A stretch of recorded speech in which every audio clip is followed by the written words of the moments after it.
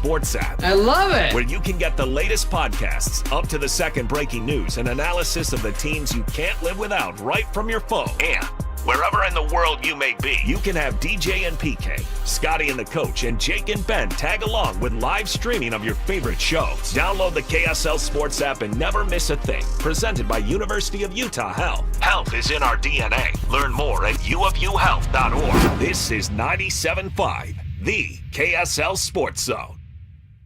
Back for 2026. It's an event like no other. The Utes Stampede Rodeo's Extreme Bull Riding in Nephi, Utah at the Juab County Fairgrounds. July 8th, it's going to be a wild Wednesday as 40 of the best bull riders in pro rodeo battle it out against the best bulls in pro rodeo. Witness the hardest hitting and most exciting sport in professional rodeo. With a $35,000 purse, it's an event that you don't want to miss. Don't be left out and get your tickets now at UtesStampedeRodeo.com.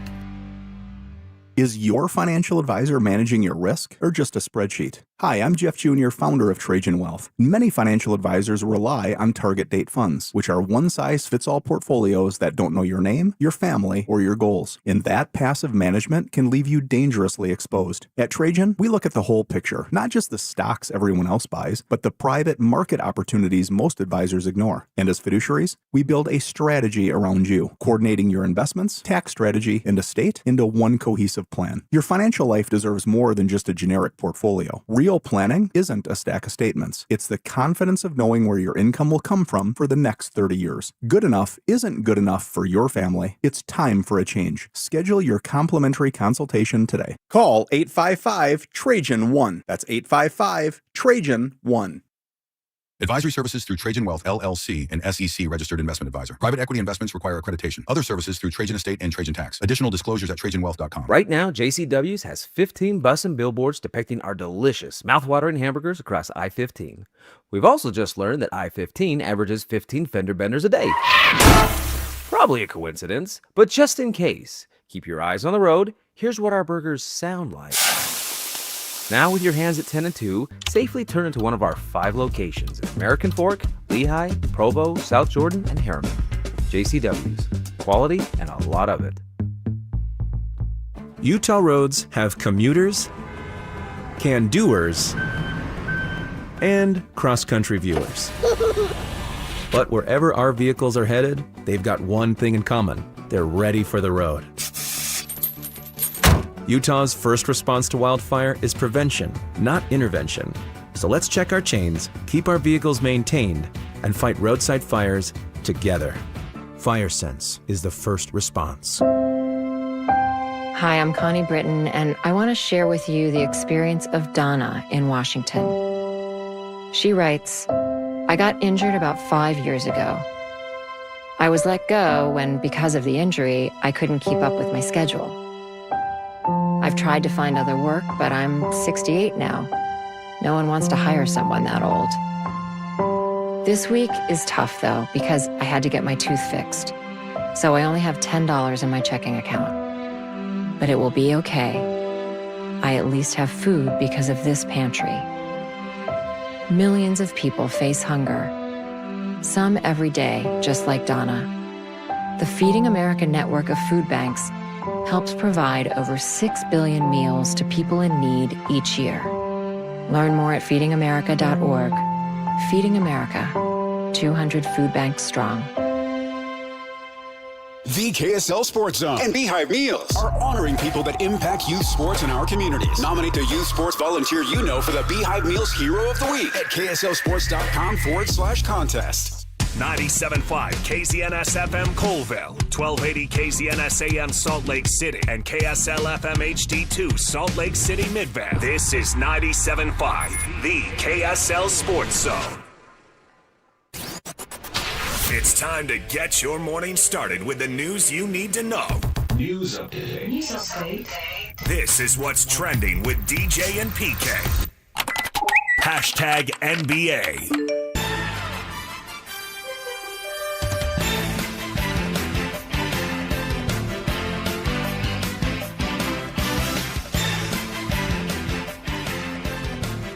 When in a position to try to help better our team, to try to help better this organization. Bringing my number down has allowed us to explore a little bit more, to help the books a little bit more. I am always intrigued by that route. So opting out, I think for us, it gives optionality. Draymond Green on opting out of his contract with Golden State. How about that for a big word? Move over, Charles Barkley. Optionality? Optionality. He's right. It does give optionality. To whom? Everybody. I mean, I suppose he could take off and go somewhere else, but I don't think he's going to. Yeah.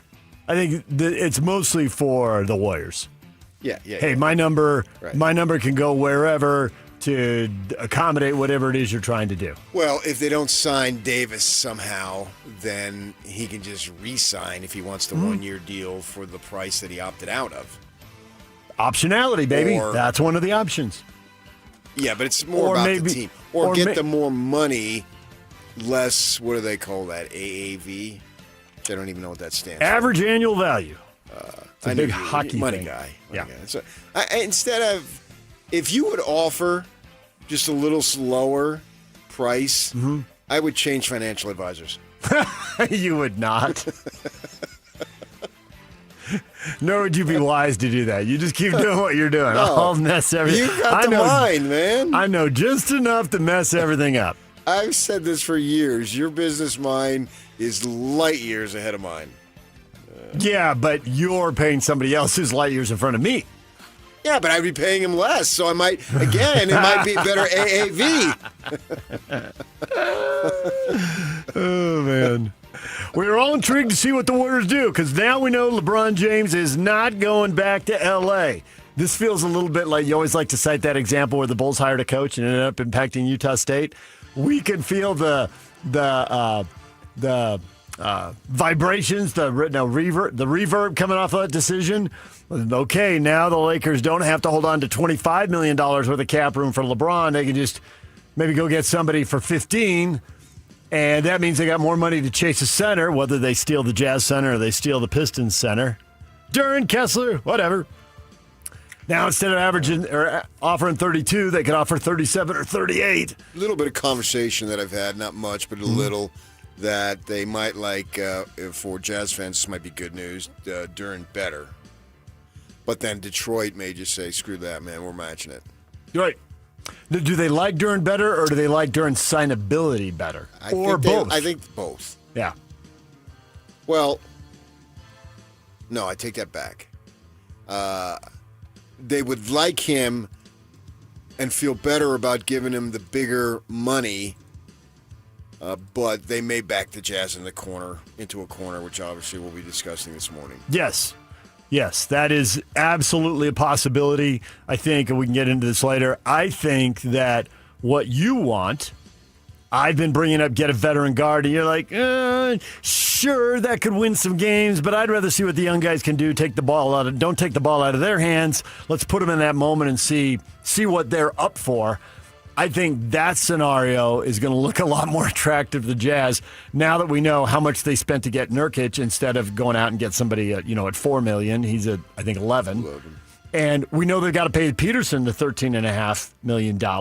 And now if Kessler's number isn't going to be 28 because it's going to be 35 or 37 or 39 or whatever it turns out to be, the money that I was thinking for the $15 million for a pretty good veteran, now it's more like, well, they're going to bring in somebody on the league minimum. Now, is that going to be a veteran? Is that a Joe Ingles type? They got their eye on some 27-year-old who's been in Europe who's coming over. I mean, there's a lot of different ways to go. Maybe it's somebody who's been bouncing around the league who comes in at, $3 million. But I think the odds of them bringing in someone who's more established at $15 million, not that it would be Jrue Holiday, but, a recognizable name who's been playing a lot of minutes and has had deep playoff runs, somebody like that, I think the odds of that are going down. Because the money's getting spent in all these other places. So now LeBron, where to? Got any career advice for him? Golden State. I've heard the whole that personally it's great because 45-minute to an hour flight on a private jet, either for him to get back to the daughter and wife in L.A. or for them to come up to San Francisco, whatever. Other people, the emotion of going back to Cleveland, that's where he started his career. He's an Akron kid, literally. And so the emotion of that, and then there are also people saying, hey, Cleveland's literally the closest to a championship. They were in a conference final. He knows the East is an easier path back to the NBA Finals. And then there's lure of Miami and Giannis, and he's got the relationship with Riley. Maybe Phoenix, because that's even closer. Yeah, that's another good point. His kid's down in Tucson. I did see a report that he's told Clutch Sports, literally talk to everybody in the league. Anybody who's got a plan, I'm open to plans. Let's whittle them down. There's everything's open. So I guess know it's not going to be a quick decision because that takes away the drama, and he likes the drama. Yep. So the Denver Nuggets should get in line. Hey, go play with the Joker. They need somebody alongside him. You'd have two really high IQ basketball guys on the floor at the same time, making those other three guys, and they seem to struggle getting that right. And the thought that he'd be willing to go for, and I don't know if this is true, but everything's getting thrown out there by people who know people close to LeBron, that, hey, if it's got to be the league minimum, tell me what your situation is. Maybe. I'm not sure any of us are buying that right now. I mean, he'll listen to it, but will he actually do it? Time will tell. I think the one thing we know, it's not Memphis. We're ruling out Memphis. Because he ruled out Memphis. Are we ruling out the Clippers? Who made their own move, sending Kawhi Leonard to Toronto, and Brandon Ingram, and Grady Dick, and 2 unprotected first-round picks in 2031 and 2033. It seems like with all the players, it seems like the draft picks could be the most valuable thing, but then I thought, we don't even know what the lottery is going to look like then. So the Clippers are nowhere near winning at the level he was. I think that draft picks are always valuable.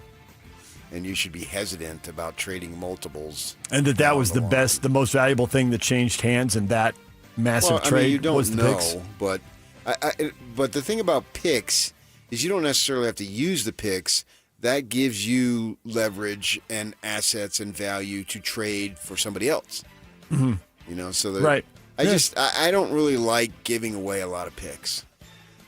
It is the future. Ultimately, that's how the Lakers got Magic Johnson. Right. It doesn't mean you're getting Magic, but... Right. It just...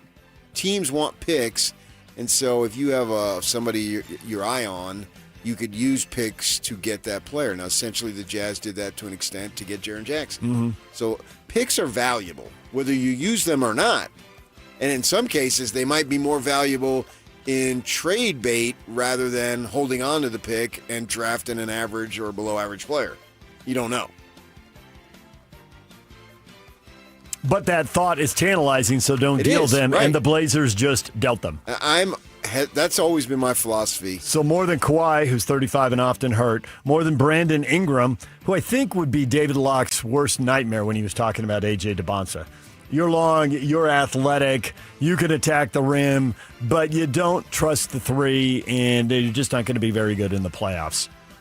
Brandon Ingram is going to the Clippers, Grady Dick's going to the Clippers, and then this long list of pick swaps, a couple second-round picks as well. So, right, and 15 minutes later, I'll forget it. With all those picks, they got to be written down. And since it's teams that I'm not paid to know their picks, it doesn't matter. 2027 first-round pick swap, so they'll have a swap next year. Detroit Pistons get former Jazz man John Collins, 3 years, $51 million. We got to go over there and do long sit-down interviews with them during the opening of training camp, and he was a guy who wasn't here very long, and we didn't have a lot of conversations with him, but that one hit us both as a good one. I always keep an eye on him because now I feel like I have this small connection having talked to him for 15 minutes or 20 or whatever it was. He's a veteran. Yep. He's smart. Went to Wake Forest. Got to be good grades to get there. And he's long. I think it's a nice pickup for Detroit. Portland re-ups Robert Williams III. If you thought he was a fallback plan, and we had guests on consecutive days bring that up, Steve Cleveland brought that up Monday. Nope. Multi-year contract extension for the Blazers and Robert Williams III. They're going to keep him. Well, I know Robert Williams IV and V are happy. You're right about that. The NBA has received finalized bids for more than 20 groups vying to participate in NBA Europe. The European Basketball League plans to launch in October 2027. They're going to have 12 permanent franchises, big markets, probably big soccer clubs owning them that have super deep pockets. And then they're going to let 4 teams play their way in every year and have a 16-team league over there. So NBA Europe, a step closer. They announced to me, cities. that just seems like a no-brainer. Yep. NBA announced that the NBA Cup Final will be played at Hinkle Fieldhouse at Butler University. Can't wait. Can't wait, man. Hope it's the Jazz, and I hope I get to go. You ever go to Butler Fieldhouse? No. Classic old building. I've been to Indiana, but I've just driven through Indianapolis. I have spent zero time there. Literally drove through. I was there, and I was there for college hoops, but it wasn't at Butler, so didn't get to go. DJ and PK. Hashtag NFL. Former Texas Tech quarterback Brendan Sorsby backed off the threat of suing the NFL over not holding the supplemental draft. Instead, he's going to enter the 2027 NFL draft. The NFL is reportedly not going to punish him for his past gambling behavior, but reserves the right to punish him if he has any future issues. No, I read the statement, and that's the way to go. He was just in written form. I got caught, and it was out of control. Own it. Work at it. Get the help you, whatever type of help you need. I mean, how would have things, and we don't know because it's over now and he's dead, but how would have things changed for Pete Rose if he would have owned it at the start? Instead of constantly fighting when the evidence was overwhelming. Telling people they were wrong when they full well knew they were right. Yeah. Right. Yeah, because you're treating people like they're stupid, and that just gets their back up, and they're going to dig their heels in. Right. And having been around gamblers, that's the way they act. No.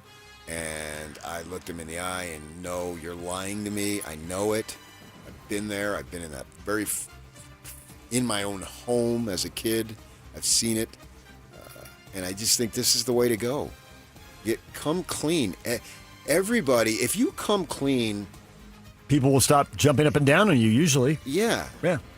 I mean, unless you're, a mass shooter or something, something like this. Okay, son, you made mistakes. What can we do to rectify it? You've come clean. I don't see where people are going to say, screw you, you should be banned forever. And that's not the way the NFL does it. It is the way Major League Baseball does it, but it's not. NFL has had a history of gambling scandals going back our entire lifetime, and 1 year tends to be the penalty. And now he's essentially going to sit out a year. So that's it. And then, like you said, get the help you need. Don't do it again. Straighten things up there. Be ready for the draft in 27 and onward and upward. You could still have a good NFL career. I hope he does. Tyreek Hill's working his way back from a torn ACL, dislocated knee that he suffered last season, expected to garner interest from multiple NFL teams who want an infusion of speed at wide receiver. So if you're looking a late ad for your favorite team on the open market, keep an eye on Tyreek Hill. Comes with a price, though. It usually does, yes. He's probably not going to be happy for long. It will be interesting to see if there's enough to get him a big deal. This one might be a little bit. He's been very well paid. This one might be a little bit of a discount until people can see, because it's not just the torn ACL; it's also a dislocated knee. I wonder if he'll play 1 year for less money and then try to hit the mark in a year. That could be a big deal. You know, you only have him for 1 year. You don't have to worry about the multi-year distractions, and it's an open market next year, and everyone can decide about big money and multi-years then. But maybe somebody up the ante. We'll find out here shortly. DJ and PK. Hashtag Major League Baseball. Hit a high ball. Right field. Si, senor. Alvarez launches one deep to right center field into the bullpen, and it's 6-3 just like that. Tommy Edman hitting right-handed. Swings and hits the ball well to center field. Going back on it is Bolte. Still going back. He looks up. It's gone off the batter's eye. A home run for Tommy Edman. It's a 3-run shot, and the Dodgers now lead it 5-1. And the Dodgers go on to win 9-3. They beat the Athletics in Sacramento, and they're tweaking the pitching rotation, PK. No Shohei Ohtani tonight. They may not need him. They're going to push him back to Friday, so it's Sasaki and then Ohtani and then Yamamoto. I forget who's pitching the fourth game, but they got 4 games at home with the Padres coming up. Matsui? I don't Keep know. him with the Keep Asian the team? Keep Japanese team? Yeah. 2 days of extra rest. Dave Roberts said it was a no-brainer. No reason to throw them in Sacramento. They got the best record in the bigs. Dave Roberts got win number 1,000. Fastest to 1,000. 1,606 games. Huh. Probably not going to come anywhere near the record. It's over 3,000. Who knew? With that team. With that team, that he could pile up wins quickly. Speaking of pile up wins, you know the Florida or Miami Marlins, they were 20-6 in June because now we're July 1st, and they're the first team to enter a calendar month ever. And baseball been around for 1,000 years. 8 games under 500, and leave the month 6 games over 500. That's a nice month. A little oddity there, but that's a big turnaround. Yeah. That is we're seeing a lot of that this year. And did you check their schedule? Because you came up with this with the Diamondbacks, and then I've been looking at different teams as they get hot. And it largely is, if you can get games against the bottom quarter, third of Major League Baseball, you can go on a tear. The Diamondbacks are the ultimate fraud. I think they're the ultimate middle-of-the-pack team. But okay, go with fraud. No. Why fraud? Because they are 10 games below 500 against everybody not named the San Francisco Giants or Colorado Rockies. They are 13-2 against them. So it's not really even the bottom quarter or bottom third of the league. It's 2 specific teams they're beating the snot out of. They're 8-0 against the Giants. They're 20-30, I think it is, against everybody else. Yeah. Maybe 30-40, and 13-2 against those 2 crappy teams. That is the ultimate fraud. It is. Yeah, that is stunning. I watch them every night. Yeah, I trust you. I'm just assimilating this, all of this. Yeah, that's remarkable.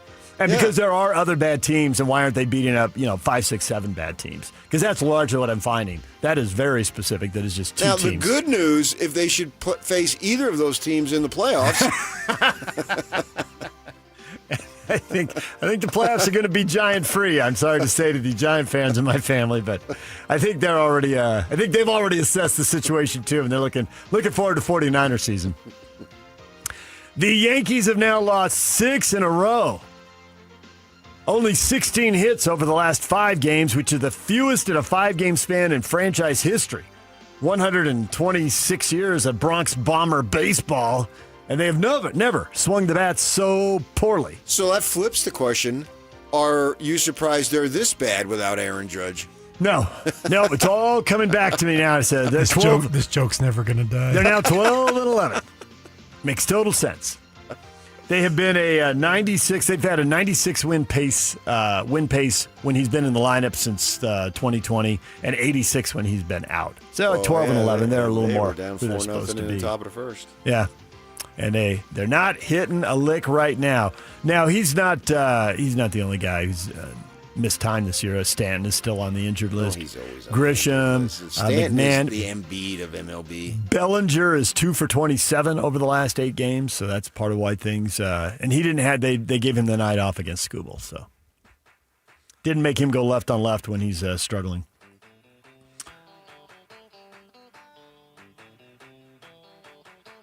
Bees lost to the Aviators 10-6. Game 2 at the ballpark at America First Square. First pitch 6:35. 6:20. Tony Parks will be on the air on 12. And the Bees, zone. the halfway point is here, and they led the league in walks in the first half. Yes, they sent out a big release yesterday. We both read all of that. Did you watch any of that Padres-Cubs game yesterday? Yes, I did. The wind blowing out at Wrigley, did that remind you of your youth and watching home runs fly out of there when you and your mom would watch games? Mm-hmm. That was 9 home runs yesterday. Mm-hmm. Cubs outslugged the Padres 5-4 in homers and won the game 9-7. And the Cubs have now won 8 out of 9 and 10 out of 12. They're hot. And it's really cool the Cubs win, but it's actually a pregame song. Because if you look at the lyrics, it's Cubs. They're going to win today, but they play it after the game. Just because it's a happy song and they just won. Right, but they should tweak the lyrics. Yeah. Instead of... It needs to go past tense. Yeah, we won. Yeah. Yeah, and it's cool that they do that. And I watched it. Last night. Sure, I got the. You like that better as a going out of the ballpark song, or do you like Sinatra leading into the stadium? Well, I would think Sinatra because you love Sinatra, but you got these memories of watching games at home as a kid. So I don't know. It's not. Although about, maybe you watched Yankee Stadium as going out as a kid too, so it got both. It's not watching Sinatra or love Sinatra. Let's watch baseball. It's genuflecting. Oh, okay. You got to understand the status that he holds. I've never lived in a house in which his picture has not been prominently displayed. And was it your dad introduced Sinatra to your mom? Was that the moment? They went to a concert at the Garden afterward, and Frank was eating at Jilly's afterward. Mm-hmm. And my father went up to him and said, Mr. Sinatra, I would like to introduce you to my wife. And her name ends in a vowel. And he immediately turned around. It's not just you with your brushes with greatness. It's your parents with brushes with greatness. It's handed down in your DNA. I don't have brushes with greatness. My parents didn't have brushes with greatness. But you got a million of them. Yeah, but I think their brushes with greatness in terms of your mother was bearing you. Oh, okay. There is a clip out there. Have you seen the clip where Sinatra and Rickles are on with Johnny Carson, and Sinatra tells the story about how Don Rickles came over to him and said, "Hey, I'm on a date with whoever. Will you come over and say hi? To impress whoever." And Rickles says, "Yeah." And he goes over and he walks in. "Hey, Don." He goes, "Frank, can't you see I'm eating here?" Totally rips him. Classic. DJ PK. Barkala plays it inside to Elise. Back it goes to Barkala. They're in again. It's put in by Mbappe. Brilliant. Unerring skill from Mbappe. And he's chasing down Lionel Messi for this golden boot. 3-0. Trying to unlock this Ivory Coast defence. And here is Bob. Oh, what a lovely ball that is. Into Berg. Now surely. Of course. The definition of inevitable. The defenders in trouble. It's going Mexico's way. Raúl Jiménez joins in the fun. Highlights from a fairly predictable day after a wildly unpredictable day. The three teams that were supposed to win won yesterday. France with another shutout, the favorites to win it all. Mbappe scores 2 of their 3 goals. They coast to the win over Sweden. The big names delivering a game-winning goal in the 86th minute for Erling Haaland. Kind of an awkward-looking thing, but he got it into the back of the net, and Norway beat Ivory Coast 2-1 as he got them the late game winner. And Mexico, another game, another shutout. They blank Ecuador. They score a couple of early goals and then basically just kill the game off. Who beat Ivory Coast? Norway. Well, that really was ebony and ivory, huh? Oh, this is what you did there. A little Michael Jackson tune. Sing it. MJ and Paul McCartney, right? 3 fans died from asphyxiation during celebrations of Mexico's win in Mexico City overnight. Crowds out in the streets, I guess. Tragedy striking there. 3 more games today. England, Congo, Belgium, Senegal, and then the United States and Bosnia. Tonight, 6 o'clock on Fox, round of 32. You got a U.S. shirt on right in there, Yak? Is that what you're wearing? 94 replica. There it is. All right. DJ, PK. Hashtag NHL.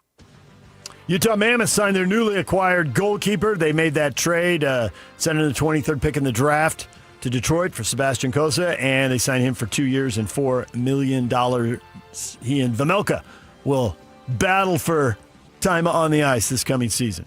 NHL free agency opens later this morning. Not considered a really good crop of free agents, but hey, maybe there's a diamond in the rough out there. We'll see what Bill Armstrong does. They got a little bit of money. I'd prefer a rough than a diamond, though. Hockey players got to be rough. What is trending is brought to you by Shamrock Plumbing. There's no job too big or too small. Get the personal touch with Shamrock Plumbing.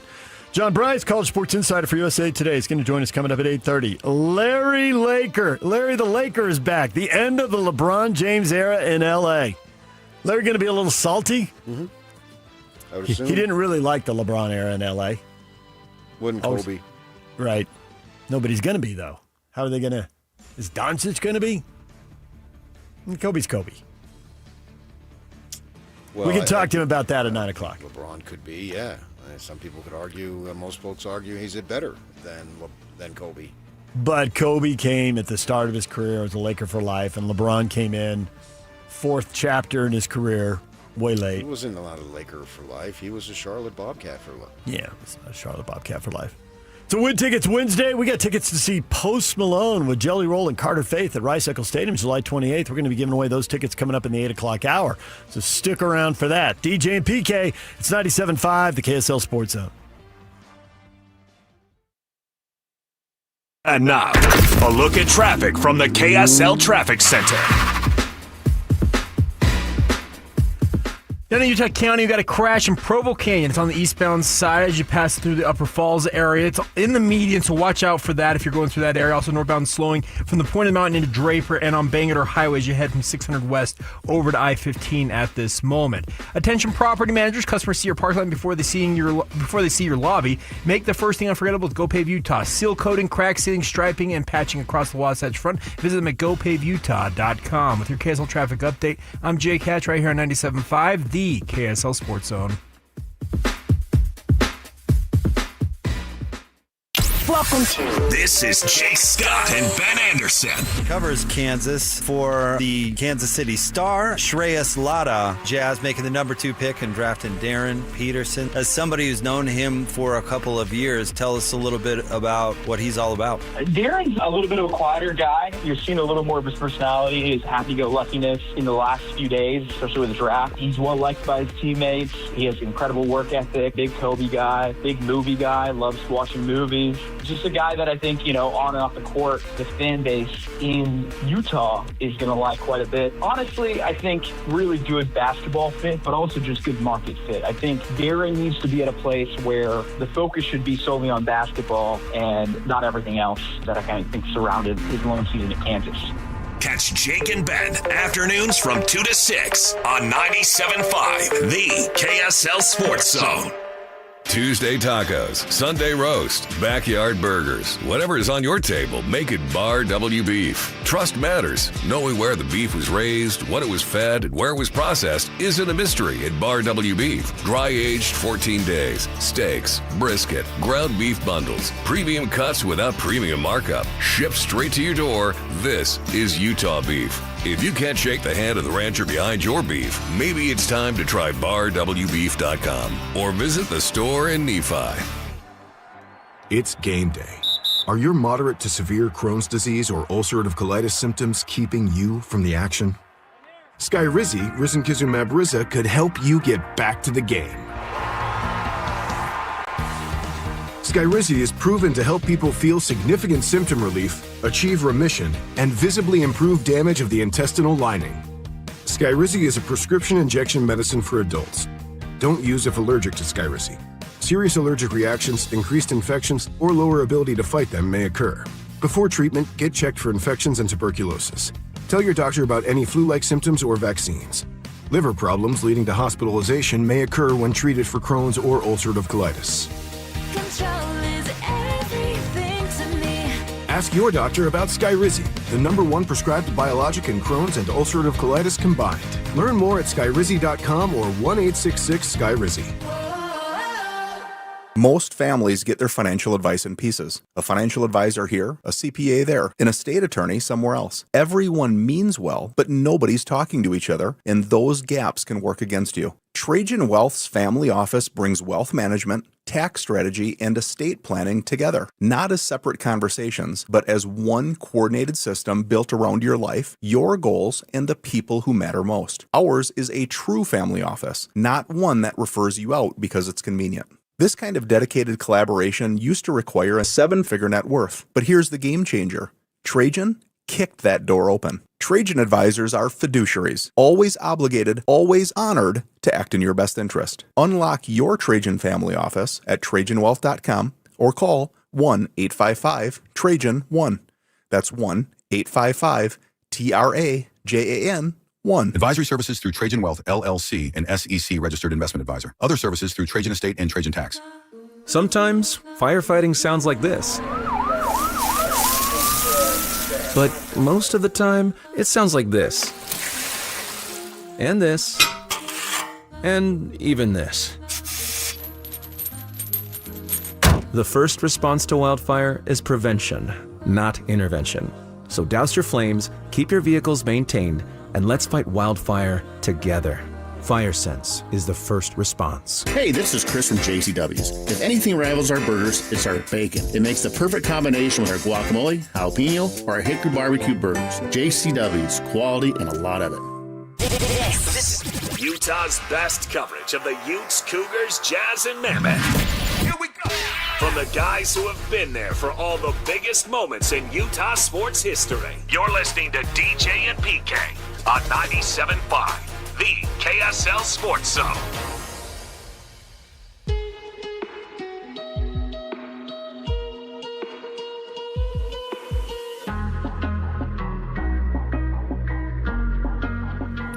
KSL Sports Zone of BI Meals are honoring people that impact youth sports in our communities. Nominate the Youth Sports Volunteer for the BI Meals Hero of the Week at KSLSports.com/contest and listen every Thursday afternoon to Jake and Ben for the winner. It's the BI Meals Hero of the Week. Question of the morning. Fresh as the headlines from the last 24 hours. LeBron James leaving Los Angeles for, well, at this point, parts unknown. I put up a couple questions. You decided to go with LeBron? I think that the butterfly effect on LeBron is huge because I think it impacts Walker Kessler. Well, butterflies are free. See? But Walker Kessler is not. And now the Lakers aren't going to have to sit on $25 million or whatever they were thinking they were sitting on for LeBron. So the Walker Kessler offer. Walker Kessler is free to choose. The Walker Kessler offer, reportedly mid to high 30s. What should the Jazz do? This is classic. This is what you teach your kids. You're free to choose, but you're not free to choose the consequences of your decision. See? And that's exactly what WK has. It did make me a little unnerved when I saw TMZ, who has him walking through the airport. We have to say to the Laker fans, I'm here. That's our guy. Yep. We've given birth to his NBA career. We've nurtured him. Yes. We've fed him. Well, it's true that when he says he's here, which is true. We've cheered for him. Obviously was. I joined the credit union because of him. Shout out UCCU. But does that mean he's staying? Did you really, though? He said he's here, but is he staying? Well, he's there. He's not here. Right. And he's there for meetings, presumably the teams that are from a third city, not from Salt Lake, not from L.A. Bountiful? Then Bountiful got an NBA team? Why weren't we notified? That's where Sam Merrill's from. Get him to play for the hometown team. Going to put up a big... He's our guy. 15,000-seat building in Bountiful. He doesn't belong in another uniform, let alone the purple and gold. And, of course, as you put out at the end of the question, what should the Jazz do? Doesn't mean he's staying. First off, it doesn't mean he's signing with them. He's there to listen. And now, if he does sign, are the Jazz going to match? Well, but that doesn't have to just be that, though. Why can't the Jazz say, Walker... Come home. You belong here. Mm-hmm. We'll give you 32. Don't sign there for 35. You've been in the league 4 years. We've done nothing but rebuild. The Lakers are nowhere near winning anything, with or without you. Whereas here, we're ready to win. We need you. You've already said, by your own acknowledgement, you've already put out a statement. I love it here. I love the people. I love the fans. I love the players. I love the coaches. You know, the classic, why did you sign with that school? I love the coaches. I love the teammates. I love the facilities. You know, you get the same answers every time. I've got a great relationship with the position coach, and blah, blah, blah, blah, blah. Write the quote before you even hear it from the kid. And he said that on his own. And why go there for a few extra million when you come here and you don't even have to be a big time player. You just got to be really good on really good teams and be a good guy in the community, and we'll retire your jersey. True story. And that's a fact. Got a whole wall of jerseys up there at the very top of the arena now. Yeah, and obviously the statues were going to get theirs retired wherever they went. Mm-hmm. But guys like Mark Eaton and Jeff played 6.5 years. Mm-hmm. That wouldn't have happened with the Celtics. Wouldn't have happened with the Lakers. Yeah. Using the Lakers as the example. Yep. And that's great. I don't have any problem with those guys retiring, their jerseys being retired. They were good dudes. Mark unfortunately died. Jeff's still around, and you're darn near worshipped. Oh yeah, everybody's happy to see Jeff when he comes back For the rest of your life. He did some stuff. Although everyone's happy to see Jeff no matter where he goes. But and same for Mark. Both of them were kind of the same guy. Yes, you're right. And about I that. actually had an opportunity to hang with both of them. Hang with Mark after they were done. Hang with Mark in L.A. Hang with Jeff in Phoenix, and people are going to feel the same way about him. Yeah. Yeah. Because Mark did Ute games when they were on K-Jazz, so I had plenty of meals with him. Yeah. Told me plenty of stories. Jeff, I did television with. I've talked to him even still to this day if I have reason to. Great dudes. Two of my favorite guys ever to put on a Jazz uniform. And you can build something here. You know, it's like why they had Stockton get with Hayward. So you could be somebody here. You could build something here.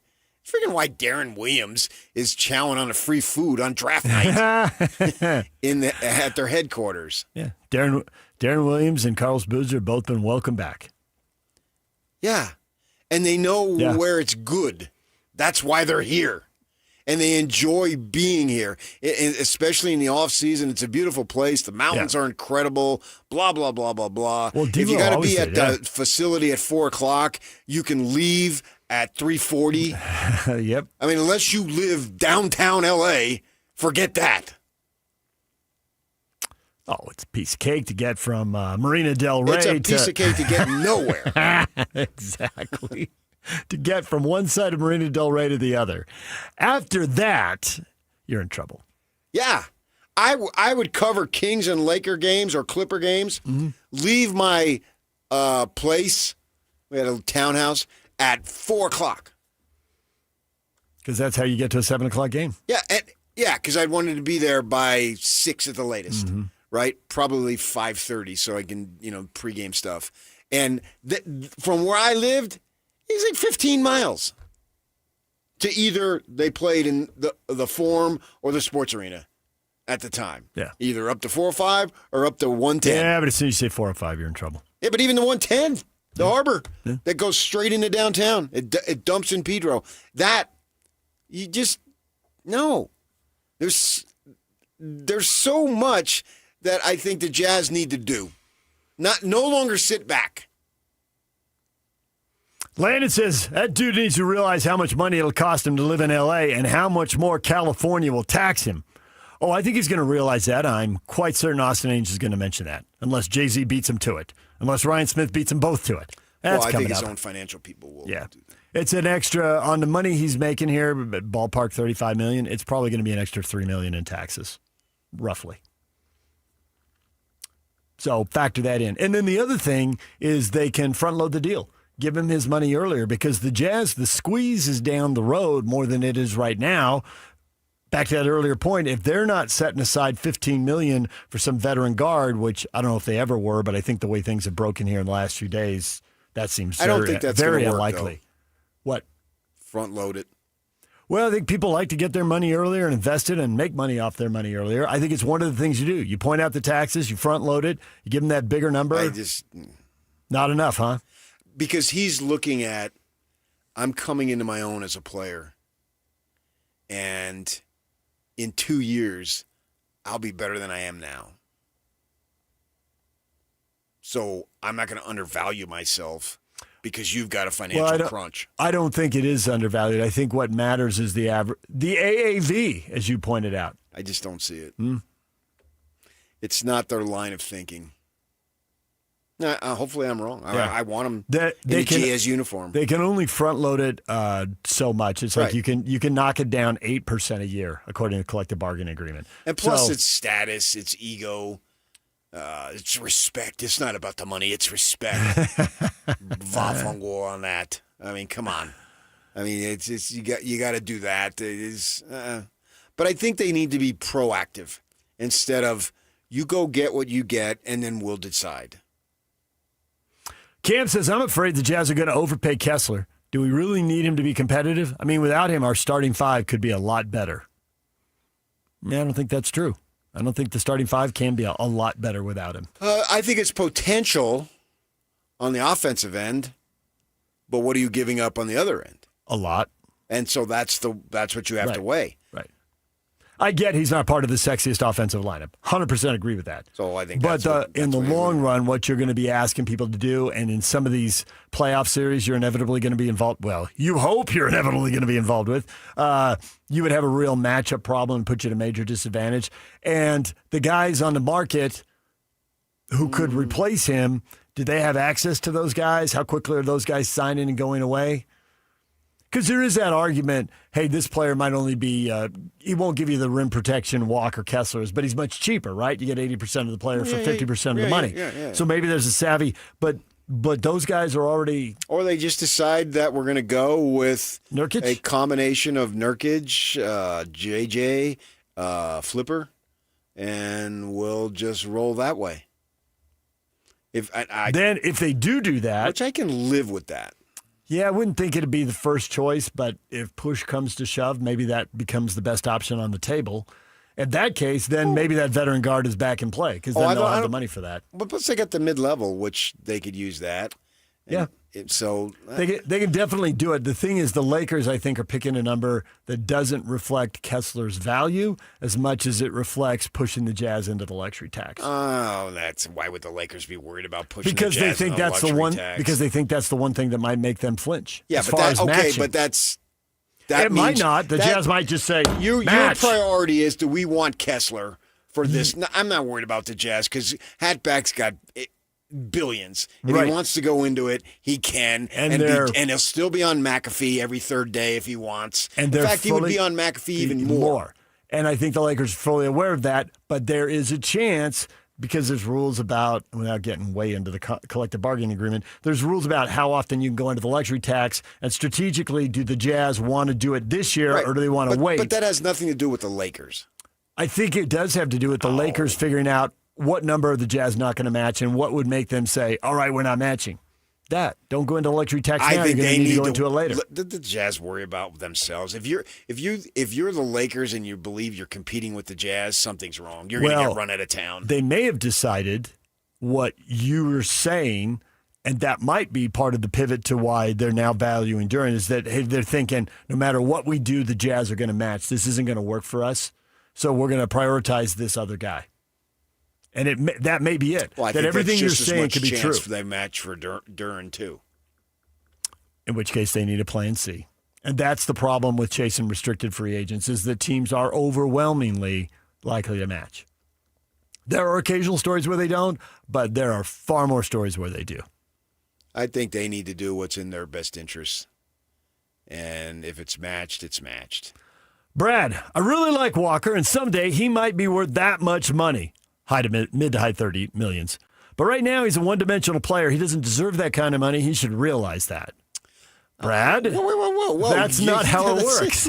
And he should realize that? Yeah, and one-dimensional? He's not one-dimensional. And if someone's going to offer it to you, what are you worried about what you deserve? Exactly. If someone's going to offer it to you, the next word tends to be yes.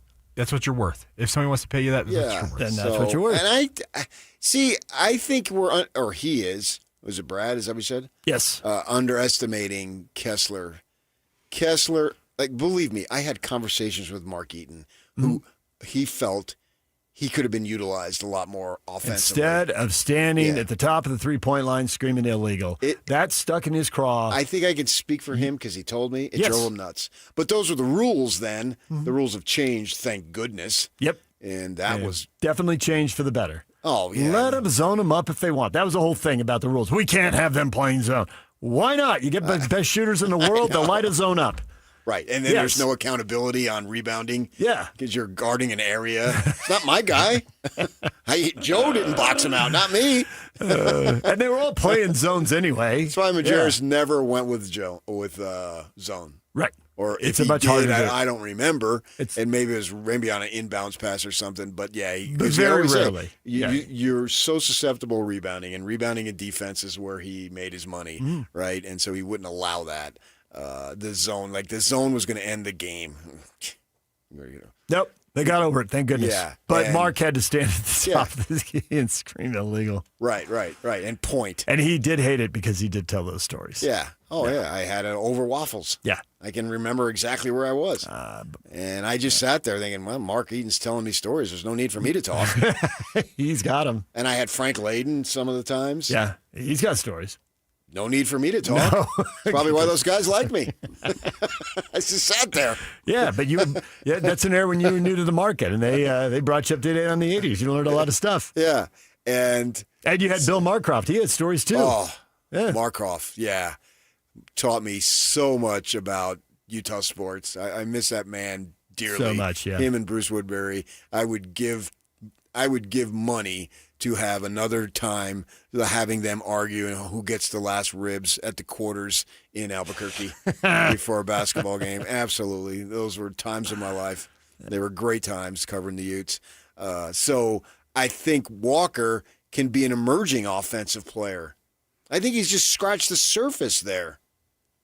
And I think that what he's already good at could really be accentuated on this team. No question. That his ability to get the ball, and not just Gobert where you throw the lob and he catches it and dunks it and he's within a foot of the rim, but really anything within 5 feet, 6, 7 feet.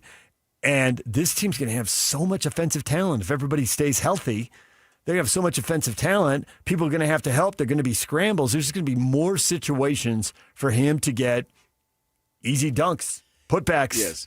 And you have to account for him, if nothing else. If you don't, he's going to be right there catching lobs, getting dunks, getting layups. On this team, he could average 12 to 15, and I wouldn't blink. Yeah, I think he's already at 11 or 12, so to get up to 15, especially if he can become a better free throw shooter. That's a huge question mark. He's had years where he shot 55%, years where he shot 60%.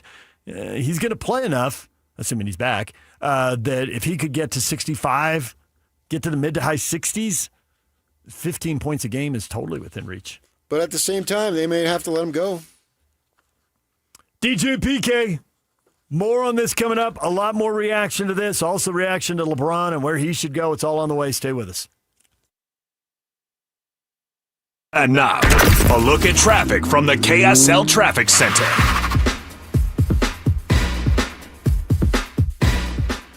There is a crash in Provo Canyon. It's on the eastbound side of things, right as you pass by the Upper Falls. That is in the median, so be aware of that as you're going through that area. Also, some slowing at the point of the mountain into Draper, typical slowdown spots for this time of the morning and the morning commute. At UTA, San Francisco ride from point A to point B. We move independence, we move purpose, we move memories, we move what matters. That's you. Plan a trip today at rideuta.com with your KSL traffic update. I'm Jake Hatch right here on 97.5, the KSL Sports Zone.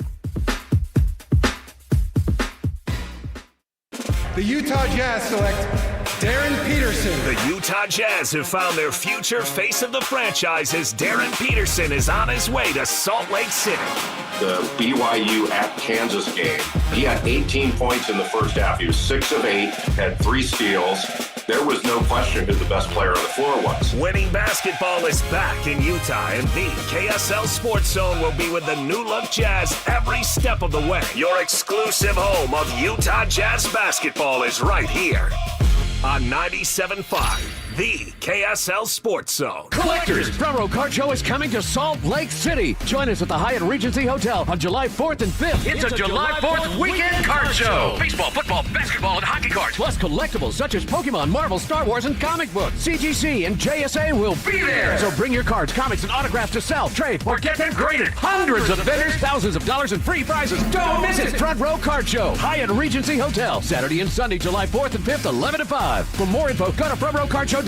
That's frontrowcardshow.com. This is Colin Keary from the New Millennium Group. Have you ever had a question for your financial advisor only to find out that the next available appointment is months away? At New Millennium Group, we believe that financial advice should never be limited to once-a-year review meetings. Life happens every single day. Markets change, retirement questions come up, family situations evolve, and when they do, you deserve answers. That's why we pride ourselves at the New Millennium Group on being accessible when our clients clients need us most. Whether you're wondering about your investments or a major life decision, our team is here to help provide guidance. We're not interested in being the firm you hear from once a year. We want to be your trusted resource throughout your entire retirement journey. If you're looking for a financial team that values relationships, communication, and responsiveness, we'd love to meet you. Give us a call today at 888-999-6370. That's 888-999-6370, or visit us at utahsfinancialplanner.com. Hey there, Jane Lynch here. You want to hear something funny? Too bad. You want to hear something uplifting that will inspire you? Good. Because today, I want to talk to you about Direct Relief, a humanitarian organization that does seriously good work when it counts. Fires, hurricanes, earthquakes. When disaster strikes, Direct Relief immediately shows up with medicines, medical supplies, and everything doctors and nurses need to save lives. Let's ship her out! Every day across the United States and around the world, they're making an enormous difference. If someone needs help, Direct Relief helps. No politics, no red tape. Hey, what you doing over there? Oh, I'm packing insulin for kids with diabetes. See, every box here is literally a lifeline for someone in critical need. So check them out at directrelief.org. You might just bring a smile to someone's face. Over 2 decades of sports radio dominance in Utah. My favorite. This is DJ and PK on 97.5, the KSL Sports Zone.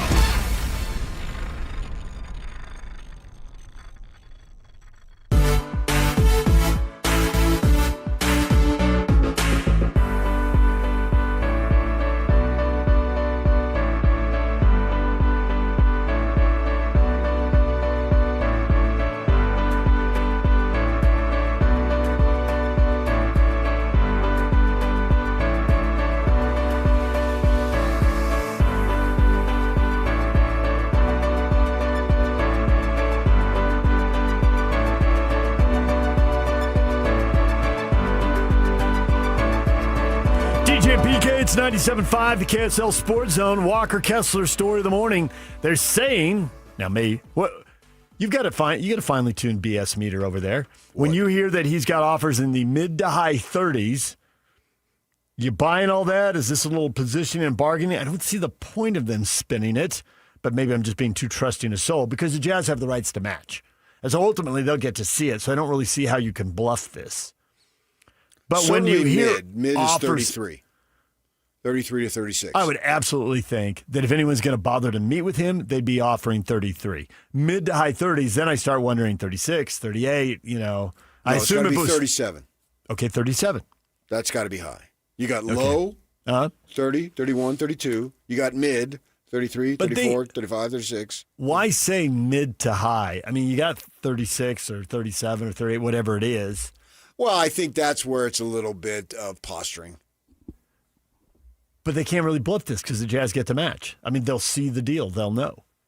Now, maybe it's more teams. Maybe one team came in at 33 and another team came in at 37, and there's multiple offers. See, he really does have this value. Yeah, but I think agents want stuff out. Yeah. And, I got my guy this amount of money, so future clients, you come here. Yeah, You're because they're playing a game. Posturing. Yeah. Yep, that's true. And I can tell you I've been used by agents to get their story out. Yeah. Oh, yeah. Yeah. There's a guy in town. Well, I better not go too many details, but he was clearly using the media. And he was playing the media. It happens. And you have to decide as a media member, is it worth for me to get played? And these dudes, particularly now more than ever, in my day as a print guy, the paper was the paper. And clicks were not a thing. And now everything is a thing. Right? There's no question about it. It's a thing. It was a thing for me to an extent when I wrote for KSL.com. And I got paid by the number of page views. Briefly, yes. But I did. You did. No, you absolutely did. $1 a page view. I used to joke. And I would write about BYU 9 times out of 10, although the one story that finished in the top 10 of all KSL for the whole year had nothing to do with BYU, ironically. And that thing shot through the roof, and I was told was number 1 for 2 weeks. And then all of a sudden, they didn't want to pay me by page views anymore.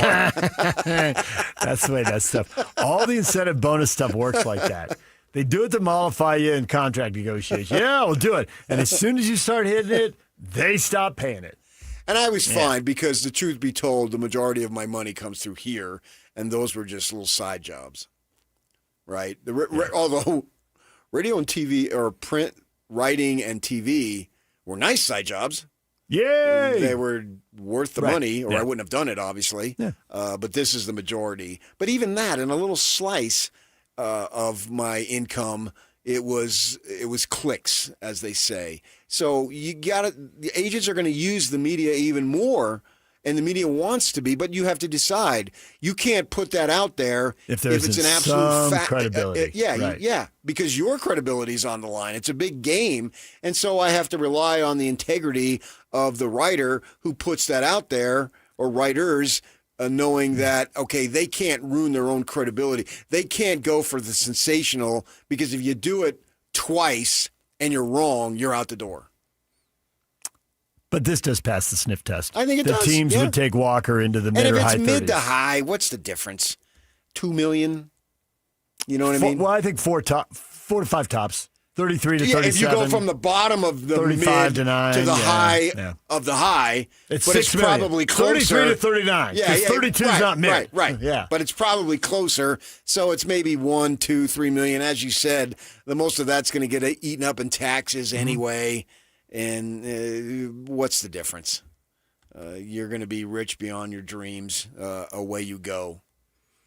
All right, DJ and PK, it's 97.5, the KSL Sports Zone. Coming up in the 8 o'clock hour, John Price, College Sports Insider for USA Today. He's got a story out on Kalani Sitake and BYU. I read it. Kalani passing on Penn State. I heard that. 8:30. Yeah. Drove down there for that. Breaking news. Yeah. We'll talk with John at 8:30, and then 9 o'clock, Larry the Laker on the end of the LeBron James era in L.A. We've also got a Win Tickets Wednesday. Should we do it next, Jock? Just do it next? All right. Right after the break, stay with us. When we come back from break, we'll give away the tickets to see Post Malone with special guests Jelly Roll and Carter Faith at Rice Eccles Stadium July 28th. We'll do that next. Stay with us.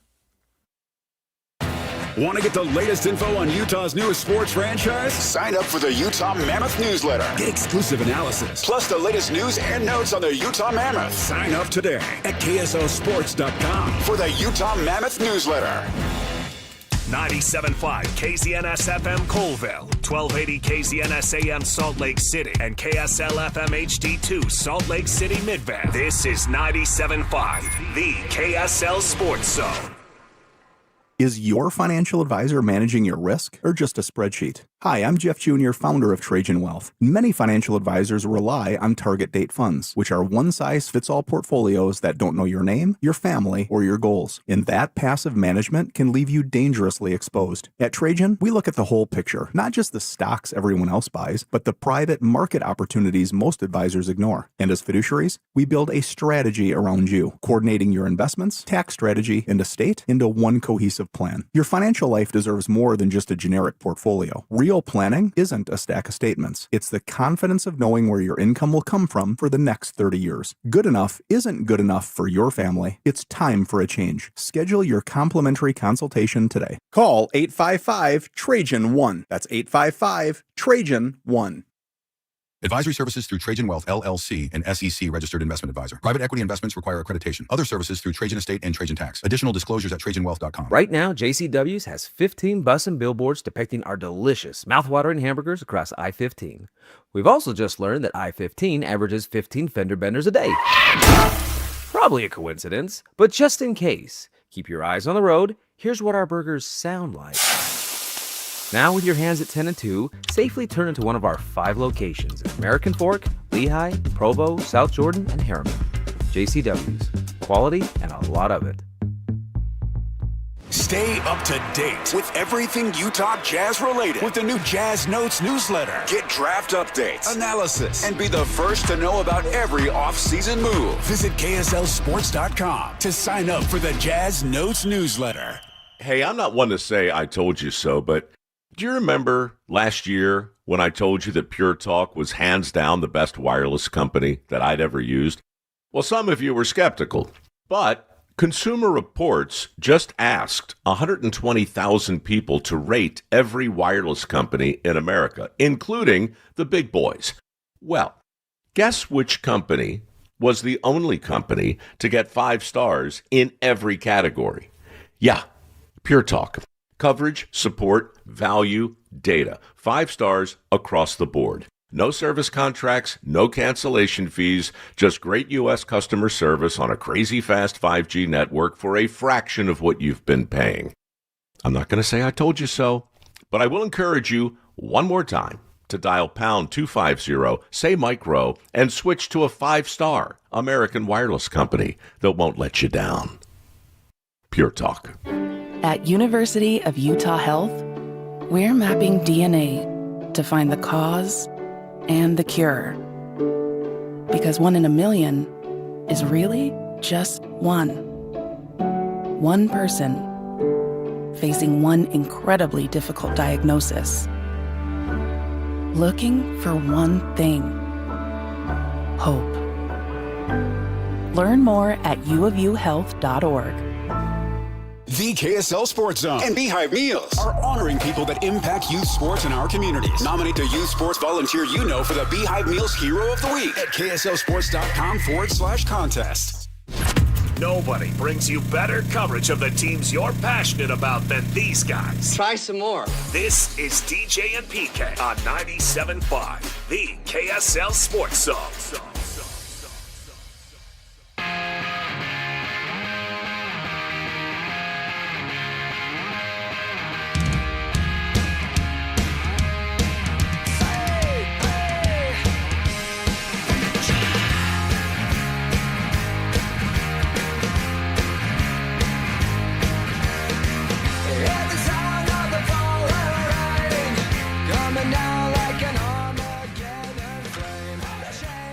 DJ and PK, it's 97.5, the KSL Sports Zone. So win tickets Wednesday, caller 12 right now. 801-575-ZONE. You win a family and friends 5-pack to see Post Malone with special guest Jelly Roll and Carter Faith at Rice Eccles Stadium on July 28th. Call right now, 801-575-ZONE. Jelly Roll, as you know, is split up with Bunny. What happened? Human beings relationships get complicated. Yeah, there you go. So Bunny's on the market if you want to give it a shot. No thanks. Changing the topic quickly. LeBron is out in L.A., which might free up more money, which is why this whole Walker Kessler thing is getting a little more interesting for Jazz fans. But what is LeBron's legacy with the Lakers? Coming up at 9 o'clock, we'll talk with Larry Laker about this, and then you'll find out how bitter one Laker fan can get. I think it's ho-hum. Good, but not great? Not even good. The standard for the Lakers and the Celtics is so high. Much higher than any other franchise, even the Knicks. Tyler says he's a top 10 Laker, brought a championship and brought him back to relevance. But Tavita dismisses the title. It was a made-up COVID tournament championship in Disney World. Everyone was playing by the same rule, but it was funky. It was definitely funky. It just doesn't count as much. But it does because people say he has 4 titles. And all that stuff gets lost in the details. Bonds has whatever amount of home runs he has, but he doesn't. I don't feel like LeBron gets devalued like Bonds. Maybe I'm wrong. Maybe Nevertheless, but that's the example. It's not a literal comparison, but it's still a form of comparison. I totally disagree with this. Izzy says statue outside and top 3 Laker of all time. His ability, yes, but not as a Laker. Right. He's not a top 3 Laker. If you want to go top NBA player of all time, she shoots into the stratosphere because he's LeBron. I don't think he's the GOAT, but he's very close. But as a top Laker of all time, I would say Shaq, Kareem, Magic, and Magic and Kareem, Shaq and Kobe for sure in front of him. That's 4. And then you could say Jerry West. Oh, I think most people put Jerry West in 5. George Mikan. Going way back. Minneapolis, baby. They do. I mean, you stop that. How about Wilt? I would say Wilt, no. Elgin Baylor. Didn't win a title, so maybe not. So we're arguing somewhere around 6, 7, 8, 9. He's not in the top 5, but he's in the next 5. Worthy? I think Worthy is someone that was recognized and has stayed in the community. He does TV. What Mike Smith does here for us. Yep. So, yeah. And he's willing to say stuff. Mike Smith is too, for that matter. But James will be critical of the team. He will. If he doesn't like what he's seeing, he'll say that. Right. And partly that's the Lakers' fault. And I think this is where LeBron gets what do you mean it's the Lakers' fault? Well, they ran out terrible teams for a long time, and they had him on TV. What was he supposed to say? Well, yeah. Come on. They had a run of missing the playoffs that was stunning. Yeah, but I mean, he's not. You're not going to crack on a player who isn't good enough for not being good enough. It's more than that. Okay, and if I watched more of their broadcasts, I would probably pick up on that. You're right. Yeah. There are times where they should have been better even when they were good. I mean, I can't criticize Marcus Smart for not shooting like Steph Curry. But if he makes a boneheaded play, a boneheaded turnover, gets beat when he shouldn't, right? That's what our broadcasters have had to do the last few years. You can't go on and just crack on these guys for losing game after game when they're trying. Yeah, and some of these kids are just not good enough against who they're going against. You got to find the bright spots and the positives. We all understand that. I do think for the people who want to crack on LeBron, the fact that they had their 6 straight years. They were running through 3 different coaches, and I think if you go back even further, it was like 5 and 7 years. And he elevated them back to relevance. It doesn't matter, though. Not enough because they're the Lakers. See, the thing about that is those guys, you got the Tommy Lasorda, cut me open, what do I bleed? Dodger blue. Right. Heard that quote a million times. Cut open Kobe, what did he bleed? Laker Magic. purple. Yeah. Laker purple. And even though Abdul played a little bit with the Bucks, and that's where college there. LeBron's on his 4th chapter of his well-traveled career. And he's going to go again, obviously, wherever up north or whatever it might be. The only winning 3 playoff series in the last 6 years takes luster off whatever people want to say about LeBron's era. I can't really blame him on that, too, because those would be ages 35 to 41 or whatever. If you went the last 3 years, 39, 40, 41. Duh. What player in the history of the game has ever done that as the lead dog? Okay, Nobody. But you can't crack on him for him, but you can't elevate it for him either. Understood. Yes, so I don't crack on him on that.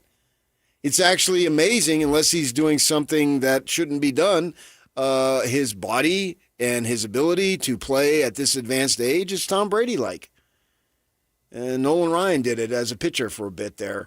But other than that, there's not a lot of guys that are doing it that age. And so I don't expect them. So I don't think he takes a hit for the Lakers going out in the second round this year, especially without Doncic. But it just doesn't elevate him. There's no real dramatic moments. No, there's not. That Magic, just like I thought. Hook shot, good. Yeah, and that's why he's top 5 Laker all time. Kobe with the game-winning shots. 80 points in his last, or 60 points in his last game.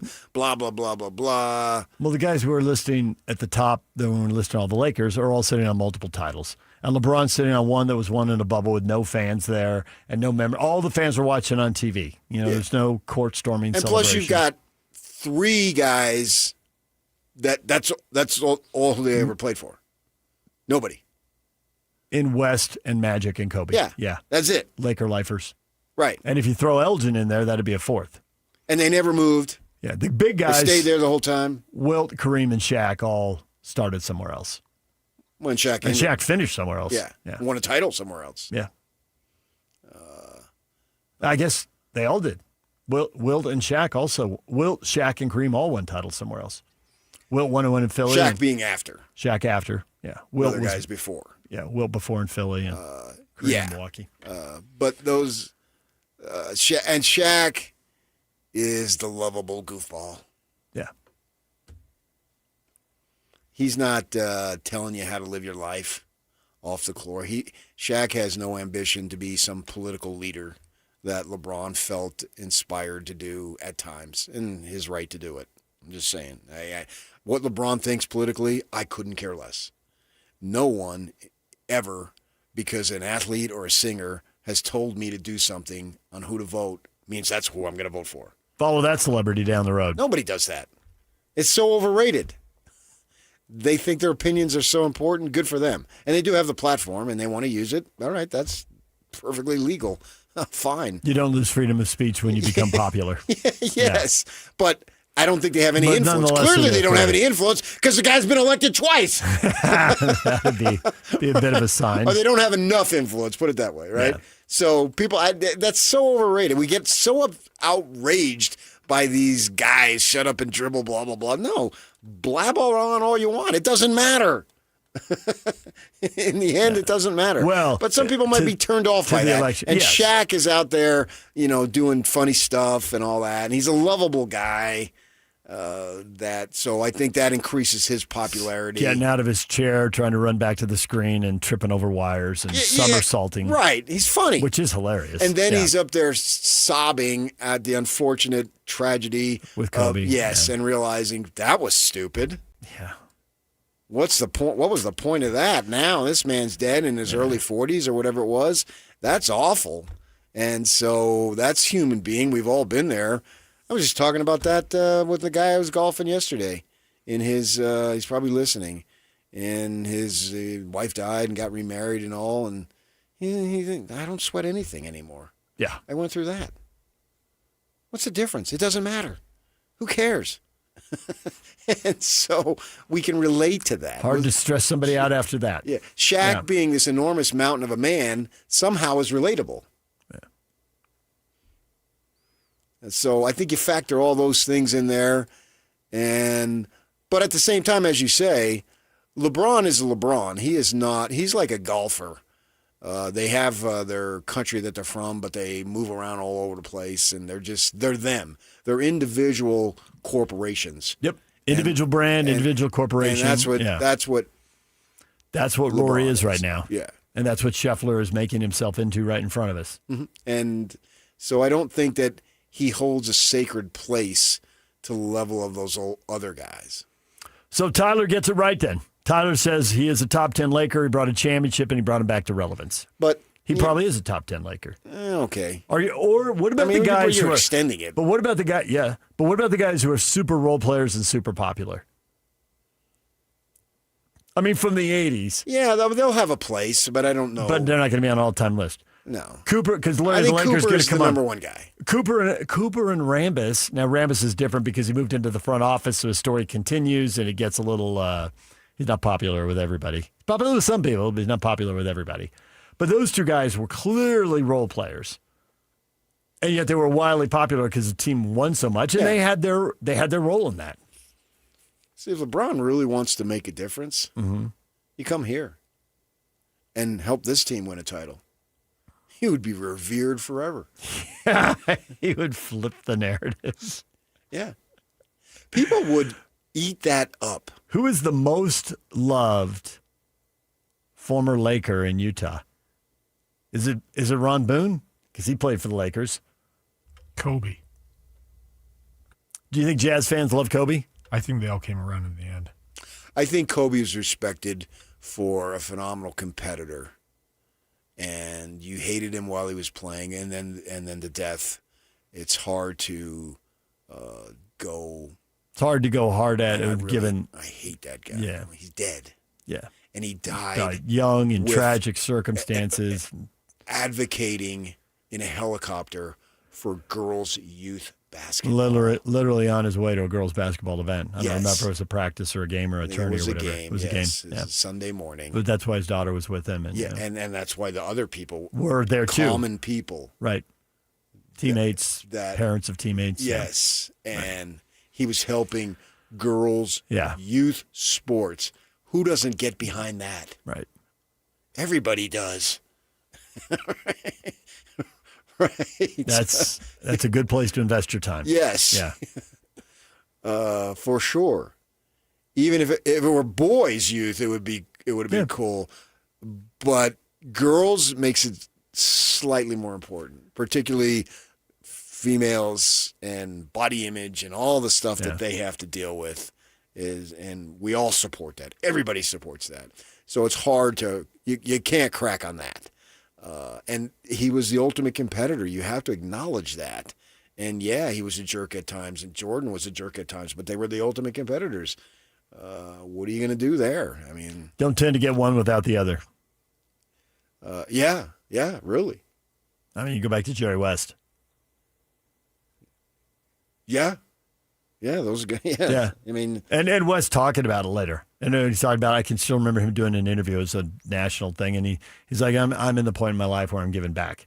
And it was just the whole tone of the interview was, I was totally about me, maybe to a detriment at one point in my life. And I got to make sure that at this point in my life, I'm the complete opposite. Kenny Dillingham has been pushing this Sun Devil for life. Mm-hmm. He's trying to make it something special. You know what I mean? Yeah, I do. The guy's a walking PR genius. He really is. He really. He's working hard at it. In an era when a lot of people are going away from it, he's leaning into it. And so, which, given the fact they don't have the money, he should. Right, Sun Devil for life. Be in this community, and you'll be able to make money afterward. You'll be remembered. You'll be a star. And the Utes did it with the hometown hero billboards and all that. And you should do that. Take advantage of what you have available to you. And Kobe and Magic and West, Laker for life. Well, LeBron isn't. Well, Marvin says he ruined being a Laker fan for me. He's not a Laker. That is a remarkably small market attitude in a massive market. LA isn't typically. LA is a great big freeway. Okay, number one, it is a great big freeway. But number two, it isn't a market that has. To San Jose? It is not a market that has minded ripping off players, coaches, or entire franchises from other markets.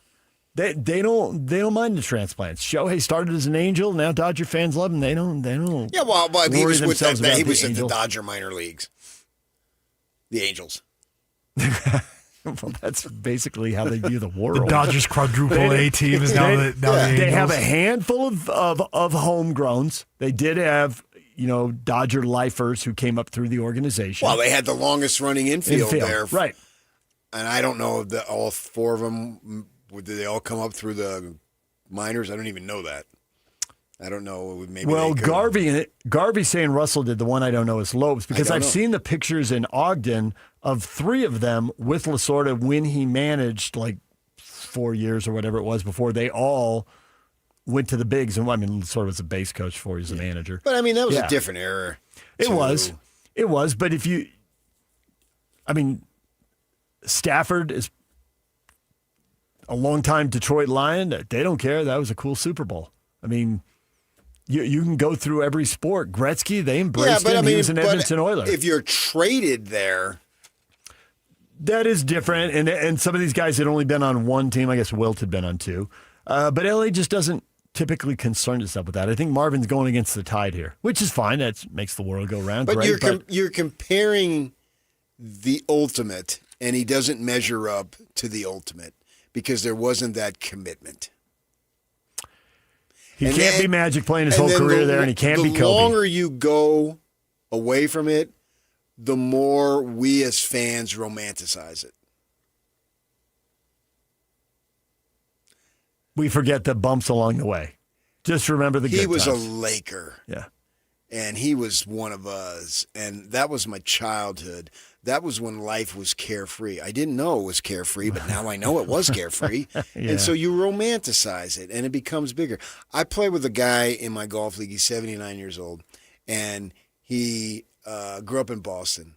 And so he'll ask you, Pa? And for 57 years, he was a golf pro. He had the same putter, he was telling me yesterday. He was the same putter for 57 years. Wow. Well, I haven't even golfed 57 years, and it was the same putter. And I said to him, why every time that you talk do I think of an episode of Cheers? I mean, he's thick Boston accent, right? And he's telling me about the 61 All-Star game. He's sitting in the front row in the center field bleachers in the right center in Fenway. Mm-hmm. And they started Mays, Aaron, Clemente. Wow. And I'm like, give me more. I know, this is awesome. I look at All-Star games now, and it just, yeah. And I'm, obviously I'm not watching the 61 All-Star game, and he's reciting it. And it's all Hall of Famers. It's all legends. Yeah. And it's like, oh, wow, what it must have been to sit there and watch those guys, Mays, Aaron, Clemente, in their prime. Oh, I wish I was there. And we romanticize these things, and that's what Laker fans are doing. Well, they're going to romanticize Magic, West, Kobe. Even if you don't remember seeing West, you know who he was, and you know he was a phenomenal player, and you're going to romanticize it. Even if you never saw him play one play.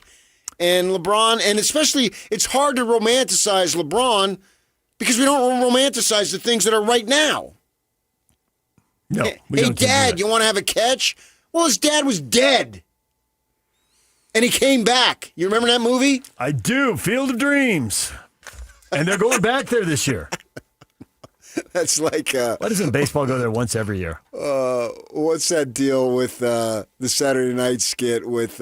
who's the Down by the River guy, the fat guy? John Candy. No, not Candy, the other guy. Chris Farley. Yeah, and he's got McCartney. Do you remember that time when you were with the Beatles? Yeah, I do. Yeah. It's funny as all get out, right? That was awesome. Of course he does. Chris Farley will never.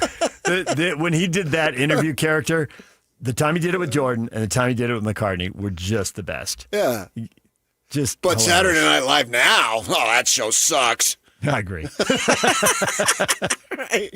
But in 10 years, this will be a great era, and that'll suck. Right. That's the romanticism of life that we do. We pretend like these golden generations, like they never did a skit that was, B-. Right. Come on. Sure they did. Of course they did. We just think they were all A+.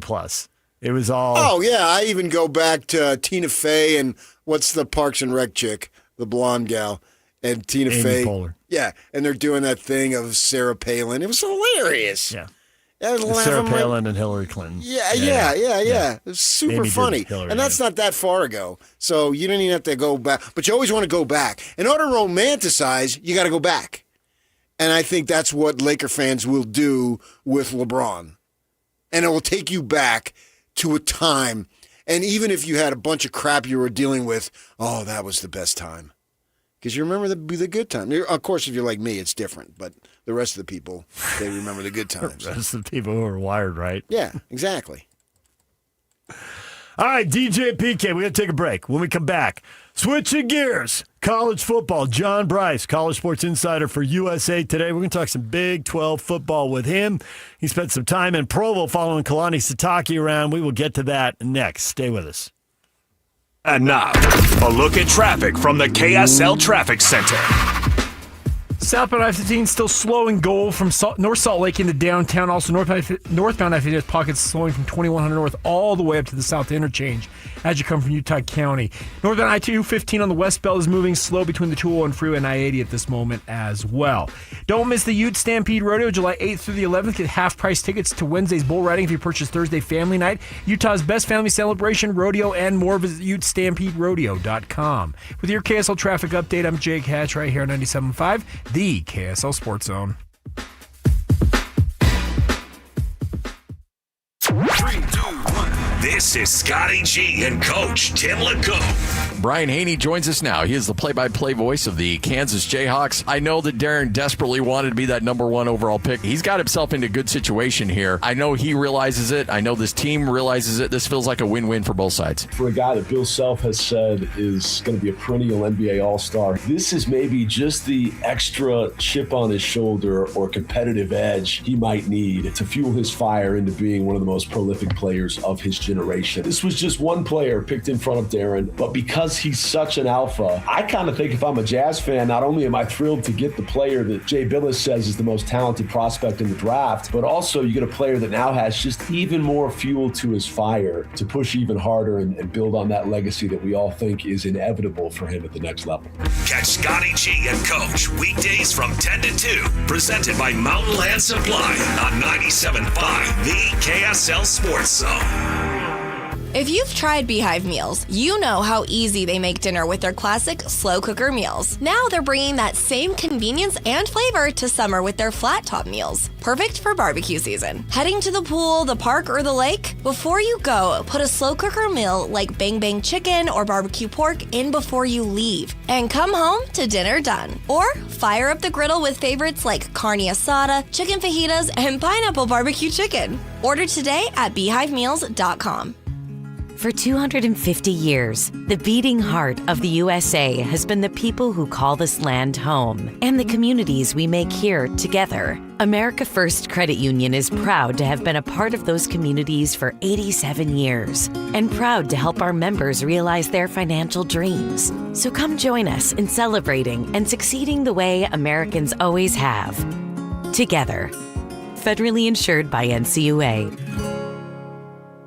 Veterans and active duty service members, when your call to service ends, your mission doesn't have to. Go from GI to IT in just a few months at My Computer Career. Prepare for a high-demand career in cybersecurity, protecting people, systems, and institutions from real cyber threats. Cyber warriors are needed now. Will you answer the call? Go to mycomputercareer.edu/CWP to learn more. That's mycomputercareer.edu/CWP, an elite CompTIA certification partner. VA education benefits are available to those who qualify. From the FIFA World Cup to competitive business environments, grand ambitions lead to game-changing achievements. At Bank of America, we're there to support businesses at every step, providing insights and expertise to help you gain an edge. He shoots, he scores! What would you like the power to do? Explore winning business solutions at BofA.com/gamechangers. Bank of America, official bank of the FIFA World Cup 2026. There's no doubt about it. This is the time of year when we all start focusing on that perfectly grilled steak. Now, some of us are pretty good. Some of us are just okay at doing that ourselves in the backyard. If you're really looking for that perfection in steaks, it's Ruth's Chris Steakhouse. And now, a lot of graduation parties are going on, special events, birthdays, you name it. It's time for you to make that reservation at Ruth's Chris Steakhouse. Now, obviously, we talk about steaks and how wonderful they are there, but they have so much more. The seafood, the poultry dishes, the side dishes, the desserts, and it's served to perfection. We have 2 locations. There's Ruth's Chris Steakhouse in Hotel Park City, and also Ruth's Chris Steakhouse in the heart of downtown Salt Lake City at 275 Southwest Temple. It's the perfect steak, and it's waiting for you now at Ruth's Chris Steakhouse. This is Utah's best coverage of the Utes, Cougars, Jazz, and Mammoth. Here we go. From the guys who have been there for all the biggest moments in Utah sports history. You're listening to DJ and PK on 97.5, the KSL Sports Zone.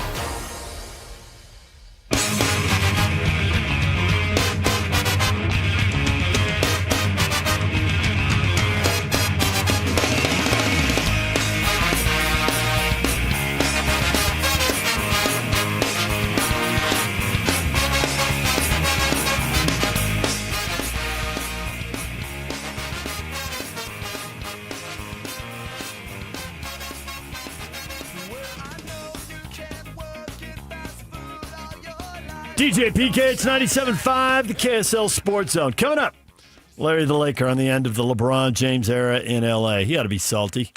You think You think he can just look at the Dodgers and the way they're flying through things and just focus on that?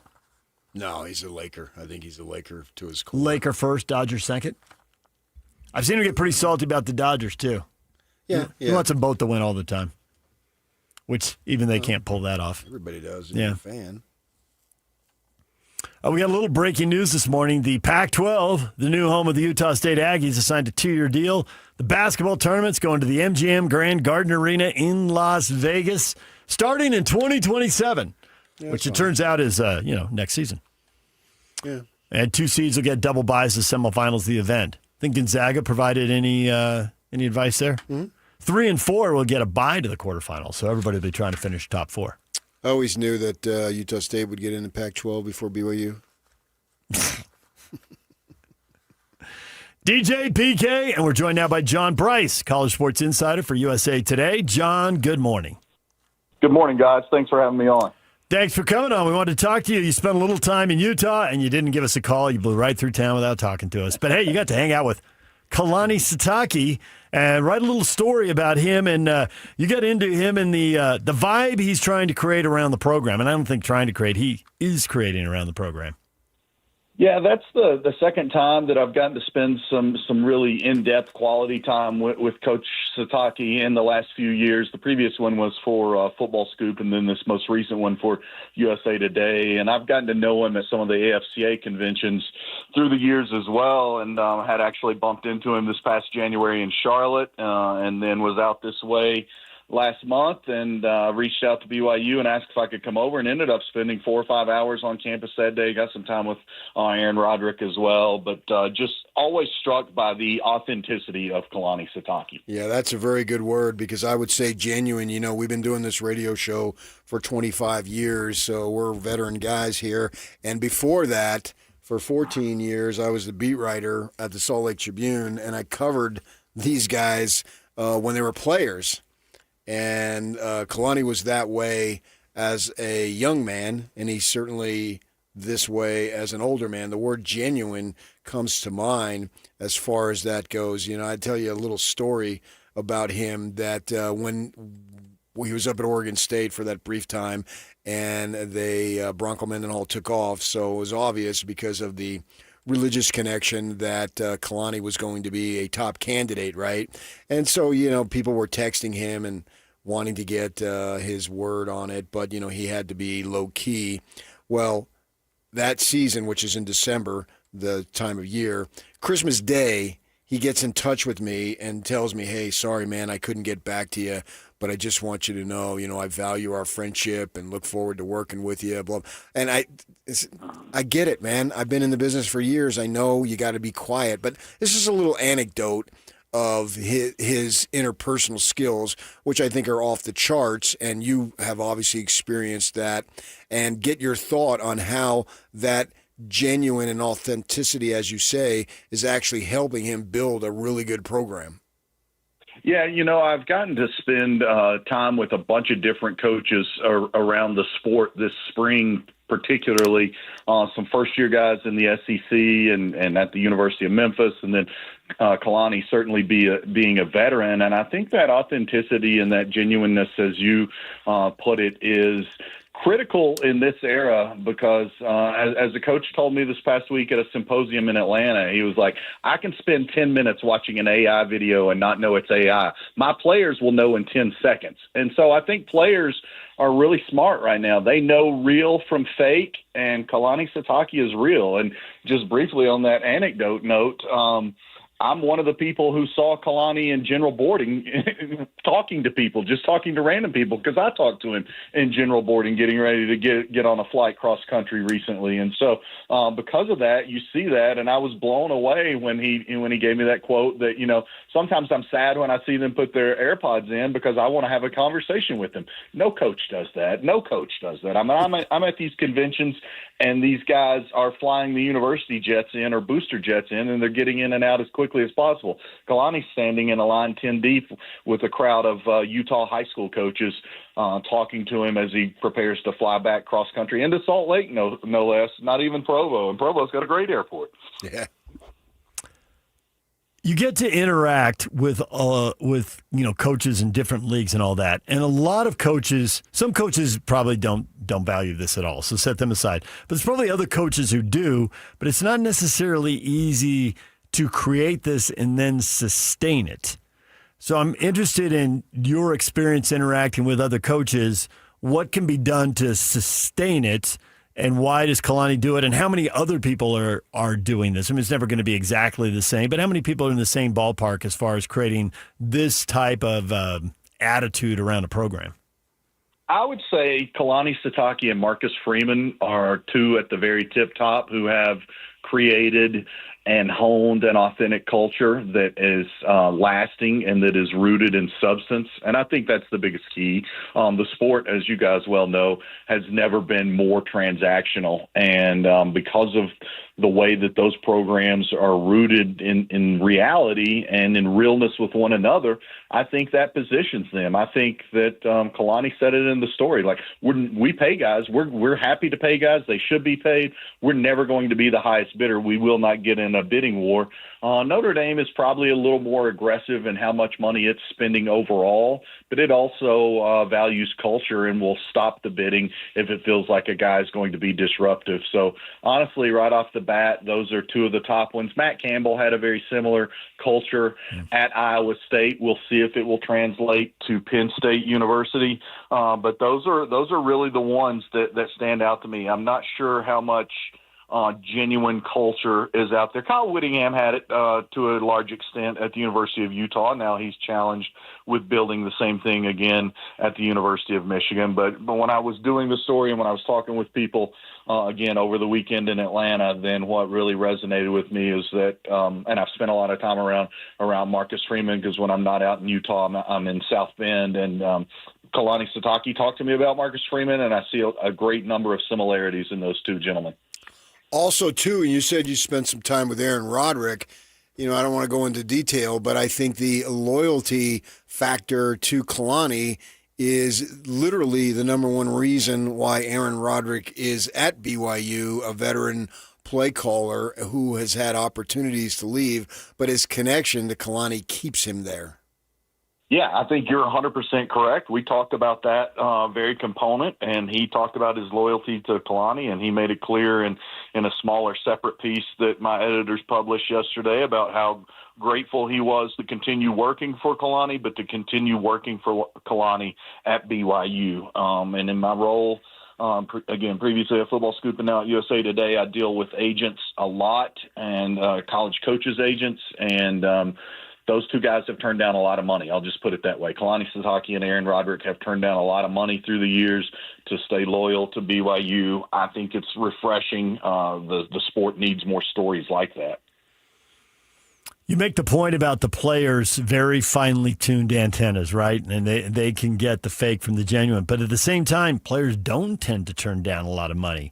How valuable is this attitude that they've got at BYU, they got at Notre Dame, maybe they had it at Iowa State and Utah, now they're going through their own coaching changes there. How valuable is that in recruiting, and how much of it just comes down to dollars and cents? And does this just come down as like a tiebreaker when the bids are about the same? How much does it matter? Because you got playing time out there, you got whatever parents or coaches are exerting influence with their own interests and agendas.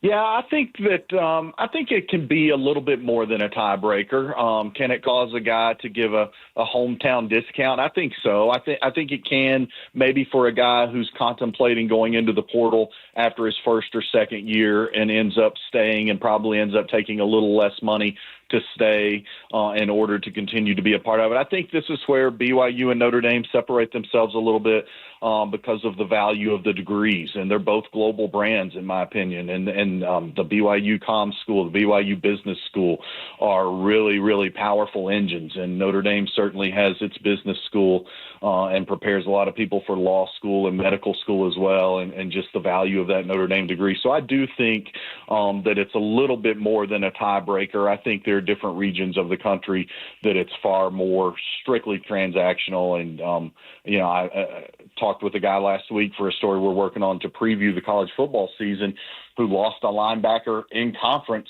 and the money there would blow your mind because this was not one of the power leagues, and he lost a linebacker to a rival in conference for $500,000, and the head coach said the kid called him as soon as he left the other coach's office, and he said, "Well, I hoped you signed it before you called me." So there is still some authenticity and some realness there when these guys are dealing with one another, even as they're preparing to lose them. But I do think culture matters, and I do think when you look at the overall roster turnover, and maybe it's a study later this year or maybe it's a study in a couple of years, Notre Dame and BYU have not had as much roster churn as a lot of their peers. You obviously have a familiarity with Notre Dame, and a lot of people here certainly are looking forward to Saturday, October 17th in Provo, Utah, Lavelle Edwards Stadium, thinking that obviously that's when they play BYU and the Notre Dame game. And who knows what's going to happen, but there's an opportunity at least for both teams to be undefeated and have it be the game of the week, blah, blah, blah. Could you give us some insight into what you're expecting out of Notre Dame this season?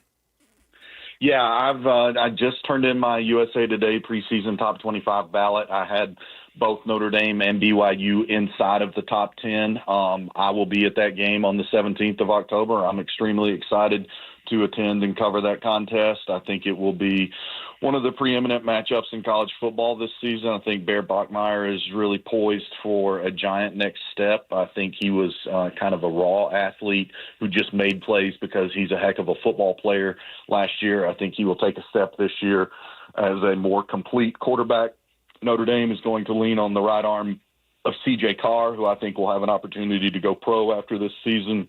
And then I think the Notre Dame defense will be one of the very best in all of college football. But I really like the Glasgow guy at linebacker for BYU. I think BYU's perimeter skill is slept on a little bit, and certainly L.J. Martin is an elite running back. So I think it will be one of the best games in college football this year. I think the week before I'm at Georgia, at Alabama, and then I get Notre Dame, BYU, and the week after that I maybe get Indiana, Michigan. So I'm going to have a pretty blessed October. Nice. John Bryce, College Sports Insider for USA Today, joining us in your story on BYU and Kalani. You did reference the scandal at Texas Tech, and I'm curious how far you think they're going to fall.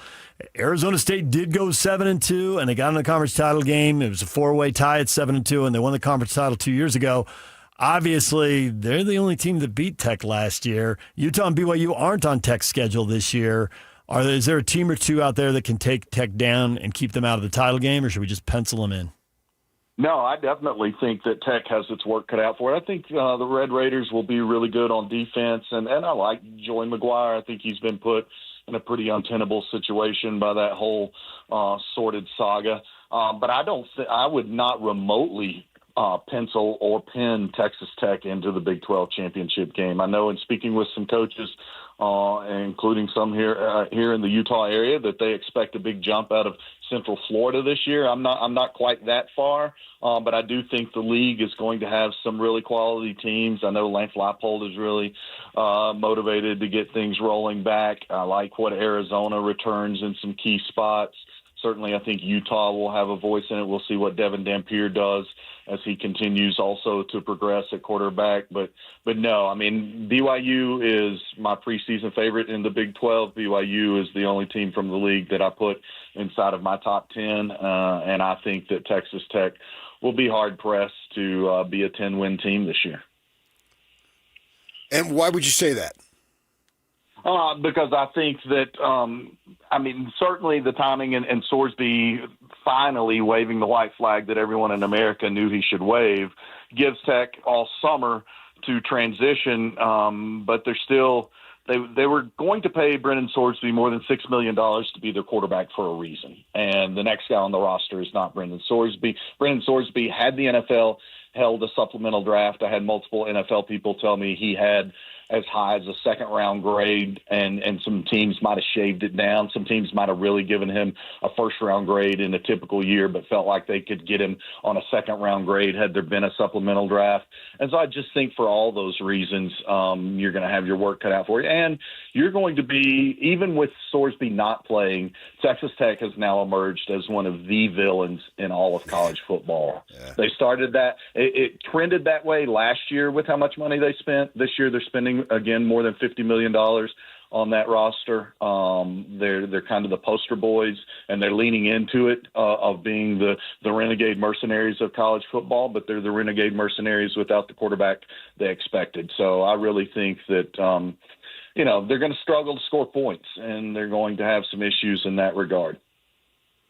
You think the Big 12 can get 2 teams in the playoff?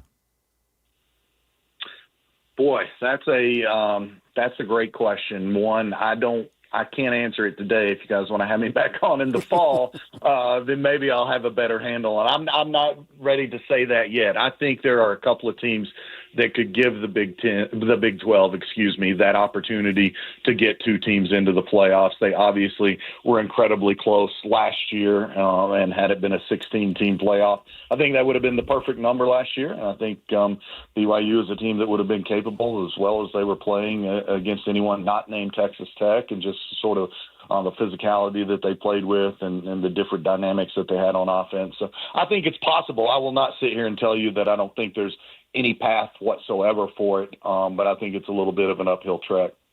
Billionaire booster Cody Campbell has fancied himself as a reformist, I guess, if that's a word, in college sports, right? And he's taken it to the highest levels.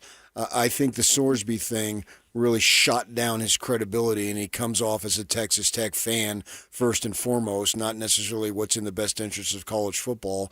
So I think that now, from going forward, whatever he says, I'm going to view a little more skeptically. What do you think of that? I think that's fair, and I certainly understand that. I've got some of my colleagues that know Cody much, much better than I do. I will say I think that he truly does want to see college sports preserved and wants to see a more uniform playing field. But until that time occurs, then I think he's plenty happy to lean into it and completely exacerbate the problem. And it's almost like what you kind of alluded to is the hypocrisy of his words and actions are almost to underscore the hypocrisy of where college athletics are right now. The University of Michigan is going to be getting a lot more attention in the state of Utah. There'll be some people rooting for the Wolverines. There'll be some people rooting against the Wolverines, but I don't think people are going to be able to take their eyes off Kyle Whittingham. And obviously his staff has not only former Utes, but obviously the Cougars defensive coordinator in Jay Hill, who played at Utah. Where do you think Michigan fits in the pecking order in the Big Ten? Yeah, I think they've got their work cut out for them. We'll see what kind of step forward Bryce Underwood can make. We'll see how much Whittingham and company can do to kind of protect him and not put as much on him. I think that this will certainly be an exponentially better coached Michigan football team than what we saw a year ago or even the previous year under Sharon Moore. From all the people I've talked to, as a matter of fact, somebody on Whittingham's current staff told me point blank, quote, "It's a miracle these guys won any games last year as dysfunctional as this place was." So that gives you an idea of kind of what Whittingham and company walked into. He's the perfect steadying force, I think, for Michigan and can lead them for the next 4 or 5 years and kind of through a critical transitional period. But I think they're way down. Oregon and certainly Ohio State, I would have well above Michigan. USC believes that it has by far its best team of Lincoln Riley's 5 seasons, now going on to 6, I guess. So all of those teams are ahead of them. Where does Penn State shake out now with Matt Campbell? What kind of first-year impact can Pat Fitzgerald have at Michigan State? Michigan State's going to be well behind Michigan, but I would have a hard time having Michigan above 4th in my own personal Big Ten rankings. John, we appreciate the time. Thanks for coming on and hitting on a variety of topics this morning. We appreciate it. No, grateful. I'll be at Big 12 Media Days next week in Frisco, so I hope to meet some of you guys in person. Yeah, we'll be there. Thanks, John. John Bryce, College Sports Insider for USA Today. DJ and PK coming up at 9 o'clock. The long-awaited return of Larry the Laker. LeBron is done in L.A. What does Larry think of that? And where do the Lakers go from here? And how badly does he want Kessler? Talk Lakers with Larry the Laker, who ought to be fired up and entertaining. That's 10 minutes away. Stay with us. And now, a look at traffic from the KSL Traffic Center.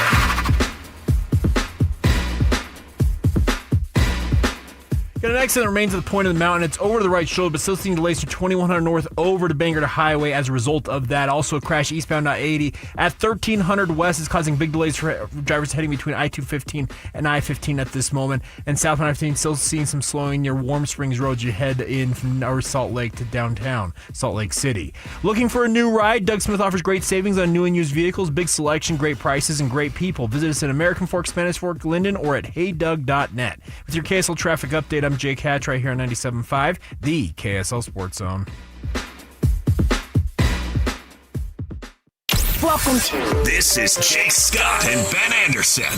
Everything I have heard, Walker loves Utah. Walker wants to be in Utah. Walker's happy in Utah. Walker would prefer to end up in Utah, but he just wants as much money as possible. He was around the team an incredible amount last year. Yep, he was. He was with them on the road on trips that he absolutely did not need to go to for a player that shut it down for the entire year. And he was with them at the end of the year, again, where he had even less incentive to be with the team, around the players, around the new players in Jaren Jackson Jr. The Jazz love Walker the person. They really like Walker the player. They want him to be a part of their team. But you can't pay the wrong person too much money, because then you're not building a championship team anymore. You know, you're not building a contending team.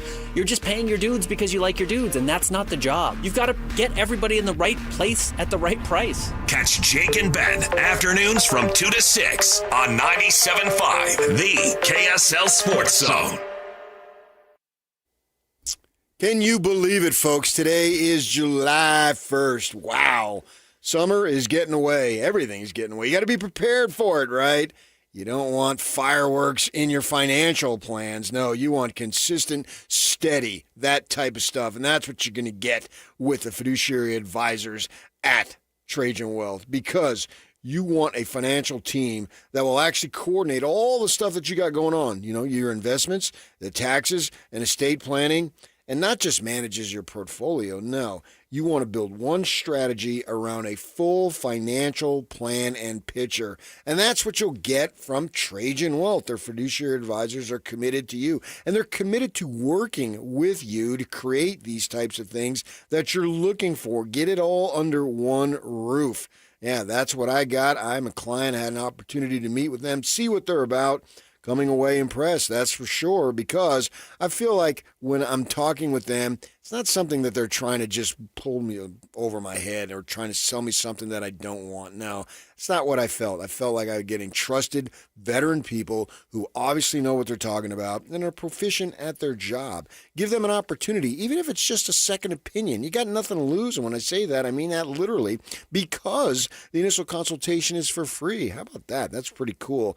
Let them see what they can do for you, see what you think, and together make an opportunity to have that situation be something that you really enjoy and works to your advantage. Does it sound good? Give them a call, set something up, see what they're about at minimum, and then go from there. The phone number is 1-855-TRAJAN-1. 1-855-TRAJAN-1. And you spell Trajan, Trajan, Trajan. The phone number, 1-855-TRAJAN-1. Offices are in Draper and Farmington. I met with them right off the freeway in Draper, close to where I live. You live up north, they come up there. They got offices up there. Can meet you in Farmington. And the website, a lot of information, literally available whenever you want it. TrajanWealth.com is the website. Check it out, TrajanWealth.com. Advisory services through Trajan Wealth, LLC, SEC-registered investment advisor. Additional services through Trajan Estate and Trajan Tax. Actual client, paid advertisement. Additional disclosures at TrajanWealth.com. If you have unfiled taxes or are in debt to the IRS, this is important news. Did you know the IRS has programs specifically designed to help people struggling with tax debt? Powerful tax assistance programs that can save you thousands if you qualify. No one knows these programs better than the experts at Optima Tax Relief, America's most trusted tax resolution firm, A-rated by the Better Business Bureau. Their award-winning tax attorneys and licensed professionals have resolved over $3 billion of tax debt for their clients. One call to Optima can start the process, helping to put an end to your worries about wage garnishment, asset seizure, and other aggressive IRS actions. Find the best options to solve your tax problems. Call the experts at Optima Tax Relief today for a free consultation. Call 800-343-6460. 800-343-6460. 800-343-6460. Optima Tax Relief. Some restrictions apply. For complete details, please visit OptimaTaxRelief.com. Collectors, Front Row Card Show is coming to Salt Lake City. Join us at the Hyatt Regency Hotel on July 4th and 5th. It's a July 4th weekend card show. Baseball, football, basketball, and hockey cards. Plus collectibles such as Pokemon, Marvel, Star Wars, and comic books. CGC and JSA will be there. So bring your cards, comics, and autographs to sell, trade, or get them graded. Hundreds of vendors, thousands of dollars in free prizes. Don't miss it. Front Row Card Show, Hyatt Regency Hotel. Saturday and Sunday, July 4th and 5th, 11 to 5. For more info, go to FrontRowCardShow.com. That's FrontRowCardShow.com. First, at Shriners Children's, the world's most advanced scoliosis procedures are born here. In fact, we deliver access to the world's best doctors for nearly every pediatric orthopedic condition. We're delivering care without compromise is our promise. And kids can just be kids. Because being first always starts with empowering the extraordinary. The most amazing care anywhere begins at ShrinersChildren's.org. Over 2 decades of sports radio dominance in Utah. My favorite. This is DJ and PK on 97.5, the KSL Sports Zone.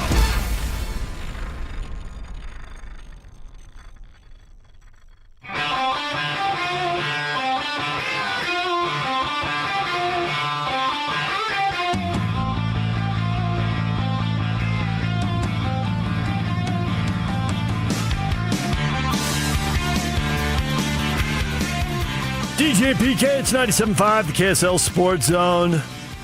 Just talked a little college football with John Bryce. Hit a lot of topics there, PK. Man, I want to put my hand in the dirt right now. 7-2. That is a good conference record. But the hit rate on getting to the conference title game, and there's our little 2-year sample here of the Big 12, 40%, right? Beat Notre Dame, you don't have any to worry about it. Beat Notre Dame, go 7-2 in conference, and you'd be in the conference title game? Mm-hmm. Can see why you'd say that, but I can't guarantee it. And you'd get in the playoff. 10-2 with a win over the Irish. Yeah, and that's how they get the second team in conference. Yeah, that's how they get the second team in the tournament. Yeah, and you know you want Notre Dame to do well. They play on October 17th. Notre Dame, Wisconsin, Rice, Michigan State, Purdue, North Carolina, Stanford. Should be undefeated. I see no reason why they lose any of those games. Right. I mean, you never know. What Wisconsin, what are they going to be? You know, at times they've been way down. Yeah. Michigan State, they've been way down. Rebuilding. North Carolina, it seems like it's only a matter of time. That seems like a Bill Walsh thing at Stanford. Doesn't last very long. And Stanford obviously is reloading. BYU, more difficult schedule going into that game. Obviously, Utah Tech would be a win. Colorado State over there, suspected to be a win. But Arizona and TCU, very difficult. TCU down in Fort Worth, very difficult game. So the Cougs might have a loss going into that. They get Iowa State at home the week before. So, yeah. That if BYU, and from the starting point, John Bryce had them in his top 10. If BYU rolls into that game, what's that? 1, 2, 3, 4, 5. 5-0. Yeah. Wow. You're 5. They most definitely, because if you beat Arizona and TCU, those are teams that are around the periphery of expected to be very competitive. The Cats, week 2, 130 in Provo, should be blazing hot. Although Arizona's going to look 92. Get out of my It's not face. blazing hot. It's a spring day out here. This is great. There's no part of that is blazing hot to somebody from Tucson. But I'm excited to be at LaVell Edwards Stadium that day to cover that game. Look, I'm already looking forward to it. That's a great win. And going down to Fort Worth, I've been down there many times, BYU playing them back in the old days, and that would be an excellent win too. All right, DJ and PK, when we come back, Larry the Laker joins us. Is Walker Kessler going to L.A.? LeBron is gone.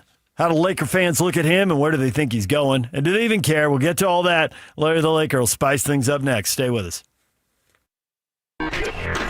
This stuff is available everywhere. Wherever you are, the KSL Sports Zone will be right there with you. It's the KSL Sports app. I love it. Where you can get the latest podcasts, up to the second breaking news, and analysis of the teams you can't live without right from your phone. And wherever in the world you may be, you can have DJ and PK, Scotty and the coach, and Jake and Ben tag along with live streaming of your favorite shows. Download the KSL Sports app and never miss a thing. Presented by University of Utah Health. Health is in our DNA. Learn more at uofuhealth.org. This is 97.5, the KSL Sports Zone. Technology never stands still. And neither does Les Olson IT. For 70 years and counting, we've helped businesses adapt, grow, and stay secure through every change. With experienced people and smart technology solutions, we make work easier, more productive, and more secure. Yesterday, today, and tomorrow. Let Les be here for you. America First Credit Union has everything you need to get your money working. And for a limited time, new members get a $150 cash bonus for opening a checking account and $200 more for enrolling in and using direct deposit. If you're ready to do more with your money and get up to $350 cash, head to americafirst.com and become a member today. Subject to membership eligibility, terms, creditworthiness, change, and conditions. Additional requirements may apply. Federally insured by NCUA. Equal Opportunity Lender. Right now, JCW's has 15 bus and billboards depicting our delicious, mouthwatering hamburgers across I-15. We've also just learned that I-15 averages 15 fender benders a day. Probably a coincidence, but just in case, keep your eyes on the road. Here's what our burgers sound like. Now, with your hands at 10 and 2, safely turn into one of our 5 locations in American Fork, Lehigh, Provo, South Jordan, and Harriman. JCW's. Quality and a lot of it. Greater Zion. No greater feeling. At Southern Utah's Copper Rock Golf Course, we embrace that feeling. Here, every swing is surrounded by breathtaking landscapes and world-class amenities, providing that perfect pairing of golf and unforgettable outdoor experiences. Come for the golf. Stay for the adventure. Copper Rock, born to be played. 97.5 KZNS FM Colville, 1280 KZNS AM Salt Lake City, and KSL FM HD2 Salt Lake City Midvale. This is 97.5, the KSL Sports Zone. Utah roads have commuters, can-doers, and cross-country viewers. But wherever our vehicles are headed, they've got one thing in common. They're ready for the road. Utah's first response to wildfire is prevention, not intervention. So let's check our chains, keep our vehicles maintained, and fight roadside fires together. FireSense is the first response. Nobody brings you better coverage of the teams you're passionate about than these guys. Try some more. This is DJ and PK on 97.5, the KSL Sports Zone.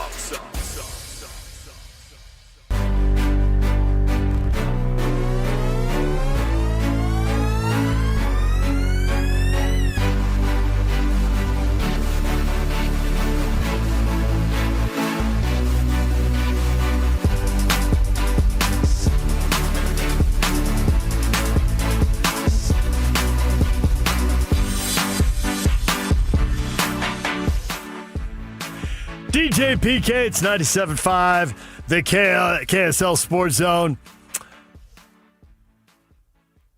A reminder, the KSL Sports Zone of BI Meals are honoring people that impact youth sports in our communities. Nominate the youth sports volunteer for the BI Meals Hero of the Week at KSLSports.com/contest and listen every Thursday afternoon to Jake and Ben for the winner. It's the BI Meals Hero of the Week. All right, a lot going on. LeBron has announced he is leaving L.A. Very nice on the surface. He posted nice stuff. Jeannie Buss posted nice stuff. Everyone feeling good. Okay, great. But where's he going? Who's he playing for? Could he go to Cleveland, team with Donovan Mitchell? They were in the conference final. Could they get back to the NBA Finals? Is he really going to go for the minimum? I think there's the thought out there he's going to go for the veteran exception. That's $15 million. But would he really go for the minimum? Miami, Golden State also in play, but the whole league's supposed to be making a bid for him. So I guess San Antonio and Oklahoma City should tell him how he fits in. That'll look like chasing a ring if he goes there. I'd be intrigued if he went to Denver because they're good, but they are clearly a step below. He could change that. He ain't going to Denver. I know. Joining us now, Larry the Laker. Larry, long time no talk, but we thought we had to hear from you. This is a momentous day in Laker history. Either they lose one of the all-time greats, if not the GOAT in some people's mind, not ours because we're all Jordan people, or thank goodness that fraudulent Laker got out of town. Where do you fall on that spectrum? Definitely much more to the second point, the fraudulent.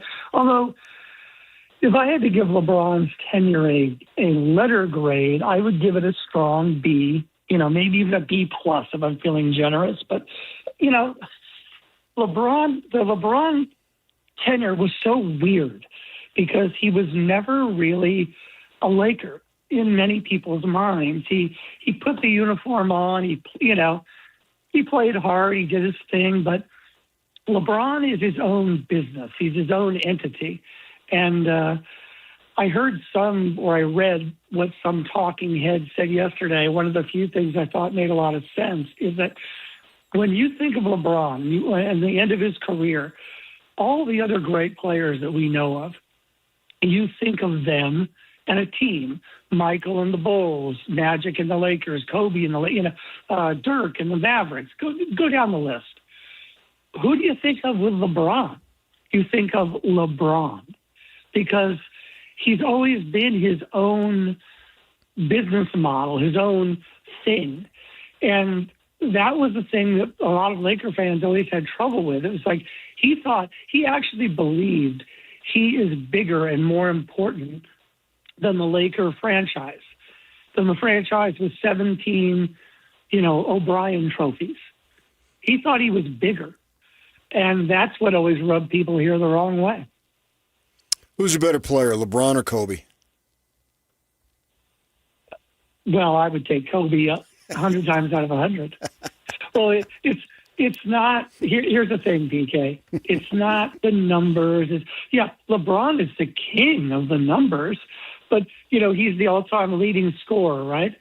Whose hands do I want the ball in at the end of a ball game? Kareem or LeBron? It's not freaking close. Kareem every time. He had an unstoppable shot.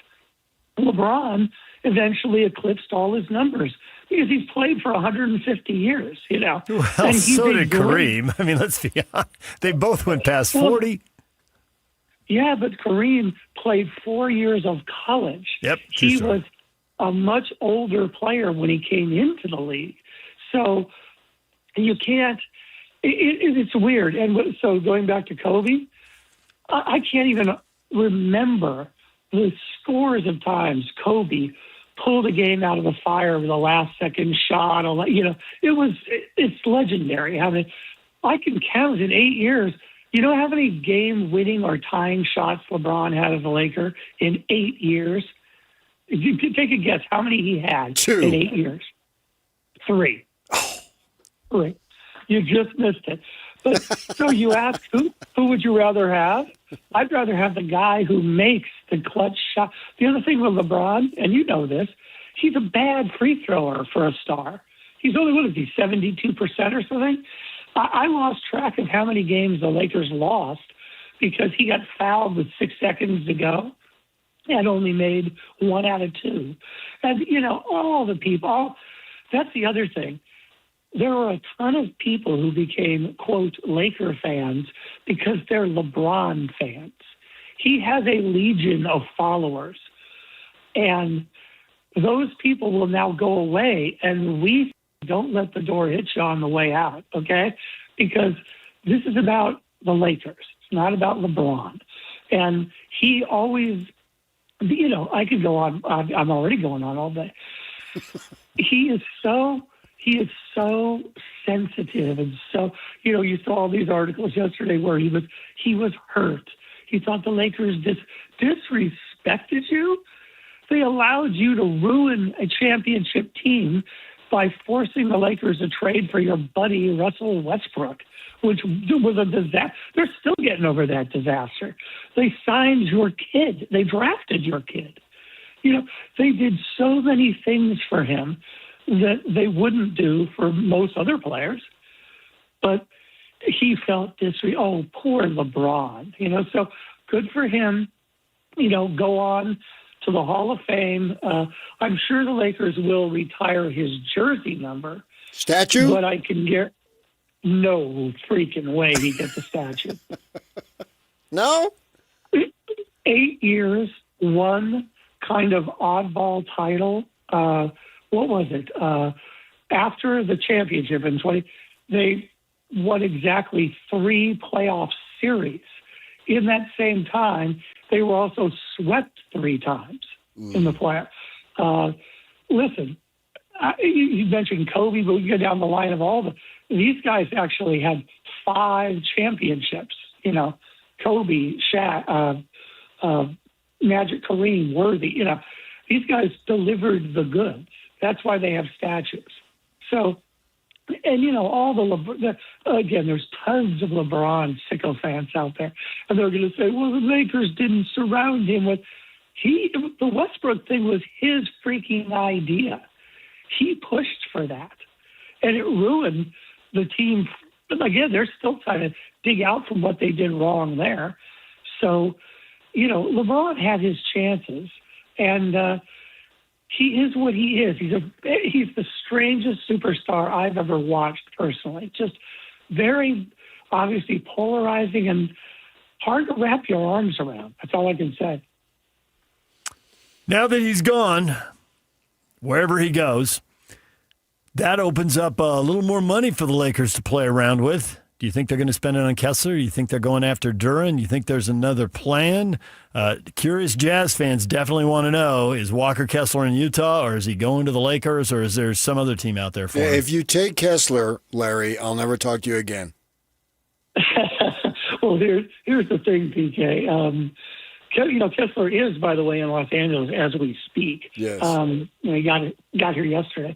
But there's a real problem this season with all this cap space, in that the 2 players the Lakers want are both restricted. So if you go after Kessler or Duren, you give them, obviously it's going to be a big offer. Well, then what is it? Doesn't the team have like 7 days to match that or something? So while other teams are then spending in free agency and filling in their rosters and everything, the Lakers would be paralyzed. They couldn't do anything for the 7 days, not knowing if they're going to pay Kessler or Duren or not. So it's a very strange free agency year for that. I think Kessler is their number 1 target. And here's the thing. Everybody forgets this. And I saw this so many times yesterday, all these people talking about, well, with this Lakers front office, how do people not understand that the Lakers were purchased by the same people who owned the Dodgers last season, mid-season? The Lakers are now owned by the most powerful ownership group in the sport. And these people do not mess around, okay? They are here to build a dynasty just like they've done with the Dodgers. They are here to do it the right way. Everybody thinks the Dodgers happened overnight. They've owned them for 12 years. It's only been the last 2-3 that they are absolutely dominant. Yes, they had winning teams, but that organization, the Guggenheim Group, they started with the Dodgers from square one. The first thing they did was dramatically expand the scouting department, dramatically put millions of dollars into the minor league system to build the organization the right way from the ground And then up. brought Freeman, Yamamoto, Ohtani. The list goes on, Larry. Taking the words right out of the mouth of Padre fan. I've never been happier than sitting next to Did their PK right scouting now. department tell him, hey, we think this Shohei Ohtani's a pretty good player? Ohtani kid, he's got a little pop in his bat. Hey, let me bring this up to my boy PK here. How did they acquire Mookie Betts? It was a trade. They paid him a Correct? ton of money. No. Yes. One second. They traded with the Boston Red Sox. Because the Red Sox didn't want to pay him a ton of money. Thank you. You took the words right out of my mouth. That's why we're a good team. No, they could. How did they get Freddie Freeman? Free The Braves agent. didn't want. The No, Braves the didn't Braves- want to give him the a ton of Braves- money, and the Dodgers are going to give him a ton of money. It always Well, comes no, back to the ton of money. There's another factor there. The Braves had Matt Olson. They were not interested 'Cause he was in cheaper. Freddie anymore. Well, not anymore. So the point being, the Dodgers have just gone after. I mean, the freaking Angels had Shohei for 7 years. 7 freaking years, and they couldn't even get to the play. And Mike Trout at the same time, and they were so badly run they couldn't get to the playoffs. So, yes, the money matters, but also, see, you ticked off the dog now. She's nothing but not loud. Well, the loud dog needs to stop because you ticked me off, and I've now looked at Dodgers here, and I got 13 free agents. Yamamoto, free agent. Ohtani, free agent. Freddie Suzuki. Freeman was a free agent. Blake Snell, free agent. Kyle Tucker, free agent. Tanner Scott, free agent. Teoscar Hernandez, free agent. Edwin Diaz, free agent. Hey, the You had NBA this salary loaded, cap didn't is you? not going to let this ownership build the Lakers the way they built the Dodgers. Well, what they've already done under the radar, I'm sure you guys know this, but they've already tripled the scouting department with the Lakers as far as personnel. Yep. They basically kicked the G League team out of the South Bay facility here where the Lakers train because and now they're going to be out in the desert, in Palm Desert, in the new facility. But because they wanted the square footage at this place, because they're building the most state-of-the-art training, recovery, sports science center in the sport, and they wanted literally wanted the square footage, so they kicked the G League team out. They've hired 2 new assistant general managers to go along with Hollywood Rob. They are building the organization from the ground floor. Yes, spending lots of money. But all these numbskulls out there say, oh, well, the Lakers front office. This isn't the front office that existed under the Buss family. We're playing with the big boys now. So are they going to win next year? No, I doubt it, unless something miraculous happens. A player comes in you didn't expect it, who explodes on the scene or something. But over the next couple of years, they are not going to make stupid decisions. They're not going to sign bad contracts. They're going to wait it out, and they're going to target players. Ohtani, perfect example. Well, they had him targeted for 3 years before they signed it. They were making financial considerations with him in mind 3 years before they signed him. They're going to do the same thing here. So I love all these people who are rubbing their hands together saying, oh, they lost LeBron, the Lakers are going to be terrible. Just enjoy it for a couple of years. And then you're going to be crying in your beers over the fact that the Lakers are a monster again. It's just going to take some time. Yeah, but you got to have the number 1 pick when Here's the Wembanyama's deal, coming Larry. out. Yeah. Get on the Darren Peterson train now. PK, do you already have your jersey? Absolutely. Look for me on the front row of the Summer League in Salt Lake and Vegas. And Vegas, hey, you ought to like him. Darren Peterson has a Kobe Bryant tat. You know what? I love any of the Kobe disciples. But, Yes. Listen, I hope the kid's great. It was much more fun when the Jazz were really good. The reason we seldom, when we started this ridiculous relationship years ago, it's because it was fun to go on with, and the Jazz fans would get so upset because the Jazz were really good. And it was a rivalry. It hasn't been that way for, 5 years at least or so? Yes. So let's go Jazz. Yes, and if Darren Peterson wins a title here, I'm getting a Darren Peterson tat. You don't like cats. Thank you, Larry. But Thank I will where the sun shines. It's usually the sun don't shine. Yeah, I got it. That was very clever. He owes me a tattoo from more than 20 years ago because I said somebody, I don't remember who, was going to lose an NBA game that night, and he's like, no way. And I'm like, it's their fourth game in 5 nights. They're getting beat. And he promised to get a tattoo, and he's never gotten it.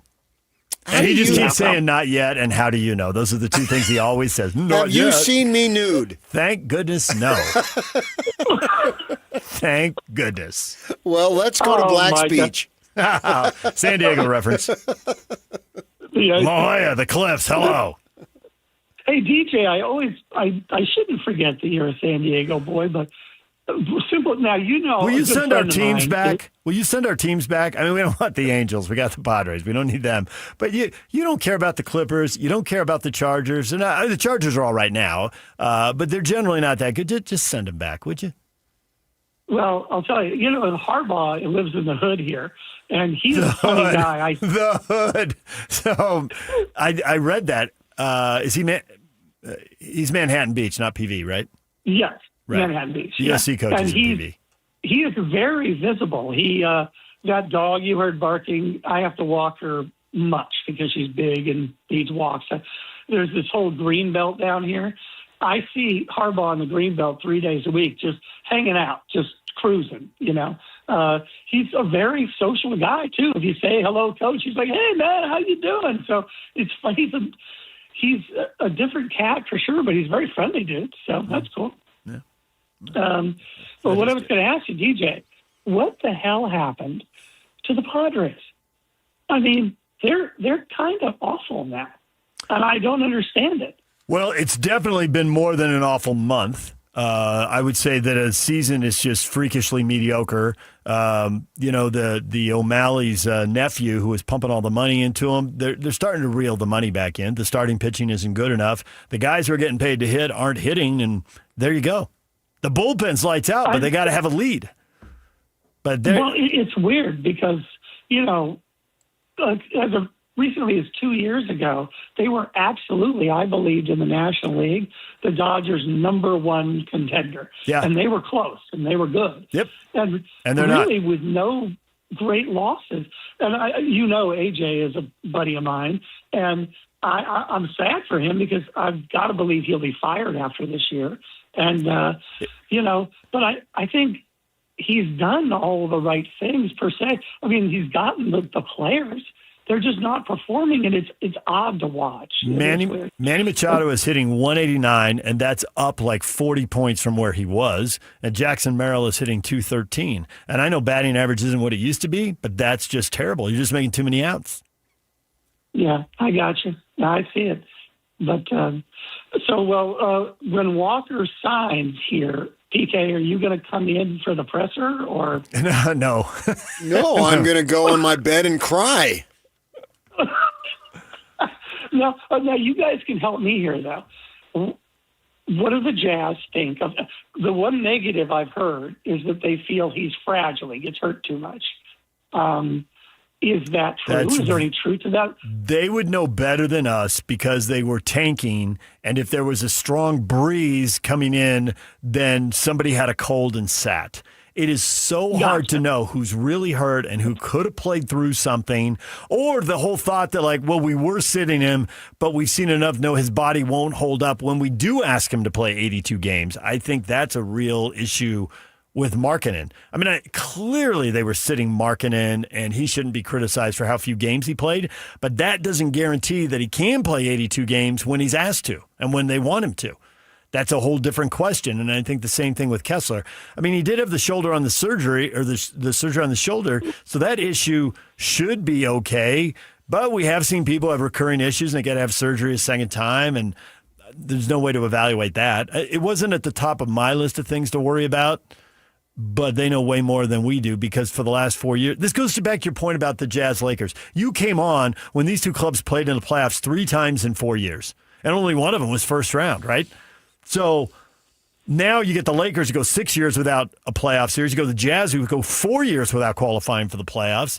It just hasn't been the same, and when they're tanking on purpose, it's really hard to evaluate this stuff. Yeah, I get you.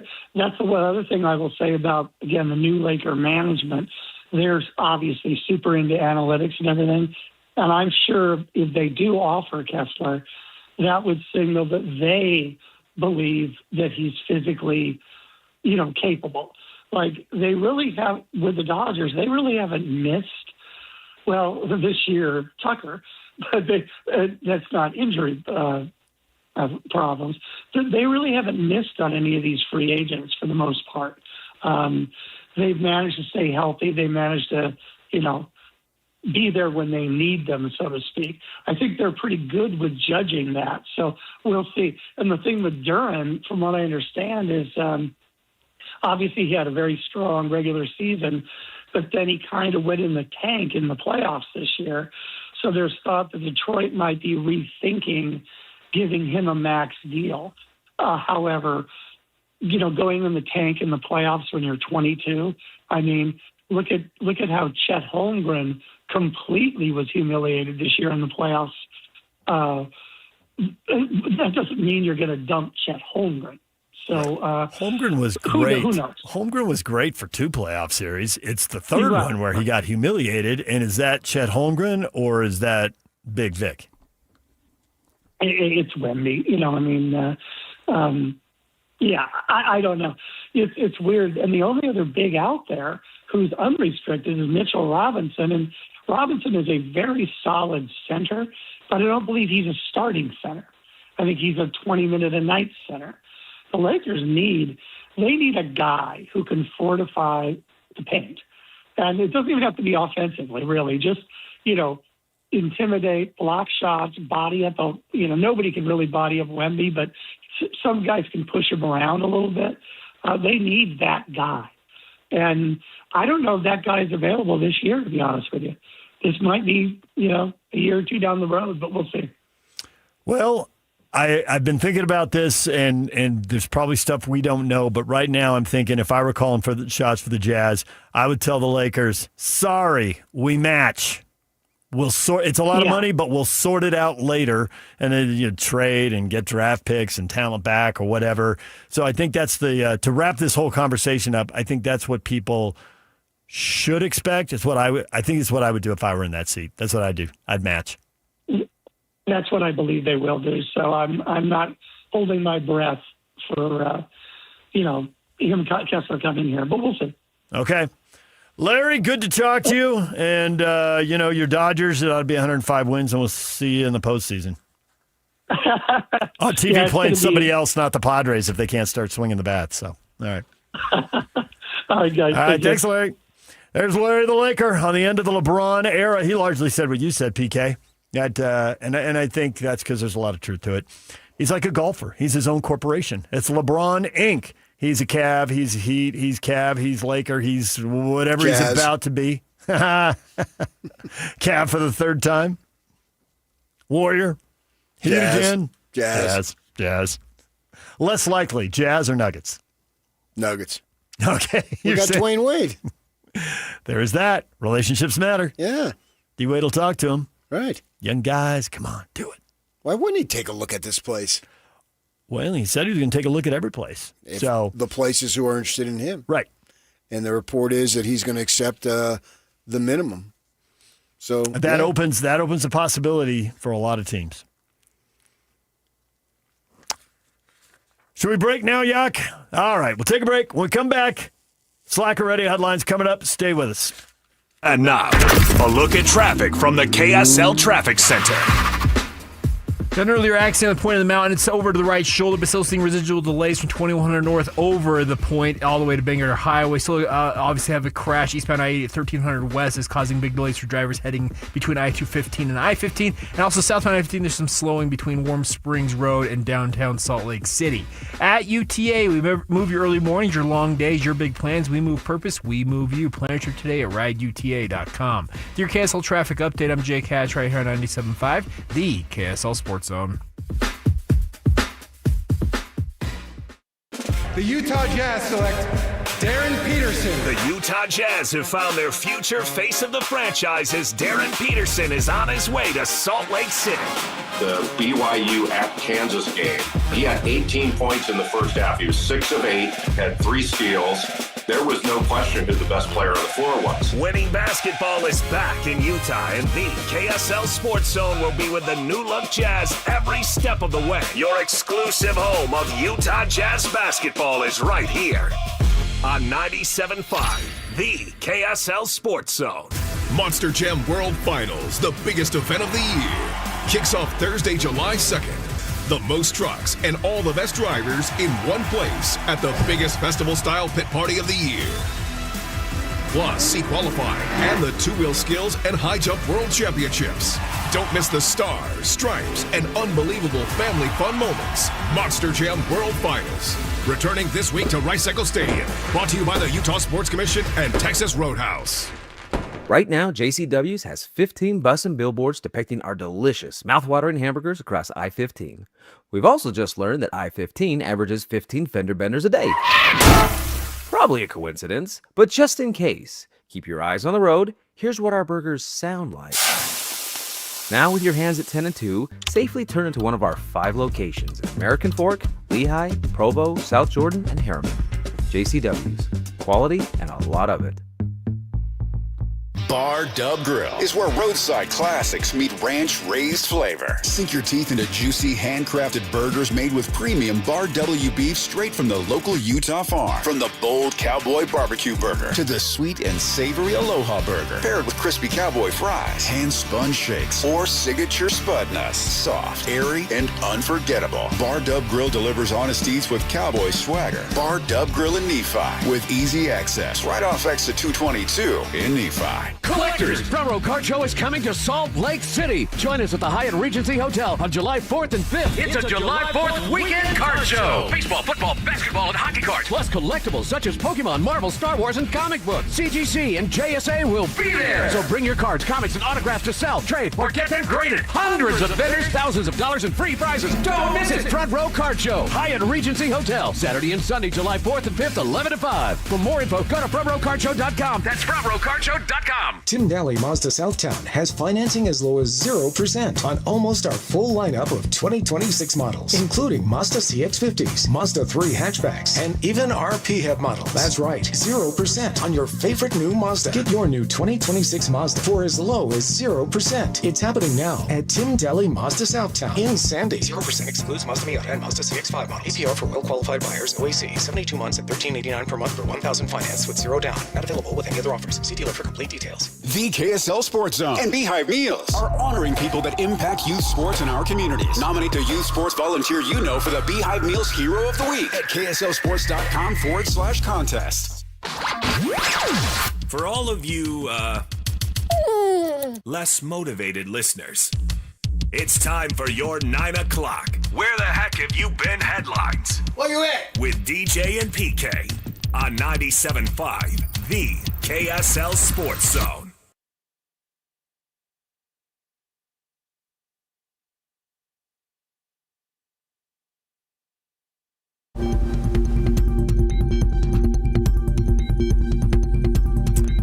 That's the breaking news bed. Yak has provided a breaking news bed because we have breaking news.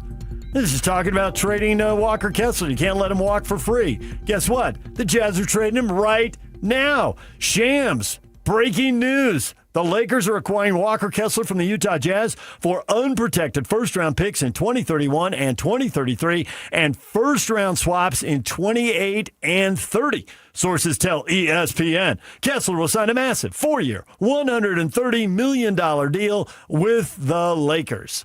So there you go. Goodbye, Walker. 5,000 retweets in 1 minute. Shams just posted it at the end of the break there. I think they had to let him go. I was bracing myself for them letting him go. But not letting him walk. Trade him and get something back. You never let a Walker walk. 4 draft picks. 2 unprotected, 31 and 33, and 2 others available in swaps. Yeah. More draft capital. And nothing for immediately in 27, which is projected to be a bad draft. The first pick swap is in 28. All right, there you go. 4 years, 130. And Walker ends up so that averages out to about $32.5 million. So the Lakers don't have to go to 37 to prime away from the Jazz. They save a little money that they can go spend on somebody else. And that does explain, I did think that was a high price tag for Nurkic, so they were bracing themselves for this. That's a high price tag for a backup center. So now they go get someone of roughly his quality for about the same money. Because if they brought Kessler in, that means you're spending somewhere between $40 and $50 million on that position, and you just can't spend $50 million on every position. They're already spending $50 million on each of the forwards, so now they go get somebody who's available out there in the $10 to $15 million range. Well, I don't necessarily know that you go after a big man though, a replacement for Kessler. I think they need to add one more big body. I mean, it could be Nurkic, Filipowski, and Jackson, and you're just going to rotate those 3 guys through there, and Nurkic is going to play a lot. You could. Yeah. They've now got 3 roster spots not spoken for. They have 10 guys signed. Peterson signing will be 11. Nurkic would be 12. So they have 3 spots. Now they do. Now back to the earlier point, that does leave them money to go get a, $15 million. They could go get another $15 million center and a $15 million ball handling combo guard, whatever they think, veteran for the perimeter. Right. And go from there. And Kessler's off to the Lakers, and the Jazz get 4 draft picks back. 2 picks and 2 swaps. Done and done. Well, for what they acquired him for, I guess that's good. But I think that they were bracing themselves that he would be gone, and they didn't want to spend the money. Want to spend the money other places. So we'll see if they do. I can't imagine they're going to pocket it. I expect them to spend it other places. Kessler to the Lakers. There you go.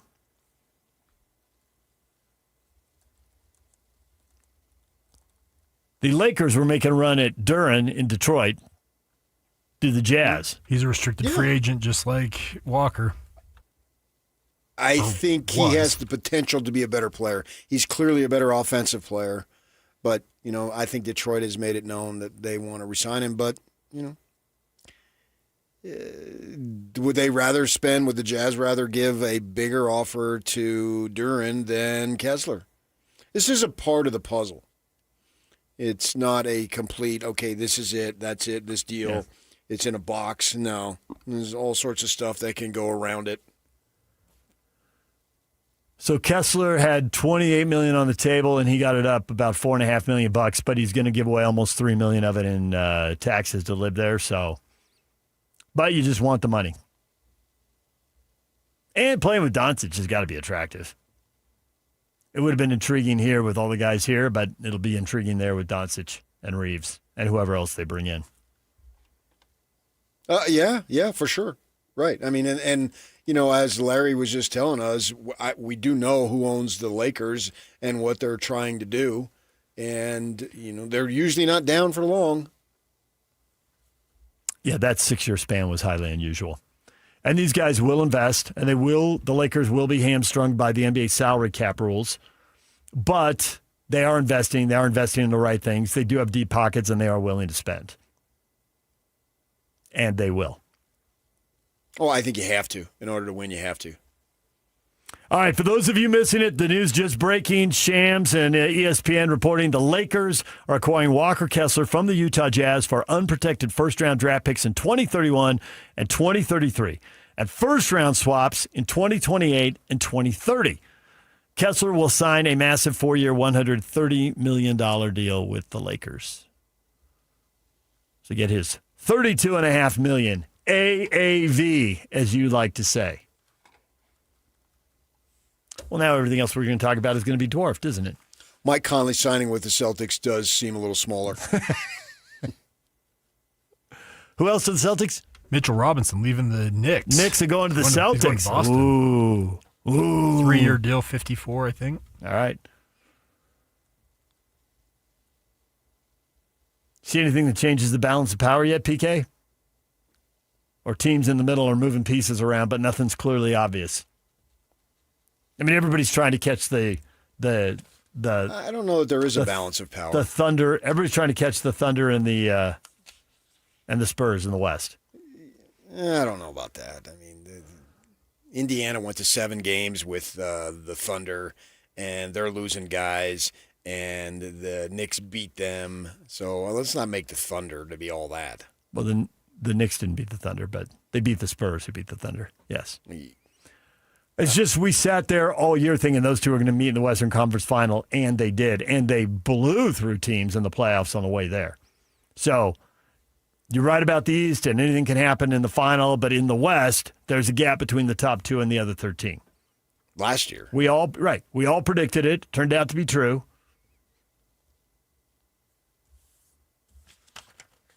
I don't see either of those teams as running away and being uncatchable. The other moves, Clippers, Kawhi Leonard goes to the Raptors. They also got first round, like the Jazz, got first-round picks in 2031 and 2033. A 2027 first-round pick swap and 2 future second-round picks. Also, Brandon Ingram and Grady Dick leave Toronto and go to the Clippers. So, 'tis the season. Here we go. It's July 1st. Guys are moving and signing and swapping. Nikola Vucevic, 1 year, $3.9 million to return to Orlando. The moves keep coming. But Kessler to the Lakers for 2 picks and 2 pick swaps. The big news. Gigantic news, yeah. Yeah. And the thing that I like about it is get it done rather than being held hostage. They clearly were held hostage by Gordon Hayward. It's a different administration and ownership. They will acknowledge it. But the previous administration acknowledged it. Yeah. Yes, and they had opportunities to get other players, 2 players that wanted to come here, but they were hung up on waiting for what Hayward was doing, and that's not the way to do it. Don't wait till July 7th. That's only a week, but it might as well be forever. And so get in there and make moves now that allows you to make other moves. Because one move begets another move and so forth. So from that perspective, get that thing done. And, he was going to sign something with the Lakers. So, and I don't think they wanted to match it in the 30s. And so since they didn't want to match it in the 30s, get stuff back. Yes, get stuff back. Do not let him walk. Do not let him just walk. And they did. They got 2 picks and a possibility to swap 2 more. Yeah. And I had a thought there I was going to share, and it just went straight out of my mind. Well, that's awesome radio, isn't it? We'll just keep babbling on, and it usually comes back. It probably will come back. So, yeah. There you go. Oh, man. It just came back. Thank you very much. Kept battling. Here it comes. I knew it would. That whole, we were talking earlier this morning. I said, what's your gut instinct? How much do you believe the mid to high 30s? And he comes in at 32.5. I didn't necessarily believe high, but I thought that was sort of gray to where you could get by saying that. 32.5, it's low. It's low 30s. That is low 30s. That is low 30s. And I don't think the Jazz wanted to go into the 30s on this player. I don't think the Lakers did either. And so rather than get caught into a bidding war back and forth here, hey, make it 4 years, $130 million. It's the most he's going to get. The Jazz get draft picks. The Lakers get their players. And Walker can dream about, 37 or 40 in the next deal. It's a 4-year deal. He'll probably, if he plays well, he'll be right in his prime and can go get another big deal. Oh, yeah. That only puts him at 28. Yeah. It's up to him now to produce. And I think he will. Time. I think for what you're asking him. Double-double and protect the rim. Yeah. And he needs to become a better free throw shooter. I'd give him a little upside there. Yeah, and the ball's going to be in Doncic's hands. That's the way he has to have that. That's how it's going to work. His teams, that's what is required. We understand that. And away they go. So the Jazz got what they could in the situation, but I like the fact that it got done early. Yeah, okay. All right. I think so. Then now make some other moves, right? It wasn't going to be Darren Peterson, and that was it. Mm-hmm. So go make some other moves, see what you got cooking, what you can do to help get the team better. Right? Yep. There you go. All right. Anything else? Anything else you want to share? Sorsby isn't going to sue the NFL. He's going to sit out a year. So it effectively becomes a one-year suspension. No college, no pro football. He'll go into the 2027 draft, and the NFL says they're not going to punish him for his past gambling behavior. I think they're recognizing this sitting out a year that's the year they tend to punish people for. That's their history going back decades.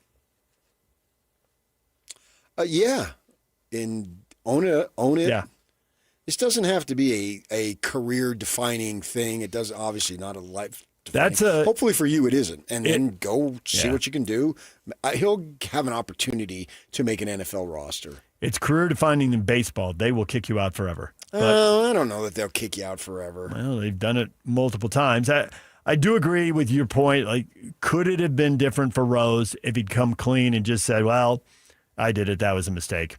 And I need help. He didn't want to do that. Everything was obstinate with him. Right. I'll be in your face. I'll be defiant. You'll have the Hall of Fame weekend. I'll go to Cooperstown and sign autographs for money. Like, yeah. Your PR on that was a disaster. It was a disaster. But baseball does have a history of that, and football does not. This is consistent with football's history. They sit people for a year for this kind of stuff. The first time. Might be more down the road if there's, more incidents. All right, DJ PK, your feedback next. Stay with us. And it's all over almost here.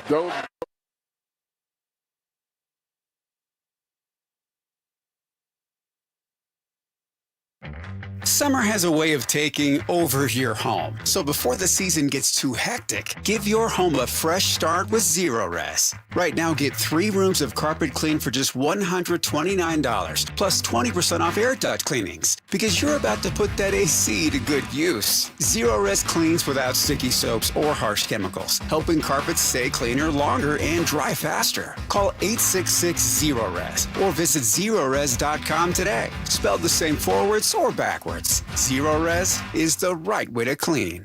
All right, guys, today I am streaming my evening commute. You're going to love it. And I'm going to teach you how I'm getting home without taking any damage, like zero. Check that out, chat. I got my helmet strapped on tight to protect my brain. I've got my bike, which is looking sick. Woo! And my front and back lights are shining. I've planned the route home that protects me most as a bike rider. Save stealth mode for video games. Outsmart the system, ride by the rules. It's a message from the Utah Department of Public Safety, because they care about you. Throw a dub for safety, chat. At University of Utah Health, we're mapping DNA to find the cause and the cure. Because 1 in a million is really just one. One person facing one incredibly difficult diagnosis. Looking for one thing: hope. Learn more at uofuhealth.org. Get ready for the action at the 92nd Annual Utes Stampede Rodeo. Kick things off at Extreme Bulls on July 8th. Then join us July 9th through the 11th for pro rodeo action every night at 8 p.m. Watch top cowboys and cowgirls compete. Plus, don't miss the high-flying thrills of the Flying U Flying Cowboys Extreme Motocross Riders. Grab your tickets now at UtesStampedeRodeo.com. It's an event that's been 92 years in the making. You don't want to miss the 2026 edition of the Utes Stampede Rodeo. This summer, America is turning 250 years old. Start your celebration at Tractor Supply with up to $150 off grills, griddles, and smokers. Select grilling accessories or buy one, get one half off. Buy one 20-pound bag of Tractor Supply barbecue pellets, get one free. and save every day with propane refills. So raise the flag, fire up the grill, family's on the way. Celebrate and save with great deals now through July 5th at your local Tractor Supply.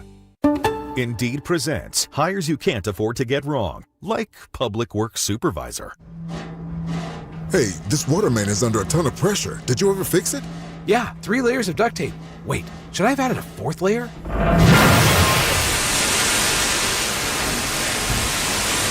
This is the job for sponsored jobs. This is what happens when you don't sponsor your job on Indeed. Next time, get matched with quality candidates with Indeed sponsored jobs.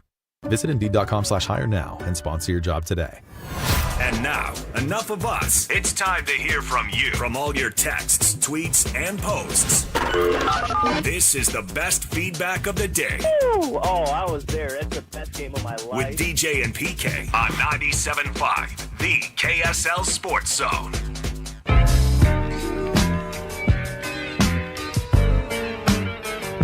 I can't believe today was a good day. Shams shaking it up. Jazz fans reacting. ESPN and Shams reporting Kessler to the Lakers for unprotected picks in 2031 and 2033 and pick swaps in 2028 and 2030. Jazz fans, what do you think? We got it up on Twitter, David DJ James, on Facebook, DJ and PK. And Jazz fans are going to town. Matt, well, at least it wasn't on the 4th of July. I told my 2-year-old, she said, shoot, that's not good. He needs to get a Band-Aid. Yeah, I got one in my ear. I can let them. Oh, man. The thing for the people who don't like this trade, the thing you got to recognize here is that they're already paying $95 million to 2 forwards this year in Jackson and Markkanen. It goes to $100 million next year and $105 the year after. So basically they're spending $50 million on one forward, $50 million on another. If they brought Kessler in and paid him at $32.5 million with Nurkic, they're paying that position $43.5 million. Yeah, I would look at it as big men though, not necessarily center forward. But I still get your point. But 3 of the 5 spots, because you're going to run 2 guards out there. Well, I would look at it for center, but the 2 forwards I think are more interchangeable. They are. So the centers, you're right. That's inarguable. It's just so much money, and I just. Oh, the only thing that surprises me here. You got Bailey down the road. You got George down the road. Yes, and so the only thing that surprises me here is how quickly they're doing this. But definitely do not let him walk for nothing. You can't. He's got too much value, and then the trade proves he's got too much value. They got 2 first-round picks unprotected. Maybe you'll catch a break. Maybe you won't. Are the Lakers going to be good? Are they going to be healthy? Whatever. That doesn't matter. And you got 2 swaps. The picks are assets. That's 5 and 7 years from now. They may be traded in the meantime, as we've seen with the Cleveland and Minnesota picks that got lumped together and to Phoenix for a 2031 pick. So pick. don't worry about where the Lakers are going to be at that time because nobody has any idea where they're going to be. Nor do we know how the lottery will work. That's irrelevant. And you could use those picks to move up to get other picks. We've seen it last week in the draft. So don't worry about that. We just saw the Utah Mammoth, though, last week. Trade a player, get 2 picks, immediately take one of those picks and turn around and get a goaltender. Yes. So forget about where the Lakers are going to be. And that may be the answer to what they're going to do because they could roll the dice and go with Nurkic and Jackson and Filipowski and say, they will always be matched up. One of those 3 will have to be matched up with the Wembayamas, the Jokers, whatever center, Kessler, whatever center these other Western teams are running out there. Primarily who you worry about. I think the big question is, do they give Kessler a scoreboard tribute? I say no. I say yes. No, and no. Okay, that question, was that what you would do or what you predict they will do? Well, if they have any brains, they'll do exactly what I tell them to do. But the world doesn't work that way. So now, personally, I wouldn't bother with it, but it does seem like the norm in the NBA, so I think it'll happen. 4 losing seasons. He'll be blocking and he goes to the Lakers. But they want the on whole... you. Kessler, you're dead to me. They want to feel good. This is the organization that treats people. It's about the message they're sending to everybody else. It's not about whatever shot blocks and dunks they decide to put in the video. He went to the Lakers. And they got... Why don't you just marry my best friend?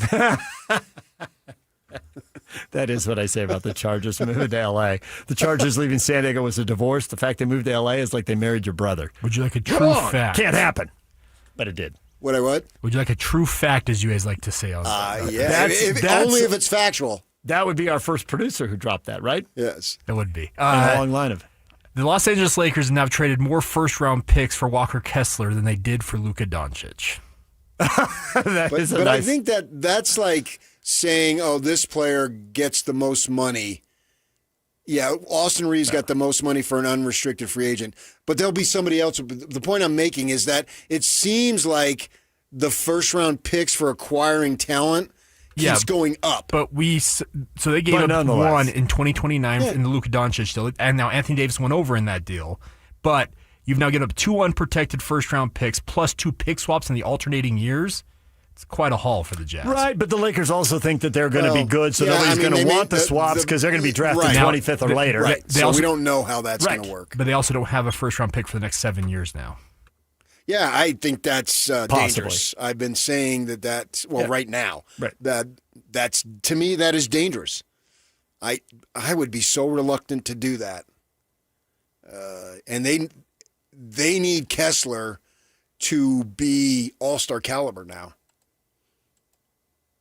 Yeah, he's got to come up big time. I mean, $30 million a year. You've got a $32.5, which is what he's going to get, $32.5 million. 4 years, $130 million. He's got to be their third best player. Well, when you talk about... He's got to be one of their big three. I mean, they're paying him like it. He's got to produce like it. Double-double. It's got to be... Better than the 11, 10, 12, 11 double-double. Yes, that's a higher double-double. Hit some free throws so you can be on the floor at the end of close games so it doesn't turn into hack a Kessler because you're at 55 or 60%. Or he's Shaq-like and the games aren't even close. I don't think he's going to be Shaq-like. Since Shaq was apparently the only thing close to Shaq in NBA history was Wilt, and that was just a little before my time. No, I understand that. But the fact is, he's going to have to improve a lot. Not a little, a lot. And he's going to have to stay healthy. Obviously. These are all does, I think. So you got to get something. I love the fact that it's early in the process or earlier in the process, happening on July 1st. And now you know the uncertainty is gone, and you can deal with other uncertainties to make them certain.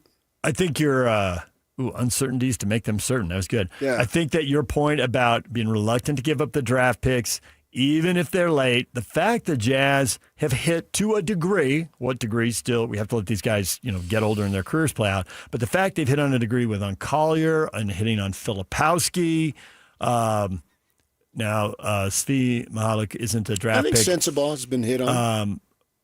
Good enough where he was drafted. So Sensabaugh is at $4.8 million this year. Svi is at $3.8. Filipowski at $3. Collier at $2.7. That's 3 draft picks. Svi was not a draft pick. But to have good players that you're paying less than $5 million when you're going to be paying so many of these top stars $50 million, you got to turn around and find some value on these less expensive players. And whether you hit on draft picks or you hit on unrestricted, just some free agent you find who's undrafted and overlooked, Reeves, Ingles, somebody who's been in Europe and is maybe a little older, whatever. You've just got to find inexpensive players who can play. And you can say that giving up pick 24 or 28 in the draft isn't a big deal, but you got to find inexpensive players somewhere. And the math is working for the Jazz. And part of the reason we have this excitement about the roster is because they do have players who look like they can play who are down in that $5 million or less area. Going forward, like Cody Williams needs to take a big step forward because his money, 6, 7, 8 million, not 8, but 7.6, almost 7.7 million. That's going to matter when they're trying to re-sign Keontae. They may have to jettison him to sign Keontae in a year, unless he blows up and then he's a guy you're trying to hold on to and you're looking to jettison somebody else. Right. But they've got options. The optionalities of it. There it is. We were discussing that word. Optionality is the word of the morning. All right, Walker Kessler to the Lakers for unprotected first-round picks in 2031 and 2033 and pick swaps in 2028 and 2030. And Walker gets 4 years and $130 million. So he doesn't get that mid to high 30s that they were talking. But 32.5 is a pretty good neighborhood. Mm-hmm. And there he is. All right, DJ and PK coming up next. Scotty G and the coach take over right here on The Zone. Looks like it's that time again. Can't help but think, where did the time go? So much fun. So little time. We'll be back soon. I promise. Goodbye. Want to get the latest info on Utah's newest sports franchise? Sign up for the Utah Mammoth newsletter. Get exclusive analysis. Plus the latest news and notes on the Utah Mammoth. Sign up today at KSLSports.com for the Utah Mammoth newsletter. Get the latest Utah sports headlines delivered to your inbox with the KSL Sports newsletter. From the Jazz, Utah Mammoth, BYU, Utah, Real Salt Lake, and more. Be in the know of all things sports in the state of Utah. Visit KSLSports.com to sign up for the KSL Sports newsletter. Right now, JCW's has 15 bus and billboards depicting our delicious, mouthwatering hamburgers across I-15. We've also just learned that I-15 averages 15 fender benders a day. Probably a coincidence, but just in case, keep your eyes on the road. Here's what our burgers sound like. Now, with your hands at 10 and 2, safely turn into one of our 5 locations in American Fork, Lehigh, Provo, South Jordan, and Harriman. JCW's. Quality and a lot of it. Most families get their financial advice in pieces. A financial advisor here, a CPA there, an estate attorney somewhere else. Everyone means well, but nobody's talking to each other, and those gaps can work against you. Trajan Wealth's family office brings wealth management, tax strategy, and estate planning together, not as separate conversations, but as one coordinated system built around your life, your goals, and the people who matter most. Ours is a true family office, not one that refers you out because it's convenient. This kind of dedicated collaboration used to require a 7-figure net worth, but here's the game changer. Trajan kicked that door open. Trajan advisors are fiduciaries, always obligated, always honored to act in your best interest. Unlock your Trajan family office at TrajanWealth.com or call 1-855-TRAJAN-1. That's 1-855-TRAJAN-1. Advisory services through Trajan Wealth, LLC, an SEC registered investment advisor. Other services through Trajan Estate and Trajan Tax. Tuesday tacos, Sunday roast, backyard burgers. Whatever is on your table, make it Bar W Beef. Trust matters. Knowing where the beef was raised, what it was fed, and where it was processed isn't a mystery at Bar W Beef. Dry aged 14 days. Steaks, brisket, ground beef bundles, premium cuts without premium markup. Shipped straight to your door. This is Utah beef. If you can't shake the hand of the rancher behind your beef, maybe it's time to try BarWBeef.com or visit the store in Nephi. There's no doubt about it. This is the time of year when we all start focusing on that perfectly grilled steak. Now, some of us are pretty good. Some of us are just okay at doing that ourselves in the backyard. If you're really looking for that perfection in steaks, it's Ruth's Chris Steakhouse. And now, a lot of graduation parties are going on, special events, birthdays, you name it. It's time for you to make that reservation at Ruth's Chris Steakhouse. Now, obviously, we talk about steaks and how wonderful they are there, but they have so much more. The seafood, the poultry dishes, the side dishes, the desserts, and it's served to perfection. We have 2 locations. There's Ruth's Chris Steakhouse in Hotel Park City, and also Ruth's Chris Steakhouse in the heart of downtown Salt Lake City at 275 Southwest Temple. It's the perfect steak, and it's waiting for you now at Ruth's Chris Steakhouse. Technology never stands still, and neither does Lesselson IT. For 70 years and counting, we've helped businesses adapt, grow, and stay secure through every change. With experienced people and smart technology solutions, we make work easier, more productive, and more secure. Yesterday, today, and tomorrow. Let Les be here for you.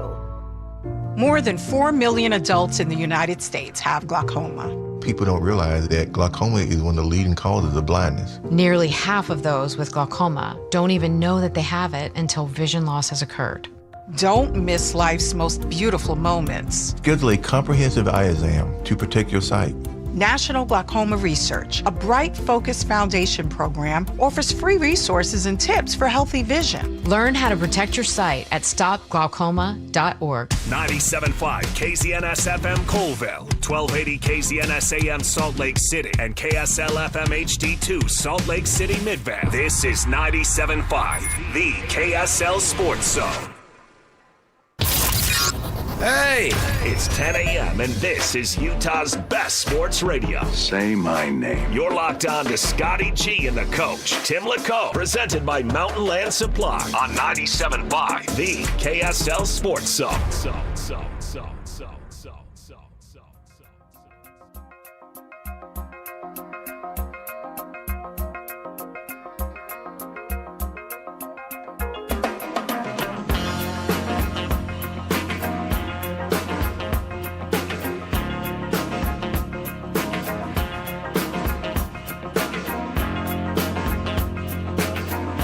Hey, let's get it, folks. 97.5, the KSL Sports Zone. Scott Gerard alongside the coach, Tim LaCombe. And, let's not waste any time. It is a big, big day. We're up here in Logan. A lot of Pac-12 festivities going on here at Utah State. But the story of the day, Walker Kessler on his way. Not only the Jazz trade him, they trade him to the Lakers. Let's get it. Starting lineup right now. It's time to kick off the show with the biggest headlines of the day. This is your starting lineup on 97.5, the KSL Sports Zone. All right, here we go. The Jazz, we all just assumed Walker Kessler would be in a Jazz uniform next year. That will not be the case. He will be wearing the purple and gold of the Los Angeles Lakers, a 4-year contract worth $140 million, roughly just shy of $33 million per year. And the Jazz get a haul. They get 2 unprotected first-round picks, 2 pick swaps, which is a monstrous amount, but still a rim protector and a rebounder, an elite, a potential elite at both, is now off the board for the Jazz. Well, first and foremost, I'm with the legend in a legendary spot. Yes. Right here in Logan, which is one of my favorite spots. And I was enjoying my drive so much. And then, I did that thing you're not supposed to do. I checked my phone at a traffic light. Yeah. And I happened to see 4 minutes prior, and I had to do all the checking to make sure it wasn't fake shams and all that. But 4 minutes, before I actually clicked onto that, Shams had reported this. And obviously, this is big time.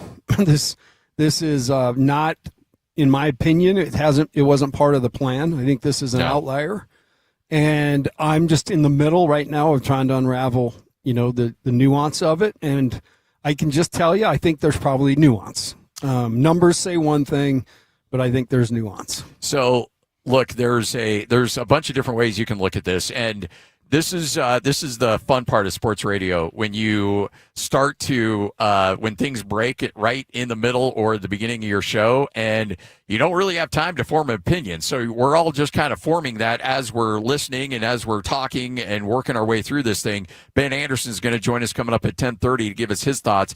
The Jazz get the haul. I mean, let's be honest. Yeah, I mean, no question. This is not a situation where they got nothing. No, they did well in terms of overall compensation for Walker Kessler. But I agree with you. This doesn't feel like this was part of the plan, and sometimes you have to adjust on the fly. Walker Kessler probably wanted closer to $40 million from the Jazz. The fact that he took $33 million to go to the Lakers on a 4-year contract probably means that that was a desired destination of his, and it was something that he's like, okay, I'll stay here, but I'm going to need a whole lot more money. Just reading between the tea leaves, because he had his group out there telling the Jazz they wanted $40 million, and he's going to be shy of that, but going to the Lakers. I feel for, the people that have invested a ton of time and emotion in this, particularly the front office. And this is one of those situations that obviously a year ago they decided to deal with this year. And in doing so, this became a possibility. I want to make sure we talk about in the beginning that they were more than compensated. John Morant, who was just traded, and I know he has his issues, but he was just traded the other day with no first-round picks attached. This is 4 first-round picks, so what in essence those picks probably become is finding a center to replace them. But this could have been really bad had the Jaren Jackson move not been made. Oh, yeah, absolutely. But I think you got to think about, we've thought about that front line with Walker, and, we'll figure out the nuance. I think you're onto something there. I have heard it, through the league where the new location is so enticing and the sales job's so good because that's what you do. You get to go out and it brings back those memories of people fawning over you in high school, going to college, and Walker got to do that twice. He left North Carolina and went to Auburn, and so he made that jump in college. Looks like he's going to do that again. By all indications, the sales job was very good. JJ Redick, I do believe he's more of a presenter, podcaster type guy than actual leader of men. Unfortunately, I think that's going to be a one part that Walker's going to notice right away is just kind of the difference in that. But also the sell was Walker was quote unquote handpicked by Luka to, be the guy that catches his lobs and frees him up and plays alongside him. And watching Luka and understanding what he can do for bigs, that definitely held a ton of weight. I do think in the NBA it happens where a team will be willing to pay the guy a certain thing. The offer comes in more, and then there's a direct message like, hey, this isn't really what I'll come back for. It's got to be this or more because I really like this situation over here. So unless it's that or more, don't bother. I think you kind of understand where guys sit, and part of this is being all in. I think that's part of it, and that's what, unfortunately, sometimes this process yields. And I don't disparage Walker in the least. This is business. Yeah. And, people take it easy with personal stuff because it's not personal. This is a business decision. Well, it is funny. The Jazz fans always want a villain, and whether it's fair or not, I think Walker Kessler just became a villain. Oh, no, for no the question. Utah Jazz. Sports-wise, in that arena, make him feel it. But just go easy on social media. Yeah. So from a Jazz perspective, it's okay. So you always talk about, and I've always referenced, Jared Calhoun always said, NBA, next best action. You always talk about what's the action after the action. Okay, I don't think the Jazz, there's a lot of people out there that think that there's another shoe to drop from this. Well, there will be eventually, but I don't think this move was made with another move right with a ball on the carpet. Like, I don't think things were ready to go immediately for another deal. I think the Jazz wanted Walker Kessler back. I think they were hoping Walker Kessler would come back. And now you do have some financial flexibility to go out there and try to find somebody to fill those shoes. The bigs are getting snapped up pretty quick, though. Mitchell Robinson is now off the board, so the Jazz are going to have to find a way to get in the sweepstakes because, as Austin Ainge told David James at the press conference on Saturday, I currently do not have a center on the roster. And so the Jazz, they need to fill some big shoes right now. They need some size 15s, some size 16s that they've got to fill out for that roster. You got to have rim protection, and you got to have rebounding. Yeah, and one thing that that brings up is they're going to have even more flexibility. They were going to have to make a decision next year, and they were trying to get Walker in at a number that would fit, so that then they can attack Keontae next year.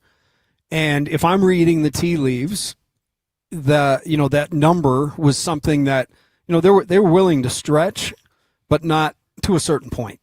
We knew there was a walkaway number. There was a walkaway number. And I think that number actually got influenced a little by the process because, you go get recruited. I used to hate when we'd have a guy. I'd always want to be the last visit because there's nothing worse than having a guy come visit your place and then know the next weekend he's somewhere else. You know what I mean? It's just, that's a tough one. It's like in high school when you're going steady and your parents say, hey, you got to date someone in between. And you're thinking, oh, man, she's going to fall in love with this in-between guy. But because guys, you just put your best foot forward, and that's what the Lakers did in this situation. And, Walker liked what he heard, and I think the selling point, again, is playing alongside Luka. One thing about the Lakers, too, and you and I have talked about this, you and I have heard this from different sources, though, that the Lakers, with their new ownership group, the Lakers were pretty fortunate to have the success they had with the buses because they weren't a particularly run franchise. They weren't necessarily liquid. Money was an issue because they didn't have any other forms of revenue coming in. It was just the Lakers. So they ran that thing pretty lean. The Lakers are now a very well-funded machine. This is the group that still works the Dodgers. We've seen what the Dodgers are up to. Make no mistake, the Lakers are back. Like, the Lakers are back in terms of it's time to win games and win at a high level. They've got good ownership. They've got good management now. They've given a blank check to Rob Pelinka to be able to do what he needs to do. So the Lakers are not going to be befuddled anymore due to bad ownership. They're in it to win it, and they will. They'll get back to a high level of respectability with Luka and the rest of this crew that they're building right now. And make no mistake, they gave LeBron James the opportunity to say he was walking away, but this ownership group and this front office told LeBron to hit the streets. Well, I've got to put a pin in the LeBron thing because I was coming in here today. That was going to be my whole thing, was how soon can we have the farewell? I tuned a free agency show last night. It was a 3-hour show. And first of all, he's got the talking heads, all the people he wants. He's got Windbag. He does a good job, but got to have a nickname. He is what he is. Hannah Storm was in the house, from way back. It was like my youth watching her on NBC. And then it was former teammate Iman Shumpert, former teammate Kendrick Perkins, and who was the other guy? Oh, they brought in Jefferson for a stint. Basically, 2 hours and 45 minutes was, what's LeBron going to do? And I was like, the guys are signing across the league and they're not saying it. Yeah. I was like, can we stop with this narrative? Anyway, that was my thing. This one, it came out of left field. Again, there's going to be nuance involved, but you're right. It's not what happens. It's how you deal with what happens. And sometimes, I know this in my life, right? The middle, I think, oh, man, what am I going to do now? A closed door, there's another opportunity that makes itself presentable. So the Jazz have a ton of money, and they've just added to their coffers in terms of NBA currency.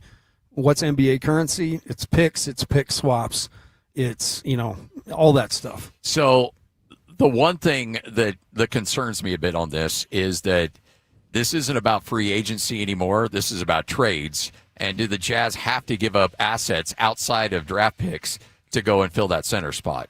Because you were hoping just to add Walker Kessler, pay him a bunch of money, and have him there in the middle of your paint. Now you may have to, you did pick up some assets and some financial flexibility, but if you're out there trying to pry a center away from another team, you may have to give up a player now that you weren't planning on doing, And so the asking price, even though you got a little bit more flexibility financially, the asking price may cost you more in the long run from a talent standpoint. Yeah, it might, and that's but I think this basically came to a crossroads because most decisions do, and I think the Jazz really wanted Walker to come back, but it had to be right. And again, knowing what they have to do next year, the year after, because all of these guys, are going to have their comeuppance, and they've got to be a decision's got to be made. So I think they just said, look, if they can't fit inside this number. And if what I think possibly happened, Walker wanted more than that to come back, then in my mind, you make that decision now, you get the assets now, you lean completely into Keontae, who I think you were all in on anyway. And, you've had this vision that Walker needs to be there. The Jazz have the luxury for the first time ever of having a little bit of size. Yes. And Nurkic can't be your starting center for the entire year, so they've got to figure it out. But, if this opens the door to, a trade perhaps, even attacking your toughness issue, maybe you can lean more into that this year and go pursue a guy like Lou Dort, guys like that. So I guess my thing is this is not the end of the world, but it's certainly like playing chess. It's our move. Looking at the YouTube text line, you can jump in on there, leave a message. Sabonis, Robert Williams III. I mean, we're going to see a bunch of names popping up here. We'll see a bunch of names. I think really the free agency wise, I think that's run its course. Yeah, I do too. It was thin coming in, and they're gone. Yeah. And so I think if anything's going to happen to address this year, it's going to be perhaps to go get a younger guy that's, maybe less reps and some potential, and just lean into the veteran part of that group, loving them up and teaching them the way. Or probably more likely do some sort of trade. Somebody's got a big man they want to get off their hands. Go figure out a way to do it. And certainly you've got a treasure trove of first-round picks to help entice things and swaps and things like that. I know that.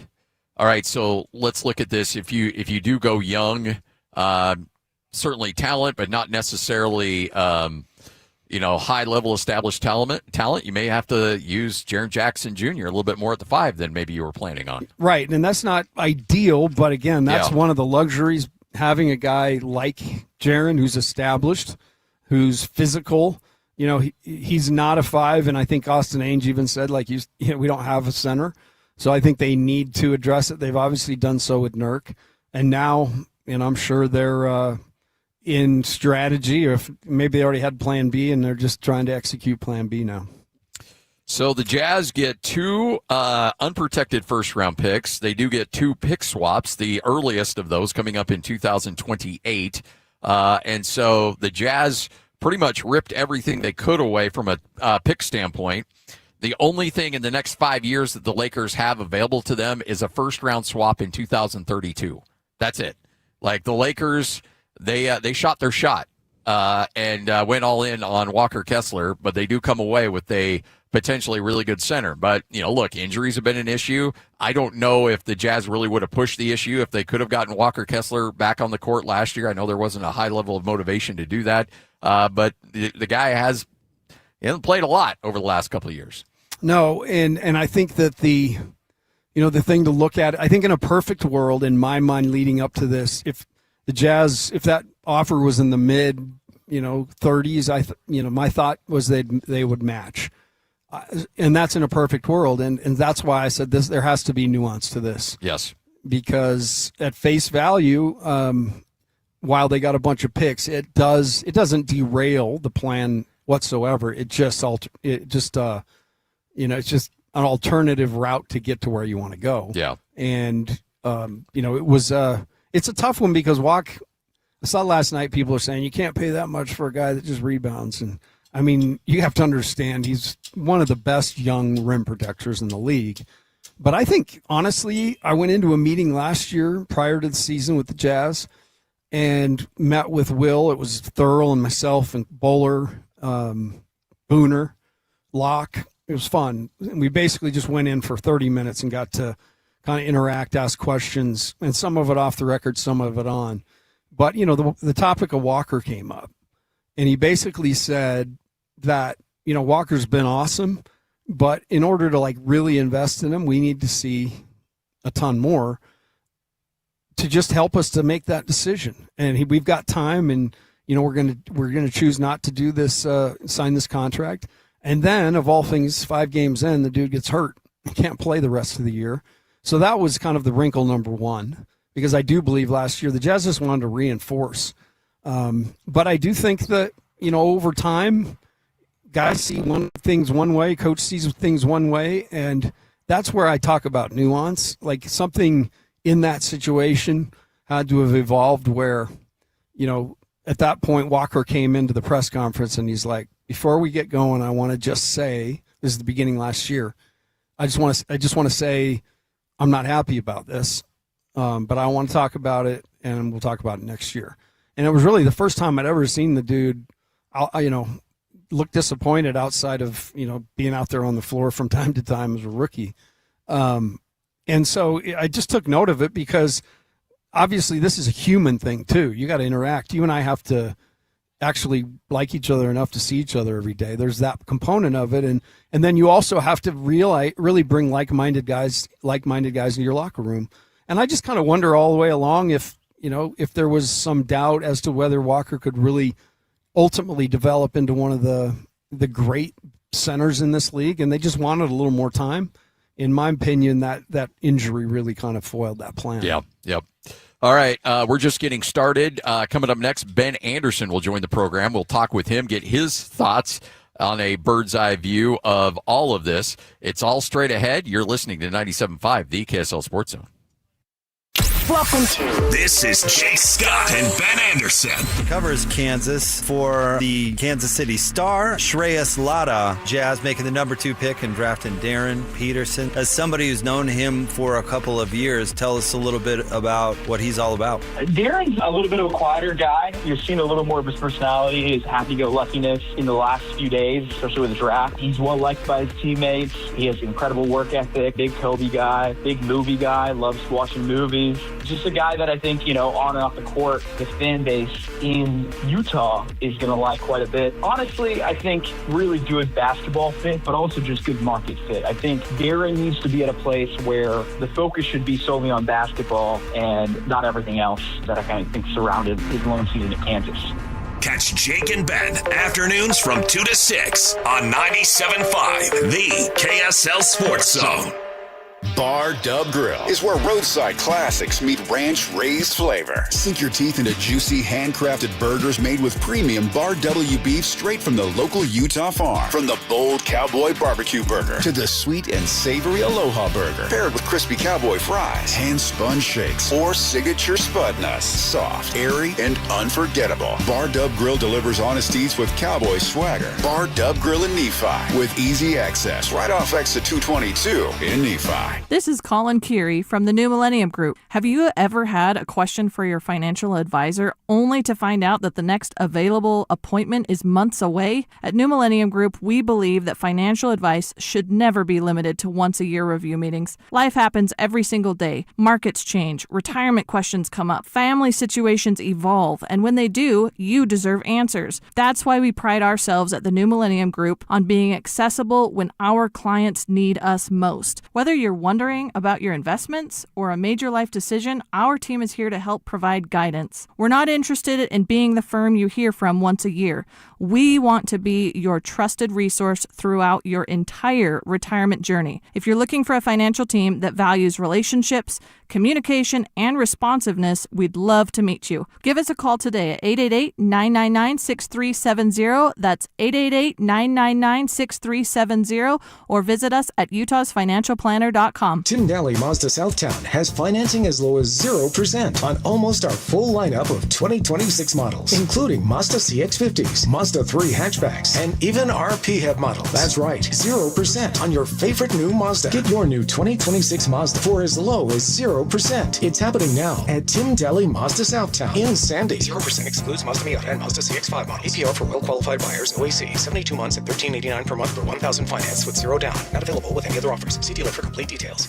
If you've tried Beehive meals, you know how easy they make dinner with their classic slow cooker meals. Now they're bringing that same convenience and flavor to summer with their flat top meals. Perfect for barbecue season. Heading to the pool, the park, or the lake? Before you go, put a slow cooker meal like Bang Bang chicken or barbecue pork in before you leave. And come home to dinner done. Or fire up the griddle with favorites like carne asada, chicken fajitas, and pineapple barbecue chicken. Order today at beehivemeals.com. The biggest event of the year, Monster Jam World Finals, returns to Salt Lake City, Utah, July 2nd through the 4th. The most trucks and all the best drivers in one place at the biggest festival-style pit party of the year.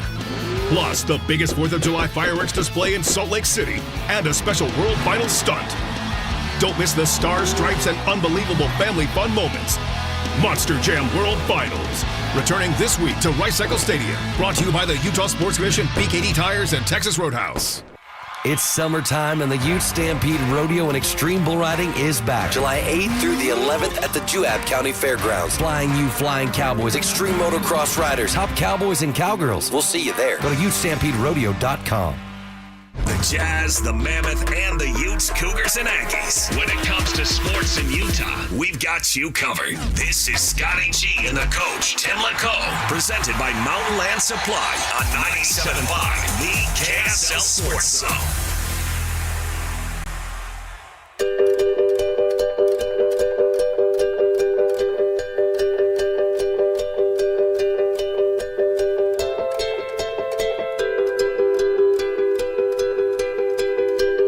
Happiness hit her like a train on a track.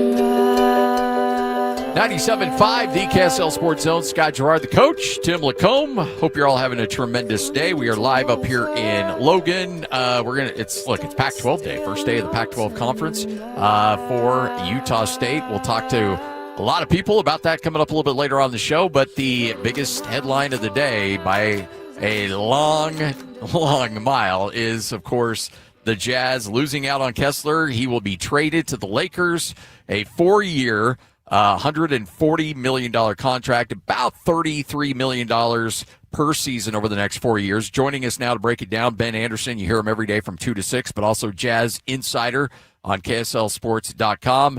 Ben, how surprised are you by all of this? I'm pretty surprised. The number is not enormous for Walker, but clearly too rich for the Jazz to decide that they wanted to match. And then the big haul coming back to the Jazz. But this feels like a weird kind of veer compared to where the Jazz probably thought where they were going to be. Yeah, I mean, in my mind, Ben, and you and I had talked as we passed each other every day. I thought up to mid-30s, and even if you had to do it this year and figure it out. But I think one thing I was trying to process is they've got to re-up Keontae next year. It was going to be dicey. Does this just kind of give them the ability to just lean into that now from that standpoint in terms of team building? Yeah, I mean, I think Keontae obviously becomes a priority, and who knows, maybe they even try and get that deal done now this summer if they want to avoid what just happened with Walker Kessler. True. And realize how difficult restricted free agency can be, even though it really does favor the teams that have the players, which is why the Jazz ended up getting 2 first-round picks and 2 swaps out of this. But no, I had assumed Walker would be back. I kind of thought at some point they would settle with like a 3-year, $100 million deal, which is actually richer per year than what Walker ended up getting. But, I think all signs point to the Jazz having a pretty firm line. I think they were willing to structure the deal that they had offered, that 5-year, $137.5 million deal, in some different ways. But certainly seems like Walker wanted more per year, and the Lakers were willing to give it to him, and the Jazz weren't. And that's why we are where we are today. Let's talk about the compensation, though. The Jazz get 2 unprotected first, a couple of pick swaps, so essentially 4 first-round picks. That's a pretty good haul considering he hasn't played a lot over the last couple of years, and he's still very young in his career. I'm not that worried about Walker's health. I mean, so much of it was because the Jazz were trying to tank games, and then last year he thought this surgery was to improve his performance. He thought he was being held back because of the shoulder injury. So that's, good news if you're a Lakers fan. You hope that there is more to Walker. And the reason why the Jazz wanted to sign him to a 5-year deal is they thought by the end of this 5 years he was going to be an excellent player, and they were really going to be able to develop him. So I wouldn't worry as much about that. But what I would worry about if I was a pessimistic Lakers fan right now is, they have no tradable picks now. They have 1 swap they can trade now coming up, I think, in 2032. But you can't trade your pick because they now already traded 2031 and 2033, and you can't trade consecutive picks. So this is their roster. This is the team. They do not have flexibility really to go out and make a lot of other moves using any draft picks, which is exactly where the Mavericks found themselves with Luka, which was a really difficult spot to be in, and why they ultimately ended up trading him. And the Jazz are betting that this is far enough out that, Walker's contract has expired. Who knows what Luka's going to be or where Luka's going to be at that point. So the Jazz feel like that must be a good opportunity for them. And they maintain a lot of flexibility. Again, much easier to sign Keontae George today than it would have been had they retained Walker Kessler. And they have refilled the draft assets that they lost mostly in the Jaren Jackson Jr. trade. So I think now, I've written the article, the Jazz have like 10 firsts between now and 2033. Again, they're kind of back to being asset rich. Now the advantage is they have Jaren Jackson Jr. and Darren Peterson, and that's not where they were last summer. So that's advantageous, but they do not have a starting center. They do not have kind of a legitimate rim protector and, Yusuf Nurkic is a good player. He's not a rim protector. Kyle Filipowski coming off the bench is a good player. He's not a rim protector. And Jaren Jackson Jr. has proven throughout his career he's not a center. And centers are hard to get right now, which is why the Lakers paid that huge price. So I suspect everyone leaves this a little bit hurt because of the price the Lakers paid, because the Jazz lost the center, and also everyone's happy because Jazz, have all this flexibility now, and the Lakers are happy that they did get somebody to pair with Luka Doncic in the front court. So do you think Walker can guard all the other guys' guy? Is that kind of the plan, it sounds? With Austin Reeves and Luka out there, he's got to shore up at least something out there defensively. So the question about Walker has always been, like, the rim protection numbers are good. Certainly the block shots are really good. The defense is okay. You've got to be more than just a shot blocker. There are a lot of guys who block shots that aren't necessarily defensive anchors. They might dissuade you when you get to the rim, but are you actually going to take that step? And that's what the Jazz have been waiting for with Walker, and I think we're investing in with the offer that they put there for him. But he wasn't doing it yet. So that's a huge, huge bet. I mean, Walker has a ton of pressure on him right now, and he's going to look really good on the offensive side of the ball. He's going to be able to catch a lot of lobs. He should get a lot of space. He's an A-plus offensive rebounder. A lot of those things will work in Kessler's favor. I don't think he's about to become, a 20-point, 12-rebound, 3-block-per-game player. I'm not sure that's who he is. And I don't know if the Lakers are on the verge of becoming, a top 10 defense in the NBA. So that's where this does get a little bit dicey for the Lakers, is actually how good can Walker become as a full-on defensive force. He's not Rudy Gobert. He's not certainly Victor Wembanyama, who by himself brings you a top 10 defense. That's not who Walker's been yet, but he still may be able to get there. He's only 24 years old. All right, Ben Anderson, Jazz Insider, KSLSports.com, and, of course, hosts our afternoon show with Jake Scott. So, Ben, let's talk alternatives now for the Utah Jazz. Sure, you got your haul of draft picks, so you've got assets, but how do you see the Jazz trying to fill out this roster, not just with bodies, but you got to go out there and find a starting center somewhere. Where do you pull from?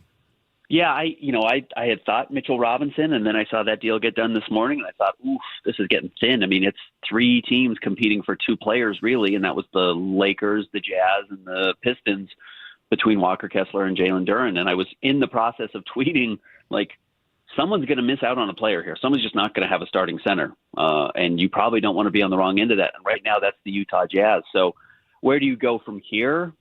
It's pretty dicey. I mean, it's not very plentiful. If it was plentiful, other teams would have gone out and just filled the spots easily.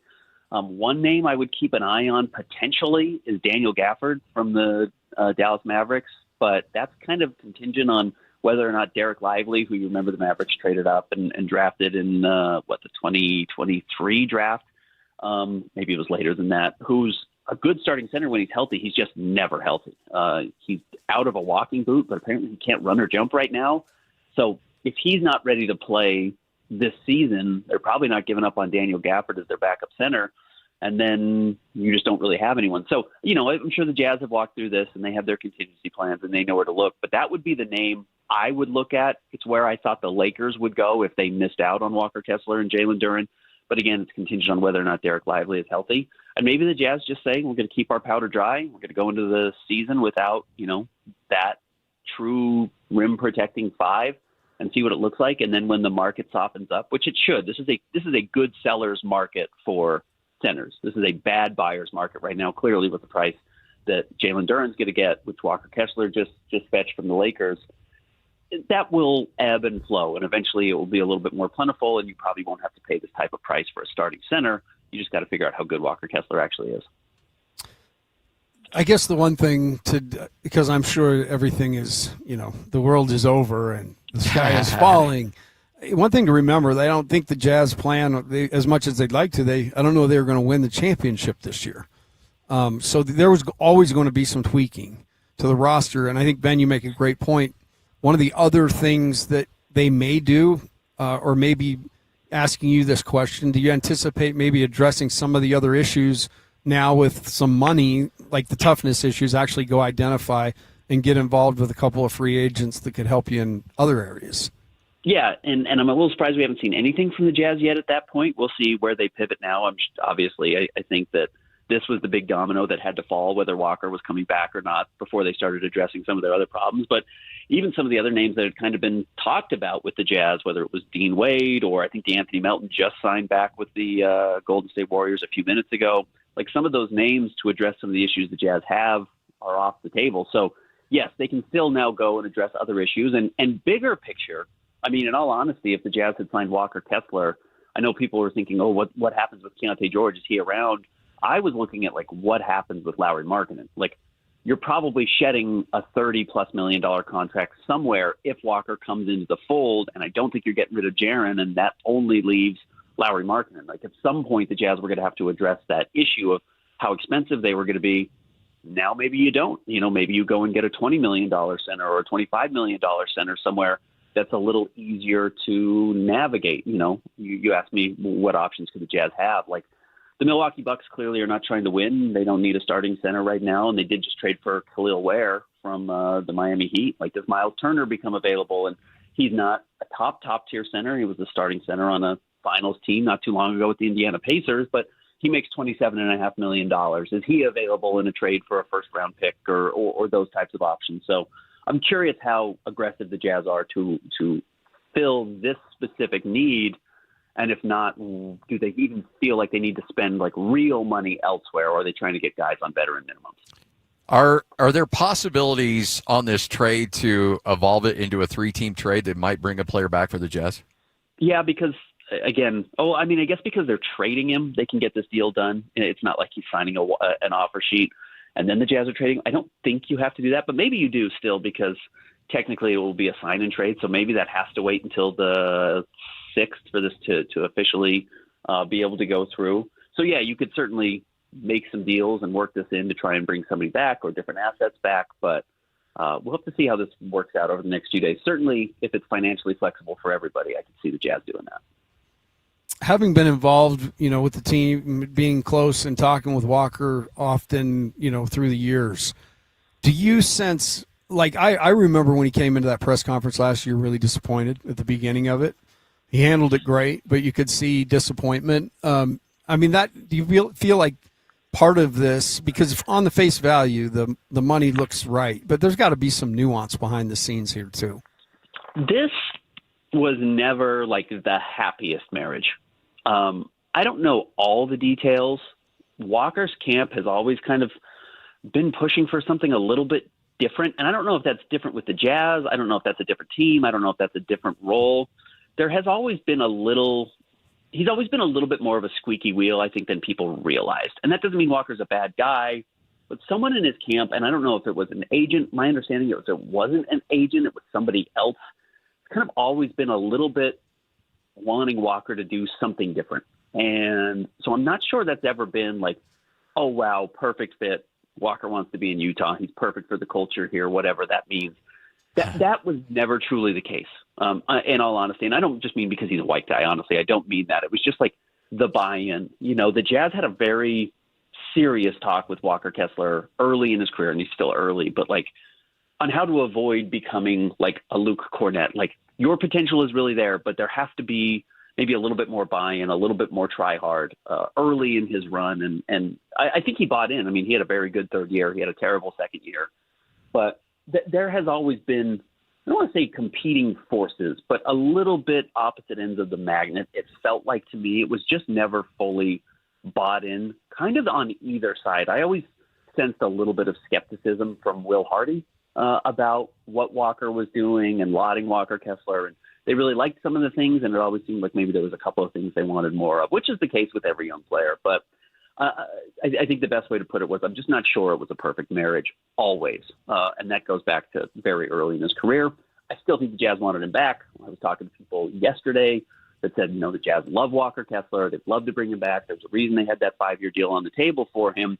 But no, I'm not sure this is like the most surprising divorce I've seen in the league.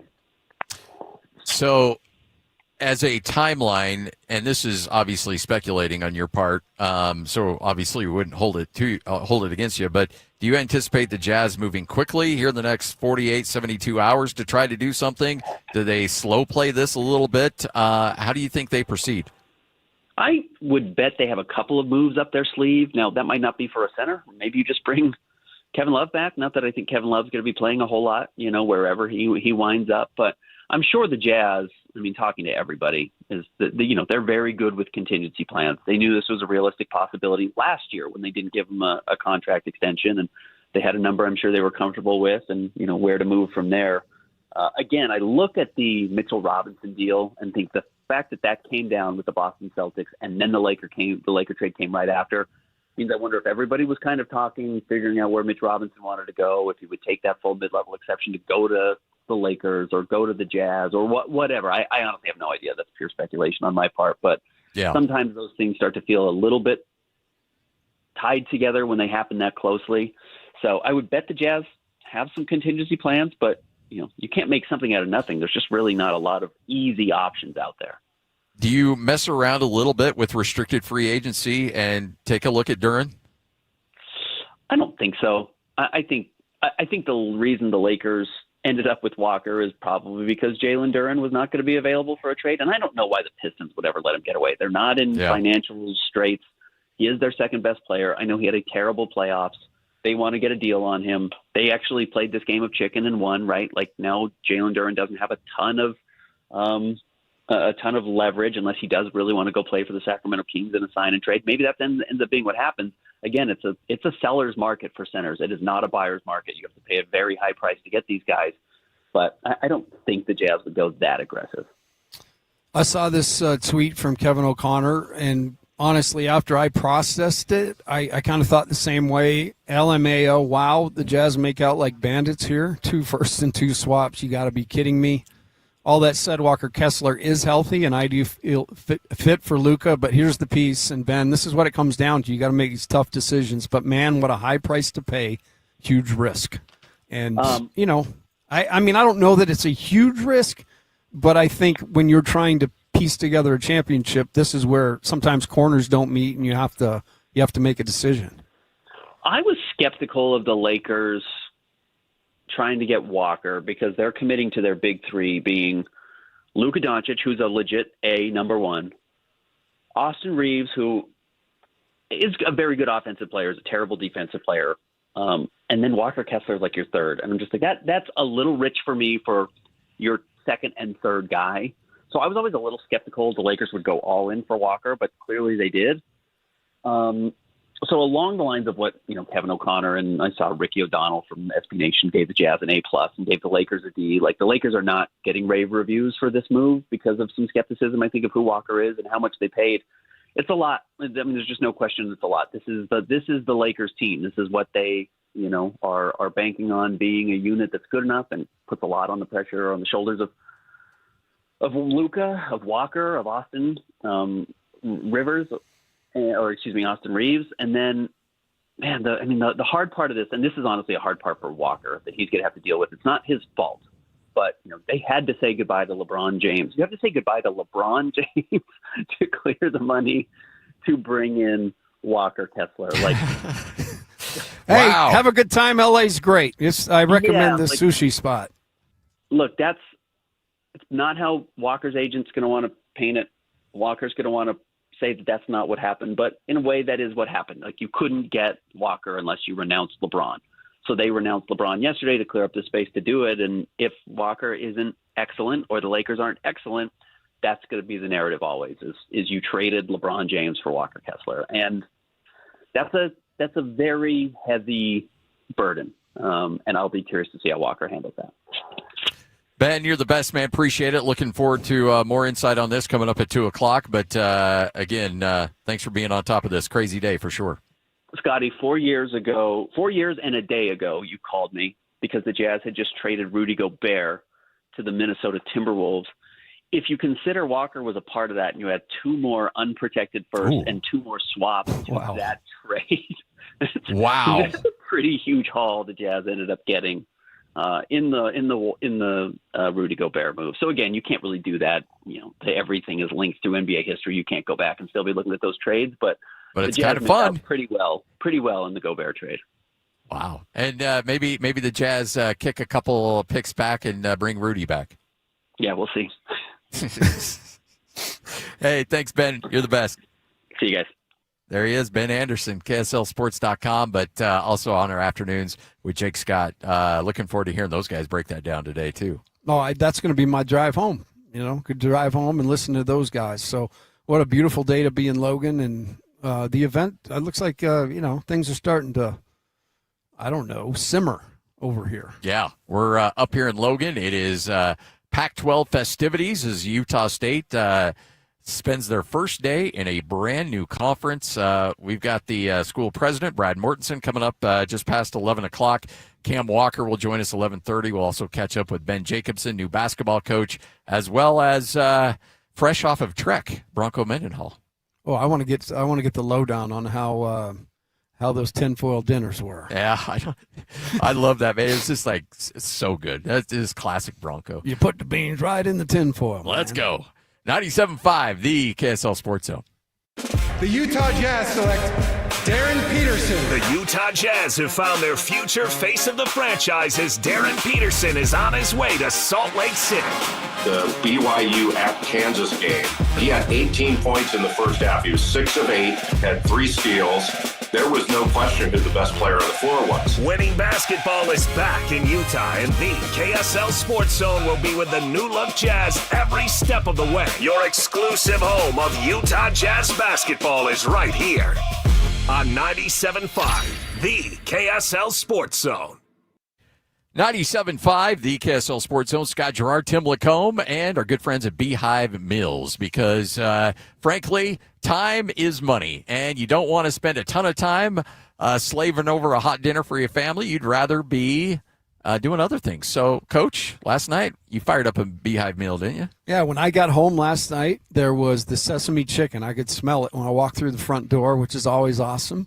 My wife was gone until around 7 o'clock, so it was my job to get that going, which get that going means basically open the lid, do a little rice, and have dinner. And it was delicious. The flavor reminded me of a very good restaurant, like a Chinese restaurant you go out. Great sesame flavor. Chicken was fresh, and I had myself all by my lonesome an incredible meal last night just because we had Beehive Meals. Go to BeehiveMills.com. They also have the flat top menu available for you as well. That's BeehiveMills.com. As a pedestrian, it can feel like getting home safely is the final boss. Now, here's how to max your stats and take 0 damage. Here's the strat. Try this killer combo move right here. Cross with your phone light and make eye contact with drivers before you go.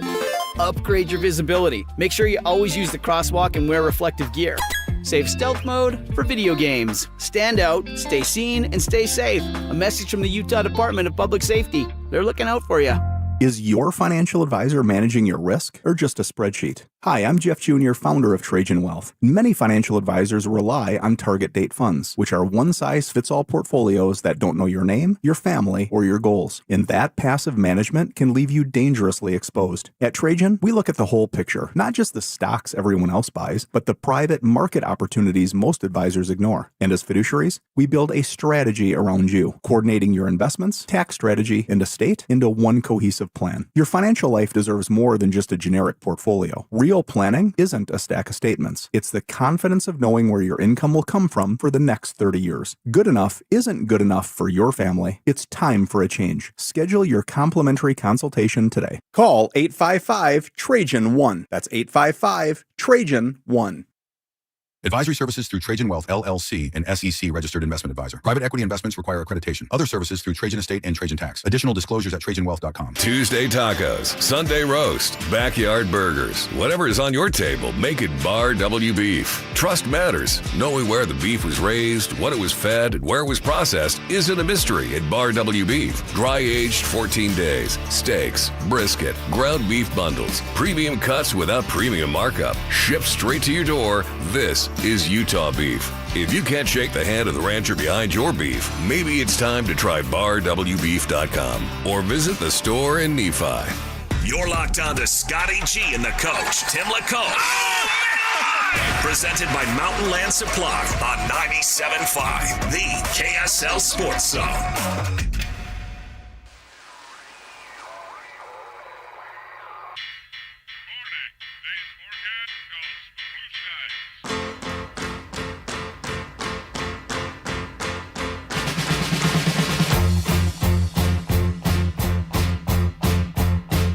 Kid Lloyd.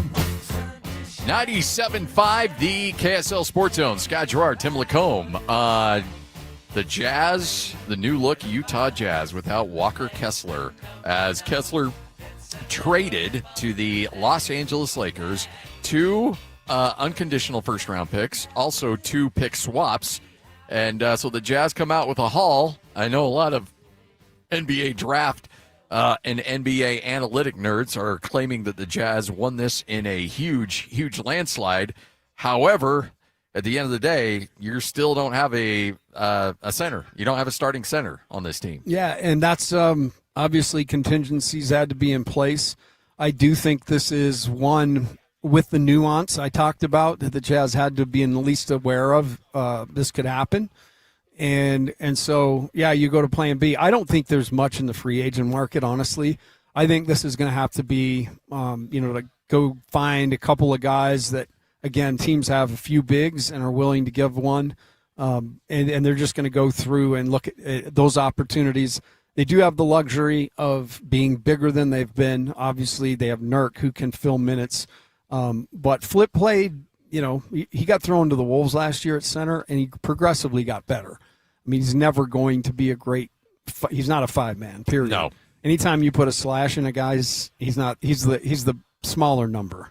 You always want him to be more. They can't be more. He is what he is. So he's a 4, but he can play some minutes, but you hit it on the head. Tons of picks, tons of opportunity, tons of cash. Now we got to find the guys. And by the way, I threw out Duran's name to Ben.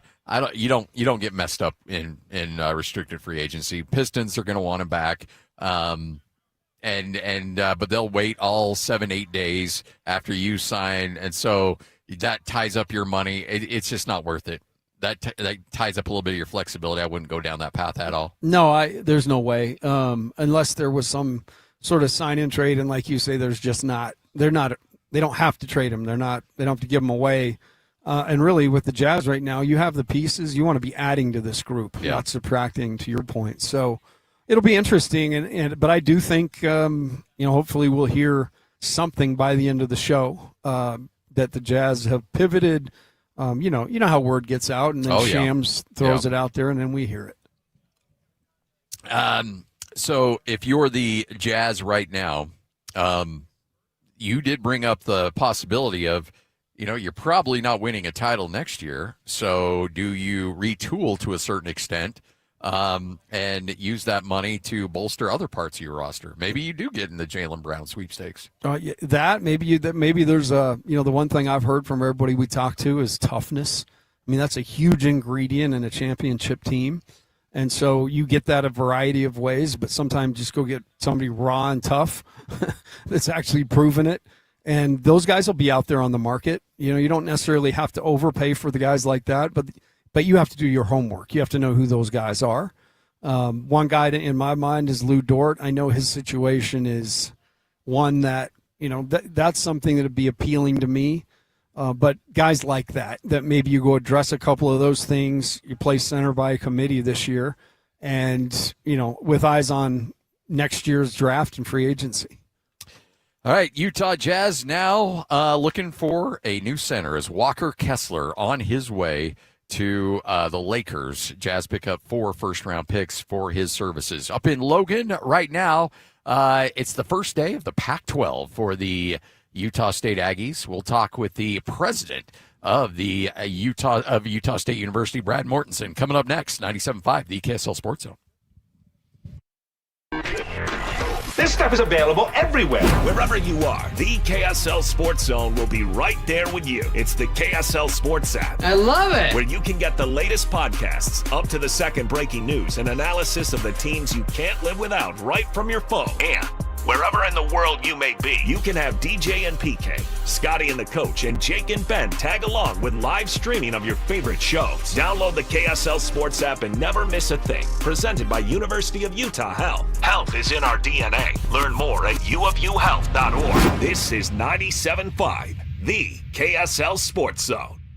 There's no doubt about it. This is the time of year when we all start focusing on that perfectly grilled steak. Now, some of us are pretty good. Some of us are just okay at doing that ourselves in the backyard. If you're really looking for that perfection in steaks, it's Ruth's Chris Steakhouse.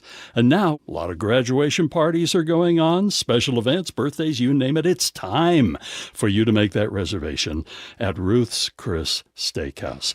Now, obviously, we talk about steaks and how wonderful they are there, but they have so much more. The seafood, the poultry dishes, the side dishes, the desserts, and it's served to perfection. We have 2 locations. There's Ruth's Chris Steakhouse in Hotel Park City, and also Ruth's Chris Steakhouse in the heart of downtown Salt Lake City at 275 Southwest Temple.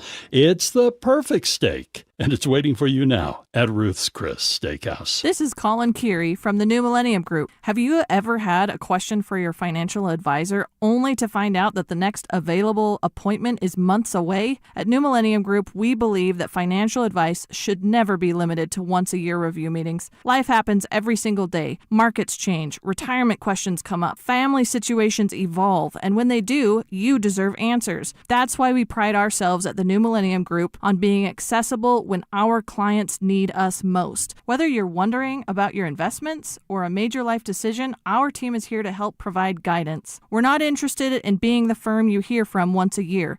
We want to be your trusted resource throughout your entire retirement journey. If you're looking for a financial team that values relationships, communication, and responsiveness, we'd love to meet you. Give us a call today at 888-999-6370. That's 888-999-6370, or visit us at utahsfinancialplanner.com. Collectors, Front Row Card Show is coming to Salt Lake City. Join us at the Hyatt Regency Hotel on July 4th and 5th. It's a July 4th weekend card show. Baseball, football, basketball, and hockey cards. Plus collectibles such as Pokemon, Marvel, Star Wars, and comic books. CGC and JSA will be there. So bring your cards, comics, and autographs to sell, trade, or get them graded. Hundreds of vendors, thousands of dollars in free prizes. Don't miss it. Front Row Card Show, Hyatt Regency Hotel, Saturday and Sunday, July 4th and 5th, 11 to 5. For more info, go to frontrowcardshow.com. That's frontrowcardshow.com. Hey, this is Chris with JCW's. Drop in for one of our delicious gourmet burgers made with 100% choice Grand Chuck. We're in Lehigh, American Fork, Provo, South Jordan, and Harriman. JCW's, quality and a lot of it.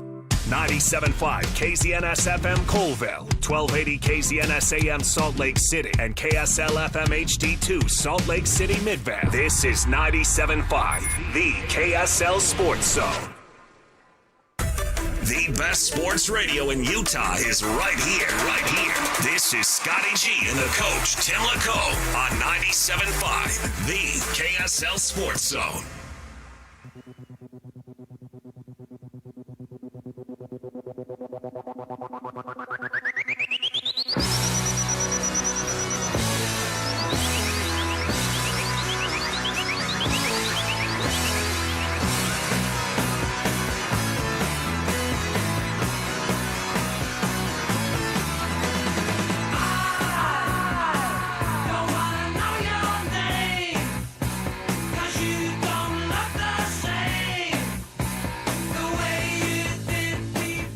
.5, the KSL Sports Zone. Scott Gerard, the coach, Tim LaCombe. We are live here in Logan on the quad, Utah State University. It is day number 1 of the Aggies in the Pac-12. No big deal. The president of Utah State, Brad Mortensen, kind enough to hang out with us. How are you, President? Scotty, Tim, great to be with you guys. Thanks for coming up to Logan for our Pac-12 kickoff. Are you kidding me? What's not to like? This is a Chamber of Commerce day. Are you kidding me? Yeah, beautiful Cache Valley day. Yeah, no doubt. All right, so first off, would you have paid Walker Kessler, or would you? No, I'm just joking. That's out of my pay grade, yeah. Scotty. So. Those numbers get a little nutty. Yeah, $38 million. That's no joke. But there is such a vibe up here about this conference and the momentum that's building around Utah State. You come off one of the most successful seasons in Utah State athletic history in terms of from top to bottom in every department of your athletic department. It just seems like things are really clicking right now. Yeah, it's really, me coming in this last year and getting to see all that after being an alum and keeping track of the Aggies. But there is a lot of momentum right now, and the leadership we have with Cam Walker in the athletics department, and then all of our coaches across the board. We've put together a great team, and we're excited to see what we can do as we transition into the Pac-12 and stay with some of the same competition, but also level up and think it's a great opportunity. And the fans and boosters and alumni, I've had so many of them just who are so excited about, who would have ever thought Utah State would be in the Pac-12 after some of those years when we were kind of on the meandering path, and now having a chance to really up the playing field for all of our teams and the reputation of the university. We're excited. When did you graduate? 1995. Okay, so I was late 90s, early 2000s. So we lived through those independent years. Right. That was no fun. And to see where Utah State has evolved over the last 30 years has just been dramatic. Yeah, and just the success we had coming out of the Mountain West, and of course, men's basketball gets a lot of props, but gymnastics, soccer, volleyball, our men's tennis team, that all just really had a dominant season, and we hope that we can continue that momentum and think we have a great chance to do that. I traveled up here for many years wearing a different color, which wasn't always fun. But one thing stood out, man. People up here love their Aggies and are so passionate. Doesn't matter if it's a Tuesday night, people are going to be there. How does that, as a president, I mean, that's probably, to me, you would think probably the backs that's built on over time. And I mean, I've been around long enough to remember Rod Tueller and the teams that he had up here, and certainly became, was an enemy of Stu Morrill, and he and I became buddies, right? But like the people that kind of got it to this point, talk about them for a second. Yeah, there just really is a great pride and tradition here at USU, and that bleeds throughout all of the community. I felt that coming in when I started in November. It's just everybody cares about Aggie athletics, and whether I'm talking to a coach, a new coach coming in, or a recruit, sometimes it's just to be able to share that the whole community is behind you. They live and die by you, and that's a great thing. It's also a bit of a challenging thing, but and I feel that too in this role. But we definitely want to capitalize on that. I think if you look at the fundraising that the athletics department has achieved, just from some of our longtime folks stepping up to a new level, or new people coming into the fold and really wanting us to succeed during this crazy time of college athletics where money does play an even bigger role. I just think that there's all the foundations in place, but come to the Spectrum, whether it's a Tuesday night or a Saturday afternoon or whatever it is, and to see that place rocking with the herd, that kind of sums it all up. How much does success in sports translate to the academic side? The diehard academics, would like to think it's all about what we do in the research labs and in the classrooms. It's just not the case. You raise the profile of the whole university by how well our athletics teams do. And when men's basketball is doing well, when football is doing well, in particular here at USU or at other schools across the country, we know that admissions applications go up, fundraising goes up, the overall impression of the academic profile of the institution goes up. And so that's something where we want to try to keep a balanced perspective at USU. We don't want to sacrifice the academic and research mission for athletics, but at the same time, we know that athletics can be, really a big boost to what we achieve academically and on the research side. Spent about half an hour with Cam last week, and as a president, you must sleep well with athletics, with him in charge of that, and then basically guys Bronco and Jake that have been doing it so long. I mean, you've got an unbelievable staff on your athletics side. Talk about that. Yeah. So, some people said to me, because Cam got hired, 6-8 weeks before I did. And some folks have said, "Oh, don't you wish you could have picked your own AD?" I'm like, not if you've got Cam Walker. So Cam's just been tremendous with what he's done in the culture in the department and reaching out and engaging with the community. And then, Coach Mendenhall just, the culture that he does, that he brings, taking the players on a pioneer trek. I know. I want to ask about the tinfoil dinners. That just, I mean, what it does to build up team culture, but also connect with the community is like, that's mastermind stuff there. And Coach Jacobson, he's just going to really, it feels like a perfect fit into the culture at USU and the success that he's brought over time. I'm really excited for what basketball is going to do this season as well. The thing that I find interesting in this new landscape of college athletics is, look, the athletics and academics and the school administration were always hand in hand, but now it seems like it's even more with the with NIL and a lot of the future paths that we're on and currently in. How has that worked here at Utah State? We really do have to align because it's about the fundraising and the NIL, and then the policies that are being set, whether it's at a conference level or even in Congress. I was back in Washington, D.C. last week talking to our delegation about the Protect College Sports Act and, trying to garner support for that, because we do want to have some safeguards in place. So we really have to fire on all cylinders. And we're fortunate in the Pac-12. I mean, it's been a transition, and I tip the cap to Teresa Gould and her team there, who really went down to a skeletal crew and now has to build back up. And she was testifying before Congress 3 weeks ago, and it's kind of fun. We'll see how it plays out. The presidents have all been really rah-rah Pac-12. But then when you talk to every one of us, we are all pretty sure that our school is going to dominate the new Pac-12. So we'll have to see. But, we have a group text thread, and everybody's posting pictures of their celebrations happening last night. So there's a lot of enthusiasm about what we can do together as a league. But that starts from being united with, the coaches, the athletic department administration, the university administration. So talking to Cam Walker, he mentioned that from his perspective, it's not just joining a new conference, it's like building a new conference. What's been your perspective, and what's been your role as a school president working with other presidents in the build out of this thing?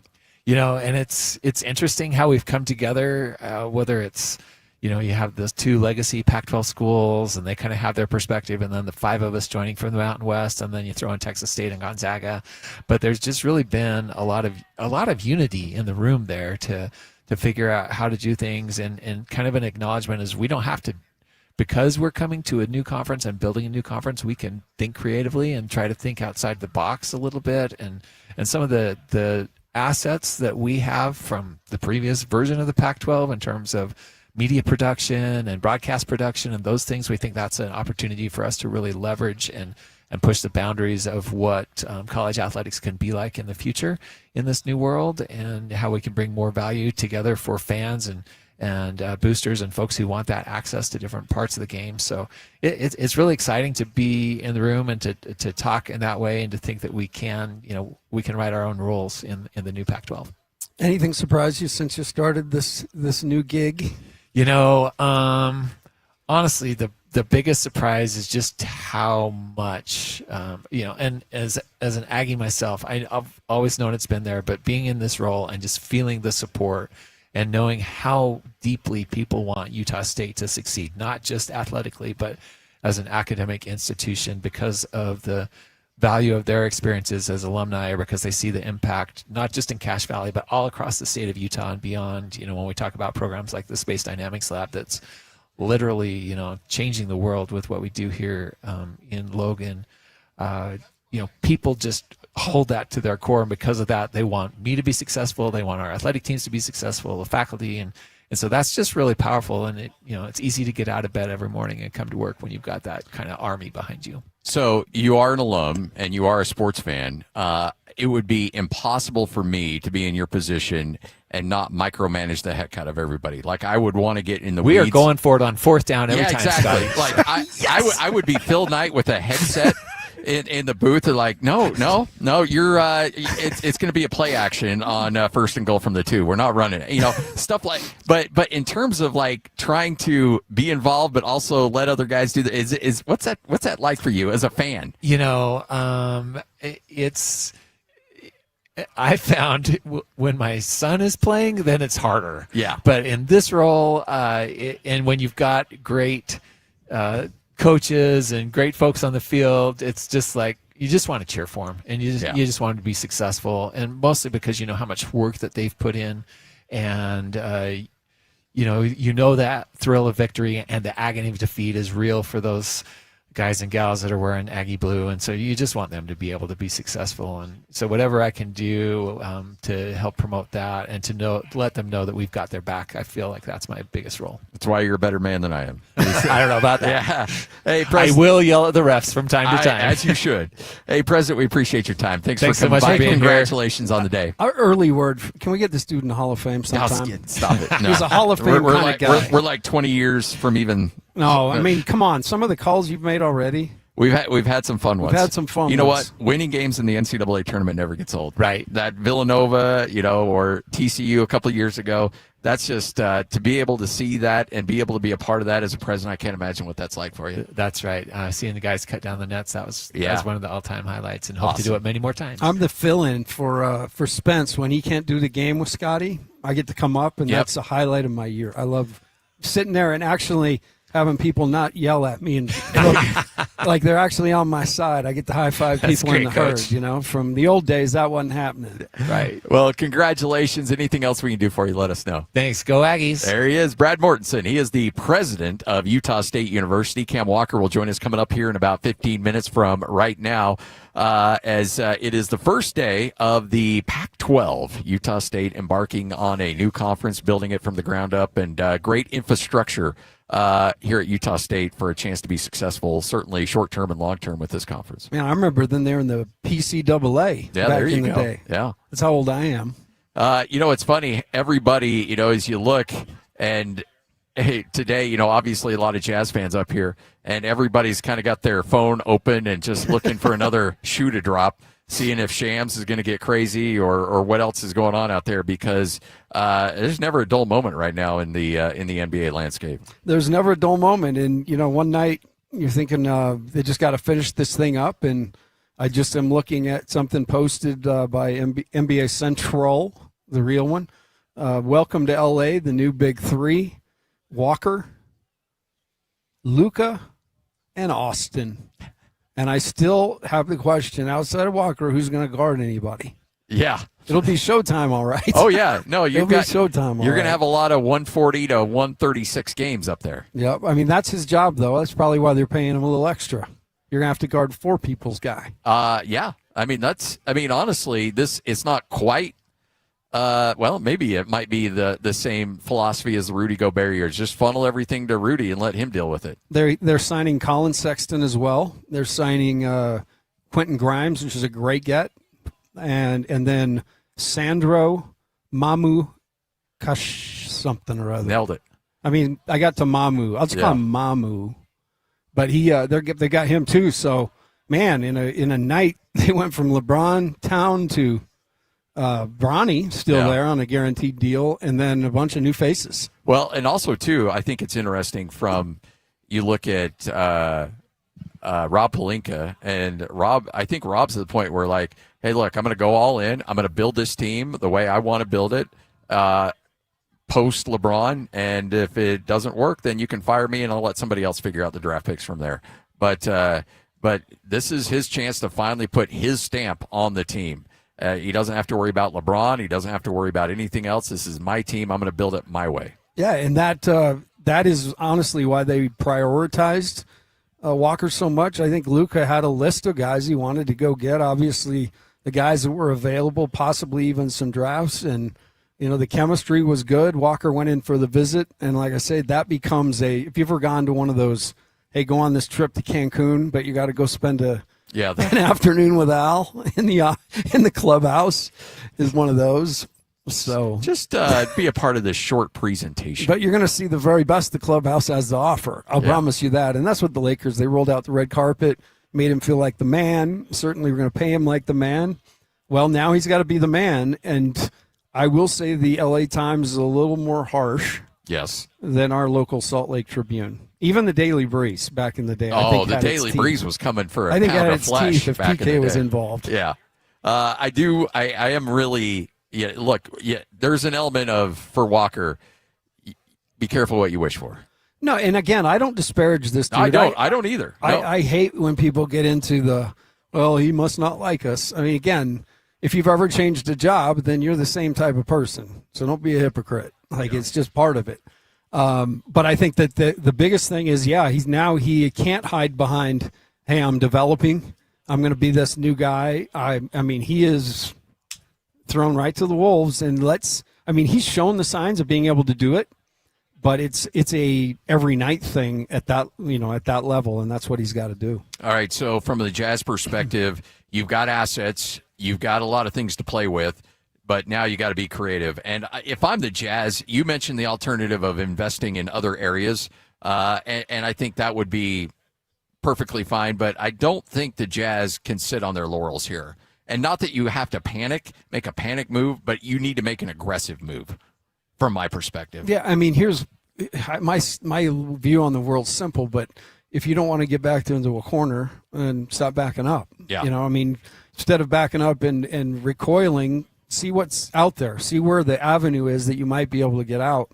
With every tough thing in my life, I know this, for all of us, like, tough things create opportunity, and opportunity sometimes that we didn't even have in our mind. So, yeah, there's definite things the Jazz need to address, and they're just going to have to do it in a different order. Because we look at asset collection as a good thing. Jazz fans have spent the last 3 years hearing about asset collection.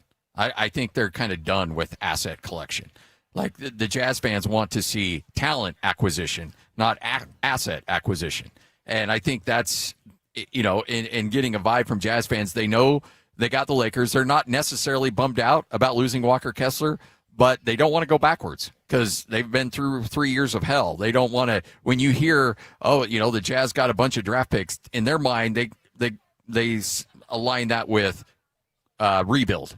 And you're certainly not rebuilding off of losing Walker Kessler, but I do think a little bit of like, oh no, we're going to flip that and we're going to make some money on this, we're going to make a different roster, and it's going to be just as good, if not better, based on these assets we're able to trip. But I think there's got to be a little bit of speed to it, aggressiveness. No, and again, I think people that look at it that way probably, and I understand what we just went through, but to me, the rebuild itself's over. Okay, this doesn't impact that. Oh yeah. But this is now just we're basically a step ahead, a year ahead.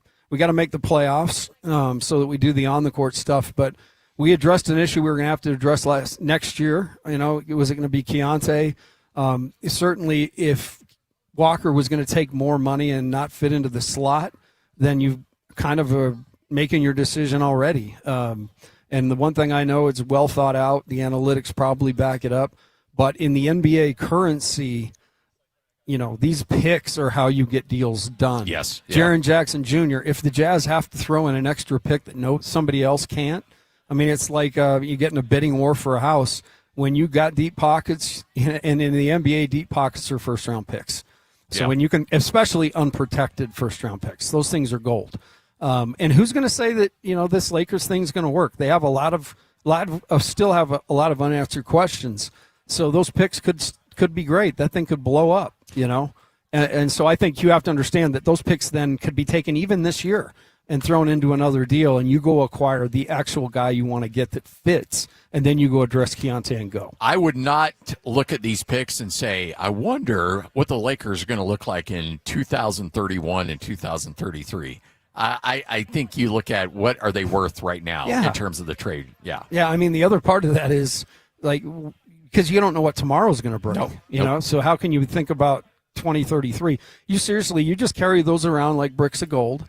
And when you're doing a deal and you need to add another one, you've got a bag full of 10 of them. And if those deals come along and you need to draft one, use it, great. Otherwise, those deals, that's what gets deals done. People, even more so, like the Jazz is taking 4 picks back and nothing. Hey, we don't want any players or anything. Just give us 4 picks. That's pretty easy to manage. So that is one real positive. The Jazz with 10 now, between now and what do you say, 2033? Yeah. I mean, that's insane.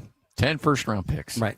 And, the other element, and I'm glad Ben brought this up, and I know you can't really go there, but it is kind of fun to go there. You got Walker Kessler in that Rudy Gobert trade. He was a throw-in on that thing, and then you just flipped him for 4 first-round picks.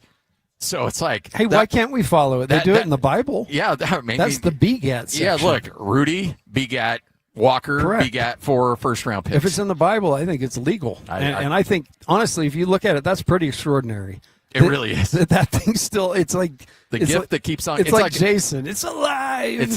It's a jelly of the month club. Yes. It's the gift that keeps on giving. We got a walnut this week. This night. Oh, well, you can have it. I hate walnut. Walnut jelly. 97.5, the KSL Sports Zone, fired up to catch up with Cam Walker. I know we chatted with him a couple weeks ago, but really at the forefront of what they are trying to build here at Utah State, what they're trying to build in the Pac-12, and a basketball format has been released for the Pac-12 tournament and a location. We'll talk to him about that. It's let's just say it's very familiar of what you dealt with back in the day. Oh, okay, I'm all ears. Yes. Let's just say you want to be the number 1 or number 2 seed. 97.5, the KSL Sports Zone. Scott Gerard, the coach, Tim Lacombe, right here on the Zone. This is DJ and PK. Here we go again. Darren Peterson, it is. Question of the morning. Sound off now. What do you have to say? Scott, he will be a superstar. It was the right pick. Smooth Jazz. That's one nickname I like for him. He puts the smooth in Smooth Jazz. He's just a smooth player. I was on the call when he called in. I thought it was great. And I asked him, dude, you weren't pick number 1. What kind of motivation is it going to provide? It'll definitely keep this chip on my shoulder throughout my whole career. And I'll take it out on everybody, not just that guy in particular. I love that answer. That was such a you answer. That was just so on brand. Through the radio, I could just feel the glow. The fact that it'll drive him every night in the league where everyone talks about, you got to find your motivation, the dog days, the games just keep coming, and he's going to have this constant source of energy and motivation. What a great answer. Who doesn't want to hear that? Catch DJ and PK mornings from 6 to 10 on 97.5, the KSL Sports Zone. At University of Utah Health, we're mapping DNA to find the cause and the cure. Because 1 in a million is really just one. One person facing one incredibly difficult diagnosis. Looking for one thing: hope. Learn more at uofuhealth.org. Greater Zion, no greater feeling. At Southern Utah's Copper Rock Golf Course, we embrace that feeling. Here, every swing is surrounded by breathtaking landscapes and world-class amenities, providing that perfect pairing of golf and unforgettable outdoor experiences. Come for the golf, stay for the adventure. Copper Rock, born to be played. The KSL Sports Zone and Beehive Meals are honoring people that impact youth sports in our communities. Nominate the youth sports volunteer you know for the Beehive Meals Hero of the Week at KSLSports.com/contest. Ladies and gentlemen, the biggest name. You're locked on to Scotty G and the coach, Tim Lacombe, presented by Mountain Land Supply on 97.5, the KSL Sports Zone.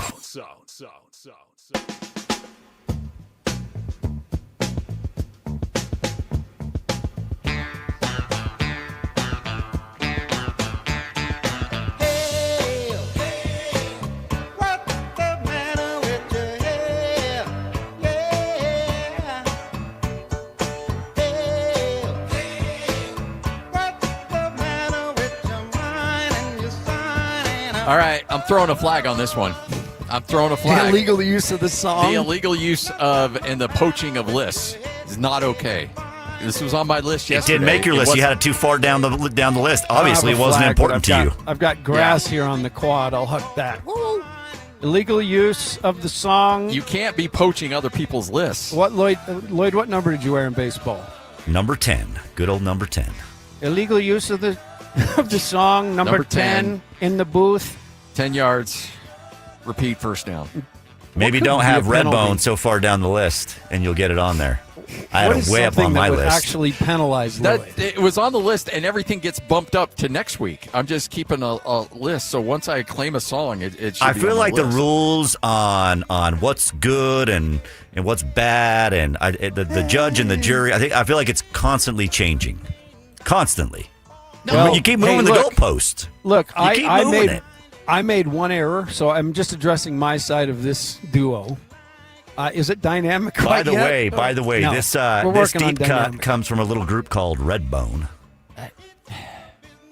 We know. Everybody knows this is Redbone. Come on. Lloyd, you won the set list this week because I just tell the truth. I did not put a ton of effort because I felt like last week I was a music snob. And what I wanted to do is come back to the pack. I just wanted to come back to the pack. Because I am going to slice and dice you with these deep cuts now going forward. Okay. I'm just alerting you guys that Monday, we work Monday, right? We work so infrequently that it's hard for me to keep track. Do we work Monday? Do you really want to say that in front of Well, our I'm boss? just saying, you guys have more holidays. These guys are so spoiled. You got Lloyd back there. You got Nate to our right. I've had three holidays already. I don't know that I had 3 holidays the previous 16 years. And don't worry, we're going to make it up when football season starts. Don't worry. Yeah. Like the grind will start, and you'll be like, you wow. want to take Labor Day off? Ain't happening. Unless you're Ben Anderson. Nate and I worked that out. Yeah. Oh, did you? Yeah, yeah. Strictly digging into back. No, I'm just kidding. Hey, Nate knows I'll do whatever, if the team needs it, Coach, I'm there. Let's do it. All right, joining us now, he is the athletic director at Utah State University, rocking the new pair of Aggie dunks as well. Let's go, Coach. You're coaching this entire athletic department. Cam, how you doing? I'm doing great. How are you guys? Good. You know what? It was just a couple weeks we talked, but it's never a bad time to catch up. I always enjoy it. You guys are more likable than people say. At least I am, right? That's the buzz. Because Scotty's the mayor. Everybody who says you guys are jerks, I don't believe it. You guys are pretty good. Hey, what a big day! You've been building on this for about a year now, but to have it here and actually set in stone, how cool of a moment is this? This is awesome. And there's been so much work that's gone into this all the way around for so many people. And, obviously Teresa Gold, our commissioner, worked really, really hard to make this day. She probably believed when no one else did that this was possible, and kudos to her and the team to pull this off. And it's just an exciting event, and if you're in Cache Valley, come up. We got a lot of people out here. I saw the volleyball team. They wanted to make sure I shouted them out, but the volleyball team here, lots of student athletes coming through. We got a bunch of coaches out. It's just a fun atmosphere. We kicked it off last night with a 5K, and Ben Jacobson's a sneaky distance runner. So it was pretty good. Man, he was looking fit. The picture I saw, I'm like, wow, Ben. Yeah. The dude didn't just show up to a 5K. He ran the 5K. He ran it. Yeah, absolutely. No, I know. I saw him. There was a picture of him like on the he was just full. Yeah, didn't even look like he was breaking a sweat. His form was a lot better than mine. We'll say that. He had the high. I just saw high here. I mean, I when I run those things, man, I'm just like, where's the line? Yeah, I'm just wherever the donuts are. That's what I'm looking for. Hey, so when you build this thing out, and now you have a basketball format, you have a location. You're going to be at the MGM for the Pac-12 tournament. And, Coach, you remember this, the old double buys back in place. Oh, man, those are terrific, aren't they? Number 1, number 2 goes right into the semifinals. But you know what? I love when teams get rewarded for regular season. Those are the days. Yeah, the regular season has to matter, right? Sure. And it has to matter in a significant way. I also think that this also has impact on how deep we go, right? Yes, you can have your number 1 teams and your top teams come out of the conference and run a gauntlet through the conference tournament and come out the other side, and they're probably getting at larges, so even if they get upset, it's okay. But they're tired. And our goal is not to just, again, be in the NCAA tournament. Or like, how do we go deeper? How do we go deeper for all of our best teams? I think that has to be a concern and a strategy conference-wide. It's certainly a concern for me. Like, how do we go deeper? How do we get a better seed? And how do we go deeper than where we've been? We're not content making tournaments.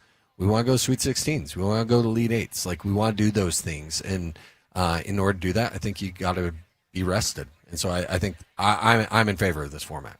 One thing I'm looking forward to as a fan of just all the sport stuff is when y'all play Gonzaga. Like that, to me, those two teams are built so similar. You go to Spokane now, it doesn't have anything like this, the view here, but there's a feeling there that everybody's on board. And I don't know how to describe it, but you get to Spokane, and if you're wearing anything other Gonzaga, particularly if you're wearing another team's stuff, I mean, you're getting a cold shoulder. I experienced the cold shoulder in Logan. I'll admit it, but I'll tell you what. One thing is, there is a cohesive feeling up here. excited about some of those new rivalries that will come from this that you'll develop? Absolutely. And keeping some of the best ones that we have. San Diego State's becoming a really good rivalry. Yeah. Boise For is. years. Colorado State, we've played them more in football than any other team in this new conference. And so, yes, keeping some. Can't wait to play Gonzaga, Washington State, Texas State, Oregon State. Those are schools with really strong brands and really good reputations. And now, I don't want to play them. I want to beat them. We're going to beat them. I want to beat them. Yeah. And San Marcos, if the fans, San Marcos is sneaky cool. Yeah. Like where Texas State is, that is a place you want to go. Because Austin's close too. So just putting that on your. All right. So put it on the barbecue San tour. Marcos is cool. Halfway between San Antonio and Austin. That's right. Yeah, about 40 minutes out of Austin. 30. There we go. Let's go rent a car and go up and get see some my Franklin's boy, barbecue. Yeah, and go see the boys play. Yeah.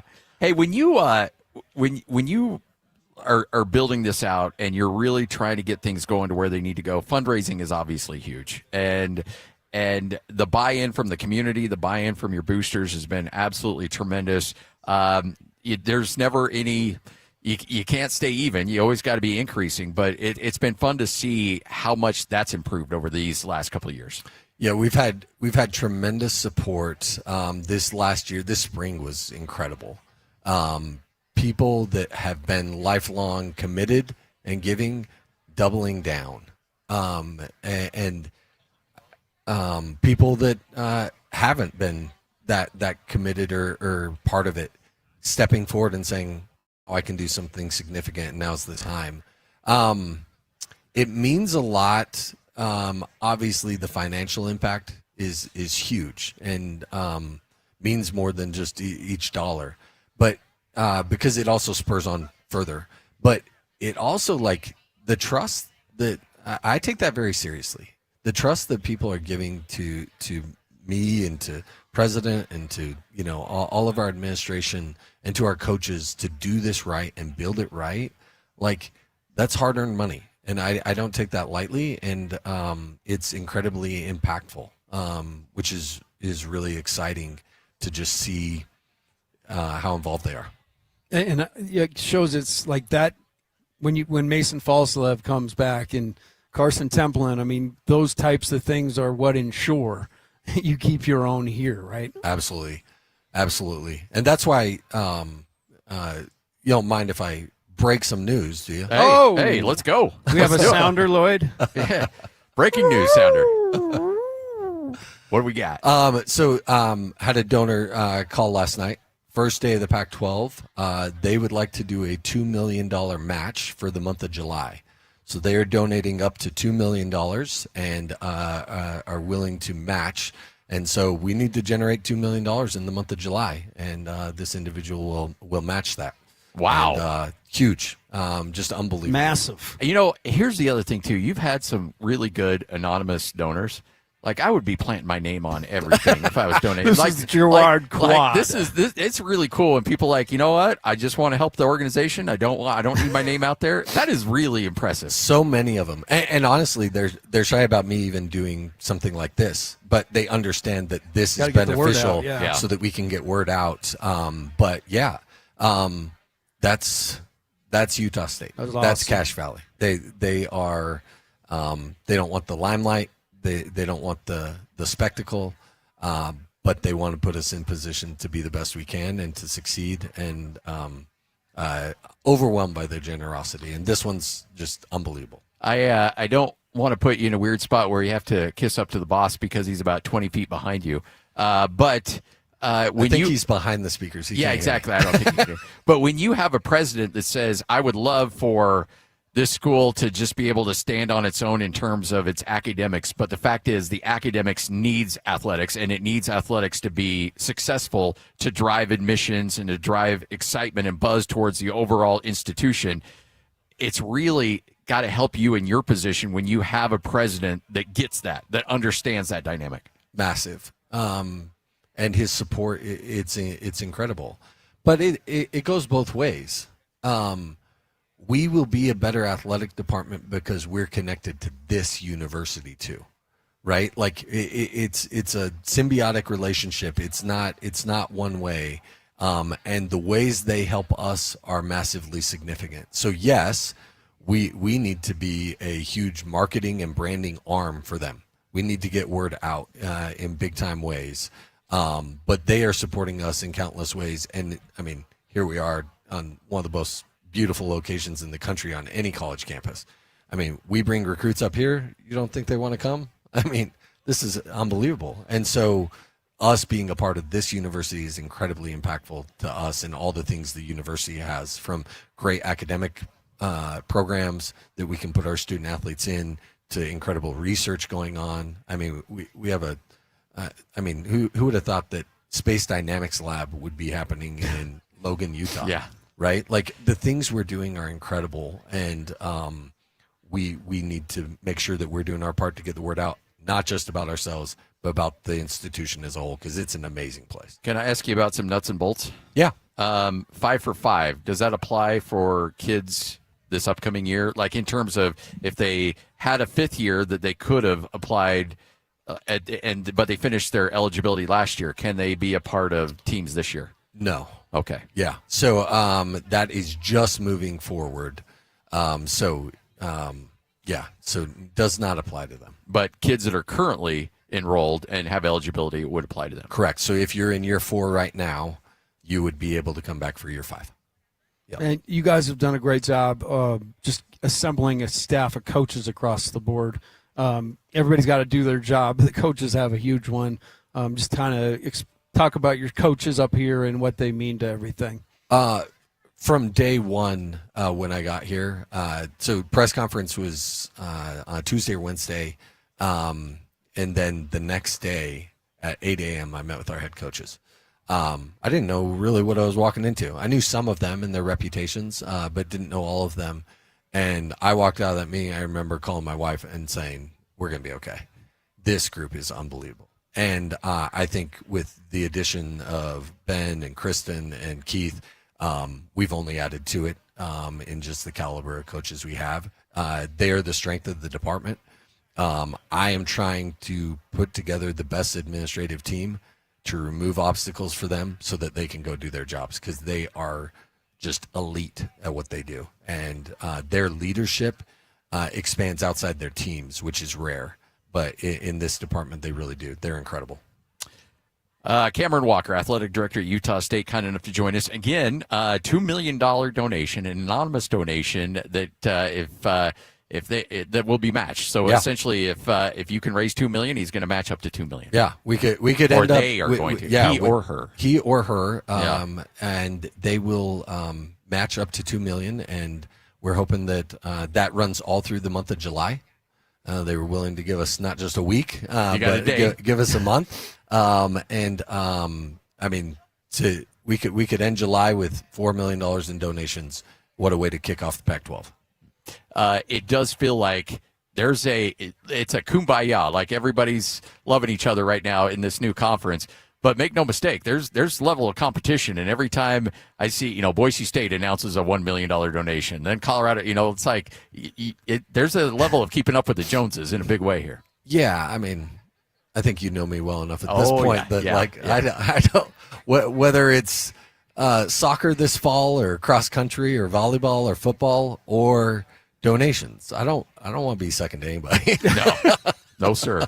No, sir. Even ice cream, man. Even ice cream. Right? You're doing 2 scoops, I'm doing 3. Yeah. Exactly.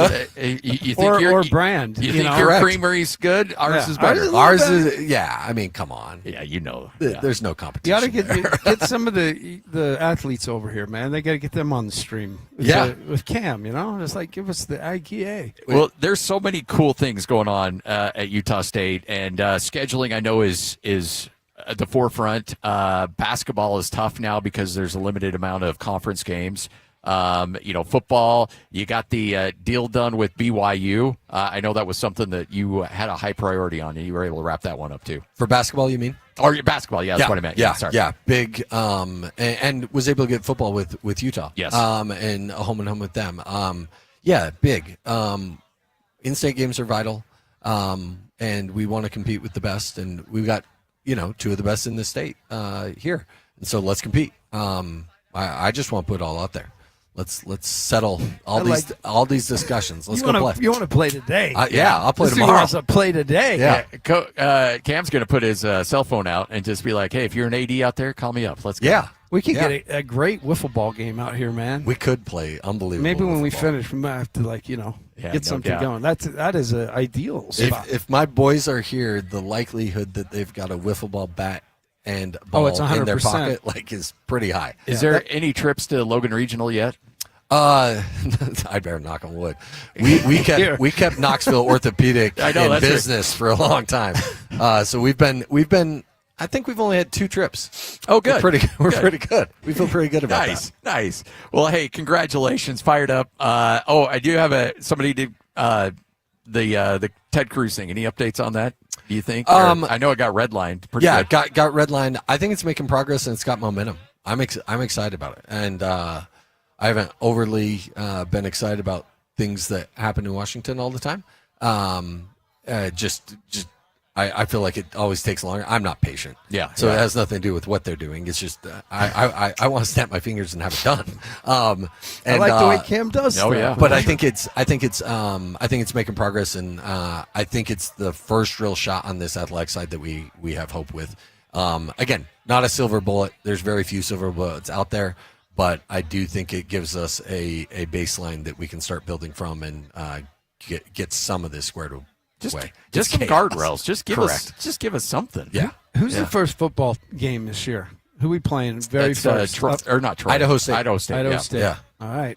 He's ready to go right now. I'm ready. Oh yeah. You got to contain. It's gonna be you got to wait a minute. Yeah. By the way, when you saw Bronco take his guys up on Trek, come on. That's awesome. You couldn't find a more Bronco thing than that. No, but it's part to.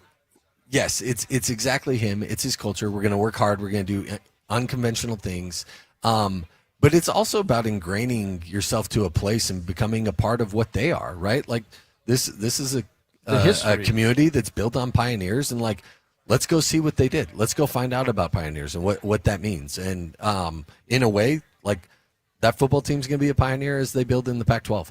And it's exciting, and let's go support them and crush it. I saw those pictures. I was like, yeah, there you go, Bronco. It was good. I got a text. I'm not going to say from who. You usually probably hear bad things that come around, but I got a text from somebody saying Cam Walker is an all-star, somebody in the business. So just know, man, everybody sees what you're doing, and know it's not why you do it. You do it because the people up here, you have that same passion. Yeah. I did get a text too as well. Cool day at USU. My first year as head coach was when we joined the Mountain West. Matt Wells chiming in. Hey. Matt's a good one. We've had some good chats. I appreciate that. We usually hear the negative. But, yeah, I mean, my wire, these student athletes Absolutely. out here. They're wearing Utah State. I want to back them 100% so that they can go win. Let's and do chase it. championships. Let's do it. Cameron Walker, he's the athletic director at Utah State, right here on 97.5, the KSL Sports Zone.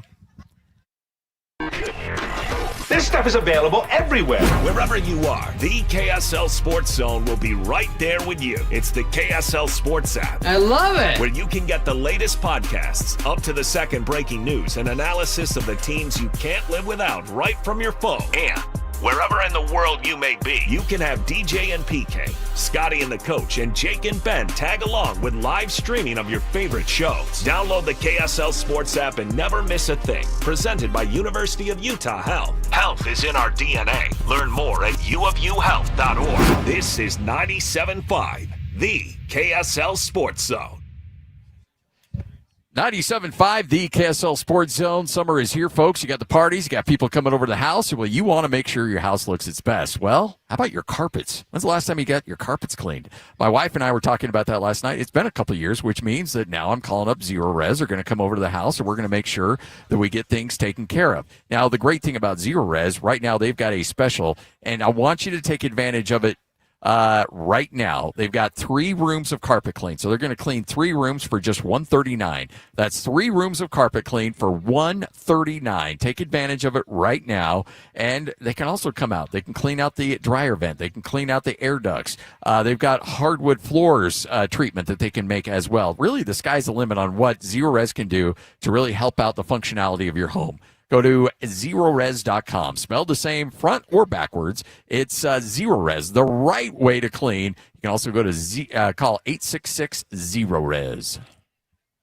Bar Dub Grill is where roadside classics meet ranch-raised flavor. Sink your teeth into juicy, handcrafted burgers made with premium Bar W beef straight from the local Utah farm. From the bold cowboy barbecue burger to the sweet and savory Aloha burger, paired with crispy cowboy fries, hand-spun shakes, or signature spud nuts. Soft, airy, and unforgettable. Bar Dub Grill delivers honesties with cowboy swagger. Bar Dub Grill in Nephi with easy access right off exit 222 in Nephi. Most families get their financial advice in pieces. A financial advisor here, a CPA there, an estate attorney somewhere else. Everyone means well, but nobody's talking to each other, and those gaps can work against you. Trajan Wealth's family office brings wealth management, tax strategy, and estate planning together, not as separate conversations, but as one coordinated system built around your life, your goals, and the people who matter most. Ours is a true family office, not one that refers you out because it's convenient.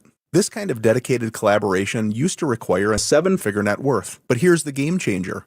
Trajan kicked that door open. Trajan advisors are fiduciaries, always obligated, always honored to act in your best interest. Unlock your Trajan family office at TrajanWealth.com or call 1-855-TRAJAN-1. That's 1-855-TRAJAN-1. Advisory services through Trajan Wealth, LLC, an SEC registered investment advisor. Other services through Trajan Estate and Trajan Tax. All right, guys, today I am streaming my evening commute. You're going to love it. And I'm going to teach you how I'm getting home without taking any damage, like zero. Check that out, chat. I got my helmet strapped on tight to protect my brain. I've got my bike, which is looking sick. Woo! And my front and back lights are shining. I've planned the route home that protects me most as a bike rider. Save stealth mode for video games. Outsmart the system, ride by the rules. It's a message from the Utah Department of Public Safety, because they care about you. Throw a dub for safety, chat. The Jazz, the Mammoth, and the Utes, Cougars, and Aggies. When it comes to sports in Utah, we've got you covered. This is Scotty G and the coach, Tim LaCoe, presented by Mountain Land Supply on 97.5, the KSL Sports Zone.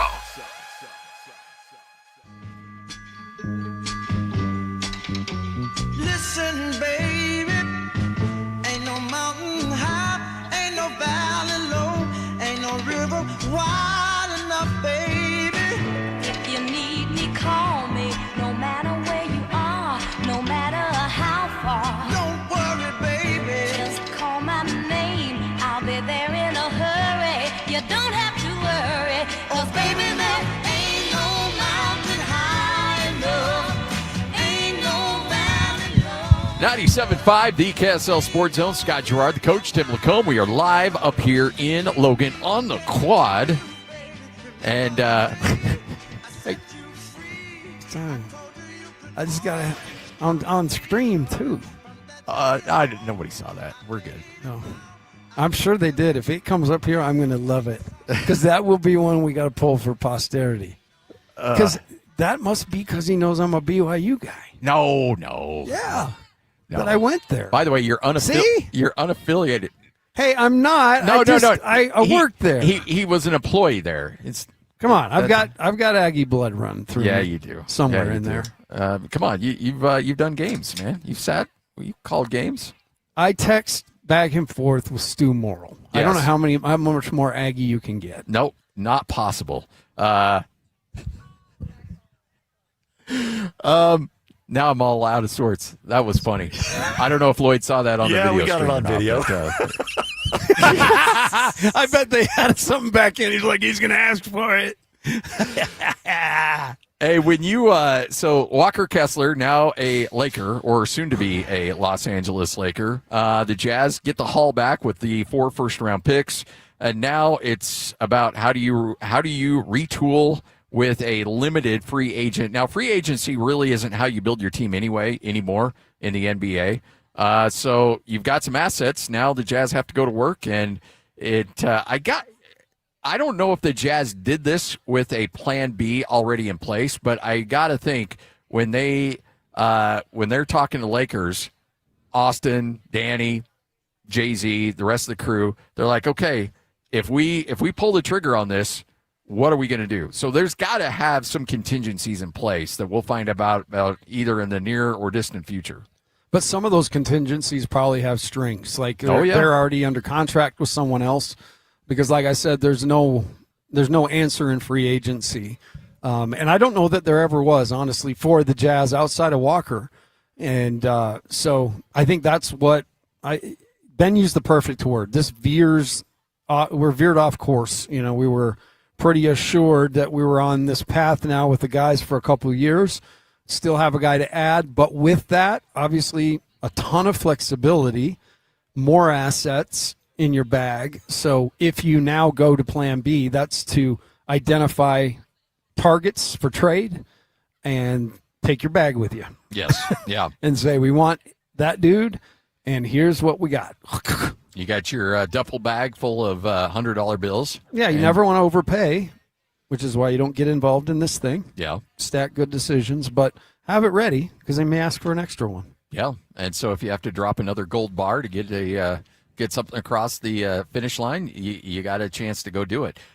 Look, you had those assets. You were able to turn a good chunk of them into Jaren Jackson Jr., which was a huge acquisition. What for the an Utah ad, Jazz. right? And so now you just restock the shelves, and so you can go out and do a little shopping again. And now the Jazz, certainly with their work cut out for them, but I don't think I'm not going to call this a massive loss until we see the season start, because I do think something's up the sleeve.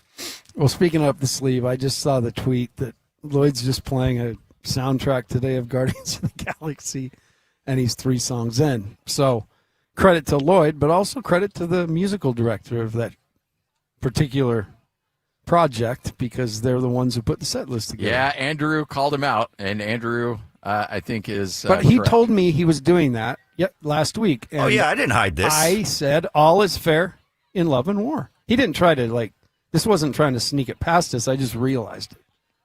Great soundtrack, by the way. It's probably amazing one so of the far. best soundtracks there are. Really is. If not the best, honestly. So is it okay to give you credit for your selection, but not this set list? Because that, again, set list was already Yeah, created. no, created by it's somebody. fine. I replaying don't it. need the credit for my deep Oh, wait, I'm cuts. getting into the weeds. You should get the credit. No, I don't need it. I'm fine. It's okay. Hey, this is a terrific creditless- job. This is a. However it comes around. I don't need it. I'm terrific good. job today. Hey, by the way, I And a know deep we're all cut, looking too.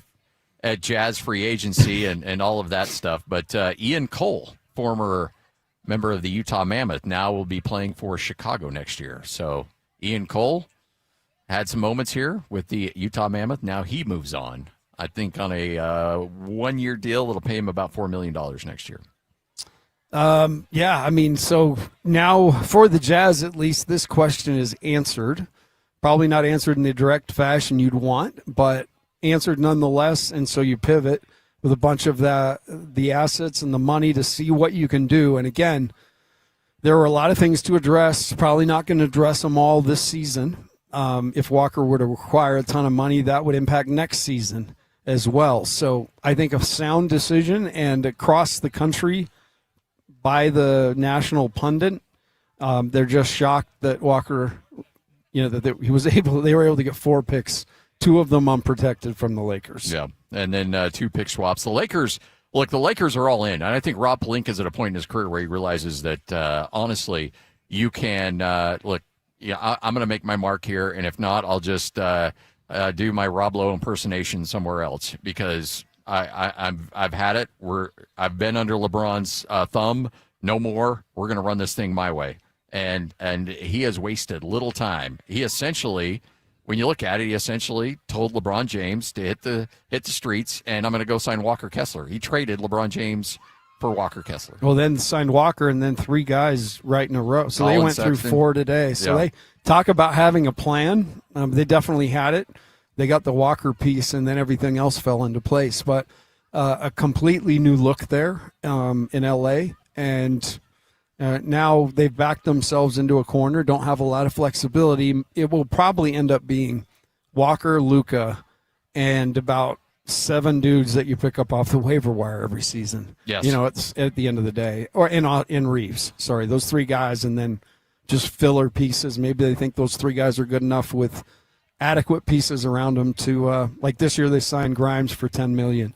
It's a 1-year deal. So we'll see how it all plays out. I'm kind of curious to know. Do you know Luka's number off the top of your head? Salary? Yeah. So Luka is 51 this year, 55 next year, and has a player option in 28 for 59, which obviously he'll re-sign, and then he'll be in the 70s after that. So yeah, it's a bold move, and from being in LeBron jail, which unfortunately the rest of us still are, because I had to watch him forever last night. Just tell me who's being moved outside of the GOAT, okay, or the supposed GOAT, whatever side of the fence you sit on. Just tell me something else. Just give me something. He's 43.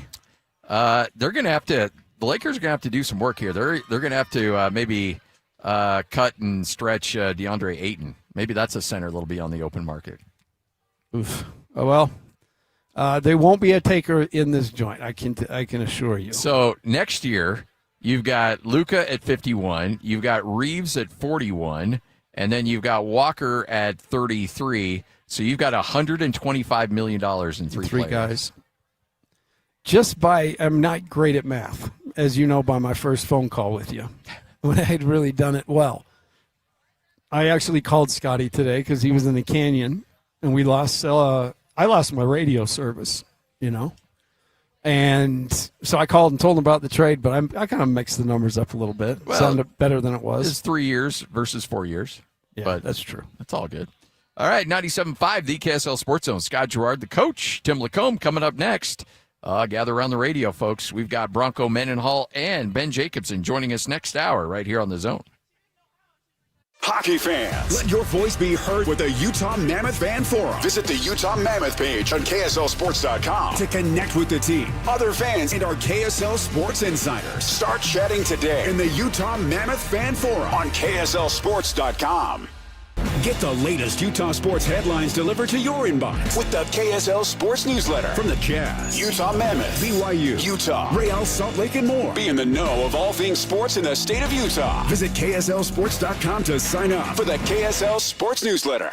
This summer, America's turning 250 years old.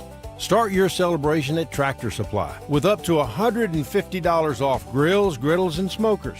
Select grilling accessories or buy one, get one half off. Buy one 20-pound bag of Tractor Supply barbecue pellets, get one free, and save every day with propane refills. So raise the flag, fire up the grill, family's on the way. Celebrate and save with great deals now through July 5th at your local Tractor Supply. Indeed presents hires you can't afford to get wrong, like public works supervisor. Hey, this waterman is under a ton of pressure. Did you ever fix it? Yeah, 3 layers of duct tape. Wait, should I have added a 4th layer?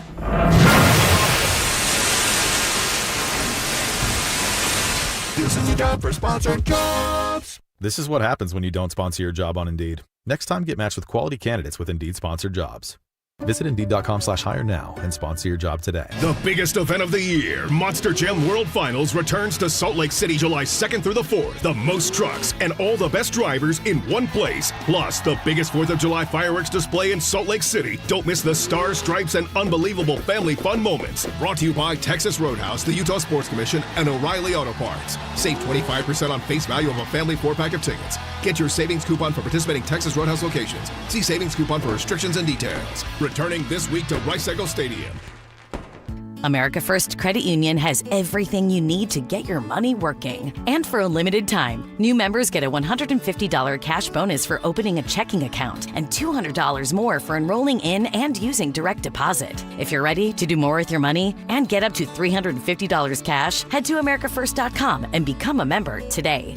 Subject to membership eligibility, terms, creditworthiness, change, and conditions. Additional requirements may apply. Federally insured by NCUA. Equal Opportunity Lender. There's no doubt about it. This is the time of year when we all start focusing on that perfectly grilled steak. Now, some of us are pretty good. Some of us are just okay at doing that ourselves in the backyard. If you're really looking for that perfection in steaks, it's Ruth's Chris Steakhouse. And now, a lot of graduation parties are going on. Patreons, special events, birthdays, you name it. It's time for you to make that reservation at Ruth's Chris Steakhouse. Now, obviously, we talk about steaks and how wonderful they are there, but they have so much more. The seafood, the poultry dishes, the side dishes, the desserts, and it's served to perfection. We have 2 locations. There's Ruth's Chris Steakhouse in Hotel Park City, and also Ruth's Chris Steakhouse in the heart of downtown Salt Lake City at 275 Southwest Temple. It's the perfect steak, and it's waiting for you now at Ruth's Chris Steakhouse. 97.5 KZNS FM Colville, 1280 KZNS AM Salt Lake City, and KSL FM HD2 Salt Lake City Midvale. This is 97.5, the KSL Sports Zone. Accessing The best radio in Utah is right here. This is Scotty G and the coach, Tim Lacombe, on 97.5, the KSL Sports Zone.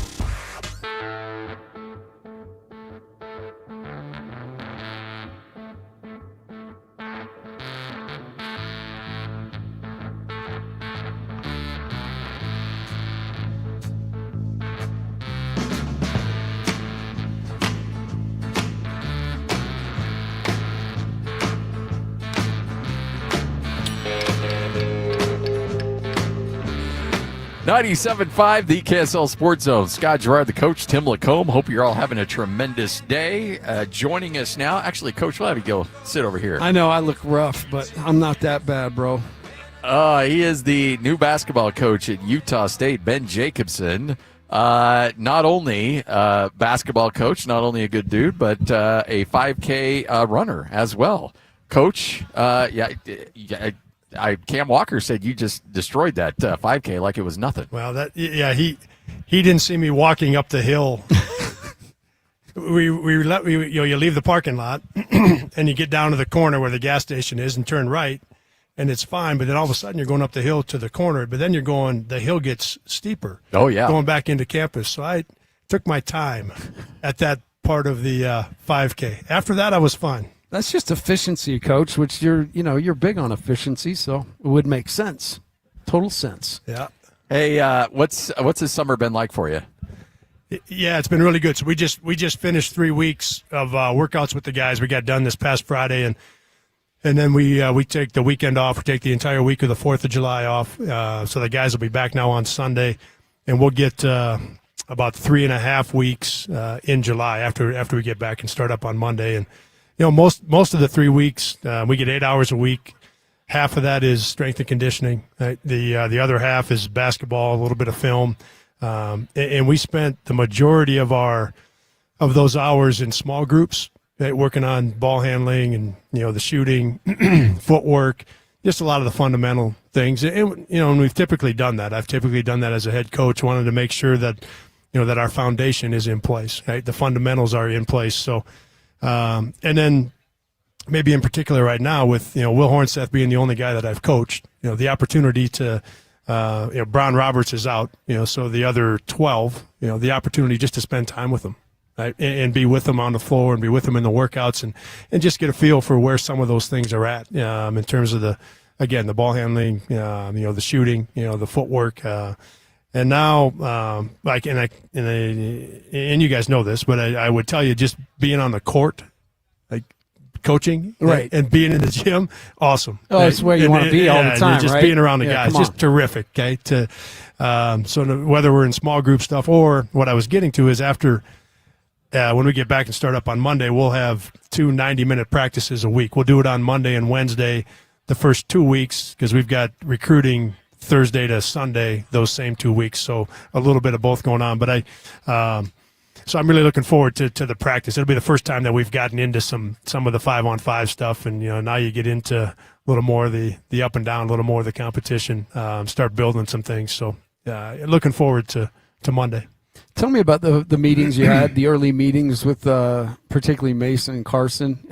I know that was priority number one, because you're a smart guy, is you watch the film and you realize that's kind of the heart and soul of the team. Yep. And they're really vital to that. So just how did those meetings go? And you don't need to go into detail, but just in terms of generally how fast did it come along with those guys? Yeah, for me, wanting them to as quickly as possible, just get enough of a feel for who I am and what I'm about. The number of changes that they have gone through with head coaches is not, as we know, right? And everyone crazy. around Utah State knows. We all know, right? That's not normal, right? So, just wanted to be able to, sit in the office and talk and have them, ask questions and get as much as cover as much ground as possible in a short amount of time. And fortunately, we were able to do that. And I've talked about this, a couple of different times. Because Utah State is, in terms of the basketball program, the athletic department, the support around both our campus, President Mortensen, Cam, his team, because of all of those things, in our student body, right, the herd and what it's like in the spectrum, the way in which the community, obviously Mason grew up here, Carson did not, but the way in which the community has embraced the two of them, that bought me some time, right? In the college landscape where we're at right now, you don't have any time. They would have been gone. You probably have spots, no right? time Yeah. if we're not at Utah State, and it doesn't mean that it doesn't mean as much as it does to both Mason and to Carson. If this place didn't mean this much to them, I don't have any time because they'd already been through the coaching changes, right? They're tired of it, right? So all of the credit, if you will, goes to what has happened before I got here. That gave me some time. That gave me a week. That gave me maybe 10 days for them to be like, hey, we love this place so much. We at least got to find out what coach is about. And if it works, man, because they both made it clear they wanted to stay, but they needed to know a little bit about me. So, yeah. But it bought me time because of what's happened here at Utah State and the support that's here. When Cam Walker let you know that he would love to chat with you about this job, and you saw the Pac-12 news, and you knew that this was going to be a conference that was going to involve Gonzaga, San Diego State, Boise State, Colorado State. I mean, you go down the list. These are teams that are currently having a lot of success or has had a lot of success in college basketball. How appealing was that to you in this process now that it's here? Yeah, very, very appealing. And one of the main drivers, I would tell you, I think it's in all of us to find the highest level of competition, in whatever way, shape, or form. Right? There's periods of time in our lives where you've got some opportunities to say yes to a higher level of competition. Right? And this one was the right fit for me at the right time. But what a great league it's going to be! What a great basketball league it's going to be for us, and it's and I think it gets talked about a lot. They get asked, man, that's going to be challenging, and it is. It's going to be very challenging, but I've always looked at the other side of that as the opportunity. What does that mean for me as a head coach? What's it mean for Mason? What's it mean for Carson? For all of us, what's it mean for our team? And what's it mean for Utah State, athletic department, and as a university, right? The opportunity to crank it up and find the next level for what we're all capable of. Like that's what excites me the most about it is, there's more out there for us, and this forces you to think about it a little bit different when you're going into the league that we're going into. So, I love it.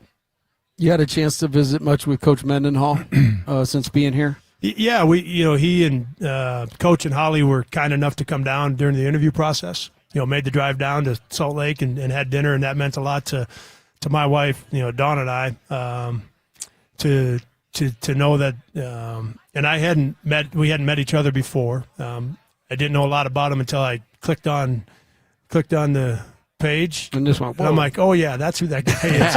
And then I started reading. I'm like, oh wow, yeah. But immediately, scowl on the sideline. It immediately made a lot of sense to me, and then the next thought you have is, wow, that he would take time to drive down. He's got plenty going on as a football coach. That he and Holly would both take the time to come down and see us. So it spoke to the support and the vision that our president and Cam and his team, when the head football coach is a part of that, that meant a lot to us. Yeah, and we were together in Salt Lake, kind of 10 days, 2 weeks ago at an event and had a chance to talk a little bit, but also, hear him converse or speak to the group that was there. And what I have found out is that we were on a Zoom call together, kind of same situation, able to listen to him talk for 10, 12 minutes, and then with the group down in Salt Lake. And I'm going to take every opportunity I can get when he's talking. I'm not going to go over to every practice, right? But any chance I get to just to be around him and the way in which he sees things and the way in which he is with young people, his football players, but others, right? The way in which he approaches it is something that I'm looking forward to learning about and learning from. Is that been interesting to you, the process? You were there a long time and did such a great job at Northern Iowa, but is there a kind of not a reinvigoration, because you're a guy that did everything, but just a way of seeing things different coming to a new spot? Yeah, and there is the last 2 years were really good for us at Northern Iowa, and very fortunate to have a number of highly competitive years and very good teams and a couple of great teams. Okay? And so it wasn't that had changed any, but it is different. When you're and I will say and I still do, and I said this to the group in Salt Lake. When you wake up here and you look out the window and there's that feeling of, is this real? Are we in a movie? Like, is this going to change tomorrow? Look at that right there. Yeah, it's crazy. So that by itself, you wake up and you're going immediately, and it gives you a little bit of shot in the arm. And then we talked about it with the Pac-12, but even I would say big picture for me as a head coach, and an opportunity to. Maybe I'm not going to say prove myself again, but maybe you can find the word for me. Right now, it's like, hey, we get to go do something that's a little bit different, and that part is exciting. Ben Jacobson, head coach of Utah State's men's basketball team. I know there's probably a lot of people who will come up to you at a gas station or whatever and say, what's this team going to look like next year? How much, though, of what you saw over the last few weeks and over the first couple of weeks in July when you get them back, how much does that determine in your evaluation of what we're good at, maybe what we're not good at, the scheme in which you'll implement and install before the season? Yeah, that's going to be a big part of it. It always has for us in terms of, you've got most of it. Right, but then the last part is determined by what does your roster look like, right? And who is healthy and who is playing at the highest level, and okay, what's that going to mean? So that is a big component of it. But the thing that a couple of things that have struck me, and you guys would know this more than I would. I've got 3 months of it now with Mason. That guy likes winning. Unreal, right? I mean, it's he'll do a lot to make sure his team wins. I mean, if he has to give up his body, how long am I out? Yeah, I mean, and that's been a lot of fun to be around. Like when your best player is, and we've only done a little bit of 5-on-5, but we've done some down, back, and stop where we've kept score. It hasn't been for very long, so it's a limited number of possessions. But each time, so one group's got it on offense, and then we go down and play, we come back and play, right? So that team gets 2 offense, 1 defense, and then you just flip it. The other team gets 2 offense, 1 defense. It ends up being the equal, the same amount of possessions. But each time the teams would switch spots, he's looking at the score, then I can see his wheels turning. Okay, this is the score, there's so many possessions. He is in the best possible way. He's always trying to figure out, okay, what do we have to do to be successful? What do we have to do to win this thing right now? So, again, when your best player is wired that way, and then he's such a tremendous young guy. I've seen him. We had our little kids camp, and all of our players. Okay, but you see, and I've had a number of different people come to me and just talk about, hey, I ran into Mason, and he stood and talked to me for 5 minutes, and you guys know that about him. But it's been fun for me to be around and get to know Mason on that level. And then, Carson's diving on the floor, a week ago, 10 days ago. You're in the middle of June 20th or whatever the day is, and he's diving out of bounds for a loose ball. And Will Hornseth has come with, and I was around Will for a long time, but he's come with a lot of energy and a lot of juice, and he's really sharp with his workouts, and a great example for our other big guys to see that. So Solomon Callahan's got a bounce in his step, and he's got a huge smile. He walks in the room, and you can't help but he puts a smile on your face. And Kingston and Bo, the guys that were a part of this as red shirts, like they're very competitive young guys. So I won't go through the entire roster of all 14 of them, but that would be the competitive spirit, the leadership. With Mason, Carson, Will Horn, Seth, a couple of the other guys. Those are the things that have struck me a little bit here early on. What does the 5-for-5 change any of your thoughts on recruiting high school kids because you can throw them in the mix a little early? Does that change anything, or is it just beneficial to be able to really use guys immediately? Yeah, we've talked about that quite a bit as a staff, and I've talked with some other coaches about it. Okay, how does this impact? How is it going to change the approach? And I don't know. Well, I do know. What I would tell you is we haven't come to an answer yet. The positive is, and you mentioned it, a young guy, instead of redshirting and you're not eligible, you could go in a game, but you're not going to. If you're redshirting, you're not going to burn your year. Mm-hmm.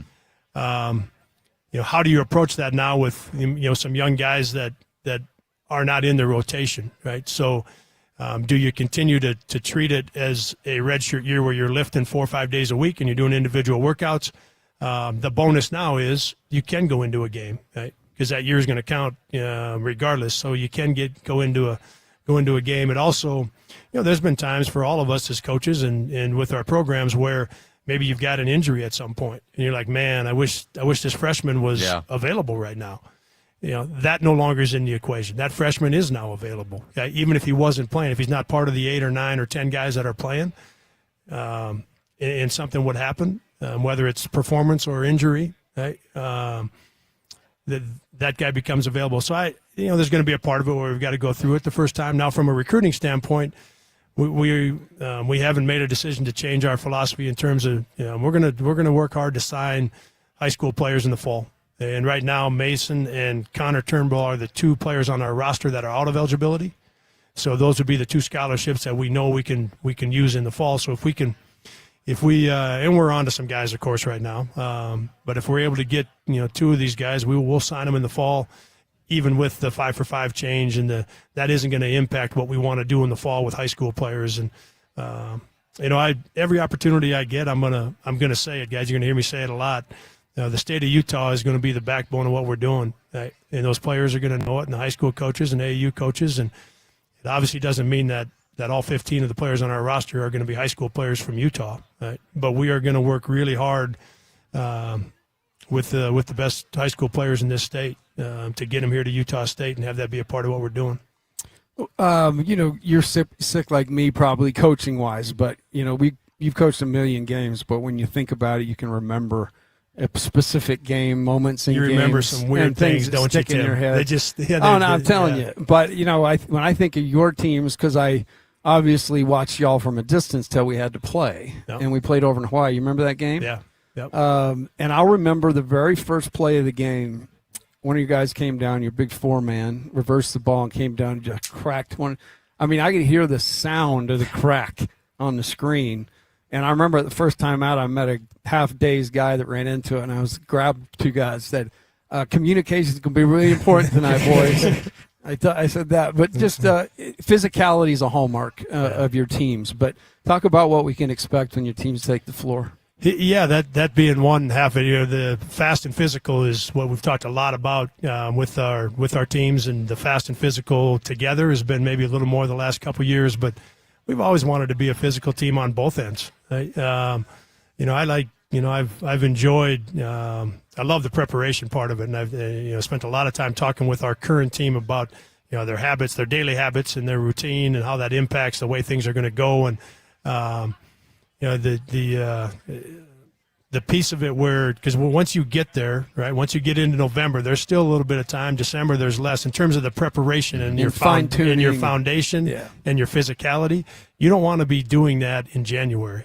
Like, we're not physical enough, or we don't block out well enough. Like, there's certain things you don't want to be trying to shore those up in January, and we want that to be a strength of ours, right? You want to get into some games in December and in January, and you feel like you're the more physical team, and you feel like you're the team doing some of the fundamental things better, that you're able to play fast in transition because your skill level is high and your guys have do a great job of sharing the basketball. And so those would be, I think those things are fun to watch. I know they're fun to play, right? We've got one of the best with the Spectrum, one of the best places to play in the country. We've got one of the top 5 student sections in the country. So I know they're going to show up. I know they're going to be behind their team, but I also know it's our responsibility, mine as a head coach, as a staff, and our players to be fun to watch. So when the game is over, our fans are leaving like, okay, when do we play next? Okay, we get to come back in 3 days and we get to do this again. Like, I want our fans to feel that. And that's where fast, physical, sharing the basketball, those things come into play. When Cam comes to you and says, hey, we're putting this Pac-12 conference tournament together, what do you think about double buys? Are you in favor of that? I am. Interesting that the Missouri Valley Conference is just going to, it might be a single buy to get 1 and 2 into the semis. I don't know how it sets up there, but they're just going to it this year. One of those things that as a coach and as a head coach for 20 years in the Missouri Valley, I think myself and 3 or 4 other guys were talking about it for 10 years. And no. So they just go to it, which I'm glad they did. I think it fits best. But yes, I have, following the West Coast Conference, and Gonzaga and St. Mary's in particular, right? They were 1 and 2, and they would get the buys most years, right? We were always the afterthought, Coach. It's okay. Yeah, it's hard when you're following those 2 teams. Those 2 were pretty good. I know you guys were really good as well. No, we were good, but man, we were chasing 2, almost like a ghost. But I do feel like that is the way in which it should be set up. Okay? It does a couple things. It avoids a potential early game.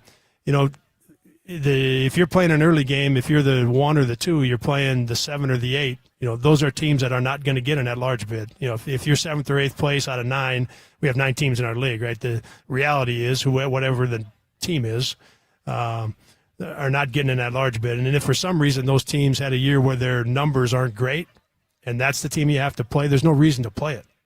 It's not going to help you. If you're the team that's first, second, hopefully as first and second in our league, you're already well into the tournament. Okay. Oh yeah. But let's say the second place team is close to the bubble.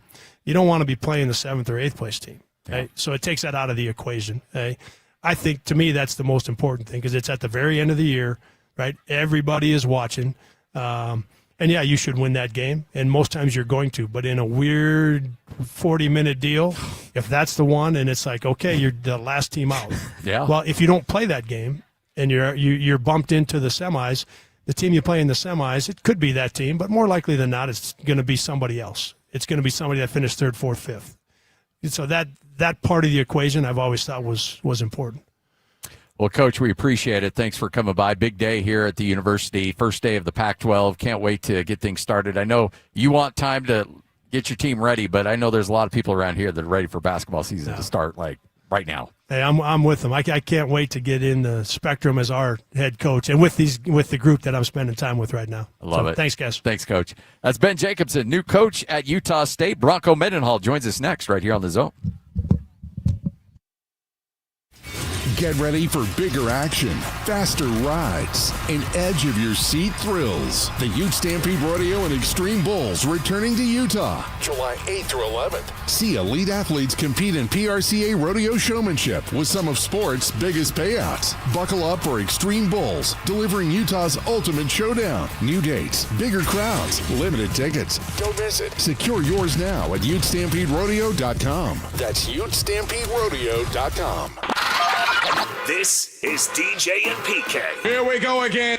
Darren Peterson, it is. Question of the morning. Sound off now. What do you have to say? Scott, he will be a superstar. It was the right pick. Smooth Jazz. That's one nickname I like for him. He puts the smooth in Smooth Jazz. He's just a smooth player. I was on the call when he called in. I thought it was great. And I asked him, dude, you weren't pick number 1. What kind of motivation is it going to provide? It'll definitely keep a chip on my shoulder throughout my whole career. And I'll take it out on everybody, not just that guy in particular. I love that answer. That was such such a you answer. That was just so on brand. Through the radio, I could just feel the glow. The fact that it'll drive him every night in a league where everyone talks about you got to find your motivation, the dog days, the games just keep coming, and he's going to have this constant source of energy and motivation. What a great answer. Who doesn't want to hear that? Catch DJ and PK mornings from 6 to 10 on 97.5, the KSL Sports Zone. Are you an adult with uncontrolled moderate to severe Crohn's disease symptoms and still packing a backup bag of clothes? Just in case? Skyrizi Risankizumab Riza can help you take control of your Crohn's. Feel significant symptom relief, including less abdominal pain and fewer bowel movements at 4 weeks. Plus, Skyrizi is proven to help people achieve remission and visibly improve damage of the intestinal lining. Individual results may vary. Skyrizi is a prescription injection medicine. Don't use if allergic to Skyrizi. Serious allergic reactions, increased infections, or lower ability to fight them may occur. Before treatment, get checked for infections and tuberculosis. Tell your doctor about any flu-like symptoms or vaccines. Liver problems leading to hospitalization may occur when treated for Crohn's. Ready to take control of your Crohn's? Ask your doctor about Skyrizi, the #1 prescribed biologic in Crohn's disease. Control is everything to me. Learn more at skyrizi.com or call 1-866-SKYRIZI. Sometimes firefighting sounds like this. But most of the time, it sounds like this. And this. And even this. The first response to wildfire is prevention, not intervention. So douse your flames, keep your vehicles maintained, and let's fight wildfire together. Fire Sense is the first response. Collectors, Front Row Card Show is coming to Salt Lake City. Join us at the Hyatt Regency Hotel on July 4th and 5th. It's a July 4th weekend card show. Baseball, football, basketball, and hockey cards. Plus collectibles such as Pokemon, Marvel, Star Wars, and comic books. CGC and JSA will be there. So bring your cards, comics, and autographs to sell, trade, or get them graded. Hundreds of vendors, thousands of dollars in free prizes. Don't miss it. Front Row Card Show, Hyatt Regency Hotel, Saturday and Sunday, July 4th and 5th, 11 to 5. For more info, go to frontrowcardshow.com. That's frontrowcardshow.com. Hey, this is Chris with JCW's. Craving something sweet? We do ice cream right. Come in and try one of our shakes, freezes, or an ice cream cone, and you'll see why we say JCW's, quality, and a lot of it. You're locked on to Scotty G and the coach, Tim Lacombe. Now I know y'all are tripping. Presented by Mountain Land Supply on 97.5, the KSL Sports Zone.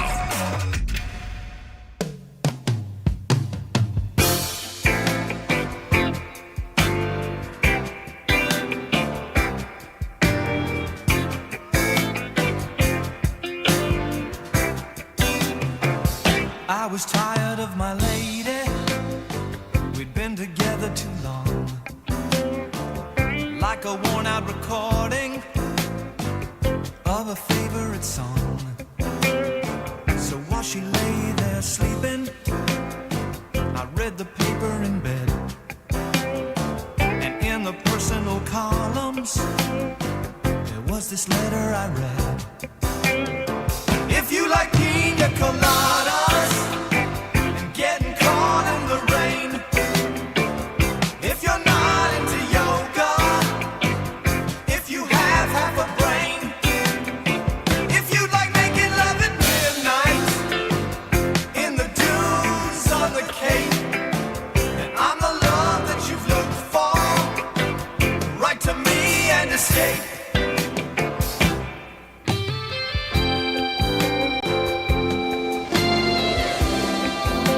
97.5, the KSL Sports Zone. Scott Gerard alongside the coach, Tim Lacombe. Hey, guess what? Oh, this will be a good show here. We're giving away tickets. It's a Win Ticket Wednesday. Caller number 12, 801-575-ZONE. You'll win a ticket to Friends and Family, the 5-pack of tickets. That's 5-pack of tickets to go see Post Malone with special guest Jelly Roll and Carter Faith, Rice Eccles Stadium, July 28th. Tickets on sale now, livenation.com. But come on, you can't ask for a better show than that. That sounds like a great one. I mean, we were talking about music with Coach Jacobson, and he fancies himself a little classic rock and country. Yeah, good stuff, man. And joining us now, he is the head football coach at Utah State as the Aggies get set for the first first year in the Pac-12, making the transition to this new conference.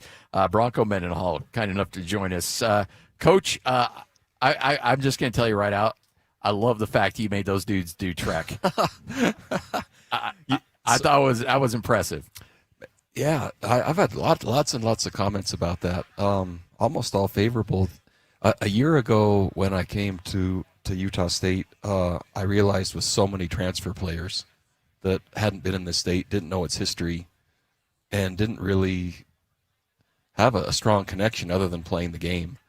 And so a year ago, there were team meetings where I was showing pictures of, people that came and settled this valley, others that settled Salt Lake Valley, and then just stories from along the way. And then I kind of educated them as to how many settlers just came, regardless of faith, right? How many came west, and then how many are in covered wagons, and then how many were in pulling handcarts, which, as we already know, man, that wasn't because they had an abundance of wealth and things were going well, right? I mean, that was kind of just necessity. That's how we're going to do it. That's find a way to get it done. We're going to find a way. And so I then shared stories, again, this is starting from a year ago, about those that were then settling this valley and the challenges and the battle and the resiliency and the toughness of the people to do that, which was, not insignificant. And a year ago, we reached out and we really tried to get the event done then, just not quite fast enough turnaround time, weather, the season, etc. But put a bookmark in place of, we're going to do this next year.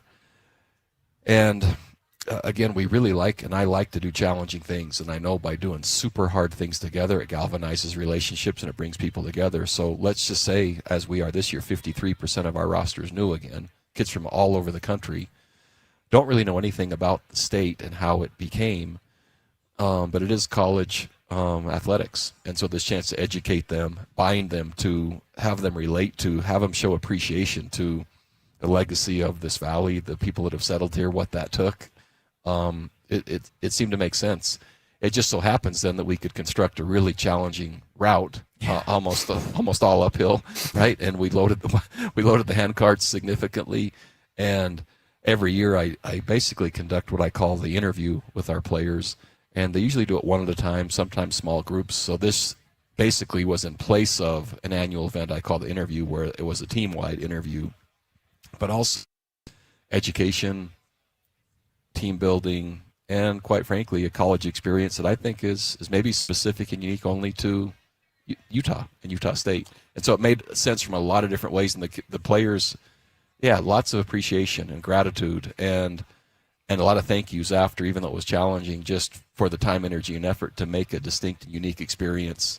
Because many are coming from other schools and didn't know anything about the school, the place, and they were like, this is better to have an appreciation for it. I was going to ask you what the player reaction was, but also I got to imagine some of those guys get on a handcart. They're like, that shouldn't be that hard. Then all of a sudden, like, whoa.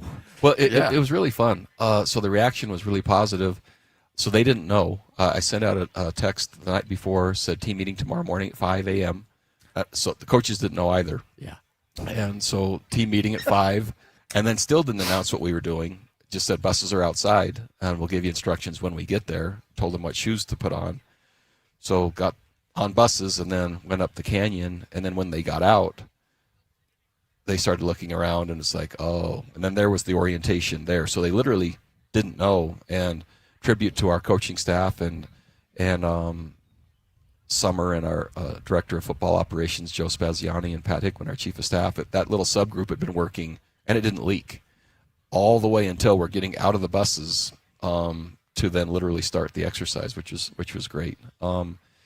So really, the players had a great experience, and I would say gratitude was probably the thing they shared most. The thing that was really interesting to me, and they expected the event to take a lot longer, those that organized it, and they hadn't seen that kind of teamwork and speed. And we were about almost 2 hours ahead of schedule by the time we had a meal set up for after, and it was done so quickly in about an hour and a half's time, where what they had allotted was significantly different. But anyway, what I found is that the groups were divided so in the team meeting, we showed the groups of 4. And those groups of 4 were random and atypical. And so we put together, I think it was 28 different teams of 4. And some of those teams clicked and were cohesive and coordinated right from the beginning. Yeah, others were not. And yeah, disproportionate pulling and zigzagging and communication patterns and along the way we had it staged at each mile where there's a new challenge where now you can only pull with 3, or here's weight because someone now is more tired than normal, so they had to put weighted chains on. And so we were making different challenges within the event. But what was interesting to me is I was just imagining families as maybe a loved one sprains an ankle or gets the flu, and then, where do they go? The subgroup along the way, different levels of motivation in each cart, right? And to keep that whole string together, there were gaps and there was others kind of running into each other and some too close. I mean, there was a lot to manage. And so I was just thinking also from a leadership perspective, man, for those folks to come from as far away as they did and to actually make it, especially those in adverse conditions. But I think each family was challenged too. As I watched those subgroups of 4, it wasn't like that was just, everything was just fun and friendly that whole time. There were moments where, hey, are you going to pull? Or I said, stop. So there was kind of opportunities there for team building, but also just, I think, appreciation for thinking about if that was their family and not making it's not an option, right? Yeah. So you got to find a way. And so I loved watching that. In some ways, I mean, the way you're describing that, you simulated in a season. That's just one season. Exactly right. Is that what you're trying to do? Exactly. You're simulating a season because nobody, unless you've been in the locker room in some capacity, there's a lot of people with a lot of opinions, and you don't need to get into this, but I can now. But seriously, unless you've been in the building, and to win a game is brutal. Oh, man. I mean, it's like a war on the sidelines, right? Well, it is, and so one of the things we say here a lot, and I tell this to my own boys with like their social experiences and dating, and to my team, the idea is to know before you know, and what things can you do in advance that are going to tell you what it's going to be, and dinner and a movie doesn't really do that. Hey guys, you want to hang? Yeah, that's not how, at least my wife and I, our relationship's way past dinner and a movie. There's just hard stuff happening. But if you already know you can rely and trust on that person, and you've already seen them in all these different contexts, there's a different level of trust. So to your point, one of the main reasons is to see and know before we know, and who can I trust, who will communicate well, what groups of people can be relied on, what does a leadership council look like from that, what I just saw, which by the way we selected about a week after seeing that, because it was like tryouts, that guy. Oh, yep, that guy. Wow, that's surprising, but that guy wouldn't have ever guessed it. But look at him, and so being able to know before you know was, I think, to your point of the season, that was one of the things too. Bronco Mendenhall joining us, 97.5, the KSL Sports Zone. Were you on horseback during this? I wasn't. No, there were those on horseback, and so there's the message they said it's not only supervision wise, but there's some snakes in the canyon, right? Okay. And so the horses kind of moving and around, so in front and back and going up the sides. I was just roaming, and so I was seeing which carts were lagging and occasionally providing an extra push, either physically or verbally, providing communication, and then just being where it was needed. It allowed me to kind of be boots on the ground. Yeah. And rather than above and separated, I got a sense of kind of literally just by going alongside each group and what that looked like and what the kids, maybe a deeper sense of who they really were. And that was really helpful. You fascinate me, bro. I coached for a long time, and actually alongside you, actually was a neighbor of yours in Alpine. But we never really connected. Yeah. But man, I've got a respect for the way you approach things. Because coaching to me at a certain point went from the low-hanging whistle and bike shorts and guys that kind of knew what they were doing to a science. But you were early in that. And just kind of talk me through that transformation. Yeah, I think the science part, and I would say I'm still transforming, and I learn every day, which is the coolest part about my job. Young people are inspiring, and they're so smart and capable, and so I love that environment.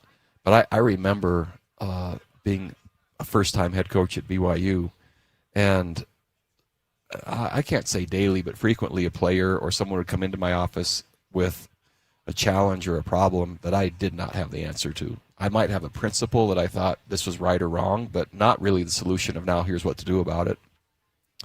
So the science part really became my fascination with reading at that point of trying to become an expert on each topic that came in. And so my library is designed really by shelves that was then by a person, a player or staff member coming in with a challenge or a problem that I didn't have the answer to.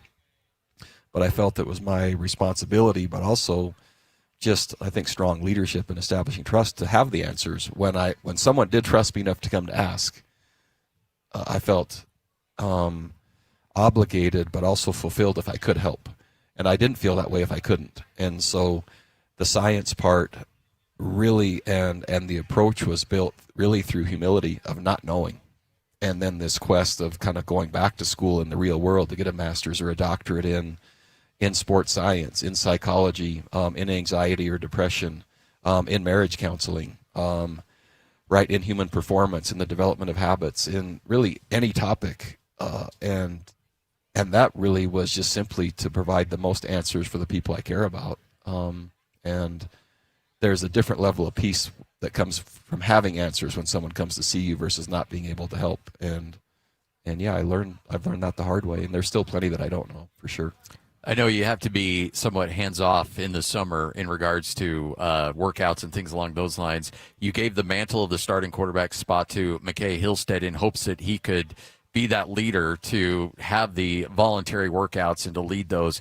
How do you feel like that mantle is being held by him? Oh, it's fascinating to watch each team and each leader do that. So I watched Bryson Barnes a year ago, and his leadership style and personality. It's very similar to Coach's, and so McKay, one of our assistant coaches, shared a document with me the other day that I think one of the receivers passed on to him. And it was his weekly schedule from McKay.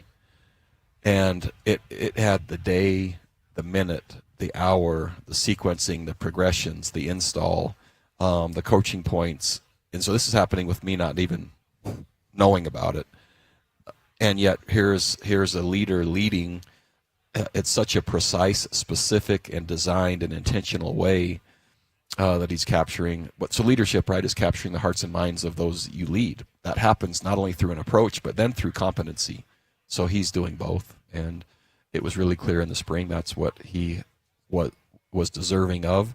To see him now take it and leverage that, his credibility with our team is, well, put it this way. When I am in the office now, which is, I'll be here most of July, I walk by an offensive meeting room and it was jammed. I mean, it was the entire offense, and I wasn't standing in front, nor did I even know the meeting was going on. McKay was standing in front, and film is going, the clicker is happening, there's dialogue, and I don't know. I think many times in college athletics and many times in leadership, especially as adults and grown-ups, we think that we have to be the one. I believe in the level 5 leadership model where really being off to the side after architecting and enabling. And man, if you watch in my faith, young people go out and serve and learn languages, and I mean, what they're asked to do is just mind-boggling. And then yet we don't think a player can lead a meeting in a football program. Like what yeah, that's a coach's job. That's it. That's the most. Yeah. And so many of the coaches, well, what do I do? Well, you then help them lead from off to the side. You don't need to be the one in front. And man, that's not how we view strong leadership in football. And yet I actually think my number one job is over time to make myself irrelevant, right? To have passed on everything possible, and they got it. And then maybe on occasion it's a text or a call. Hey, coach, this is a tough one. What about? But the less that becomes, I think the more effective I've been over time. And I think we view it the opposite way. And there's models that have worked the other way. So I'm not saying it doesn't. I just prefer a little bit different. We're both cavemen. Home of the caveman. You know the fight song, I'm sure. Dear old AFI, yes, we will love you till we die. Our banner's bright of red and white will be a beacon through the night. Oh, yeah, we right got there. Mm-hmm. My favorite part, though, is coming up. Dramatic arts. Football and track. Football and track. We'll always bring the honors back. So sing your praises to the sky. Bronk We'll and always I will always fight for AFI. Go, go. So anyway, that's our shout out for the Steel Days is coming up. There it man. is. Yeah. I don't know how to top that, So Coach. I've had a lot of things Who would on have my guessed dossier. that was going to happen today? When I woke up, I did not see that coming. Well, Bronco and I click. So yes. He gets me, I get him. The chemistry, when you go to American Fork, it's just kind of what happens. It's in the blood. Yeah. You probably have some manure on your shoe. You dabbled maybe in, I don't know, you've gone on the wrong side of the track a time or two. And there's heritage into Geneva Steel and the steel workers. There's a grit that's part of that. I watched you play at West High School. Yeah, I remember. Do you remember that game? Yeah. Like there were guys up on there were snipers up on the roof. Yeah, I remember. Yep. Were you a sophomore on that team? I was a sophomore. Mm-hmm. Yeah, I remember you. You always looked so you looked like you could just bash somebody's head in back in the day. But there were some comments made as I was walking out to the field where it was like, and they were coming from the female students, and I was like, okay, yeah, this is what we want to do. They wanted to fight. Yeah, we're okay. We lost that game, right? We did. Yeah, crud. Well, Coach, we appreciate it. Thanks for coming by, hanging out with us. Can't wait to bug you a little bit more during the fall. I know. July this is the kind of time where you can let your coaches get away a little bit. Yep. So the way that we work here, so we'll be back on the 29th of July. So the coaches each have half the week. So 2 at a time they come in. We cover the week. Our strength staff stays, and I usually take my time now that I've seen Utah State. I take some time in May when the coaches are on the road recruiting and the players are on break, and then now I'm here in July, and it works great. Love it. Well, Coach, thanks so much, man. I got Bronco to sing. I know. That's a new one. I'm not sure that's ever happened. Yeah. Come on. This is clearly that was awesome. There Appreciate might be I know the two of you work together. Maybe there's maybe one day a week there's a third guy. Come on down. I know you've always been dying to do sports always radio. open for you. Thanks, you guys. There he is, the head coach, Bronco Mendenhall, 97.5, the KSL Sports Zone. The Utah Jazz select Darren Peterson. The Utah Jazz have found their future face of the franchise as Darren Peterson is on his way to Salt Lake City. The BYU at Kansas game. He had 18 points in the first half. He was 6 of 8, had 3 steals. There was no question who the best player on the floor was. Winning basketball is back in Utah, and the KSL Sports Zone will be with the New Look Jazz every step of the way. Your exclusive home of Utah Jazz basketball is right here on 97.5, the KSL Sports Zone. 97.5, the KSL Sports Zone. A lot of you out there, you've got your 4th of July plans, and you're going to go on the grill, and you're going to fire up some burgers, some steaks, whatever the case is. Well, you know what? You don't have to be a caveman and just throw it on a fire and just rip it off a cow. You can have Bar W send it right to you. I'm trying to make a No, I got it. I was was just waiting for my line. I was trying to come in clever. You have done something that has never been done before, and that is get Bronco Mendenhall to sing for a significant amount of time. I'm America's guest. That was impressive, and you can be America's guest by having Bar W beef come right to your house. Yeah, I love Bar W beef. We talk about the convenience, but let's talk about the quality. Yeah, it's the other constructive there. The quality is different. It's better. You go to the market, you're getting beef from somewhere, maybe overseas. You never know. This is Utah-raised beef, traced right back to the place it was raised in our state, grass-fed, aged. I mean, it's incredible. You got to try it. Go to barwbeef.com. You can also go right to Nephi, exit 222 in Nephi. They got the Bar W Grill and the Bar W Steakhouse. Get there now. 97.5, the KSL Sports Zone. Are you having trouble hearing? Hearing loss can devastate the quality of your life. Now, there's an affordable fix for you or your loved one. Rated the best hearing aids of 2026 by Forbes Health, Audion Hearing has the highest quality hearing aids at the lowest prices, starting at just $98 a pair. I actually like them better than my old $5,000 hearing aid. I could not believe how my hearing and life changed. Join over 1 million happy customers by going to audionhearing.com. That's AUDIEN hearing.com. I move mountains for a living. Literally. That means I don't carry hand lotion, and when it comes to serious heartburn, I don't mess around with anything but Rolaids Max Strength. Its dual-active formula has 1,500 milligrams of calcium carbonate and magnesium hydroxide that relieves heartburn fast. And the best part? The roll fits right here in my pocket, so I can get back to moving mountains. Rolaids spells powerful relief. 1,500 milligrams is our highest amount of antacid per tablet. Read each label. Use as directed. Keep out of reach of children. There's no doubt about it. This is the time of year when we all start focusing on that perfectly grilled steak. Now, some of us are pretty good. Some of us are just okay at doing that ourselves in the backyard. If you're really looking for that perfection in steaks, it's Ruth's Chris Steakhouse. And now, a lot of graduation parties are going on, special events, birthdays, you name it. It's time for you to make that reservation at Ruth's Chris Steakhouse. Now, obviously, we talk about steaks and how wonderful they are there, but they have so much more. The seafood, the poultry dishes, the side dishes, the desserts, and it's served to perfection.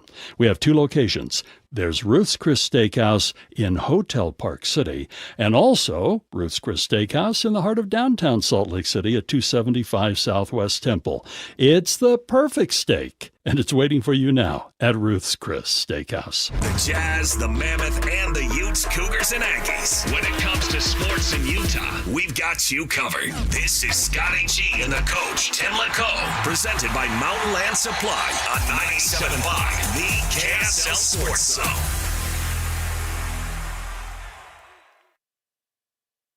Dear old AFI, yes, we will love you till we die. Our banner's bright of red and white will be a beacon through the night. Oh, yeah, we right got there. Mm-hmm. My favorite part, though, is coming up. Dramatic arts. Football and track. Football and track. We'll always bring the honors back. So sing our praises to the sky. Bronk we'll and always I fight will always fight for AFI. Go, go. So anyway, that's our shout out for the...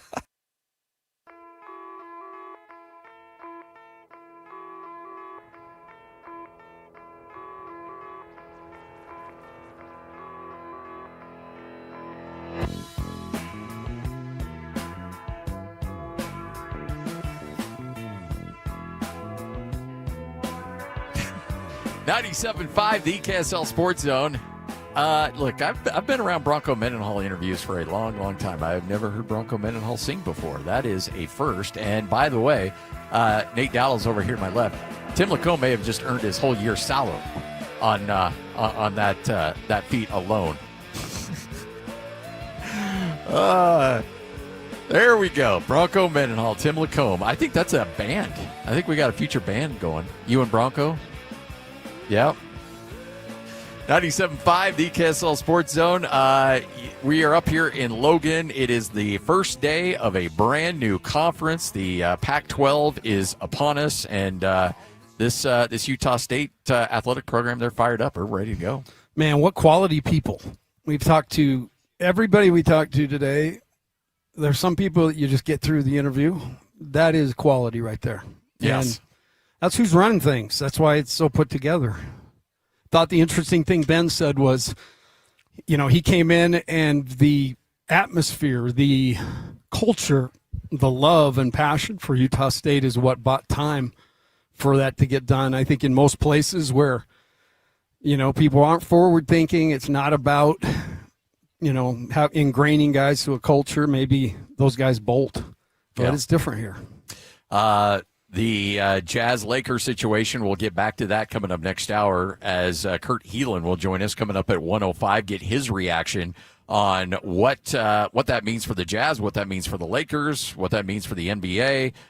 The Jazz now looking for a starting center. And we're up here in Logan, so we've had a few people come by and say, hey, what about Neemias Queta? I think Nemi would be good on any team. I don't think Nemi's at a point where he can be a starting center in the NBA, but certainly from a depth standpoint, you would, a shot blocker, rim protector, rebounder, that's what he is. Well, the one thing that they're right about, I don't know if they're right about Nemi, but they are right about the fact that they got to acquire somebody via trade.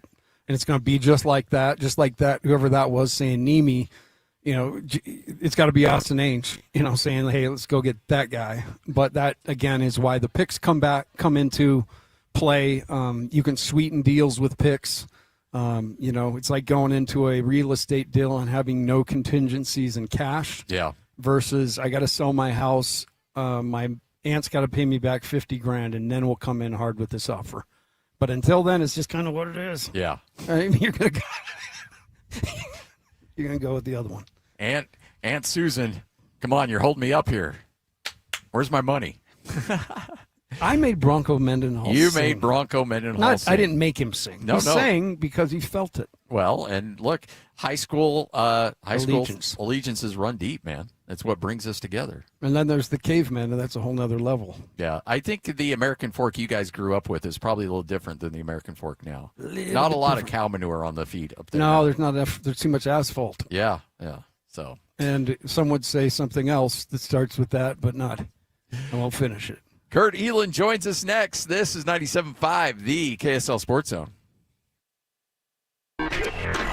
This stuff is available everywhere. Wherever you are, the KSL Sports Zone will be right there with you. It's the KSL Sports app. I love it. Where you can get the latest podcasts, up to the second breaking news, and analysis of the teams you can't live without right from your phone. And wherever in the world you may be, you can have DJ and PK, Scotty and the coach, and Jake and Ben tag along with live streaming of your favorite shows. Download the KSL Sports app and never miss a thing. Presented by University of Utah Health. Health is in our DNA. Learn more at uofuhealth.org. This is 97.5, the KSL Sports Zone. I know that hiring can be challenging. You need someone to match your role perfectly. Well, now you can meet them fast on ZipRecruiter. Build your team, build it sooner. Meet your match on ZipRecruiter. Just head to ZipRecruiter.com/free right now to try it for free. That's ZipRecruiter.com/free. Meet your match on ZipRecruiter. Try it free. Lanny went to college and racked up huge debt. A little bit over $100,000. For a degree he couldn't use? Now what? I had a friend that went to my computer career. They even helped him get hired immediately after graduation. One of the things I love about IT is that you can work from anywhere you want. You could become an IT pro in just months, including cybersecurity and the basics of AI with zero experience at mycomputercareer.edu. My Computer Career, an elite CompTIA certification partner. It worked for me, and I know it can work for you. This is one student's experience. Individual results vary. As a pedestrian, it can feel like getting home safely is the final boss. Now, here's how to max your stats and take 0 damage. Here's the strat. Try this killer combo move right here. Cross with your phone light and make eye contact with drivers before you go. Upgrade your visibility. Make sure you always use the crosswalk and wear reflective gear. Save stealth mode for video games. Stand out, stay seen, and stay safe. A message from the Utah Department of Public Safety. They're looking out for you. At University of Utah Health, we're mapping DNA to find the cause and the cure. Because 1 in a million is really just one. One person facing one incredibly difficult diagnosis. Looking for one thing: hope. Learn more at uofuhealth.org. 97.5 KZNS FM Colville, 1280 KZNS AM Salt Lake City, and KSL FM HD2 Salt Lake City Midvale. This is 97.5, the KSL Sports Zone.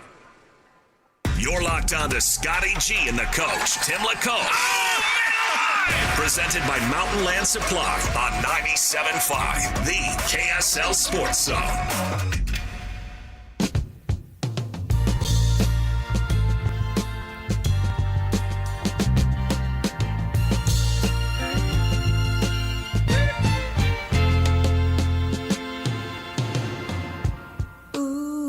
Child, things are gonna get easier. Ooh, child, things will get brighter. Ooh, child, things are gonna get easier. Ooh, child, things will get brighter. Someday, yeah, we'll put it together and we'll get it undone. Someday, when your head is much lighter.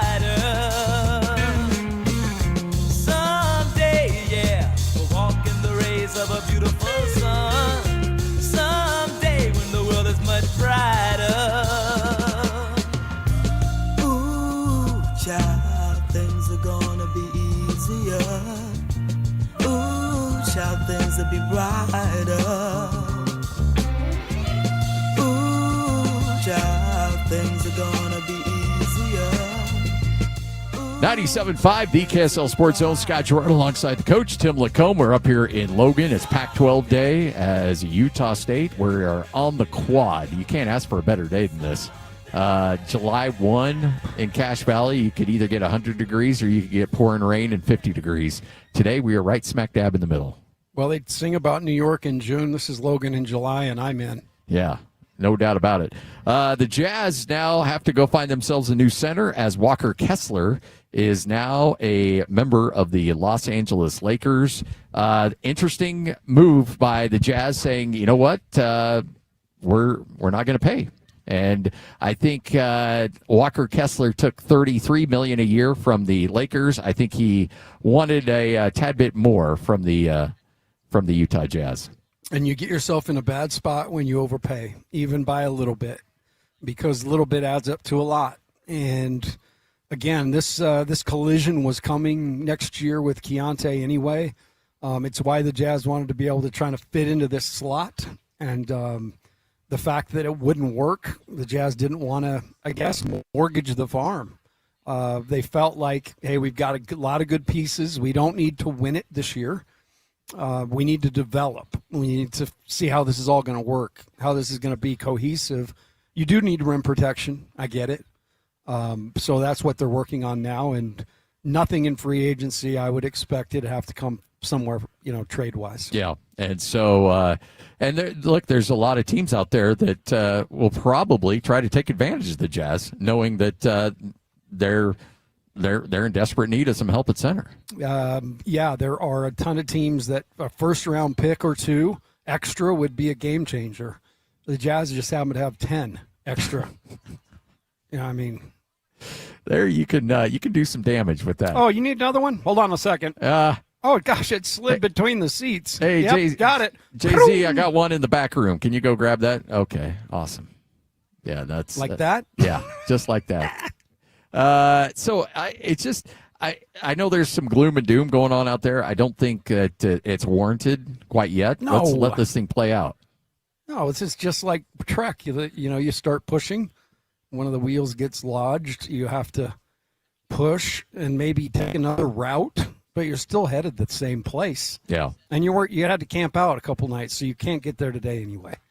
So you can't overreact. You have to, in negotiation, you have to have your number that fits and determine the value, and the Jazz did that.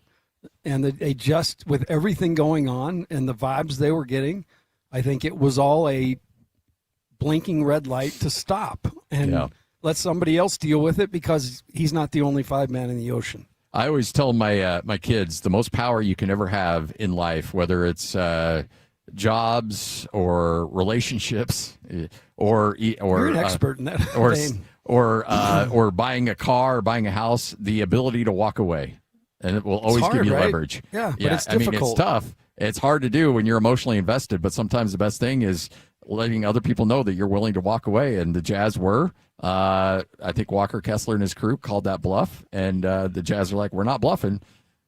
There's our number. Take it or leave it. We're offering you 5 years. You want 4 years? There it is. At 33 per, that's we're going to stay put. I think they would have done 3 years at 33. I don't know if but I don't think that was yeah. I think if it came to that, I think that's where he probably would have charged the Jazz more than the Lakers, just for, I don't know, back damage in his mind. I don't know. But that's where players go. I'm not saying he did, but oftentimes in these situations to get what they want, that's kind of the direction it goes sometimes.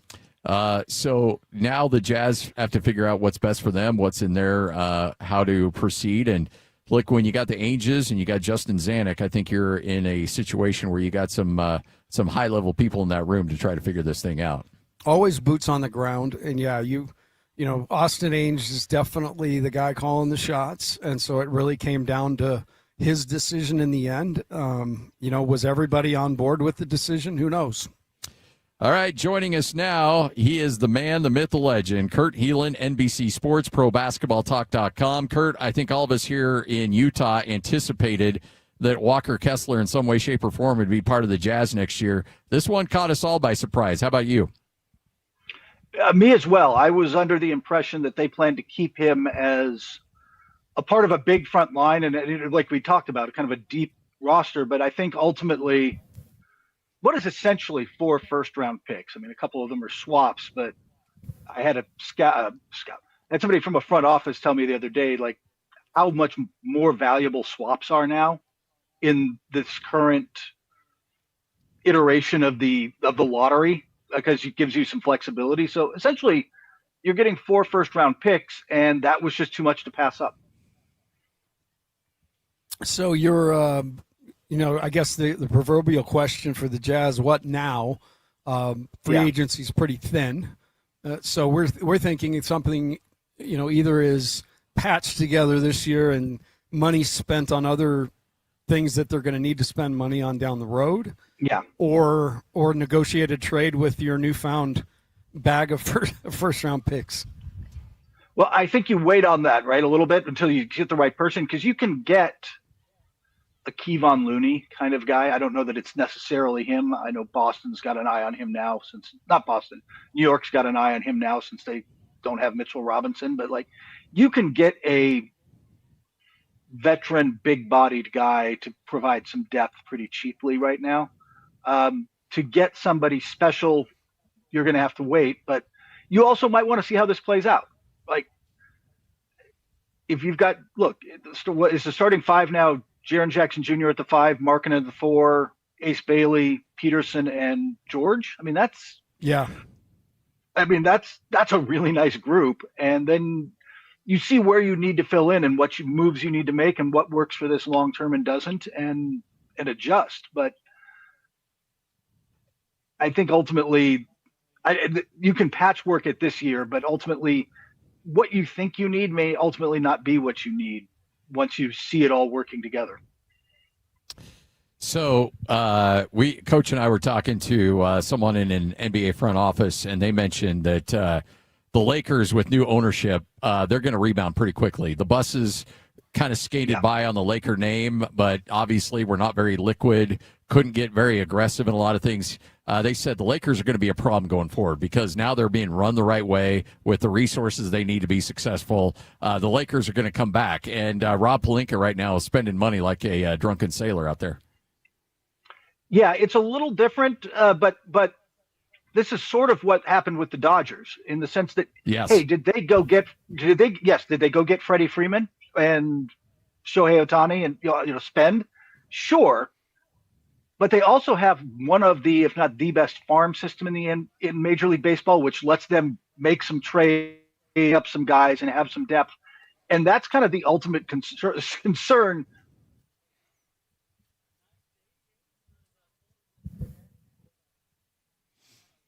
Looks like we may have lost Kurt. We'll try to get him back on the line here. Kurt Helin, NBC Sports, ProBasketballTalk.com.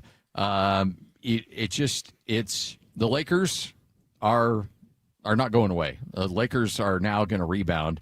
Rob Pelinka has gone all in, and this is the same ownership group that has the majority stake in the Dodgers, and they're going to run them like the Dodgers, and we see what a problem the Dodgers are being to Major League Baseball right now. Yeah, and obviously the biggest difference is they can spend away in the Major League Baseball. There's no cap. But in some ways, this is good to have an aggressive plan. But, man, your chips are all in. Oh, yeah. With only one first-round pick between now in the next 5 years. I mean, you've got to be pretty ingenuitive to figure out how to keep this group together because some pieces of this aren't going to work. You got to move pieces. So that's a lot of money to invest in 3 guys when you've got all that going on. So Kurt Helin back with us. It really feels like, as you were mentioning, Rob Pelinka is going all in. He's putting all those chips in the middle of the table. They also are on a timeline, too. Like, this is not hey, let's go find a young star and start to build. Luka's 28 now. Like, Luka's in his prime. You've got Kessler was a guy, one of the 2 guys they'd really targeted center. That they needed to get a rim protecting center who could set a big pick and roll hard. And those guys, Kessler's going to look great. I mean, to be blunt, Luka has lifted up some guys who, with all due respect to Derek Lively and some of the guys he's played with, he's made them look really good, right? He's made good players look much, much better, and I think Kessler's really going to thrive on that. And they went out and spent, look, Grimes and Mammoth and all these guys they picked up kind of smart picks, smart players on the side, and moved on from LeBron, which was, you mentioned the buses earlier. I'm not sure the buses could have done that or would have done that because LeBron financially is a windfall for whatever team gets him, right? Like, you are going to sell a ton of jerseys, you are going to get sponsors. He is kind of a economic engine to himself. And I'm not sure the Lakers could have given that up under the bus ownership as easily as they did here, because the advantages are still the Lakers. They still have this massive fan base, but now they're winning. It all is forgiven. The LeBron special last night that ESPN did for about 2 hours and 45 minutes. He was basically all anybody talked about last night. But do you feel like the legacy itself has perhaps outkicked the actual product that we're still lauding at this point? A little bit, yeah. I mean, he's still the biggest brand. He's still the big internationally, especially, and even domestically. He's still a huge name that gets recognized. So he brings value. He brings eyeballs. He brings clicks, right? He brings an audience with him whenever you bring him up. And well, as of this morning, he might be I guess Jaylen Brown is still out there theoretically, but like that might be the most interesting thing because LeBron's going to take we were talking about it before, like how big a pay cut is he willing to take? And I know they're saying now he's willing to play for the minimum. I believe it when I see it. But if he's willing to really go, look, Minnesota could probably get him at the taxpayers mid-level of 6.1. Would he go to Minnesota? Like, if he really wants to compete, would he do that? Or does he want to go east? Does he want to play with Giannis in Miami? Like, it's like, if he's willing to take considerably less, his options expand, and he'll get to choose where he wants to be and what he wants to do. And it does become a little bit of like, man, I'd love to see him play with Steph Curry. Like, that'd be a fun thing to watch, and kind of a little nostalgic and reminiscent. But they're not a threat. That combo isn't even with Jimmy Butler healthy and Draymond Green. That team is not threatening the guys at the top of the West. If he really wants to compete, does he have to go back to Cleveland and hope that he can lift them up or something? I'm really curious where he goes with this. Do you, I mean, we've heard this Golden State and that smoke's been going for a while now. Do you, if you had to put odds on a team for him next year, would it be Golden State? Yeah, for two reasons. They want him. They have made a push for him, going back more than a year.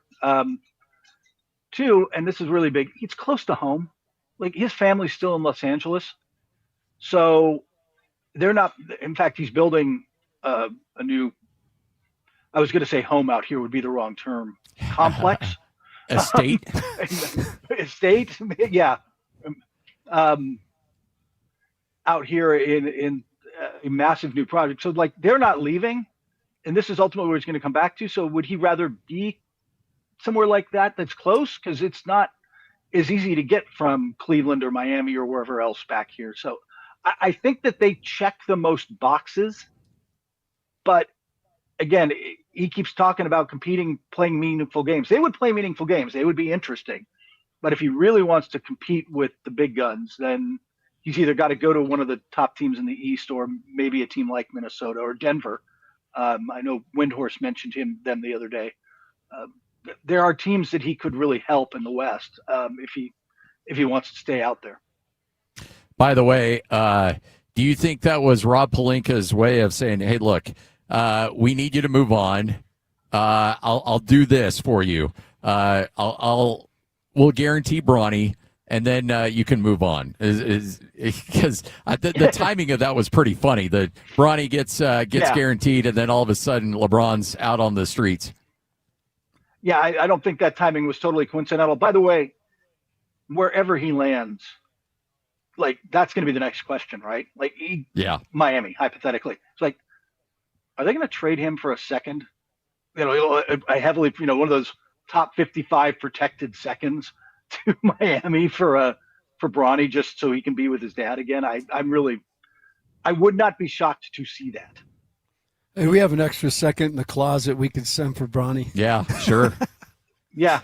The funny thing is, I want to give, it's kind of fun to mock him, but I'm going to give him some props in that by the end of last season, you started to see the outline of a respectable rotation player. Like you could see him getting there in a way I couldn't a couple years before. He's not all the way there. He's got a lot of work to do. He's got some size and athletic limitations that are going to keep him from ever being, well, forget his dad. That's not a fair comparison, but like being an all-star or anything, even probably a regular starter. But you started to see the outline of like, hey, he's way better than he was. He's made huge leaps. And so maybe he gets to his credit, maybe he gets to being a rotation guy. The one thing that he's definitely great at is creating, news. So we will put a pin in that one. Anybody else out there on the free agent market still that you have any interest in, or you think could possibly find their way to Utah? Just generally by any position, Yeah, because they're going to have a bunch of money to spend. Yeah, they're going to have money to spend. I'm trying to think through it. Like, it has come so fast and furious today. So guys that I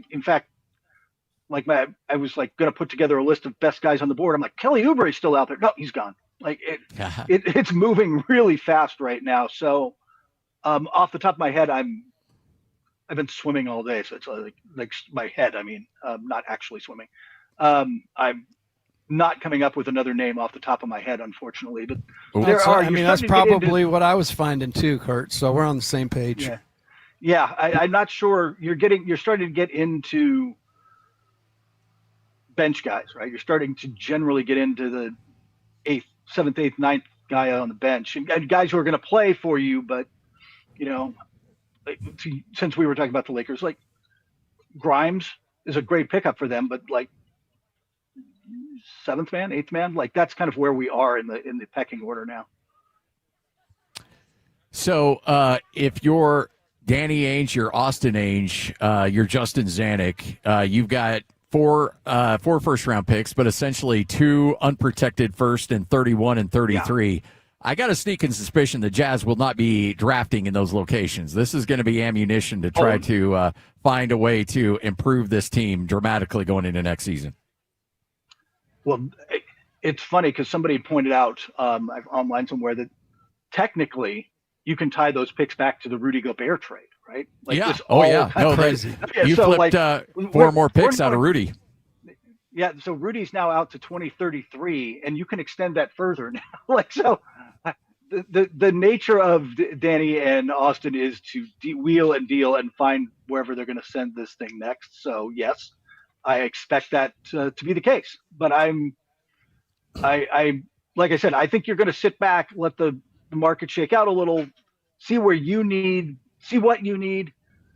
see how Peterson fits, how the whole thing starts to come together and what you want to do. And then you have got real flexibility and optionality is everybody's favorite word. You've got all sorts of optionality to change things around down the line, or go get a guy who does come up that you want. I've got my like dark horse for LeBron, where he's going to end up. I'm going to say the Wizards. That would be hysterical. Just remember that, Kurt. And if I'm right, if I'm wrong, you can razz me. But I am saying it's an out there one. But that tied Anthony Davis and the fact that they don't want to move him, if he's willing to play for the minimum, that'd fit real nice. Oh, if you put him out there with the Bonsa in between, that's actually starting to become a nice lineup already. Like, a lot of things have to your click turn, my turn lineup, but yeah. Yeah, exactly. It's a little awkward. I'm curious how that they're going to be respectable, and that alone for Wizards fans will be a nice change of pace. So, like, you can tune into those games and not be horrified. That's a big step up for the Wizards. That's a win. 97.5, the KSL Sports Zone. Kurt Heelan, NBC Sports and ProBasketballTalk.com. Kurt, you know, the one thing that I think is really fascinating about all of this is that you've got an NBA landscape where free agency used to be such a big deal. Now it's about trades, and we don't see the free agency anymore. Do you ever see that coming back, or is this just what we have now? It'll depend on the CBA. What's changed is in the effort to get teams to be able to retain their own top players and free agents, it is much more lucrative for a player to extend with the team they're on and then force a trade or do in some way, rather than just hit the free agent market. You get less money hitting the free agent market. It's not, you make for the top end guys, like you make more where you are. And so that's just kind of the pattern. You're also, with that, you're getting, especially once you get, out of the top couple of players on a team, those are more and more shorter contracts. It's 3 years with an option on the end, and guys are getting moved around, and there's non-guaranteed years and what have you. Like, there's a lot more, teams are trying to be a lot more flexible and have a lot more ways to move things around. But until they change the CBA again, which they will, right now, for good players, it just makes more sense to extend where you are and get the bag and then worry about getting out of town. Do you, is there a lot of times when things go quiet, it's when something's close to getting done. Are you hearing anything on the Jaylen Brown front? Under that theory, he could get moved in the next hour. It's what I've heard, and in fact, I just wrote on our tracker at NBC Sports, trying to keep up with all the free agent stuff, is two things they're talking to teams, but two things are kind of, I don't want to say scaring teams off, but giving them pause. One is the asking price. Boston wants 4 first-round picks or picks and players combos, but like good players. This is not a team that's looking to tank and rebuild, right? Like they've got Jason Tatum still. They plan to win on the fly. So the other thing though is, and maybe the bigger issue is, Jaylen Brown makes $57.1 million next year and has $126 million guaranteed for the 2 years after that. He is on a supermax deal that is really expensive. And it's not that he's not a very good player. I don't want to like he was 6th in MVP voting last year. I don't want to take this away from him, but that number gives teams pause no matter how good he is. Like, do we really, if we take this on, we lose that flexibility. We are stuck here. Is that where we want to be? And that's not, teams aren't giving up what Boston wants in a deal. So anything surprise you other than LeBron, and that was the biggest surprise, but anything else out there surprise you in terms of movement around the league? The Kessler thing surprised me. Oh, the other guy is Duren, but I think that's kind of, I would be shocked if Duren has a Kessler-like move in him, because the Kessler thing caught me off guard. Duren is kind of in the same restricted free agent situation. He can get a little more money on the table because he's got an all NBA under his belt. But the difference is, because he's proven it, he's a 22-year-old guy who's just made all NBA. Detroit's not giving him up. Everything I talk to is like, Detroit's like, don't, if you want to make an offer sheet, go ahead. I'm going to tie up your money for 47 hours and 59 minutes.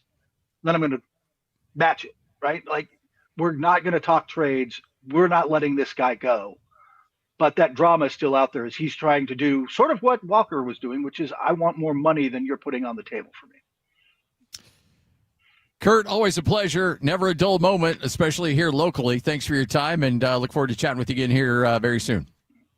I'll talk to you soon. There he is, Kurt Heelan, NBC Sports, ProBasketballTalk.com. sportszone.com. All right, we're live up here in Logan, Utah State University. It is the first day of the Pac-12. Yes, the Pac-12 is officially, Utah State is officially a member as they expand not only with Washington State and Oregon State, but you've got Colorado State, Fresno State, San Diego State, Boise State. You go down the list, and then you throw Texas State into the mix. It's a new era of college athletics and a new era for Utah State. Coming up next, we'll get back to this Walker Kessler situation with the Utah Jazz, what this means, and what the Jazz can do going forward. It's all straight ahead. 97.5, the KSL Sports Zone.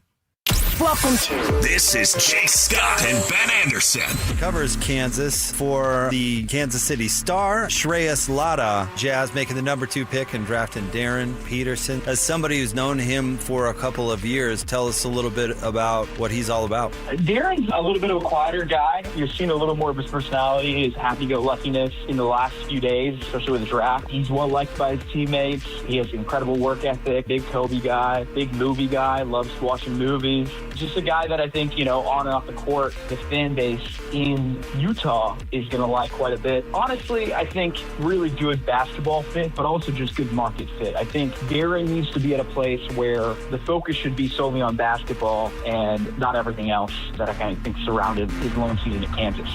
Catch Jake and Ben afternoons from 2 to 6 on 97.5, the KSL Sports Zone. Patrick was way behind on his IRS taxes. I was in way over my head. The total amount ended up being somewhere just over $30,000. $30,000. Then the IRS came to collect. Started getting letter after letter. A lien had been filed against me. They were going to basically hang me completely out to dry. He had to do something. That's when I reached out to Optima Tax Relief. Patrick's life quickly got a lot easier. It was very easy. Pretty much hands off, They picked up the ball and ran with it. And how'd it go? I couldn't believe it. I had to ask 2 or 3 times. I saved an incredible amount of money. How does Patrick feel about Optima? Couldn't be happier. They definitely helped me. Optima Tax Relief, the best place to call. They're the best in the business. Do what Patrick did and call Optima Tax Relief for a free consultation. Call 800-343-6460. 800-343-6460. 800-343-6460. Optima Tax Relief. Testimonial from an actual client. Some restrictions apply. For complete details, please visit OptimaTaxRelief.com. This is Colin Keary from the New Millennium Group. Have you ever had a question for your financial advisor only to find out that the next available appointment is months away? At New Millennium Group, we believe that financial advice should never be limited to once-a-year review meetings. Life happens every single day. Markets change. Retirement questions come up. Family situations evolve. And when they do, you deserve answers. That's why we pride ourselves at the New Millennium Group on being accessible when our clients need us most. Whether you're wondering about your investments or a major life decision, our team is here to help provide guidance. We're not interested in being the firm you hear from once a year. We want to be your trusted resource throughout your entire retirement journey. If you're looking for a financial team that values relationships, communication, and responsiveness, we'd love to meet you. Give us a call today at 888-999-6370. That's 888-999-6370, or visit us at utahsfinancialplanner.com. If you've tried Beehive meals, you know how easy they make dinner with their classic slow cooker meals. Now they're bringing that same convenience and flavor to summer with their flat top meals, perfect for barbecue season. Heading to the pool, the park, or the lake? Before you go, put a slow cooker meal like Bang Bang chicken or barbecue pork in before you leave, and come home to dinner done. Or fire up the griddle with favorites like carne asada, chicken fajitas, and pineapple barbecue chicken. Order today at beehivemeals.com. Are you due for something that actually tastes as good as the service feels? Ruth's Chris Steakhouse is your place. The perfect occasion for all occasions.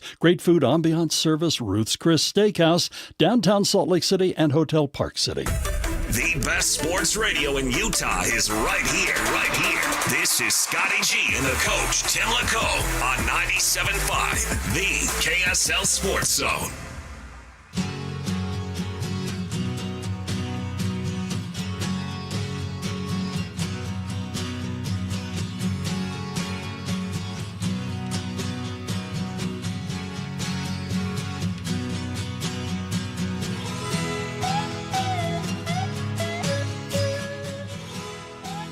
I don't know if it's been a top 5 show, but it certainly has been a top 5 playlist. No, courtesy dude. of Lloyd Cole. I would say probably the best playlist we've had, and kudos to you for that. And then, no, it ain't top 5.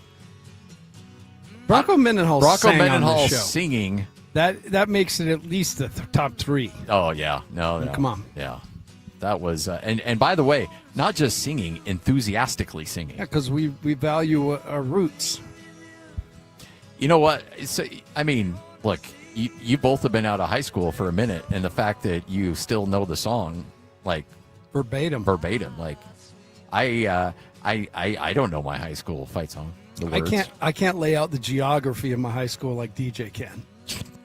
Where the mural was, where the water fountain was, the science lab, but I can tell you we actually had the words to that on the wall of the gym.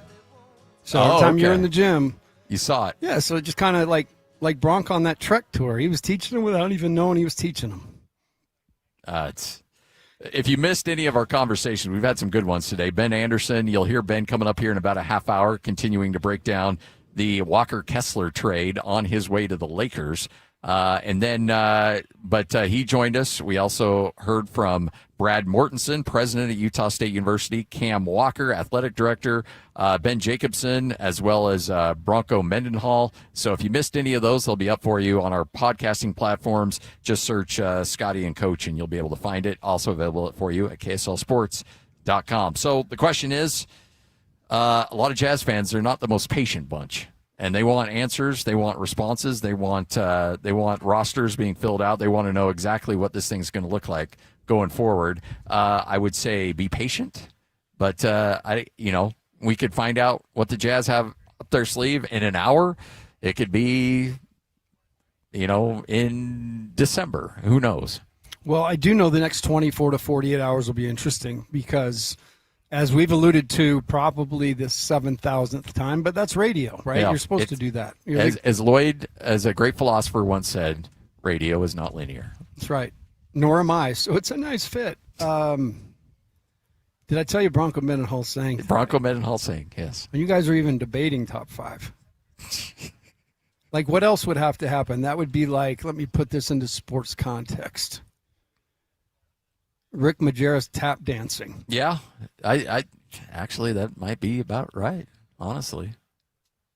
I mean, seriously, you think of another great Jerry Sloan playing acoustic guitar and serenading a ballroom. Yeah, maybe in a. It's not. You don't equate one with the other. Yeah, he and Phil Johnson singing "Summer Lovin'." Yeah, I just don't see that. That'd be a blast. Yeah, in matching. Yeah. Letterman's jackets. Boom, boom, boom. You're so done with the Walker Kessler conversation.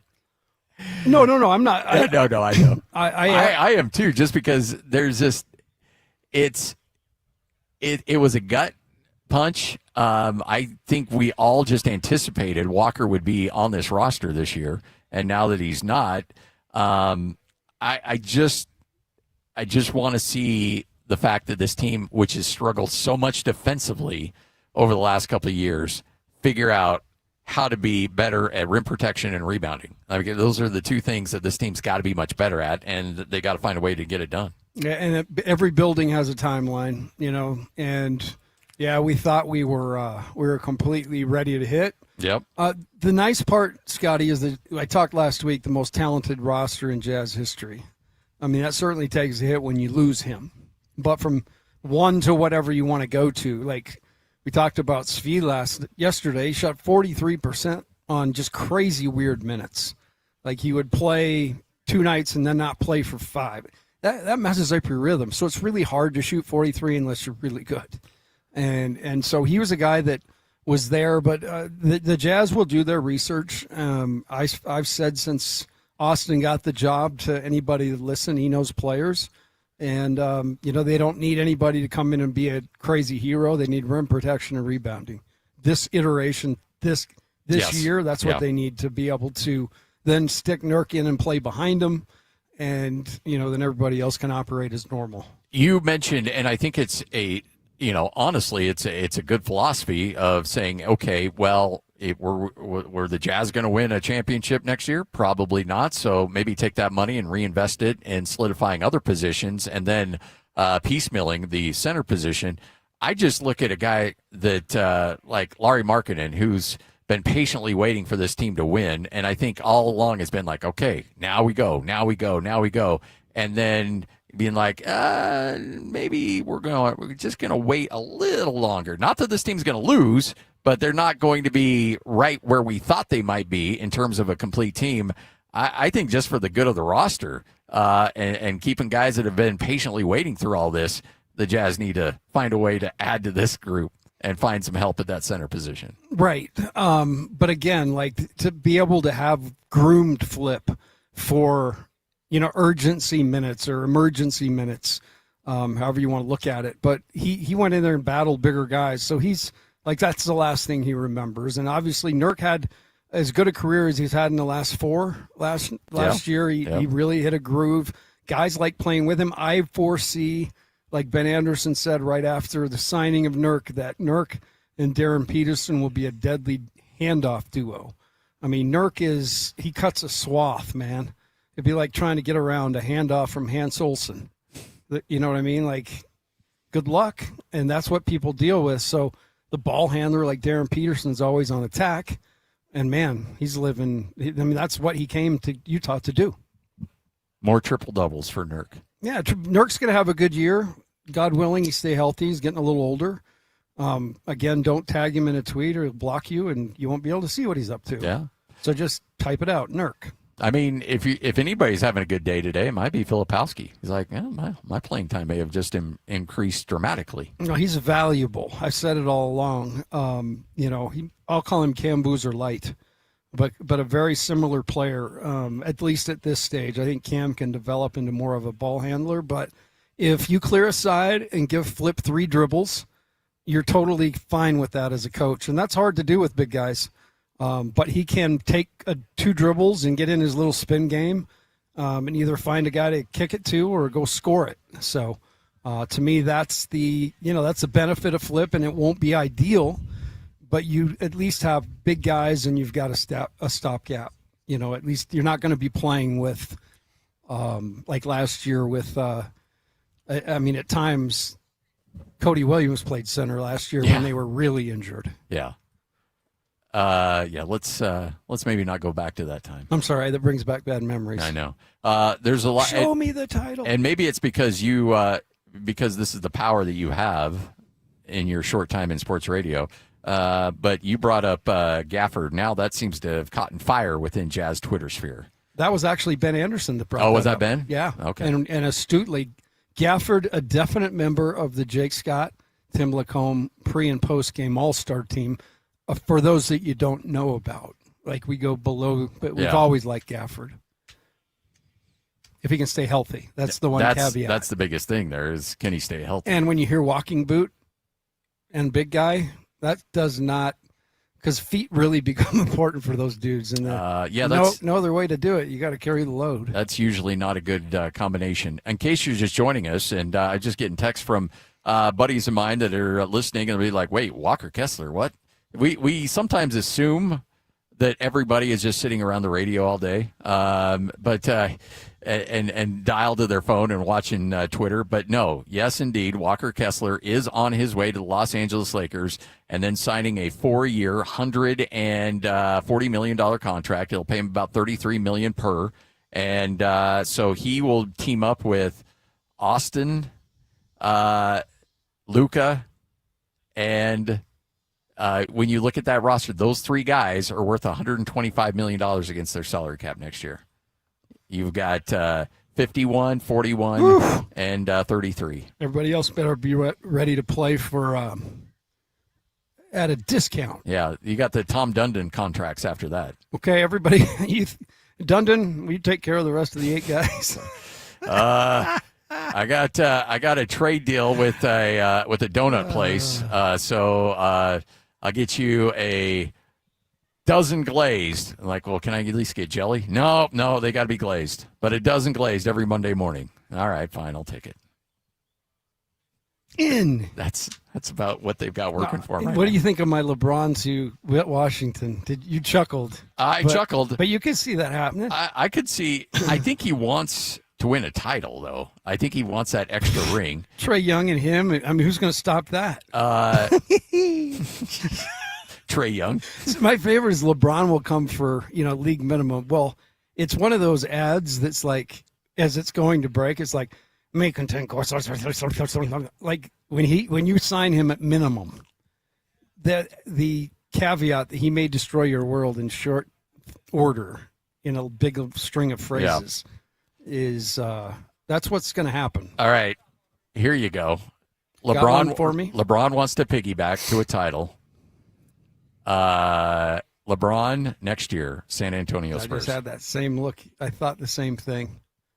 There is no doubt he's looking for, because he's always kind of done it by committee, unless it was, well, he's always done it by committee. Oh yeah, Kyrie was with him on that Cleveland. Right, yeah, and for them, I like to remind people, save their behinds. Oh yeah, a couple of times. Yeah. That long three from the left wing, right wing. Right wing, yeah. Step, boop. Yeah, they don't come close to winning that title without Kyrie. So while he's awesome, he has needed dudes, because when he doesn't have other dudes around him, or the dudes aren't maybe strong where he's weak. In the case of Luka, the team just goes to mush. His teams go to mush ultimately. A very ripe tomato. And if you're like, okay, well, what can I do to really make sure that my team does not go to mush? Go with a generational player who hasn't even scratched his prime yet in Wemby, and that can overcompensate for my massive defensive inequities. It would actually, you know what, that does make sense in some ways, because the floor you have to cover on the defensive side, both in ISO and in help, is minimized because Wemby takes up about a half your job. Yeah, he's Rudy 3.0. Right. I mean, if he's in the vicinity, they're not throwing a lob because he can easily. So it does make a guy's job easier who doesn't move as well. And that characterization of piggybacking, that'd be a full effect right there. Oh yeah, that would be jump on. That would be the most LeBron move of all LeBron moves. Golden State. That just seems like it's a, I don't know, like a really high-priced retirement home. Yeah, it's going to be fun and the food's good, but you're not winning anything. He goes to San Antonio. He might very well win a championship. And the other thing is, as much as we make fun of LeBron, he's still a top 10 player in the league. Statistically, I'll do everybody a favor. Just save your money. Don't go watch LeBron and all those guys. If they get together, don't go watch it. Give it 2 years. And you can go for free at your nearest 24-hour fitness. Because they're not like on the verge of, like, this is the swan song. Yeah. So in a couple of years, you seriously just lean up against the glass, like, oh, wow, I didn't have to pay any money. I've got front row. Because that's about the quality of the basketball and you're going to get. I don't want to minimize. Like, LeBron's still good, but to my point with David yesterday, is he worth everything that comes with him? Because he cannot operate in an environment that isn't 100% about him. Oh, yeah. I totally believe that. Yeah. In fact, somebody reported that he is actually in talks of doing a documentation, essentially a reality show. Reality show, focusing in on his last year in the NBA, essentially his last year in the NBA, even though it's not official. So, yeah. Maybe I don't know. I can't imagine that Bronco would be very happy with that, these Orthodox guys, LeBron sees an opportunity to make a buck, and that's where it becomes like Bronco, you talk to him, he's out there right now in the middle of the summer trying to build a team of guys that like each other, or at least respect each other, work together. It's such a huge part of the battle. And then you bring in a energy vampire on the bus. If you know, you know. Oh, yeah. All right, we'll wrap up this bad boy next. 97.5, the KSL Sports Zone. This is DJ and PK. Here we go again. The news just breaking. Shams and ESPN reporting the Lakers are acquiring Walker Kessler from the Utah Jazz for unprotected first-round draft picks in 2031 and 2033 and first-round swaps in 2028 and 2030. Goodbye, Walker. I think they had to let him go. I was bracing myself. This is a part of the puzzle. It's not a complete, okay, this is it, that's it, this deal. Yeah. It's in a box. No, it wasn't going to be Darren Peterson, and that was it. The thing that I like about it is get it done rather than being held hostage. They clearly were held hostage by Gordon Hayward. Get in there and make moves now. And I don't think they wanted to match it in the 30s. And so since they didn't want to match it in the 30s, get stuff back. Yes, do not let him walk. You never let a Walker walk. So go make some other moves, see what you got cooking, what you can do to help get the team better. Catch DJ and PK mornings from 6 to 10 on 97.5, the KSL Sports Zone. If you're a little banged up, one place you need to go is University of Utah Health. Here's the thing. When the Jazz players are banged up, when the Mammoth, you go down the list, they all go to University of Utah Health. Those same specialists that are getting those players back on the field, back on the ice, back on the pitch, those are the same specialists that are going to help you in your aches and pains. Whatever you're dealing with, they've got numerous ways in which they can help. Telehealth options. They've got also great clinics up and down the Wasatch Front, and the number one ranked hospital in the state of Utah, 11 years in a row, University of Utah Hospital. Go to uofuhealth.org for more information. That's uofuhealth.org. Tuesday tacos, Sunday roast, backyard burgers. Whatever is on your table, make it Bar W Beef. Trust matters. Knowing where the beef was raised, what it was fed, and where it was processed isn't a mystery at Bar W Beef. Dry aged 14 days. Steaks, brisket, ground beef bundles, premium cuts without premium markup. Shipped straight to your door. This is Utah beef. If you can't shake the hand of the rancher behind your beef, maybe it's time to try BarWBeef.com or visit the store in Nephi. On BritBox, there is a place where stories twist like cobblestone roads, grand manners hide secrets, and stakes are higher than seaside cliffs. Find places worth getting lost in on BritBox. Watch new series like The Other Bennett Sister from the world of Jane Austen and A Woman of Substance starring Golden Globe winner Brenda Blethyn. If you want to get away, you're in the right place. Stream the best of British TV on BritBox. Free trial at BritBox.com. In the military, the mission was clear. You knew what to do. Now, the mission has changed. Stepping into civilian life isn't about finding a job. It's finding your purpose. I wanted a career that would leverage the skills and discipline I gained in the military. IT just felt right. My Computer Career offers class schedules that fit into your life and skills in high demand. Put your VA benefits to work. Visit mycomputercareer.edu/CWP to jumpstart your IT career today. An elite CompTIA certification partner. Financial aid is available to those who qualify, including VA benefits. Collectors, Front Row Card Show is coming to Salt Lake City. Join us at the Hyatt Regency Hotel on July 4th and 5th. It's a July 4th weekend card show. Baseball, football, basketball, and hockey cards. Plus collectibles such as Pokemon, Marvel, Star Wars, and comic books. CGC and JSA will be there. So bring your cards, comics, and autographs to sell, trade, or get them graded. Hundreds of vendors, thousands of dollars, and free prizes. Don't miss it. Front Row Card Show, Hyatt Regency Hotel, Saturday and Sunday, July 4th and 5th, 11 to 5. For more info, go to frontrowcardshow.com. That's frontrowcardshow.com. Ladies and gentlemen, the biggest name. You're locked on to Scotty G and the coach, Tim LaCombe, presented by Mountain Land Supply on 97.5, the KSL Sports Zone.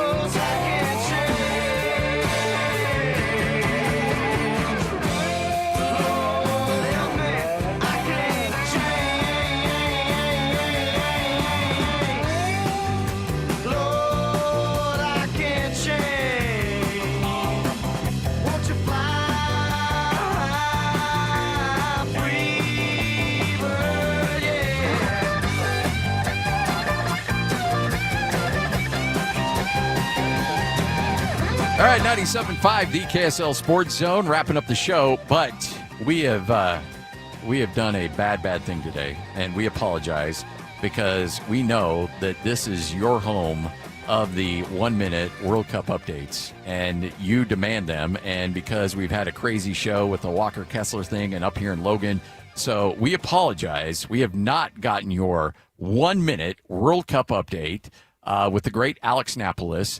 But we still have time, and it's a big day because Team USA is hitting the pitch later today. So let's get to it. Alex is ready. I know you, the listener, are ready. It is your 1 minute World Cup update starting right now.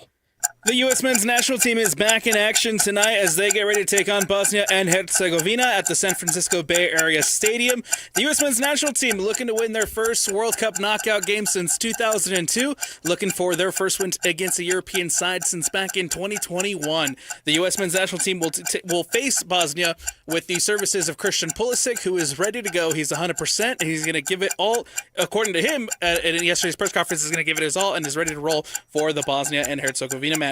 Last night, the Norway beat Ivory Coast 2-1 thanks to goals from Erling Haaland. France taking down Sweden 3-0, and then Mexico winning their first knockout game in 40 years after a 2-0 win against Ecuador. Earlier today, England fight off a scare from the Congo as Congo was up 1-0 for a large majority of that game. 2 late goals from Harry Kane to put the English national team through to the next round. Belgium and Senegal coming up here at 2 o'clock. The winner of that one will take on the winner of the U.S. versus Bosnia game. So if the U.S. move on, they'll take on the winner of that one. Tomorrow, Spain and Austria at 1 p.m. You got it. We're counting it.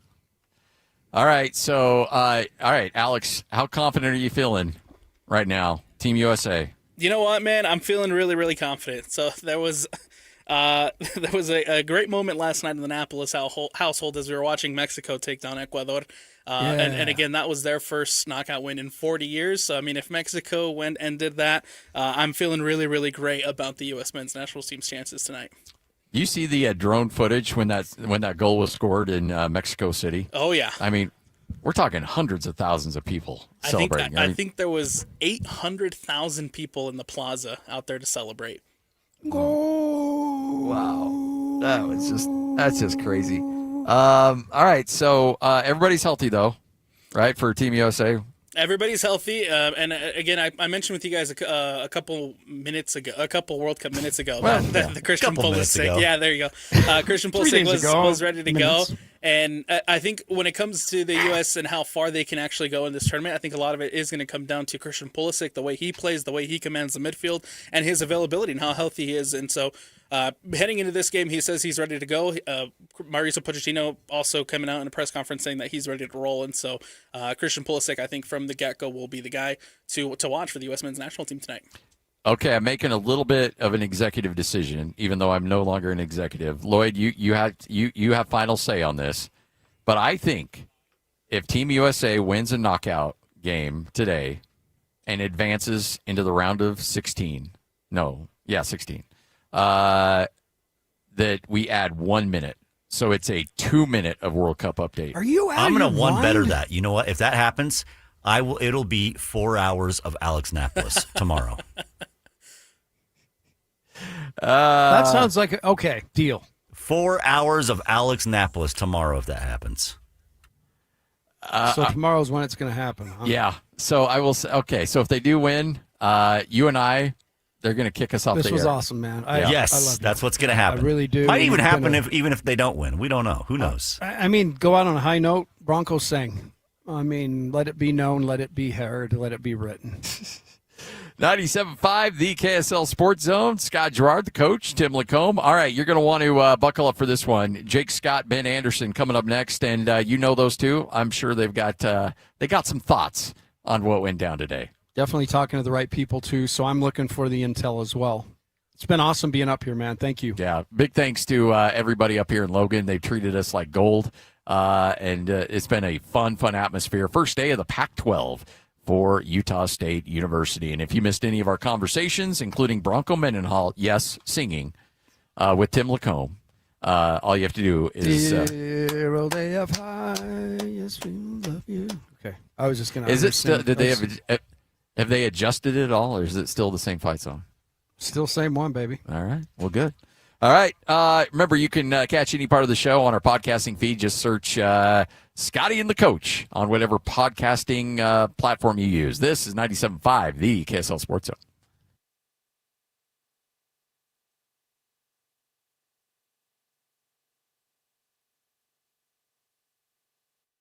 hockey fans. Let your voice be heard with the Utah Mammoth Fan Forum. Visit the Utah Mammoth page on KSLSports.com to connect with the team, other fans, and our KSL Sports insiders. Start chatting today in the Utah Mammoth Fan Forum on KSLSports.com. Stay up to date with everything Utah Jazz related with the new Jazz Notes newsletter. Get draft updates, analysis, and be the first to know about every off-season move. Visit KSLSports.com to sign up for the Jazz Notes newsletter. Summer has a way of taking over your home. So before the season gets too hectic, give your home a fresh start with Zerorez. Right now, get 3 rooms of carpet clean for just $129, plus 20% off air duct cleanings. Because you're about to put that AC to good use. Zerorez cleans without sticky soaps or harsh chemicals, helping carpets stay cleaner longer and dry faster. Call 866-ZEROREZ or visit Zerorez.com today. Spelled the same forwards or backwards. Zerorez is the right way to clean. There's no doubt about it. This is the time of year when we all start focusing on that perfectly grilled steak. Now, some of us are pretty good. Some of us are just okay at doing that ourselves in the backyard. If you're really looking for that perfection in steaks, it's Ruth's Chris Steakhouse. And now, a lot of graduation parties are going on, special events, birthdays, you name it. It's time for you to make that reservation at Ruth's Chris Steakhouse. Now, obviously, we talk about steaks and how wonderful they are there, but they have so much more. The seafood, the poultry dishes, the side dishes, the desserts, and it's served to perfection. We have 2 locations. There's Ruth's Chris Steakhouse in Hotel Park City, and also Ruth's Chris Steakhouse in the heart of downtown Salt Lake City at 275 Southwest Temple. It's the perfect steak, and it's waiting for you now at Ruth's Chris Steakhouse. This is Colin Keary from the New Millennium Group. Have you ever had a question for your financial advisor only to find out that the next available appointment is months away? At New Millennium Group, we believe that financial advice should never be limited to once-a-year review meetings. Life happens every single day. Markets change, retirement questions come up, family situations evolve, and when they do, you deserve answers. That's why we pride ourselves at the New Millennium Group on being accessible when our clients need us most. Whether you're wondering about your investments or a major life decision, our team is here to help provide guidance. We're not interested in being the firm you hear from once a year.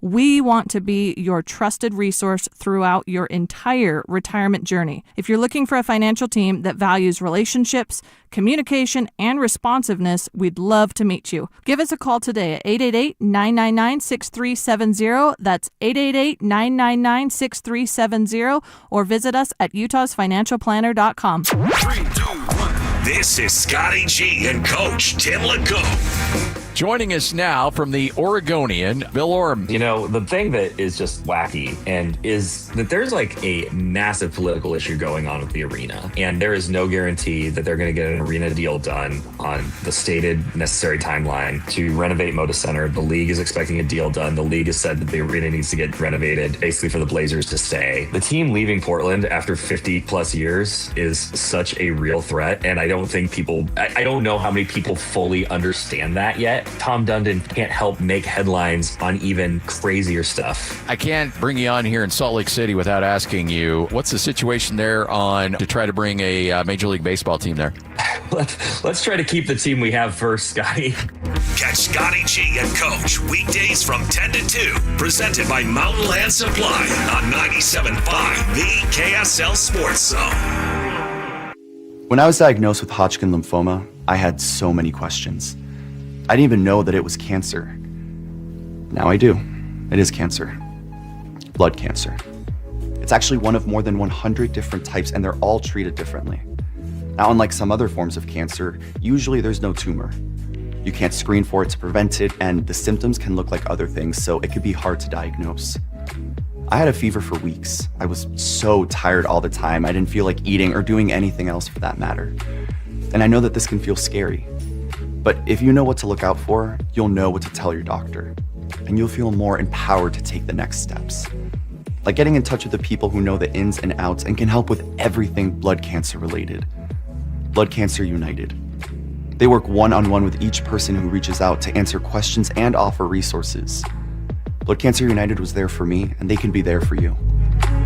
Go to bloodcancerunited.org to learn more. 97.5 KZNS FM Colville, 1280 KZNS AM Salt Lake City, and KSL FM HD2 Salt Lake City Midvale. This is 97.5, the KSL Sports Zone. We're all locked in now.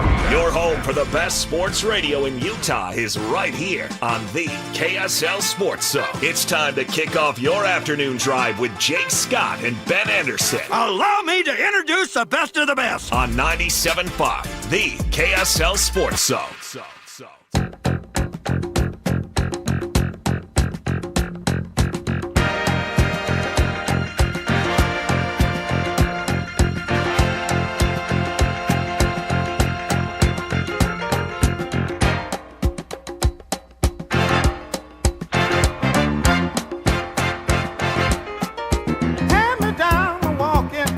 Jake and Ben, 97.5, the KSL Sports Zone. It's never a non-spicy day in the NBA. It would Apparently. seem, Ben.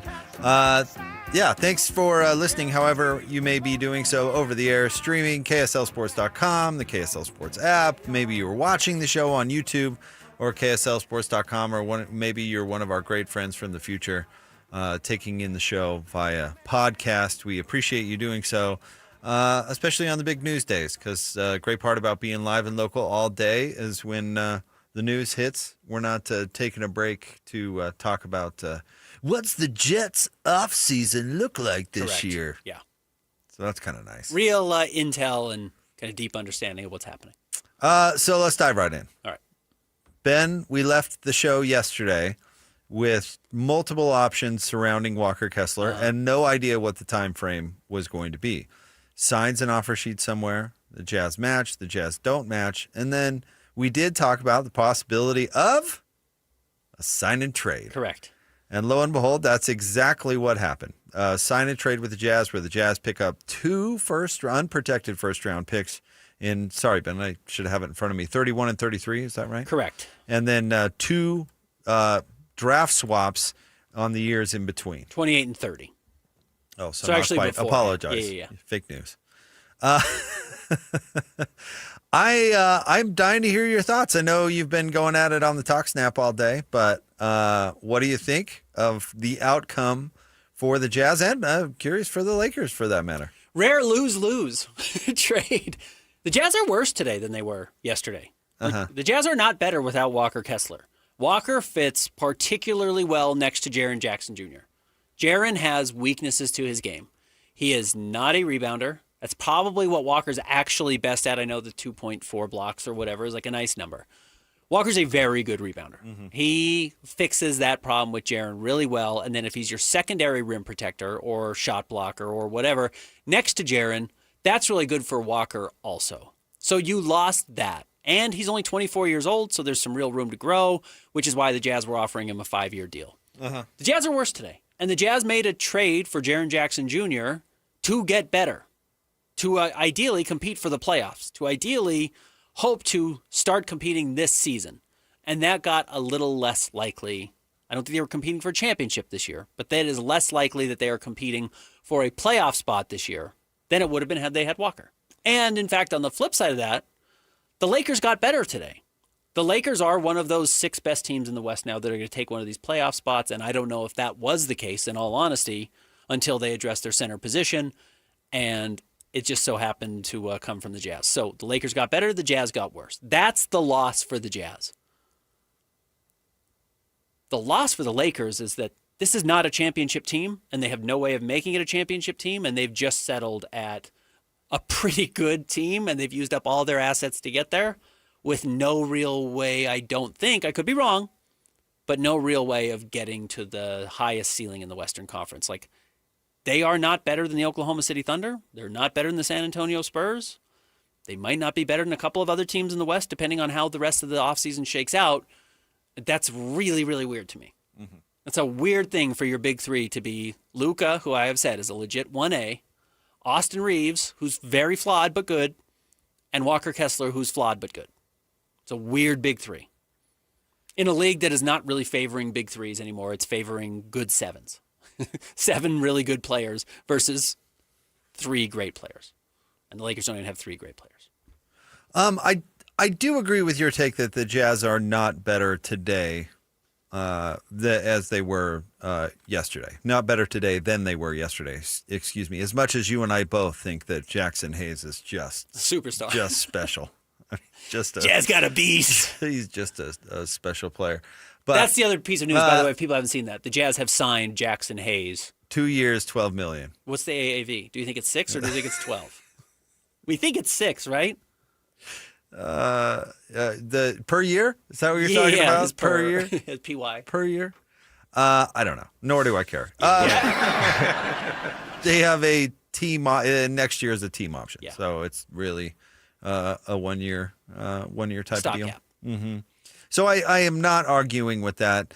We'll see what else they do before I make some pronouncement about whether or not they will make the playoffs. All the points you make, I think are relevant. But I was using a comparison with Christian before the show because I honestly, and I think it's brilliant. And I'm not trying to honk out here. Okay. I think it's brilliant. I'm curious to hear. I keep in mind that the Jazz were not coming into this situation. It was not ideal. Having Walker hit free agency as a restricted free agent was not ideal. Ideal was he got wrapped up with a team-friendly deal last year before any of this water went under the bridge. But it did. Mm-hmm. And we don't know what the Jazz were talking to him about last year. We have no idea. We had this debate yesterday. Mistake, not a mistake. I don't really know. But they were not in the ideal position for the Utah Jazz. They did, however, have the upper hand because of the rules, because they can match anything. Uh-huh.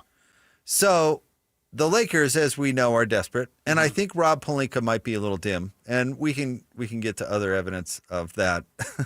There's only 10 years of that evidence coming up. Yeah, there's including Anthony Davis openly mocking him today on social media. Oh, did he really? Uh-huh. I did not see that. Yeah. But Ben, Christian drives a fine car. Mm-hmm. It's fine. Funny you're about to use a car metaphor. I use the same one on my podcast, so let's hear it. Christian drives a fine car. I wouldn't call it advantageous, but it's fine. Uh-huh. If somebody pulled up to Christian on the street and said, "I'll give you $20,000 for that car right now," this is the exact metaphor I use. This is great. And Christian goes, "Well, yeah." Sure. And the guy goes, "You're going to have to take the bus home or something." Christian's going to say, "Well, yeah, give me the $20,000." Okay. Hand it over. Yeah, I'll get a bus pass. I'll call my wife. I don't care. It's going to take some time for you to go find a different guy. Yeah. Just give me the $20,000 and I'll figure out the rest. For the Lakers to pay 2 first-rounders unprotected and 2 swaps for a guy that they had to for the pleasure of overpaying a player. For going over market for a player. For the pleasure of overpaying a player is laughable. So the Jazz are a little better off or worse on paper as a roster. Check. But did they overpay the wrong guy? No. No, they did not. Which we have learned today is maybe the single worst thing you can do in the NBA. By overpaying the wrong guy. And they did not. Now, the Jazz probably, I'm guessing, offered what they were comfortable offering, or probably pretty close in the 28-29. And honestly, probably didn't want to go much higher. That said, Ben, you wonder why you look at the number. You look at it, you go 32.5 AAV. I love adding a new bit. I mean, come on, that's so little. It's so little. Think about this. Think about how do you get that? How do you get the dude to offer you $20,000 for your Mazda? How do you get that? If you tell the Lakers, listen, you can get your guy, and it can cost you $41 million. It can cost you $38 million. It can cost you $39 million. We'll lower our bar. Yeah. We'll lower our matching bar, correct, but you've got to make it worth the while. So the Jazz number was probably 28-29 with what they were comfortable. Lord knows what they were willing to go up to. Like if push came to shove, what they were willing to. But if the Lakers give them a sweetheart deal, they'll lower their number, sign Walker for 32.5, which is still way too much, and give us the haul. How do you get the guy with the 20 grand to pull over? You got to make it attractive. And I guarantee that's the leverage that they played. Listen, we'll match up to 39. Good luck. Keep going up. We'll come down if you want to do a sign and trade, and we'll take all those picks. I think it's honestly brilliant in a way, too, that Walker, the center position, now it might not seem like it now, but is more replaceable than other positions, to find a rim protector and a rebounder, maybe not immediately, but you can go and find one of those. And that was the other part of the leverage, Ben. One of these two teams was going to go into a season without a center. One of these two teams was going to bite the bullet and go into this season basically without a center. And the Jazz have more stomach for the game than the Lakers do.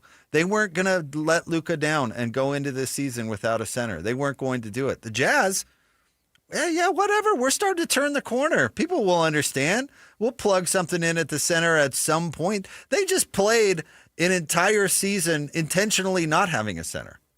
I mean, who can have a little short-term pain tolerance for the long-term value? I mean, I really do. I like everything about this deal. Compared to losing Wes Matthews for nothing, restricted free agent losing for nothing. I don't know. I saw some negative feedback on the talk snap. I didn't get it. And I'm not even disagreeing with you because all the things you said about Walker are true. They are not as good today as they would have been if Walker Kessler was still on the team. I don't think that's doubtable. And you know what? Cheer for Walker. Hope he turns into a guy. Good luck. I hope he lives up to the contract. I really do, because it would suck not to. But you can't. Walker, he could be a stiff in 2 years, or he could be really good.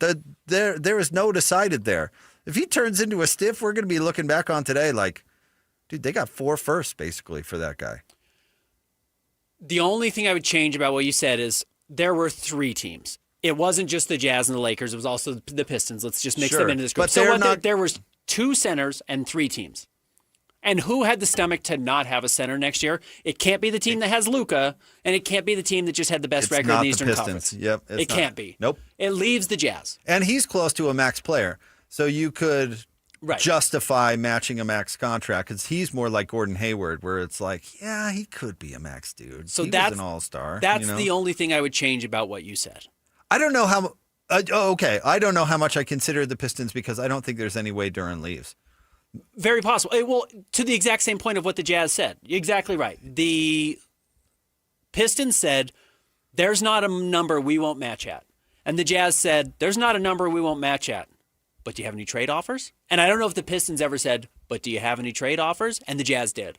See, I mean, I love the messaging side of it, but I do think there was a number the Jazz would have just let him go. Maybe the Lakers decided, we would rather have Walker at $32 million minus 2 draft picks than Walker at $40 million with 2 draft picks. Simple. I mean, that was probably the gamble the Lakers made and the same gamble the Jazz made. We would rather lose Walker at that number with 2 draft picks and swaps versus have Walker at $39 million. I mean, that was right. That's the deal. I mean, essentially that was the agreement that the two sides made. And I think you're right. I bet you there was a huge offer that was higher than the $32 million that nobody really wanted to sign. Right. Everyone was happier to sign $32 million, and the Jazz were happy to get their picks back. Yeah, you're exactly right on that front. I don't think Detroit is willing to lose Duren. I think the Jazz were willing to lose Walker, and that's why the Lakers. That's why this is where we are today. That's why they focus their attention, because they can get Walker. I don't think they can get Jalen. And as you pointed out yesterday, the timing is such that they had to pick one. There was no going after both. They had to pick one. Now, clearly, it's not that easy to replace Walker Kessler, because if it was, the Lakers wouldn't have done everything they did to get Walker Kessler. Well, the Jazz play a little differently, which makes that position different. But you're right. I understand what you're saying. However, if I were to come to you, Jake, and say $32 million, 2 unprotected first-round picks, and 2 swaps in a trade, what would you imagine a team was getting back? It's not Walker Kessler. No. I mean, that's a blockbuster. Yeah, in a market where trade values have been plummeting. Right. Since Mikal Bridges moved from the Nets to the Knicks. Yep. Trade values have been plummeting, which is why Walker was honestly still on the roster. The Jazz gave up 2 unprotected picks for Jaren Jackson Jr.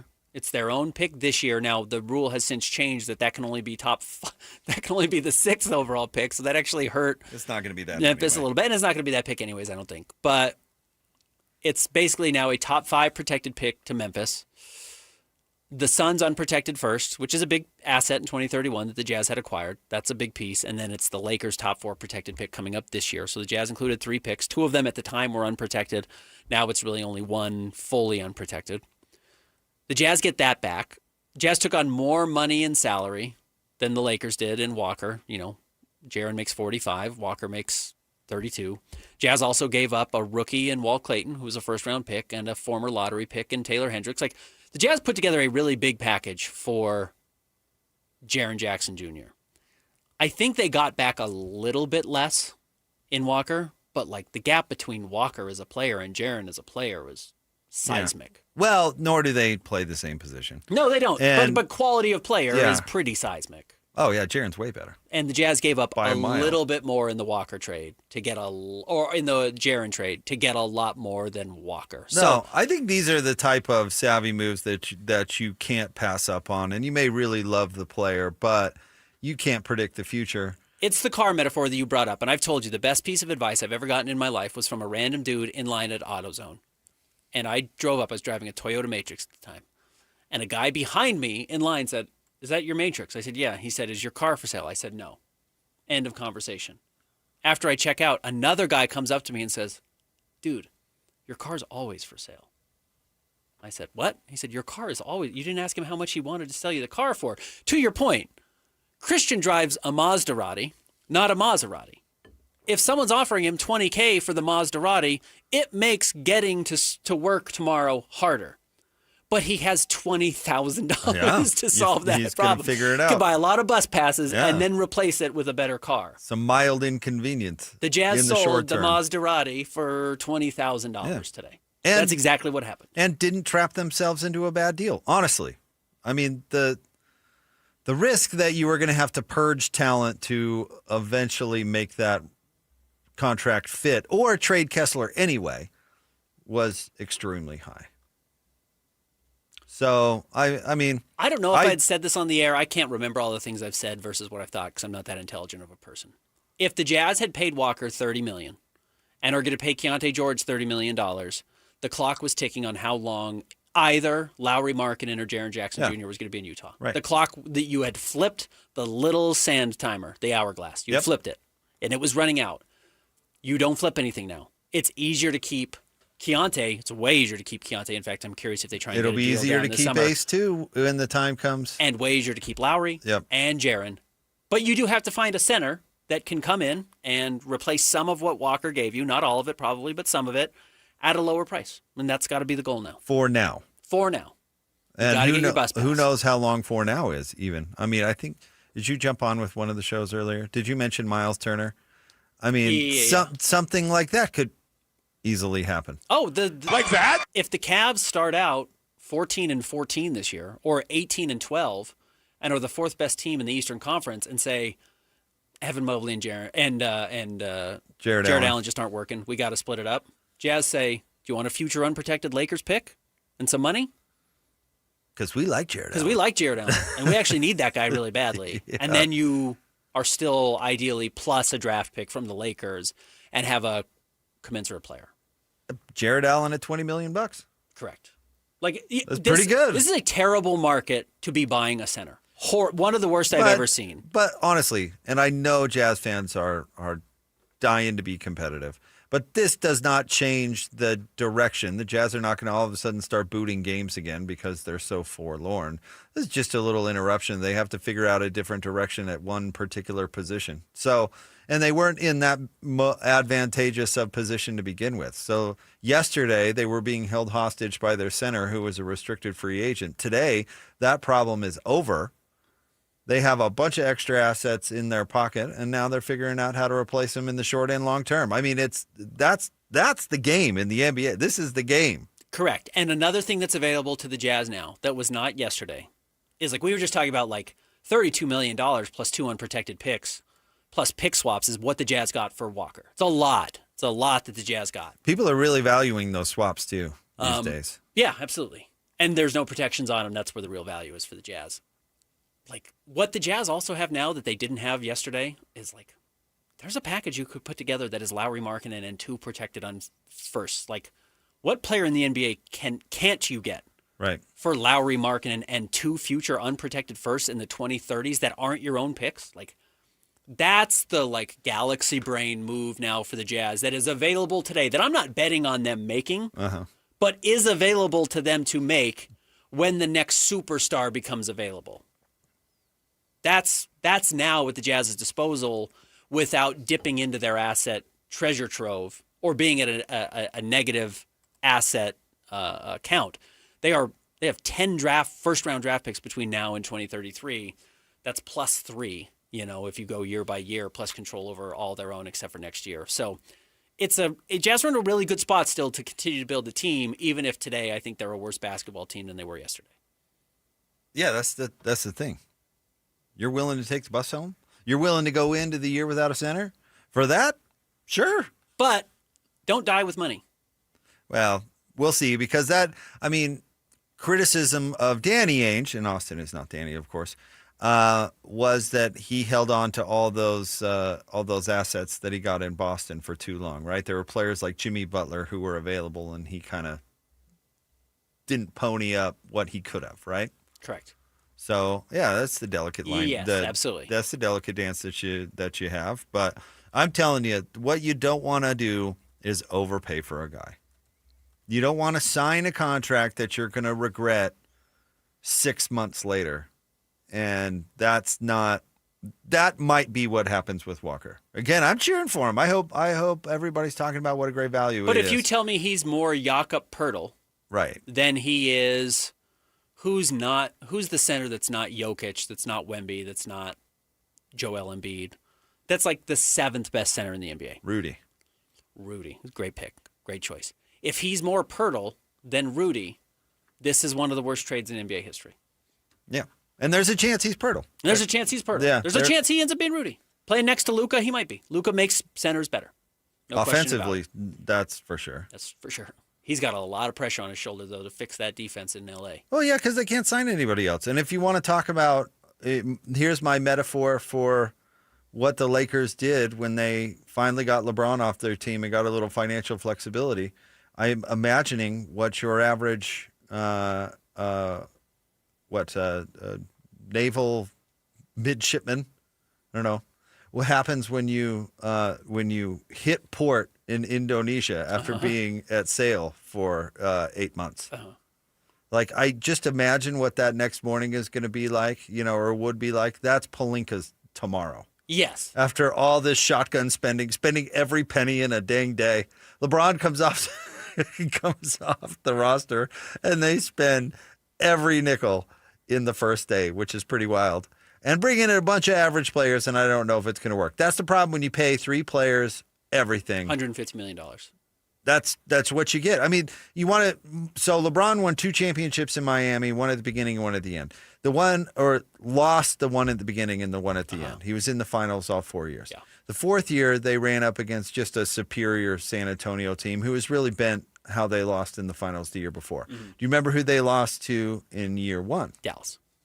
Dallas, who was not the best NBA champion of all time. Let me just put it that way. Fine team, but far from a dominant team, right? Why did the Heatles lose?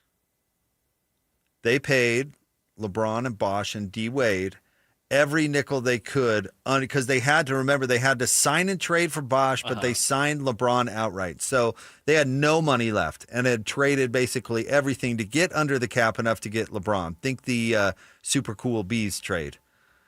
They had, former jazz man Carlos Arroyo was their starting point guard. I mean, they had nothing. Correct. Now, as it went forward, they could make a trade and go over the cap. They pick up Ray Allen. They signed vet minimum guys that actually helped them, like the Birdman, and they were able to build upon it. But that first year, you can't because you just spent all your room and everything on everybody else. And now the Lakers really can't do anything to make their roster better in the short term, and arguably in the long term by spending every pick you got. That's probably not great. But you know what I mean? The Lakers get a little, they're like, I got to town, I got a little money in my pocket. Yeah. Bam, let's make this happen.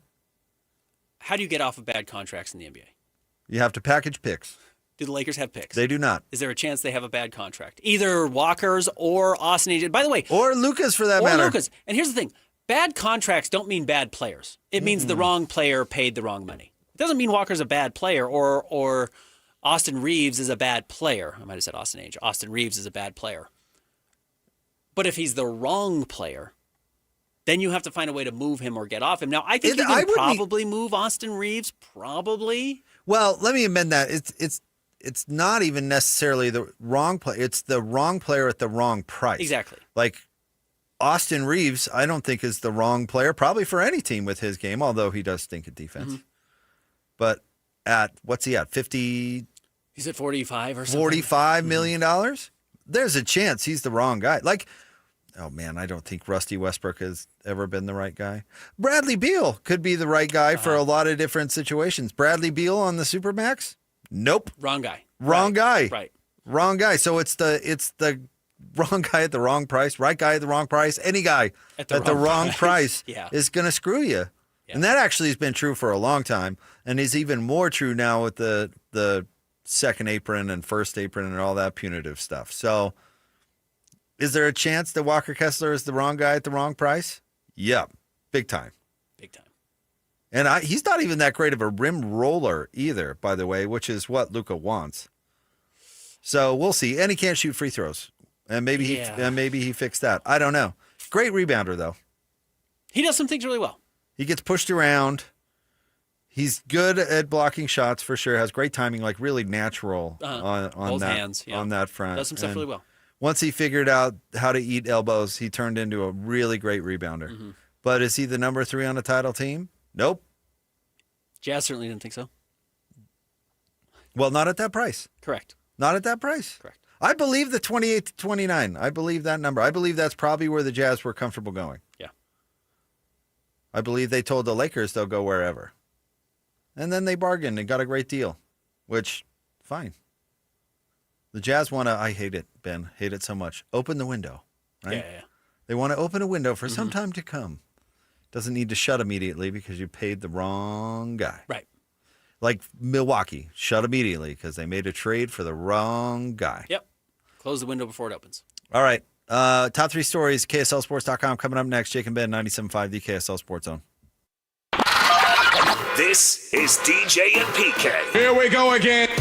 The news just breaking. Shams and ESPN reporting the Lakers are acquiring Walker Kessler from the Utah Jazz for unprotected first-round draft picks in 2031 and 2033 and first-round swaps in 2028 and 2030. Goodbye, Walker. I think they had to let him go. I was bracing myself. This is a part of the puzzle. It's not a complete, okay, this is it, that's it, this deal. Yeah. It's in a box. No, it wasn't going to be Darren Peterson, and that was it. The thing that I like about it is get it done rather than being held hostage. They clearly were held hostage by Gordon Hayward. Get in there and make moves now. And I don't think they wanted to match it in the 30s. And so since they didn't want to match it in the 30s, get stuff back. Yes, do not let him walk. You never let a Walker walk. So go make some other moves, see what you got cooking, what you can do to help get the team better. Catch DJ and PK mornings from 6 to 10 on 97.5, the KSL Sports Zone.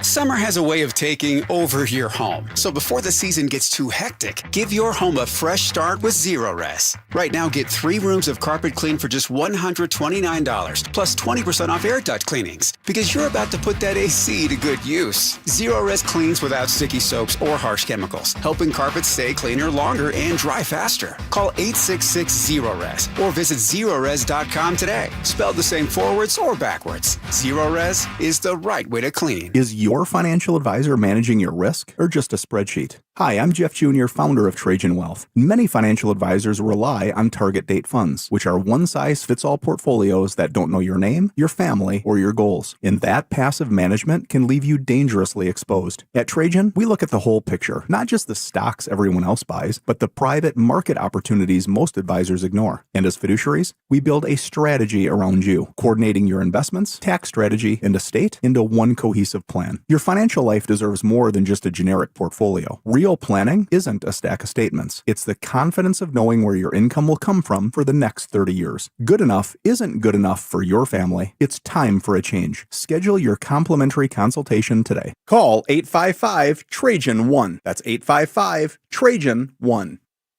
Advisory services through Trajan Wealth, LLC, an SEC registered investment advisor. Private equity investments require accreditation. Other services through Trajan Estate and Trajan Tax. Additional disclosures at TrajanWealth.com. Tim Daly Mazda Southtown has financing as low as 0% on almost our full lineup of 2026 models, including Mazda CX-50s, Mazda 3 hatchbacks, and even our PHEV models. That's right, 0% on your favorite new Mazda. Get your new 2026 Mazda for as low as 0%. It's happening now at Tim Daly Mazda Southtown in Sandy. 0% excludes Mazda Miata and Mazda CX-5 models. APR for well-qualified buyers. OAC, 72 months at $13.89 per month for $1,000 finance with 0 down. Not available with any other offers. See dealer for complete details. Right now, JCW's has 15 bus and billboards depicting our delicious, mouth-watering hamburgers across I-15. We've also just learned that I-15 averages 15 fender benders a day. Probably a coincidence, but just in case, keep your eyes on the road. Here's what our burgers sound like. Now, with your hands at 10 and 2, safely turn into one of our 5 locations: American Fork, Lehigh, Provo, South Jordan, and Harriman. JCW's. Quality and a lot of it. For 250 years, the beating heart of the USA has been the people who call this land home and the communities we make here together. America First Credit Union is proud to have been a part of those communities for 87 years and proud to help our members realize their financial dreams. So come join us in celebrating and succeeding the way Americans always have. Together. Federally insured by NCUA. It's time to break down the biggest stories of the day. This is the top 3 stories of the day on KSLSports.com. 97.5, the KSL Sports Zone. I shot the sheriff, but I did not shoot the deputy. I shot the sheriff, but I didn't.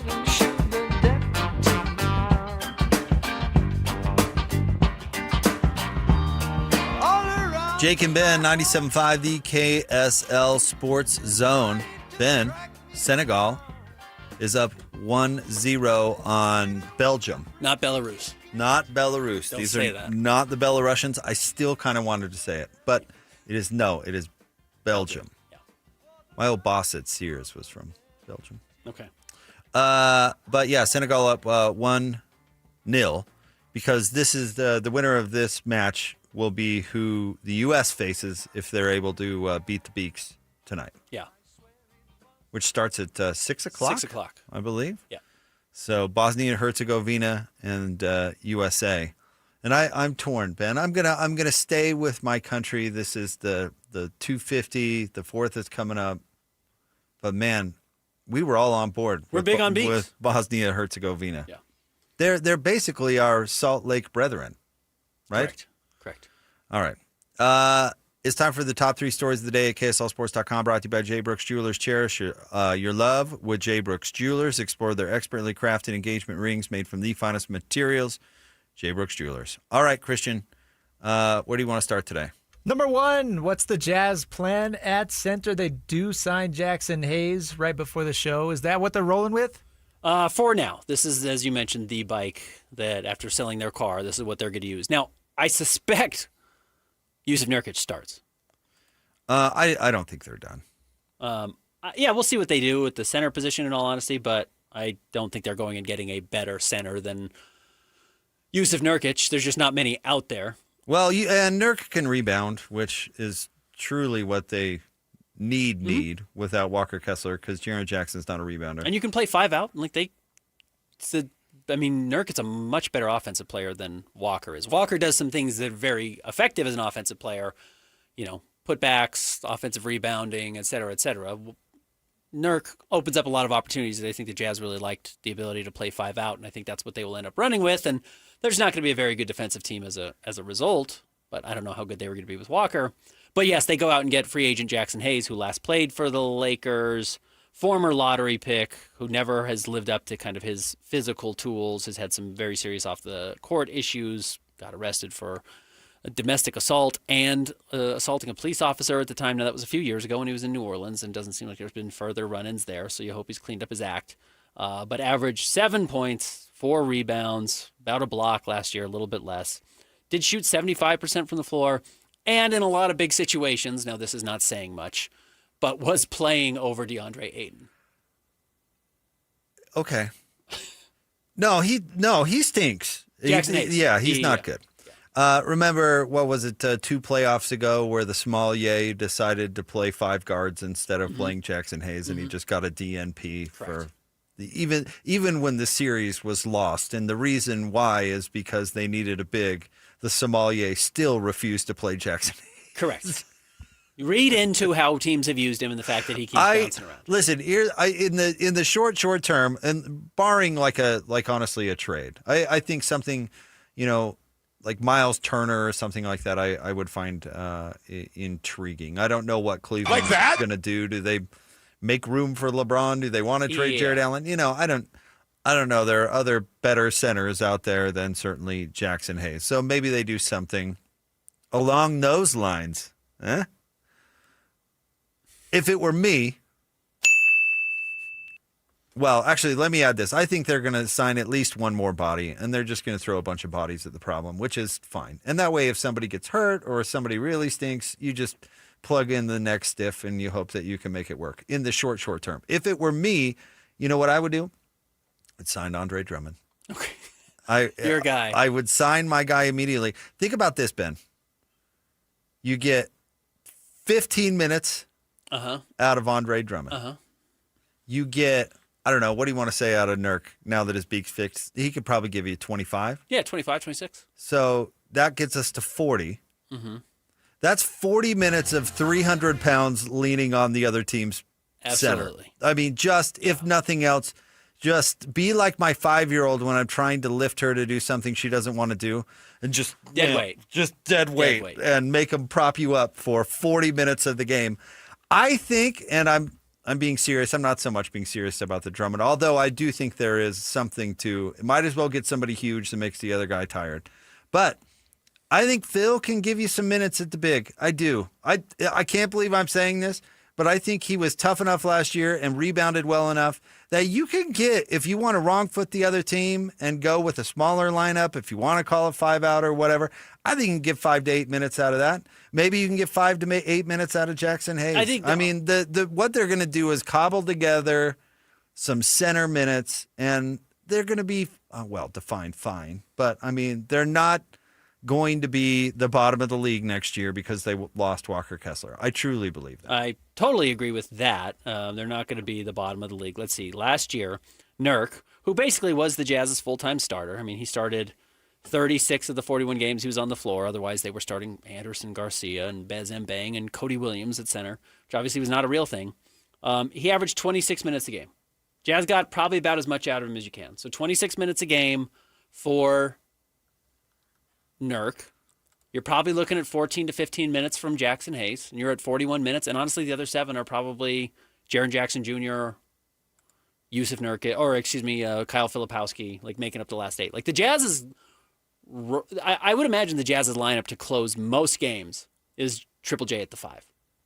And you go with your quote unquote small ball lineup or death lineup, whatever you want to call it, with Lowry at the 4, maybe Ace at the 3, Darren at the 2, Keontae at the 1, and you just say, like, this is what we want the future of this team to look like, and we're going to give them serious minutes and opportunities to learn and grow. And if it doesn't work at all, you put Nurk back on the floor or whatever. But, yeah, I think that's basically what your center rotation looks like. And if someone gets hurt, they're really thin. They get really thin, but that's the truth anyways. You probably now, though, go find another center on a 2-way contract. That's not Oscar Tshiebwe. So maybe you go and find another 5. Maybe it's Micah Handlogden or whatever, but you find somebody else that in a pinch could step in and play. By the way, just real quick to make the point about you don't pay the wrong guy. Do you remember back when Andre Drummond was on the Pistons? Uh-huh. Remember, they actually showed some promise. Mm-hmm. One of their fatal mistakes, overpaying Andre Drummond. Yeah. And then never took a step after that, and then had to rebuild again. Yep. So, anyway, I love Andre Drummond. The Jazz should sign him immediately, but he is also an example of what you want to avoid. In his prime. Yeah. Yeah. When he was coming up in the very same situation as Walker Kessler, the Pistons maxed him out. Mm-hmm. And then he turned into a stiff. Yep. And now he's a particularly heavy one. Yeah, sweaty. But he'll give you 15. He'll Sure. give you 15 leaning on Wemby, 100%. No question. Next. Number 2, we've got some breaking news from the Utah Mammoth making a big trade. They are adding Vincent Trocheck from the New York Rangers, sending Sean Dursey, Cole Baudouin, and a 3rd-round pick. Trocheck is a 32-year-old, probably second-line center from the... He's not going to come in and start at center or on that top line for the Mammoth, so definitely a second-line center. From the New York Rangers to step in and play. He has been somebody that has been closely tied to the Mammoth for a while now. Apparently they really like him. He is not big banger. He's 5'11". He's 190 pounds, so he is smaller. I would imagine he jumps in on that line with Cooley and Gunther and gives a little veteran leadership to that group. Okay, what about what the Mammoth gave up? Because Dursey... I was always a little underwhelmed with Dursey. Yeah. Clearly they were as well because they went out and kept going and trying to get, Mikhail Sergachev, and then they went and got Mackenzie Weegar. Like, they were getting defensive players that they seemed like they wanted to play higher on those lines together than Dursey. So Dursey at this point, I don't know, is he a 2nd or 3rd line defenseman? Probably 2nd. I would imagine they feel like they can move forward now with Weegar and Mikhail Sergachev on the blue line. And then, they'll put Trocheck on the 2nd line. That would be my guess. Baudouin is a 1st-round pick that never got to the team, but they only drafted him 2 years ago. Like, that's a big trade. That's a big piece. That's all these assets that they have. That was one that, they had not seen yet and was kind of the big body and a big banger that was maybe going to be competing for a spot on the opening night roster, and he's not there anymore, but obviously Trocheck jumps in and takes that spot. Well, they're in a win-now situation. They are, and the West continues to get good. San Jose is getting better every day, it seems, and these other young teams are growing up and getting better, so they decided to go out and get a guy who was an all-star just 2 years ago, scoring 77 points, 52 assists, and 25 points, so you hope that coming back you can get 50 points out of him and replace some of the raw production you lose with J.J. Peterka, but also just get a better player. Yeah, they're still trying to put somebody with the young guys, right? You can always use some veteran leadership. Yeah. Well, I'm speaking specifically on that line with Cooley and Gunther. I think that's right. Because we talked to Kyler Yamamoto yesterday, and he ended up being that this year. But I don't know if that's in their ideal world. Yeah, I'll be curious how they move everyone around. But we'll talk to Cole Bagley about this coming up in the next hour. All right, what's next? Number 3, for as dead and slow as the opening day of NBA free agency was, today has been quite exciting. Exciting? A lot of moves. Good players? I think it was probably, I could be totally wrong. It seemed too coincidental for me that Mitchell Robinson agreed to a deal with the Celtics right as the Lakers were trading for Walker Kessler.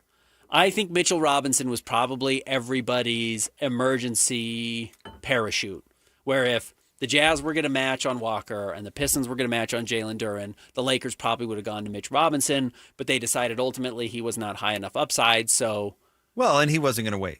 Yeah, and he didn't want to wait, so the Lakers decided, okay, we've got to go all in and get Walker, and so Mitchell Robinson ends up signing with the Boston Celtics. Some other names that have changed teams, notably Tobias Harris is leaving the Pistons to join the San Antonio Spurs. Great signing by the Spurs. He was very good last year. 2 years, $31 million is very affordable. And the Pistons really needed less shooting.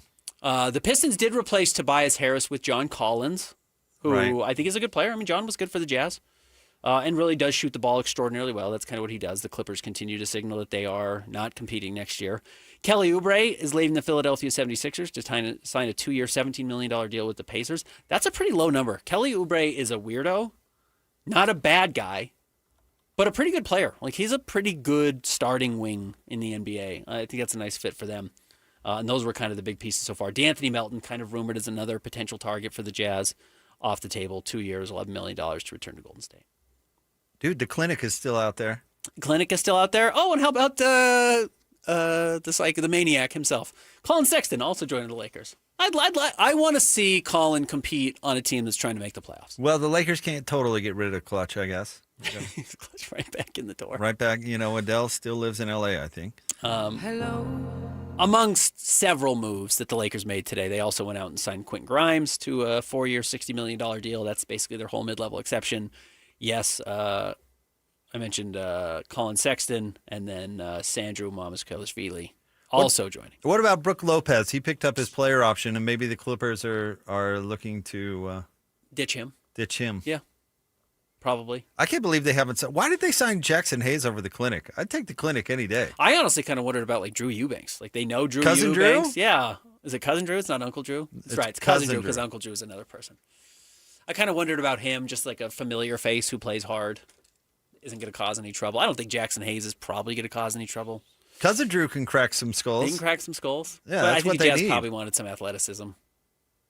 Well, I can want in one hand and spit in the other, and we'll see what fills up faster. I mean, the market, honestly, this was the downside. Yeah, the market stinks. This is was the why downside. you got 2 first-round draft picks and 2 swaps for Walker Kessler. Either the This Lakers is a lousy market, or the Jazz were going into the season sans center. Yeah, that was the. I guess when you're playing chicken, that's what you got to take. Yep. All right. We'll have more coming up next. Of course, the Walker Kessler news continues to be the big story of the day. We will hit on it. We will take, in the 3 o'clock hour, a brief break to talk about that trade with the Mammoth with our buddy Cole Bagley. That's coming up at 3:30. Jovan Buha is going to join the show at 3:05. He covers the Lakers, so stay tuned for that. It's the Jake and Ben Show, 97.5, the KSL Sports Zone. This is DJ and PK. Here we go again.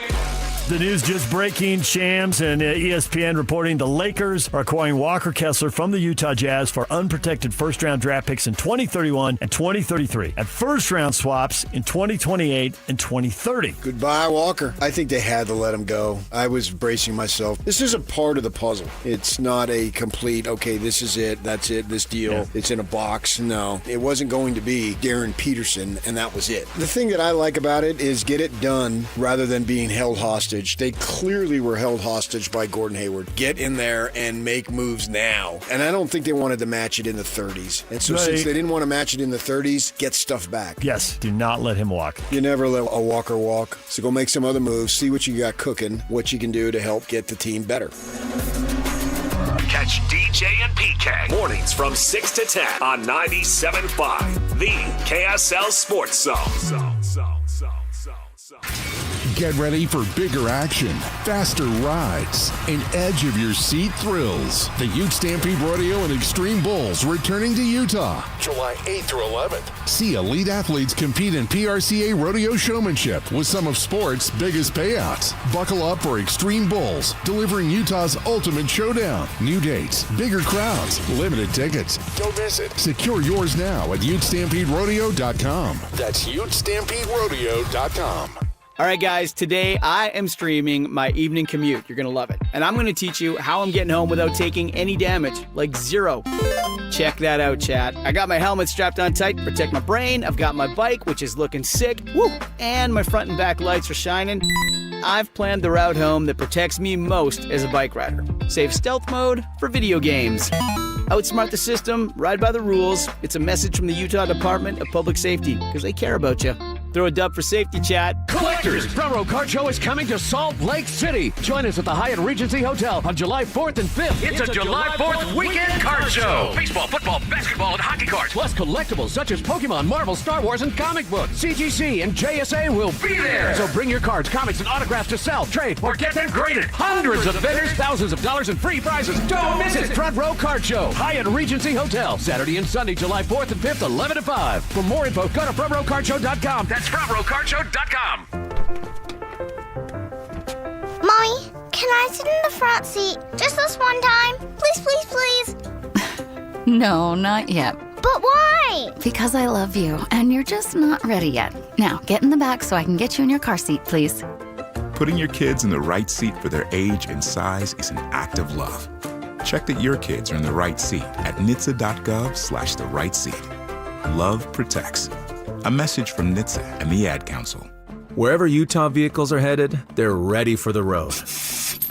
Utah's first response to wildfire is prevention, not intervention. So check your chains, keep your vehicles maintained, and let's fight roadside fires together. Fire Sense. The KSL Sports Zone and Beehive Meals are honoring people that impact youth sports in our communities. Nominate the youth sports volunteer you know for the Beehive Meals Hero of the Week at KSLSports.com/contest. All systems go. This is Jake Scott and Ben Anderson. Now, every day from 2 to 6 on 97.5, the KSL Sports Zone. You say yes, I say no. You say stop, and I say go, go, go. Oh no. You say goodbye, and I say hello. Jake and Ben, 97.5, the KSL Sports Zone. We're teaming up with Beehive Meals, honoring people that impact youth sports in our communities. Nominate the youth sports volunteer you know for the Beehive Meals Hero of the Week at KSLSports.com/contest and listen every Thursday to this show, the Jake and Ben Show, for the winner. It's the Beehive Meals Hero of the Week. Ben, have you ever heard the infamous legend about Karl Malone? Which one? He was picked. And I this could be legend. I don't know. He was picked, and as a rookie, he came to town on the 24th of July, which also happens to be his birthday. Carl's birthday. And he said, "Wow, you guys did this for me? Throwing a parade for me?" And again, who knows if that's true or not? Do you think Walker Kessler watched all of L.A. celebrate wildly for the Mexican team winning yesterday? Have you seen the videos for that? I haven't, no. Do you think Walker sat there and thought, wow, all this is for me? This team loves me. You guys are this excited for me? Yeah. I'm in town interviewing, and they're basically a giant celebration of 1 million people. Is this for me? I didn't know I had such a dedicated fan base. I had no idea. These Laker fans are amazing. My Mexican brothers. Have you seen those videos? No, I need to watch it. Oh, dude, the in L.A. I'll have to. I guess the police eventually had to get involved because it got I'm looking at the videos now. Got a little bit out of hand. Well, A, it was a very fun game. B, was it? Mexico just trounced them. Yeah, it kind of trounced them. Yeah, it was fun. It was fun to watch all the Mexican fans. Was just it go fun for absolutely Ecuador? nuts. We obviously have a huge Mexican population in Salt Lake. I've loved every single person from Mexico I've ever met in my life. I absolutely understand this party. Yeah, I think this makes total sense. I'm sure that ruled. I saw a bunch of people walking on my street yesterday in Mexico jerseys. Christian killed a guy yesterday. That was nuts. Wow, his rough. family's routine. But anyways, everyone was happy. That got dark quick. Well, as Christian's usual. a psycho, but his family is from Mexico. But Christian just likes to celebrate with violence. But I'm just picturing To Walker. the highest levels. Walker in his hotel room after flying in coach and looking out his room and being like, "Man, everybody's so excited that Viva I'm here!" la Walker! Yeah, all right. TMZ and a parade, all on his first day. Oh, the first day! Wow, they really rolled out the red fireworks and everything. the red Yeah, this carpet looks great for Walker Kessler. Oh man, you know what? I've loved the World Cup. This is by far the most I've ever enjoyed it. Most notably, because it's in our time zone. So I can just you and I are sitting at work watching games, catching up on all of them. I'm going home. I'm making dinner. I'm throwing a game on in the background. It's on before I leave. So shout out the World Cup. Been an A+ event. I get why people take 2 weeks off of work to follow it. I do not, but yeah, I've enjoyed it. If you have nothing else, go ahead and take your 2 weeks off there. But Well, yeah, if I'm unemployed, I'm taking lots of weeks off to do whatever I want. My dentist. Shout out my dentist. I also met his son the other day, who works for the Jazz. But my dental hygienist, she's from Mexico, or at least her family's from Mexico. She's from here. But she said her brother-in-law is taking 2 weeks off. I thought, wow, it's a real investment to watch the World Cup. But you said your cousin, or was it your wife's cousin? Naz's cousin, yeah. Your wife's cousin took 2 weeks off. He's basically setting his alarm to get up at 2 a.m., watch all these games. That he's not even have a rooting investment. He's just getting up to do it. Just likes to watch it. I can't. No, I'm not that into it. But I will say Yeah, my family sat down and we watched the Mexico game last night. It was fun. Well, Sweden lost yesterday, right? They're out. They lost. They ended up getting trounced by France. I'm going Team USA, the Beaks, and Mexico. That's my rooting Well, interest there's right going to now. be one that's going to be out. Is Sweden the one with the tiny-faced guy, Christian? Who's No. that one? Norway. That has that just Holland. brute, dominant player that has the pinchiest face Like I've ever somebody, seen. yeah, downsized his face by 25%. Huge body everywhere. Huge body, huge head, pinched in face. Real tiny I face. can't get over it. And apparently he's quite good. And you know what's funny? Zlatan has the exact opposite. Watch Zlatan pre, half, and post. Tiny little head. Giant face. Enormous face. That dude's face is taking up every square inch. Really making the most of it. So. I never noticed that about Zlatan. I'm going to have to. Yeah, it's I'm gonna halftime have now, to right? Pay Maybe they'll attention. Go to him. Dude, how much is Fox spending on analysts? Well, I given mean- James Corden everything, he keeps getting a lot of attention. I mean, how many different studio shows do they have? I get it. It's a big event, but I think they got every ex-soccer player that's ever played and are giving them money to Whatever they be can. analysts. But yeah, I'm sure Fox is blowing it out. You know, they could lose the next one, the next World Cup. Oh, could they? The rights come up for a bid. This Okay. could be Fox's final World Cup. It's been a hit. I bet it's going to sell for a lot. Well, it had to make up for the year that they didn't get the They didn't get U.S. it. Yeah. because that's rough. Yeah, it was because tough, you're not getting your bang for your buck No, if the at U.S. isn't all. even in it. No. But yeah, they'll make some money tonight for sure. But yeah, Walker, these Laker fans, man, they love me. This is great. Yep. They just set a car on fire. Wow, what enthusiasm! It's fantastic. This is my kind of town. Yeah, we're gonna take it to them, guys. Yeah. I will tell you, Los Angeles Walker is one of the more interesting stories in the NBA. Oh, we'll see how it goes. When's he gonna be on Kimmel? Better be soon. Oh, he and his wife are going to be on the talk show circuit before you know it. They're going to get a hold of that story. They're going to be like, wow, this guy's wife is Miss America? Still think it's his girlfriend, but yeah, correct. This guy's lover is Miss America? Yeah, I wonder how that story's performing at KSL. Partner, that's what they say in California. Yeah, I should switch it out. I'm trying to say that everywhere now. Just whatever. Still Mrs. America. Miss America. Or was it Miss USA? I don't know. Told you, I'm still questioning the name Christian's that we big- settled on here with this country. Christian's big into the pageant circuit. Which one was it? Huge, notorious. Miss America. Okay. Yeah. What's the difference? I don't know. I feel like Miss USA is a bigger deal. Then Miss America? America could be Canada, Mexico, South America. And USA's better. Wow. Hot take. I don't think they're connected. They're quite literally connected. You can walk a straight line to all of them. Are you sure? I thought there were two separate crowns. Miss USA and Miss America? Yeah. I thought it was Miss Teen USA. I didn't know there was a full-on Miss USA. She was crowned Miss America in 2025. Yeah. Fallon's going to latch onto that in a second. Yes, you know that's how very many, horribly average Laker players end up on those stupid shows? Yeah, absolutely. How did you get on this Yeah, thing? we love It's our like- friends at UCCU Credit Union, but Walker is, his next whatever bank partner that he's doing advertisements with probably paying him a lot more money. So Miss America is a nonprofit scholarship program, while Miss USA is a for-profit glamour pageant. Yeah, I told you. I think they're different things. Miss USA is preliminary for Miss Universe. There you go. So like I said, Miss USA is better. Yeah, Miss America's going nowhere. Miss USA can go on to the next level. Yeah. Okay. Get it together, Ben. I hosted the pageant for Miss Sevier County once. How was it? Remarkably fun. Okay. They're good people. In Sevier County? Uh-huh. How were the contestants? Oh, they were fine. I guess it would be Miss. It was high school kids. So would that be Miss Teen? I'm going to say no to that Sevier joke. County? Oh, they're very nice. What do you mean say no? What's the matter with that? You're just staying mum on it. Johan Buha coming up next. We'll talk the Lakers' perspective of this. Straight ahead, 97.5, the KSL Sports Zone.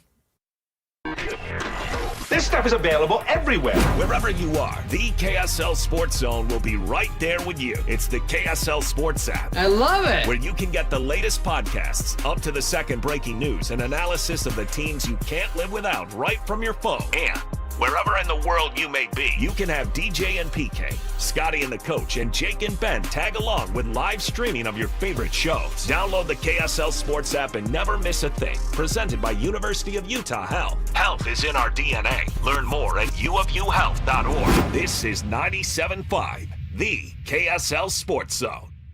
Right now, JCW's has 15 bus and billboards depicting our delicious, mouthwatering hamburgers across I-15. We've also just learned that I-15 averages 15 fender benders a day. Probably a coincidence, but just in case, keep your eyes on the road. Here's what our burgers sound like. Now, with your hands at 10 and 2, safely turn into one of our 5 locations: American Fork, Lehigh, Provo, South Jordan, and Harriman. JCW's. Quality and a lot of it. At University of Utah Health, we're mapping DNA to find the cause and the cure. Because 1 in a million is really just one.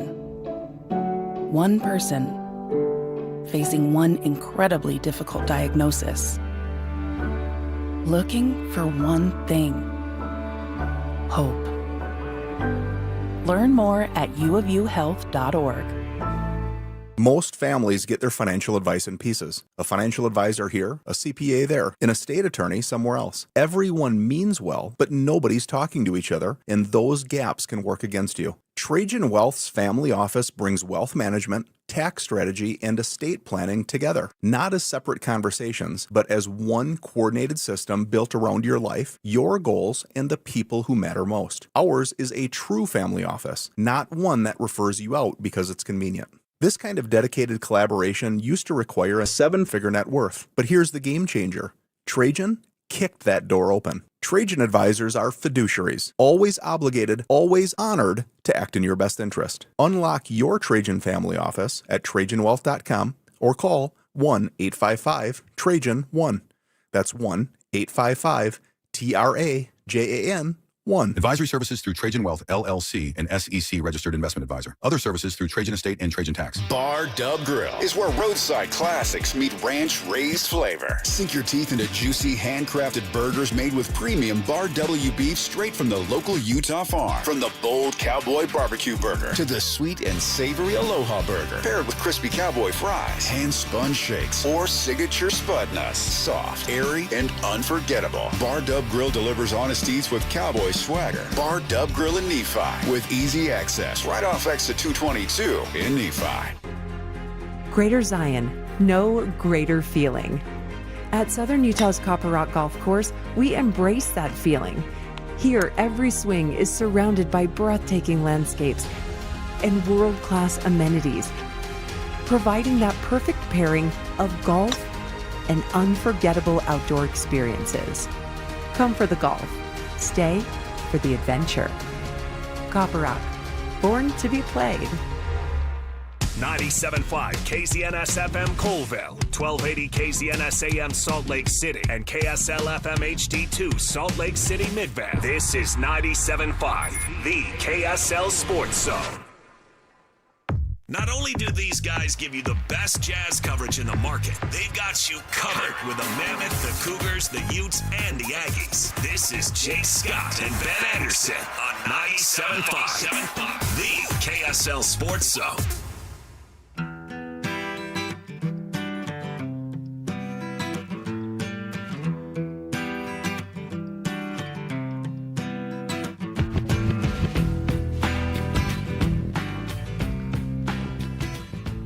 Jacob in 97.5 the KSL Sports Zone. Big trade going down in Jazzland today. It's going to be a sign-and trade. Walker Kessler goes to the Lakers in exchange for 2 first-round picks unprotected in 31 and 33 and 2 pick swaps. Ben, in 28 and 30. And Walker's going to turn around with the Lakers and sign a 4-year deal. And his AAV, Ben? 32.5. 32.5. Yeah. You may know per year, but it's no longer called that. It's now called AAV. We're switching over. because some snooty NBA person used it trying to sound smart. And it's just completely inaccurate, by the way. Because, again, if Walker starts out at $29 million, his number is 29. That's what comes out of the salary, not 32.5. In hockey, it's just the flat average rate that comes out of your salary cap. That's not the case in basketball. So, yes, he'll $32.5 million average per year, but, yeah, probably starts at 29 or might start at 38 and work his way down. I don't know. And there's a player option, right, in the last year, I believe. Yep, the fourth year is. So pretty advantageous for Walker. That's not a bad deal. I mean, that's a great deal. You know who won today? Walker. Oh, yeah, Walker's making more money than he should, for sure. He cashed in. He took advantage of a desperate market. He gets to go play with Luka Doncic. There's a lot more eyeballs on him. If that's all that he wants, he really nailed it. And honestly, he's on a better team today than he was with the Jazz. I saw some Talk Snap bozo, so who knows if this is accurate or not, who did the math on the taxes, and Walker's actually coming up behind. I've heard that. But I have no idea. You do have to understand that players pay taxes in every city they play in. Yeah, so it's actually only 43 of the 82 games because they play well, twice. I don't know how this actually, guy it's did less than that because they also play in Golden State and Sacramento, et cetera. But yes. I don't know how this guy did I totally the math. believe I have it. no idea. I believe it. That's 41 games at a much higher tax rate on millionaires than you face in Utah. And I don't know if Walker's personality is going to be the charismatic Hollywood type that would invite more sponsors, but maybe. Yeah, I don't know. They may just throw money at you because you wear a Lakers jersey.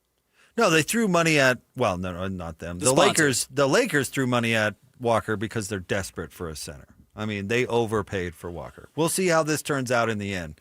But as far as that contract right now, that's steep. Steep. I said this on social media earlier. I'm curious if you felt this ever through every pre-half and post-game show you did. You've listened to every single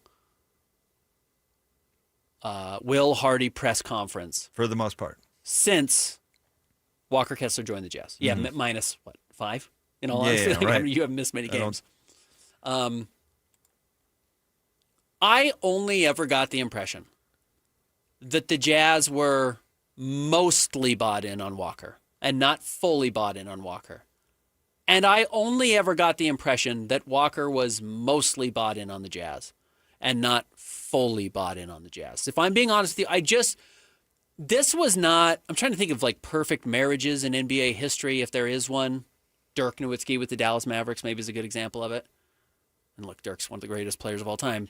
I never got the impression that Walker and the Jazz was a perfect marriage for either side, and I don't know if I know why that's the case. Now, I was told as recently as yesterday that the Jazz love Walker. So I don't think that this was what the Jazz's plan was to sign and trade Walker. I don't think there were sign and trade deals for Walker on the table as of Sunday night. Like, I think this really did materialize pretty quickly. But I will say I'm not sure the Jazz were ever like so sold on Walker that this is an unbelievable outcome, and I can't believe these two sides aren't going to be tied together going forward. Well, yeah, they didn't max him out, so they didn't. Yeah, I mean, they didn't love him with all their heart. I do love messaging like that. Oh, we love him. Yeah, of course you love him. Yeah, Walker is a good player. Now you've got to project. You've got to decide how important he is to your current roster, to your future roster. What's he going to be? And then you have to make a calculated risk or not.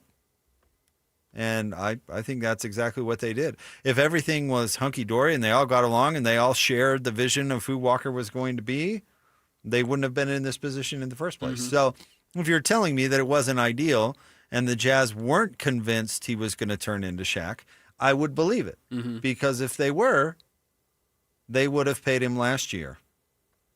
It's true. I mean, it's the same. Yeah, absolutely right. It's the same thing with LeBron. You know, you asked, or we brought it up. I don't know if you specifically asked me, like, where's LeBron going to be? And my answer to you was always not the Lakers. Yeah. Because they would have extended him if they wanted Correct. LeBron. They told us what they were going to do last year. The Lakers, 100%.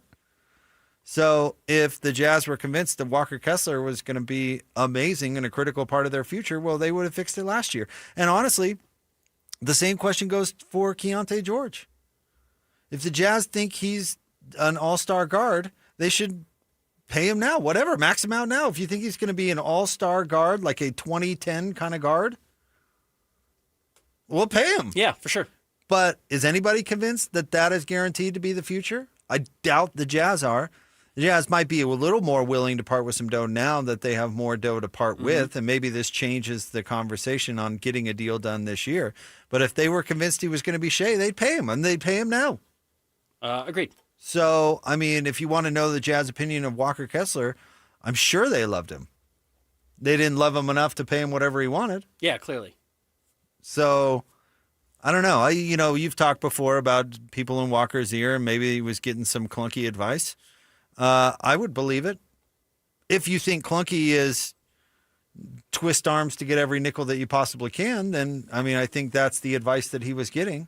I don't buy into it's the Lakers. I think he'd be in the same scenario whether it was the Pacers or the Bucks or whatever. I don't think the team mattered. It's who had money to sign Walker Kessler. And the answer to that is the Lakers.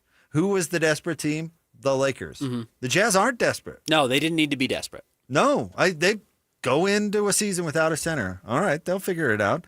They don't have prime Luka Doncic who's barking at him to get him back into contention. I would suspect Jazz players right now are less excited about the roster than they would have been with Walker.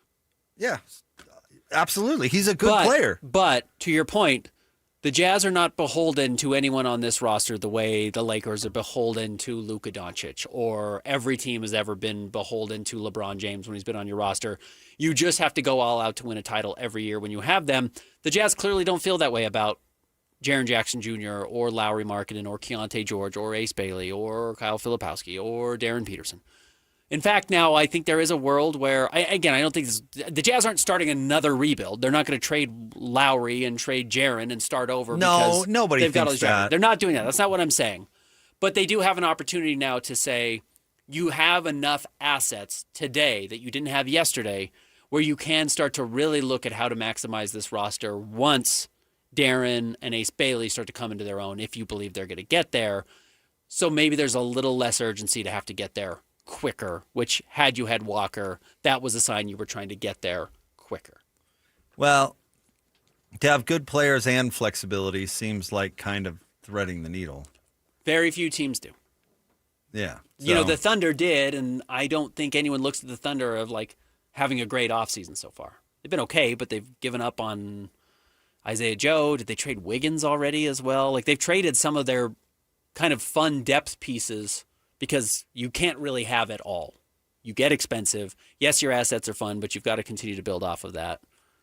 That looked like offsides to me. I don't think so, dude. But Senegal might be up 2-0 right now. That was a great goal. On non-Belarus Belgium. Yeah, that was an awesome goal. Just smoked that thing home. We were talking about the difference between World Cup and MLS. World Cup is played through the air. Yeah, I mean, that was a deep ball. That was Josh Allen on a seam. And you see the trap? The athletic trap? Unreal. Yeah. Great first touch. Not that anybody Off saw the that, old but chest. I mean, the level of play is just so bananas. It's so high. But to the folks out there who just look on paper at today and go, they got Jackson Hayes for Walker Kessler? Calm down. Relax. That's not. You remember our whole thing, like, what's the plan, Phil? When everybody was panicking during the rebuild, they're going, do the Angels have a plan? Do they have what's the plan, Phil? The plan is not to replace Walker Kessler with Jackson Hayes, I assure you. Correct. Nor was it with Yusuf Nurkic. No, yeah, Nurk is not replacing Walker either.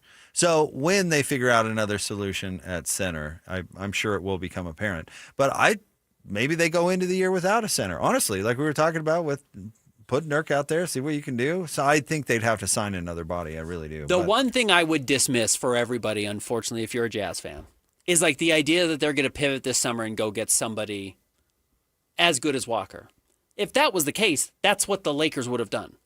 If Jared Allen was available today, they would have done for it. 2 first-round picks and no swaps, they would have just gone and gotten Jared Allen. Or if Daniel Gafford was available for 1 pick, I bet the Lakers would have gone and done that. I'm sure the Lakers surveyed the 29 other teams in the NBA and said, what's out there?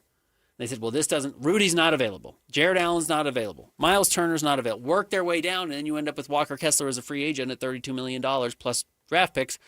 And they decided that was the best option for them. Now, again, what was hard for the Lakers is they had no leverage. They have to give Luka somebody to play with. A, that was probably contingent on him signing an extension in the first place He was last promised. year. He Yeah. was promised.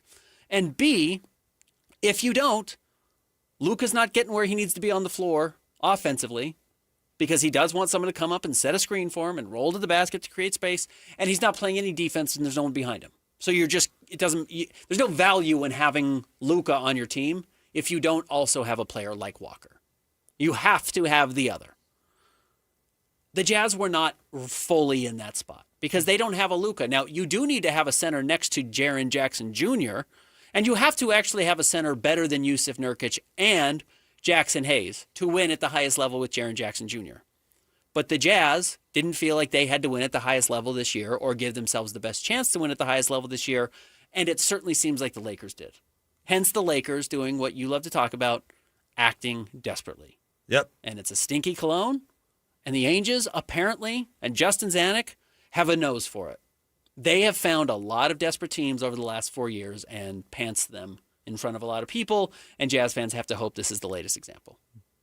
2 unprotected firsts. And pick swaps are now more valuable than they were before because of the randomness of the draft. That's correct. So you have so much less control over your roster that if Luka has a hamstring, has indigestion from too many burgers and beers. Well, a lot of soft tissue there. A Whatever. lot of soft tissue to get hurt. And you get a lottery pick or a non-playoff team in the Lakers, it's no longer, this is the 14th best team.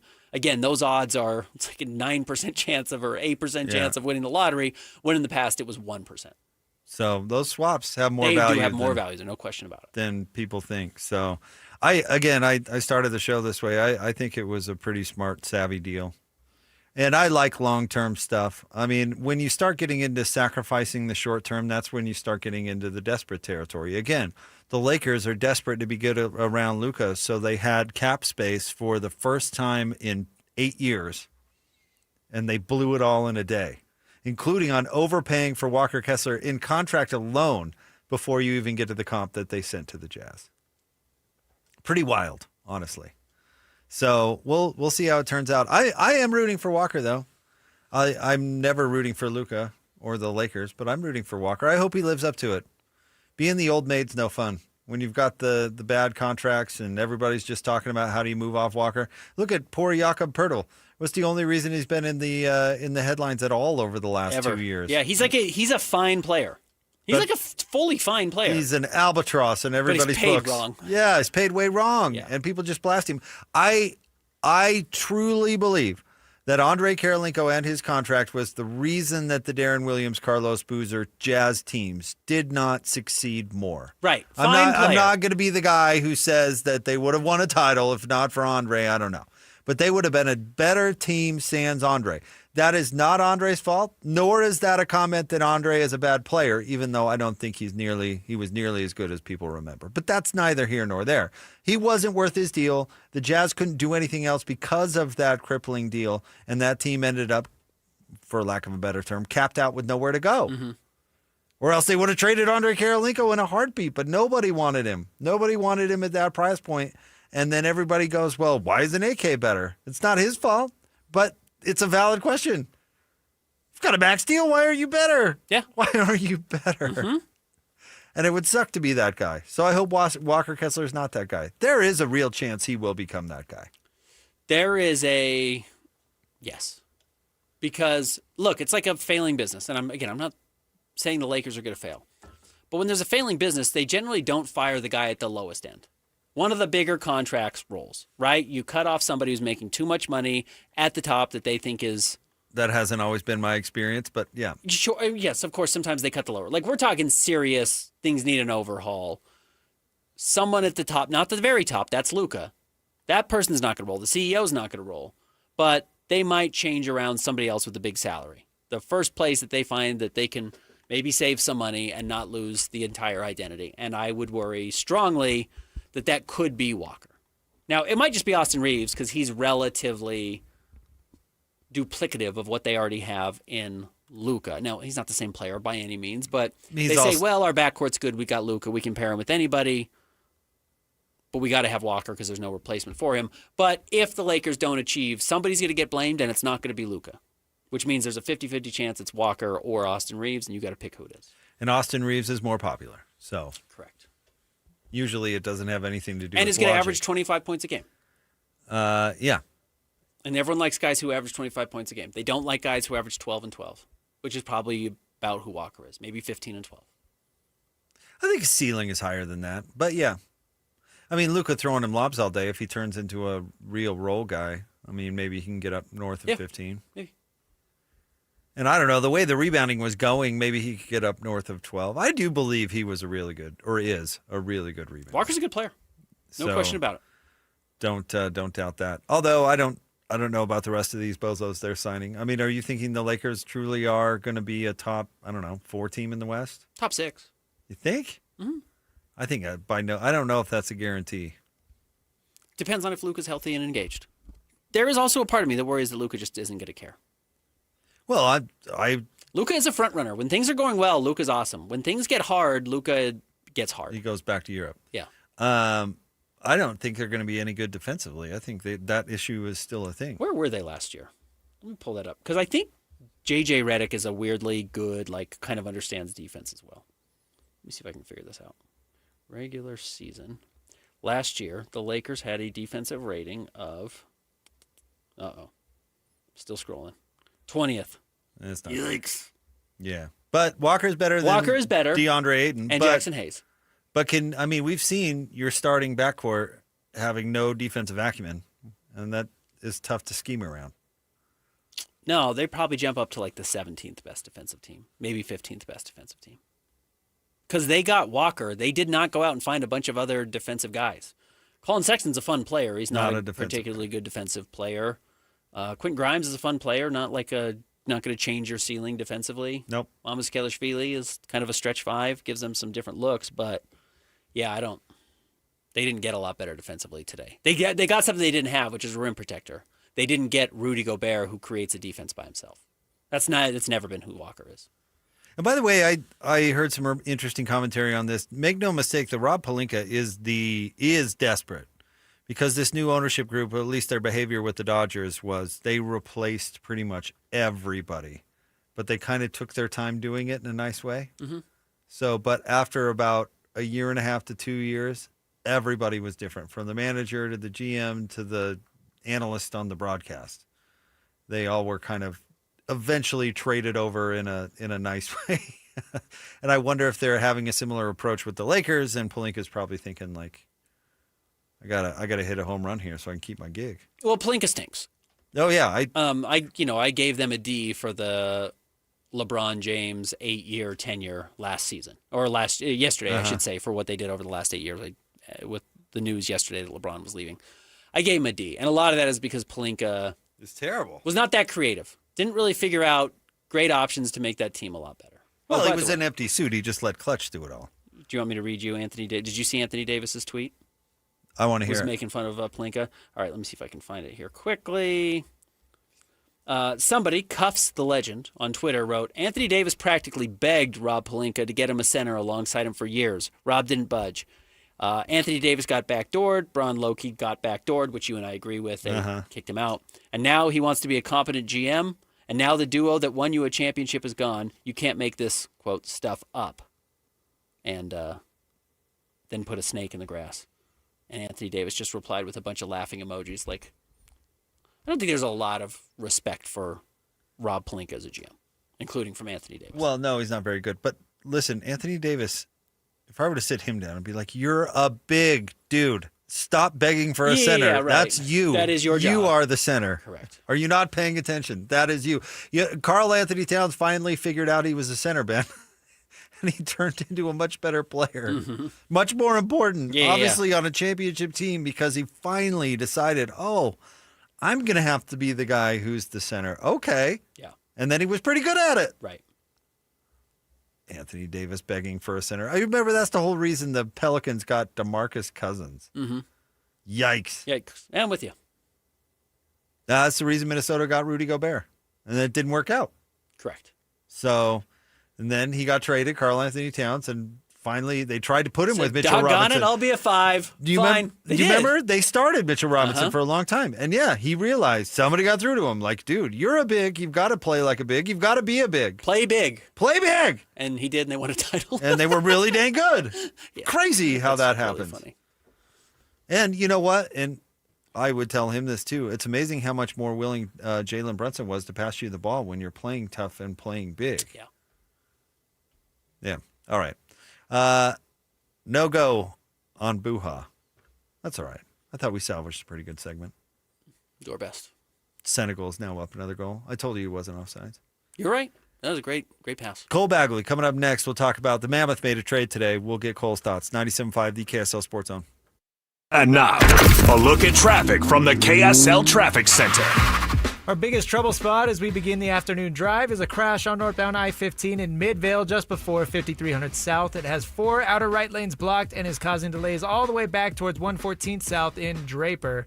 Elsewhere around the valley, no issues on southbound I-15 as you make your way between Ogden and Provo. Attention property managers, customers judge your property and the time it takes to park. Don't fail that test. Call GoPave Utah. Seal coating, crack sealing, striping, and patching across the entire Wasatch Front. Visit GoPaveUtah.com for more information. With your KSL traffic update, I'm Christian Esparza here on 97.5, the KSL Sports Zone. This is Scotty G and Coach Tim LeComb. Walker Kessler on his way. Not only the Jazz trade him, they trade him to the Lakers. A 4-year contract worth $140 million, roughly just shy of $33 million per year. The Jazz get a haul. They get 2 unprotected first-round picks, 2 pick swaps, which is a monstrous amount, a rim protector, and a rebounder. An elite is now off the board for the Jazz. In my opinion, it wasn't part of the plan. I think this is an outlier. I can just tell you, I think there's probably nuance. Numbers say one thing, but I think there's nuance. I want to make sure we talk about in the beginning that they were more than compensated. John Morant, who was just traded, and I know he has his issues, but he was just traded the other day with no first-round picks attached. This is 4 first-round picks. Catch Scotty G and Coach weekdays from 10 to 2. Presented by Mountain Land Supply on 97.5, the KSL Sports Zone. Tuesday tacos, Sunday roast, backyard burgers. Whatever is on your table, make it Bar W Beef. Trust matters. Knowing where the beef was raised, what it was fed, and where it was processed isn't a mystery at Bar W Beef. Dry-aged 14 days, steaks, brisket, ground beef bundles, premium cuts without premium markup, shipped straight to your door. This is Utah beef. If you can't shake the hand of the rancher behind your beef, maybe it's time to try BarWBeef.com or visit the store in Nephi. You know, I used to think all money managers were the same until I spoke with Fisher Investments. Really? How different are they? Fisher's investment counselors are dedicated to service, not sales, keeping clients up to date on their portfolio.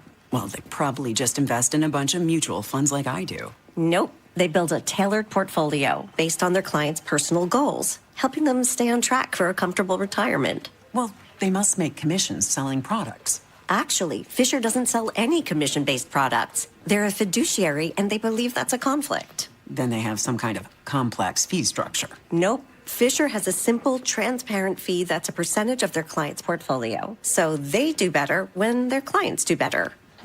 It sounds like Fisher really is different. Couldn't have said it better myself. Fisher Investments. Clearly different wealth management. Learn more at fisherinvestments.com/different. Investing in securities involves the risk of loss.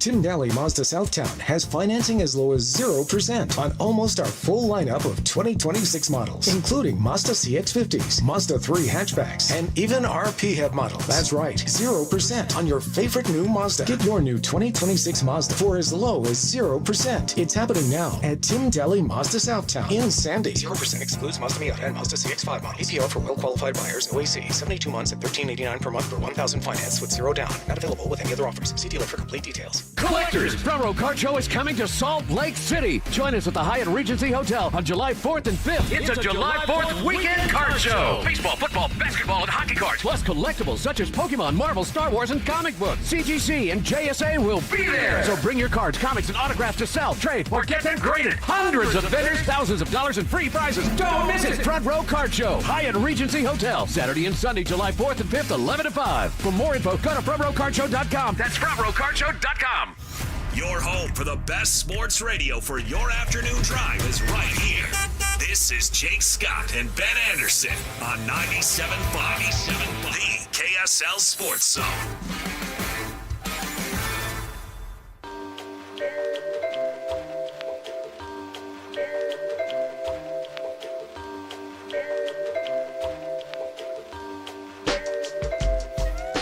Jacob Ben, 97.5, the KSL Sports Zone. Senegal still up on Belgium 2-0. Just a reminder that if the U.S. can beat Bosnia and Herzegovina, they would play the winner of this match. I'd have to look at the rankings, Ben, but I would think Senegal winning is a huge upset. That's probably pretty good for Team USA, who has had trouble beating European teams. Yep.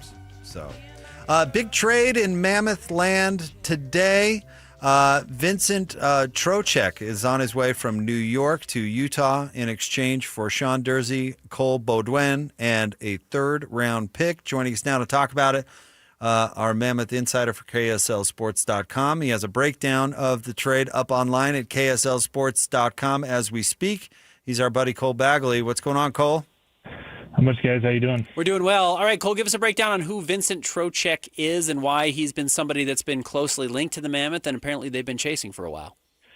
Yeah, I mean, Vincent Trocheck is one of those gritty, grimy veteran centers that are hard to come by. And, you know, Utah has long since coveted him because that's an area that they've greatly lacked.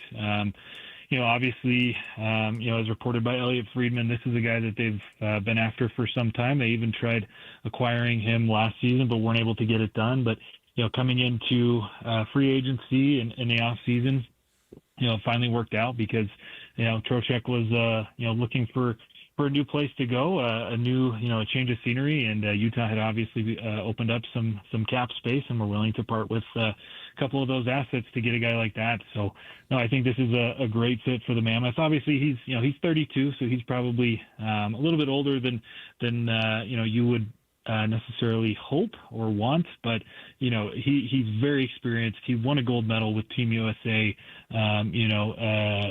Just a few months ago was on the team with Clayton Keller. Was a huge part of the United States power kill. And like I said, I think this is a really good pickup for Utah. Lineup wise, where does he fit? It's a good question. Utah now has a lot better center depth than they've had over recent years. Obviously, Schmaltz moved to center. They've got Logan Cooley. They re-signed Kevin Stenlund today as well. They're still trying to work things out with Barrett Hayton. And so, the question is, where does he fit in? Is it worth moving Schmaltz back to the wing and Trocheck as your 1C, or is it better to have Trocheck maybe as your third line center? There's a lot that will definitely need to be worked out, but that's why you have training camp, and I'm sure Utah will definitely figure those things out from there. Just as far as like how much better are the Mammoth today? Just big picture, a lot better, a little bit better. This is a major piece. This is a guy you're counting on the playoffs. How do you view it? I think they're a little bit better. This isn't an acquisition of a guy like a Zach Werenski or a Dylan Larkin or an Austin Matthews or he's not a superstar, but he's a guy that I think can come in and help continue to improve the culture of the Utah Mammoth, who can come in and help fill some needs.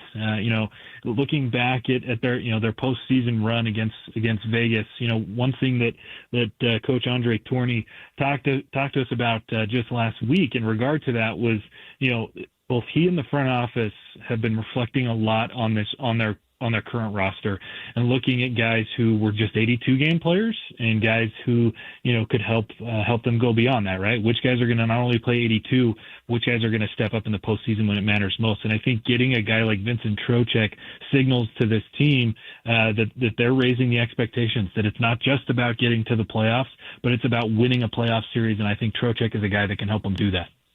We had Kyler Yamamoto on yesterday after his contract extension. Are there any other guys that they have to make a decision on whether or not to re-sign?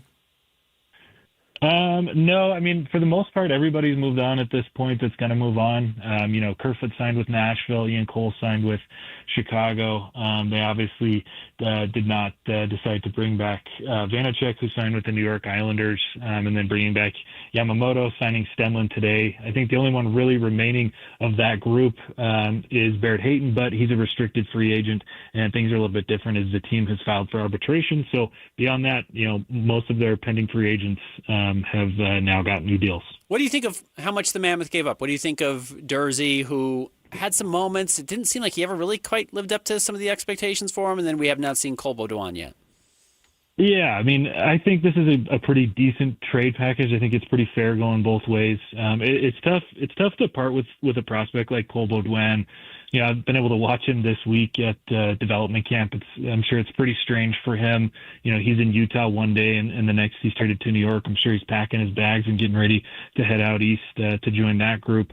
It's tough because, he's a very competitive guy. I think he's a very good all-around 200-foot player that, could have made an impact for this team. But at some point, Utah has an embarrassment of riches. They have so many young prospects that they can't even sign all of them. And, they obviously just scored with, their first-round draft pick this year in Ethan Belchez, and, a bigger guy who, can add, I think, a little bit more than a guy like Cole Baudouin can. Obviously, two different positions, but really, really good player with a lot of size. And so, I'm sure that the front office looked at it and went, look, we've got more guys than we can sign. We've got to move them. We really like Trocheck, and Cole Baudouin's probably a guy that moves the needle enough to get them to make the deal. In terms of Sean Dursey, I don't know that they're going to really miss him all that much. He was a good player. But I think his role was more of kind of a cheerleader, kind of a guy that, a good locker room guy who was going to, fight for anybody, stand up for anybody. But he had some pretty, notable mistakes this year. He's a guy that, he tries to be a puck mover a little bit too much, and if you looked a little bit deeper at his metrics and analytics, he cost the Mammoth a lot of goals. And so I think they probably looked at that and said, you know what, we can get a guy like Trocheck. We're going to give up, a good prospect, but we have plenty. And then, things with Sean Dursey just aren't quite working out. We have other guys that we can have fill in for us. So overall, I think it's a win-win for both teams. New York needed some youth. They needed to add more to their prospect pool. So they get a good prospect in Cole Baudouin, and then coming the other way, a very, very talented veteran center in Vincent Trocheck that I think, slightly raises the ceiling for this team. Okay, you mentioned that glut of prospects and young talent. Who of those has a chance to make the team next year? Yeah, this fall, I think that I'd say that the expectation, for this fall is that Boot and Simashev probably make their roster. Those are two guys that obviously spent a little bit of time with the Mammoth this last year, but they played the majority of the season in the AHL. And I say that should be the expectation because they've been in the prospect pool. They've been in the system for quite a few years. And I think it would mean that something's wrong if those two, aren't ready to make the roster. But I think, seeing Dursey on the move, seeing Utah, not pursue re-signing Ian Cole, I think that kind of, I think that is a nod that Simashev is probably ready to make this team. As for Daniil Boot, I think, the fact that they have passed on a couple of other forwards, I think that's also a pretty good nod and gives you a pretty good idea that he's potentially ready to make the opening day roster. And then amongst the rest of their prospects, they've got a lot of first-round picks, right? They've still got Denoye, they've got Iginla, they've got their recent first-round pick in Ethan Belchez. I would say that one of either Iginla or Denoye will probably make the opening night roster. And, there's a couple of different ways to look at it. I know that Denoye, he's probably got the best overall skill. But, when I look at a guy like T.J. Iginla, he just this past week, he's just looked like a player that's ready to make the team. Despite it just being a development camp, he realizes and recognizes that there are eyeballs on him right now. I mean, Bill Armstrong is watching him very closely. Bear has been, sniffing around development camp, and he has an opportunity to show them that he means business even during a camp that really doesn't matter all that much. This is a camp where they're not necessarily looking at skill, it's more about culture. But Tej has taken every opportunity to be laser focused and show off his skill and talent. So I think based on what I've seen this week and based on the new additions that Utah has made today by bolstering their center depth, I would say that Tej Ginla might be starting to emerge from those two as the most likely to make the team. Cole, we appreciate you and all your fine work following breaking news, man. We appreciate it. Great stuff, Cole. Yeah, thanks, guys. There you go, Cole Bagley, the Utah Mammoth insider. Yeah, trade for now. I think that's the position that the Mammoth are in at the moment. They've got a glut of young prospects and players, so if they're not quite there, find something that's going to help you at the moment. I think the Mammoth need to be a threat in the playoffs next year. I think that's where the bar moves. And if Trocheck brings the toughness, even though he's not huge, 5'11", though, if he's tough in front of the net and can get, as Cole said, get some of those grimier goals and maybe kind of take a load off of some other players, that's a huge plus because they were clearly missing that in the playoffs. And look, the team they nearly beat in the playoffs, nearly doesn't matter, but nearly beat in the playoffs, went to the Stanley Cup Finals. So just need to get hot and have the right players. Say that again, Christian. Come on the air. The Utah Mammoth, per Frank Saravalli, just signed Anders Lee. He was a captain for the New York Islanders. Okay. So the Mammoth taking another big name New York player. See if we can get our Mammoth insider Cole Bagley on the phone. I wonder if he's busy. What he's up to. Missed that news. Come on now. Okay, so another signing for the Mammoth. Aggressive. Continue to be active. Yep. Yeah, I think the franchise feels like next year could be a positive step in the right direction. Mm-hmm. Onward and upward, Ben. Yep. All right, stay tuned. We'll have more Jake and Ben coming up next. We'll continue to talk Jazz and Walker Kessler. We've got Big T Thurl Bailey. Yes, no big deal. Big T is going to be on the show at the top of the 4 o'clock hour. Stay tuned. Jake and Ben, 97.5, the KSL Sports Zone. 3, 2, 1. This is Scotty G and Coach Tim LeCoq. Brian Haney joins us now. He is the play-by-play voice of the Kansas Jayhawks. I know that Darren desperately wanted to be that number 1 overall pick. He's got himself into a good situation here. I know he realizes it. I know this team realizes it. This feels like a win-win for both sides. For a guy that Bill Self has said is going to be a perennial NBA All-Star, this is maybe just the extra chip on his shoulder or competitive edge he might need to fuel his fire into being one of the most prolific players of his generation. This was just one player picked in front of Darren, but because he's such an alpha, I kind of think if I'm a Jazz fan, not only am I thrilled to get the player that Jay Billis says is the most talented prospect in the draft, but also you get a player that now has just even more fuel to his fire to push even harder and build on that legacy that we all think is inevitable for him at the next level. Catch Scotty G and Coach weekdays from 10 to 2, presented by Mountain Land Supply on 97.5, the KSL Sports Zone. This feeling is brought to you by Aleve for back pain relief. What feeling is that, you ask? Well, it's the feeling you feel when you have relief from back pain. That move how you want to, not how you have to feeling. That keep going through your day without slowing down feeling. The kind that brings you back to yourself all day long without interruption. Oh yeah. Because Aleve offers long-lasting pain relief. Feel up to 12 hours of back pain relief with one dose. Feel Aleve. Use as directed for minor aches and pains. From the FIFA World Cup to competitive business environments, grand ambitions lead to game-changing achievements. At Bank of America, we're there to support businesses at every step, providing insights and expertise to help you gain an edge. He shoots, he scores! What would you like the power to do? Explore winning business solutions at BofA.com/gamechangers. Bank of America, official bank of the FIFA World Cup 2026.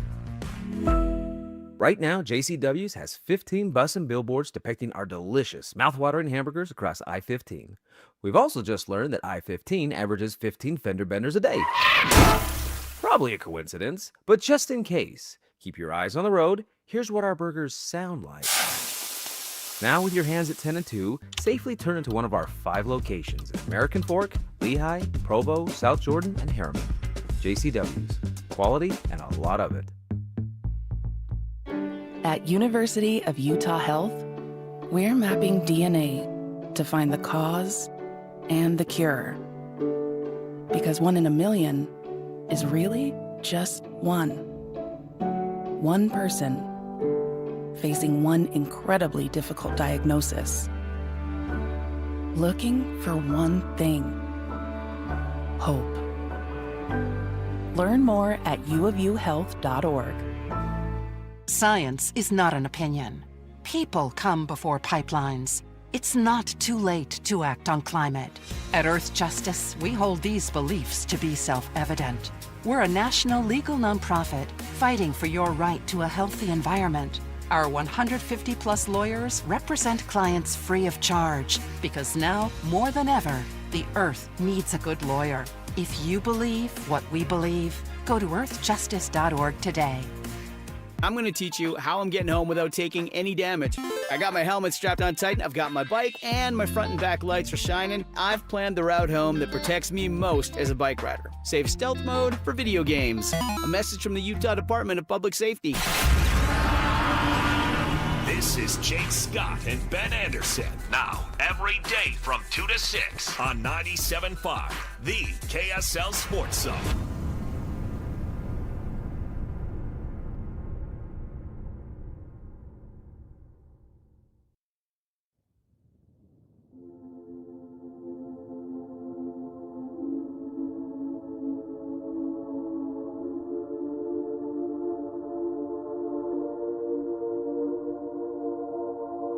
Me and Kurt feel the same. Too much pleasure is pain. My girl spites me in vain. All I do is complain. She needs something to change. Need to take off the ass. The Win Ticket Wednesday, Jake and Ben, 97.5, the KSL Sports Zone. Good one today. Be caller 12 right now, 801-575-ZONE.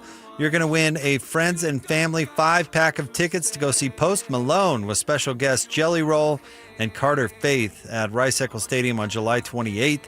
Tickets on sale now at livenation.com or simply be caller 12, 801-575-ZONE. That's 801-575-ZONE.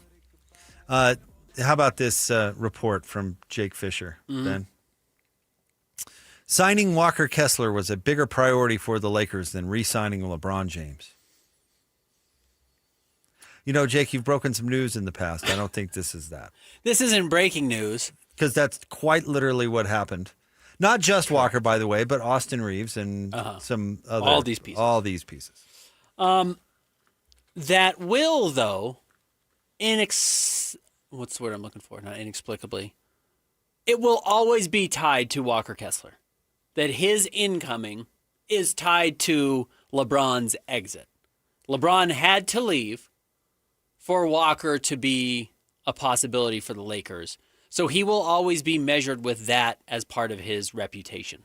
That will always be a part of the narrative. That the Lakers traded LeBron, which is not what happened, for Walker. Did not sign LeBron because of Walker. Correct. Yeah, but not LeBron James. Old, dusty LeBron Correct. James. Older LeBron. Who No doesn't question. like to run. And is in his last season. And You're trying to get, 4 years now of Walker. Adele's fiance, when it did a podcast, did you see he was talking about why LeBron is leaving and what his priorities are? He said it's pure happiness. That's what LeBron wants to find. Wants to make the decision based on happiness, not on money. But if you read between the lines in all these statements, he's implying that the Lakers were offering money. Correct. He implies it to the Lakers. Like if they made the decision based on money and on happiness, he would have stayed with the Lakers. Jake, the other part of this that you're not saying is, if you leave your wife and I say, what happened? You say, I just want to be happy. What does that imply? You weren't happy with your wife. Right. That's the other part of kind of the implication of all of this. Right. And But then, yes, A, I had the money, but I want to be happy. That means A, you weren't happy there. But really, I think it's probably the inverse of It both is of the inverse. He was probably thrilled to be a member of the Lakers. and in L.A. In L.A. making $50 million. But they weren't going to offer you 50. They were going to offer you 0. And that's why you're going somewhere else. I love liars. I love when people lie. I think it's funny when you can see the lies. And this It's was pure a lie. PR. Yeah, it's a pure lie. Pure lie. I'm prioritizing happiness, not money. Yeah. If I were prioritizing money, I would have taken the money the Lakers were offering. The problem is the Lakers weren't offering any money. So I had to go somewhere else. But breaking news, Jake Fisher is technically correct. I don't know if we needed the report, but yes, signing Walker Kessler was a bigger priority for the Lakers than re-signing LeBron. I would argue that the day they traded for Luka was the day they moved on from LeBron. Mm-hmm. And we can talk about them not extending you him a were contract. exactly right. The fact that they didn't tell LeBron they were trading for Luka, they let everybody know this is no longer LeBron's team. No, we joked about it that day. That was Linda Rambus taking her franchise back. Now, it didn't stay Linda's for very long because they then sold the team, and Linda got a $24 million payout. Good day to be Linda. Correct. I don't know if she carries that kind of weight in the locker room these days, but yeah, the Lakers moved on from LeBron as soon as they traded for Luka. The way the way that they traded for Luka is another clue to that. They wanted their franchise back. Yeah. And so at no point was LeBron going to sign again with the Lakers. Now, do you want to, are you still in the Golden State camp? Probably yes. I'm still saying Cleveland. Okay. But you think Miami would be interesting too? Did Belgium just tie it up? Did they just tie it in up? the final 2 minutes with goals back in to the back? last 5 minutes. I mean, just awesome goals. Yeah, absolutely. Well, that stinks for the U.S. Apparently, Senegal and Belgium are pretty even, nearly identical. Oh, okay. As far as kind of their expectation going into this. Now, look, it's tied. It's 2-2. It's not 2-0. But clearly, Belgium has all the momentum. They've just put 2 goals in the back of the net in the last 5 minutes. In the 85th and 89th minute. So they're on fire. Because I was just complaining during the break that they're a team with no urgency, down 2-0 in the final 10 minutes of the game. And then all of a sudden, I guess that's why people love soccer. A couple of unreal goals. Man, the World Cup's been fun. Do you think the U.S. will beat Bosnia and Herzegovina? I have my doubts. Or do you think what's her name in L.A. is going to have to leave the country? Abigail Velez. Uh-huh. ABC might be looking for a new field reporter. She's got to go. Got to go. You let down the whole country. Fired up the beaks. Let down the whole country. Giving bulletin board material to the opponent. See, they should have been listening. They should have been listening to this show where we've done nothing but kiss Bosnia and Herzegovina's butts for the last 3 weeks. Welcome them to town. We gave them 0 bulletin board material. We tried to just butter them up. Yeah, exactly. Soften them up. Soften them up. Yeah. Now we'll see what happens. 6 o'clock kickoff, and they're playing in Santa Clara, if memory serves. Yeah. Well, I'm excited for the game. And then they move on to face the winner of this. And again, Belgium and Senegal are now tied up at 2 apiece. Oh, the manager for somebody's getting a yellow card. Oh. I didn't know coaches could get a yellow card. It's like a tech. Looks like for Belgium. Why are you unhappy, bro? You just scored. It's just fired up. Apparently, by the way, Andersley, we just barely touched on it, who signed with the Mammoth also. Is kind of their big free agent signing so far. 3 years, about $15 million. AAV, just over $5 million. That's the big body. We were talking about Trocheck not being that big. Andersley, 6'3", 235. Okay. Beefy. A little more built. Beefy boy, yeah. Big guy.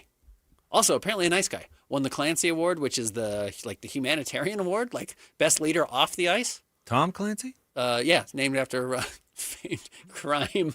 He's not a crime writer. He writes military. Military. In fact, I watched The Hunt for Red October the other day. Randomly found it on. Okay. How was it? Great movie. Holds up? Absolutely holds up. All those movies hold up. Although I will, this is I know it's not Tuesday, but my hot take is Alec Baldwin is the best Jack Ryan. Okay. Did we draft Alec Baldwin in our great fall-offs? By the way, today's Wednesday. Are we doing What You Got Wednesday at 4:30? Probably should. Probably should talk about it. I've got some ideas. Okay. At least for the not sports one. Okay. I think we suggested a few recently too. You might have some in the coffers. But okay, we'll figure. He's the out. Mike Conley of the NHL. Mike Conley of the NHL. Nice guy. Good guy. All right. Well, that's nice. So he's not going to be robbing liquor stores or anything. In theory. But yeah, the Mammoth need toughness, right? Who's the last athlete to rob a liquor store? Oh, there's got to be someone somewhere. Yeah, probably. But liquor store's pretty low level. They don't have a lot of cash on them. Well, I think that's why you rob liquor stores is because they do have a lot of cash on them. But I don't think Or maybe you're not robbing it for the cash. I don't think anywhere has a lot of cash on them anymore. Not no more. Tom Clancy is best known for writing, quote, techno thrillers, which feature technical details and espionage. Military science. But you're right, it's still military. You're right. But it has to do with the I've never heard techno thriller I was curious what his exact genre was. I've never heard of that. He writes military novels. Technically accurate military novels, yeah. The series with Jim from The Office is actually pretty good. Is it? Have you watched it? It's also, what's his name? Tom Clancy. Yeah. That's what we're not talking Clancy, about. Jack Ryan. It's all Jack Jack Ryan, yeah. Every single one of them is Jack Ryan. Nah, Crimson Tide wasn't, but yeah. Everything else, though. It's his guy. Yeah, have you ever read a Tom Clancy book? I don't think I have. I should pick one up. It's a thick read. Yeah. One of those. It's an investment. Yep. It's not an easy beach read. It's definitely more of an investment. Okay. And I think he stopped writing his books a long time ago. He's just been living off the cash? No, Tom Clancy books continue to come out, but they're usually says Tom Clancy on the cover, and then it says also by Ben Anderson. You know what I mean? I mean, he's been dead since 2013. So. Well, so that would explain it. He's got a new one coming out next year. Die in 2013? How does he do it? Well, his family's making out they made a movie out of it recently. Yeah. It's nice. Yeah, not bad. No. All right. Stay tuned. Thorough Big T Bailey is going to be on the show next. And then we'll have a What You Got Wednesday at 4:30. It's the Jake and Ben Show, 97.5, the KSL Sports Zone. Want to get the latest info on Utah's newest sports franchise? Sign up for the Utah Mammoth newsletter. Get exclusive analysis, plus the latest news and notes on the Utah Mammoth. Sign up today at KSLSports.com for the Utah Mammoth newsletter. Get the latest Utah sports headlines delivered to your inbox with the KSL Sports Newsletter. From the Jazz, Utah Mammoth, BYU, Utah, Real Salt Lake, and more. Be in the know of all things sports in the state of Utah. Visit KSLSports.com to sign up for the KSL Sports Newsletter. Hey everyone, Jake and Ben here for our friends at Beehive Meals. We love Beehive Meals. They're so great. It's so easy. We've seen their operation up there in Ogden, Ben, and it's fantastic. Their crockpot meals are fantastic as well. But we're excited to be part of the rollout of their new product, Flat Top Meals. Fresh prepared meals designed for your flat top grill, griddle, or even a regular skillet. And because it's Beehive, it's super easy. No chopping, no measuring, just thaw and cook, and you're ready to go. Made right here in the state of Utah. That's what's so cool. Now, they are available to deliver nationwide. And I know we have some listeners that absorb us via podcast that if you want to try it, it's absolutely available to you, which is super cool. But if you're in the state of Utah, you get online, you place your order. That's when they make your food, and then they send it out to you. It's going to be your front door usually in less than 48 hours. It's so cool. It's so quick. And then it's quick once you get the food. You thaw it out. You put it on your flat top. You put it on your grill. Maybe you just make it on the pan inside your house, and the food is delicious. It's homemade. If you're watching soccer tonight, all you had to do to get this meal ready was pull it out of the freezer yesterday. Very easy. You got to check out the menu and order, of course. If you're ready to make dinner easier and better, order now at beehivemeals.com. That's beehivemeals.com. I move mountains for a living. Literally.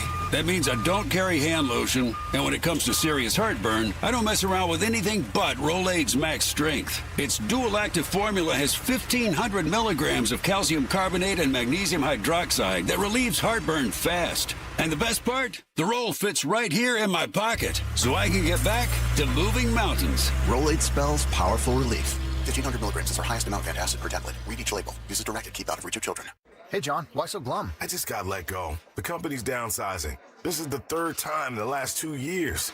I'm done with this. Have you thought about My Computer Career? I've heard they can train you for a career in IT in just a few months, including cybersecurity and the basics of AI. And you don't need prior training or experience. Now that's a recession-resistant career. Wow, thanks. I'll check them out. Go to mycomputercareer.edu and take the free career evaluation. mycomputercareer.edu, an Elite CompTIA certification partner. Financial aid is available to those who qualify, including VA benefits. Bar Dub Grill is where roadside classics meet ranch-raised flavor. Sink your teeth into juicy, handcrafted burgers made with premium Bar W beef straight from the local Utah farm. From the bold cowboy barbecue burger to the sweet and savory Aloha burger, paired with crispy cowboy fries, hand-spun shakes, or signature spud nuts. Soft, airy, and unforgettable. Bar Dub Grill delivers honest eats with cowboy swagger. Bar Dub Grill in Nephi with easy access right off exit 222 in Nephi. This is DJ and PK. Here we go again. The news just breaking. Shams and ESPN reporting the Lakers are acquiring Walker Kessler from the Utah Jazz for unprotected first-round draft picks in 2031 and 2033 and first-round swaps in 2028 and 2030. Goodbye, Walker. I think they had to let him go. I was bracing myself. This is a part of the puzzle. It's not a complete, okay, this is it, that's it, this deal. Yeah. It's in a box. No, it wasn't going to be Darren Peterson, and that was it. The thing that I like about it is get it done rather than being held hostage. They clearly were held hostage by Gordon Hayward. Get in there and make moves now. And I don't think they wanted to match it in the 30s. And so since they didn't want to match it in the 30s, get stuff back. Yes, do not let him walk. You never let a Walker walk. So go make some other moves, see what you got cooking, what you can do to help get the team better. Catch DJ and PK mornings from 6 to 10 on 97.5, the KSL Sports Zone.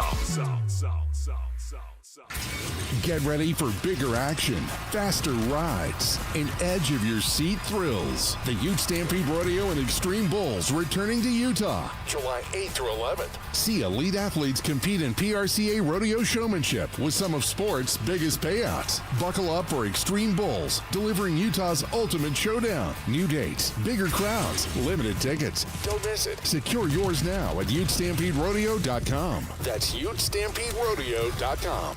Turn it up. Let's go! It's a new era for sports radio in Utah. This is the all-new KSL Sports Zone. As always, DJ and PK kick off your mornings from 6 to 10. Then, introducing the newest addition to the KSL Sports Zone. The coach, Tim Lacombe, joins Scotty G every day from 10 to 2. And as you wrap up your day, Jake Scott and Ben Anderson are there with the best sports talk in Utah from 2 to 6. Live and local, all day, every day. Your home for the best sports radio in Utah is live, on air, online, and on the KSL Sports app. This is 97.5, the KSL Sports Zone. 97.5 KZNS FM Colville, 1280 KZNS AM Salt Lake City, and KSL FM HD2 Salt Lake City Midvale. This is 97.5, the KSL Sports Zone. The 4 o'clock hour is here. It's fun time! And you're locked on to Jake Scott and Ben Anderson. For the Lakers to pay 2 first-rounders unprotected and 2 swaps for the pleasure of overpaying a player. For going over market for a player. For the pleasure of overpaying a player is laughable. So the Jazz are a little worse on paper as a roster. Check. But did they overpay the wrong guy? No. No, they did not. Which we have learned today is maybe the single worst thing you can do in the NBA. By overpaying the wrong guy.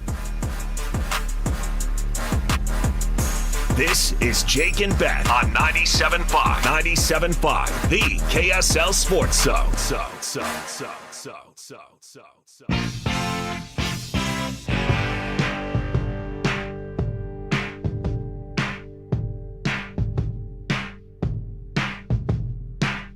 Somebody's gonna hurt someone before the night is through. Somebody's gonna come undone. There's nothing we can do. Jake and Ben, 97.5, the KSL Sports Zone. I knew this, but it's funny to see it in writing. The Lakers now have no tradable first-round picks for the next 7 years. After making this trade for Walker Kessler. Because you can't trade back-to-back picks. So you can trade 31 and 33, which is what the Jazz got from them. But when you do that, you've bookended 32, so you can't trade 32. And all the rest of them are swaps.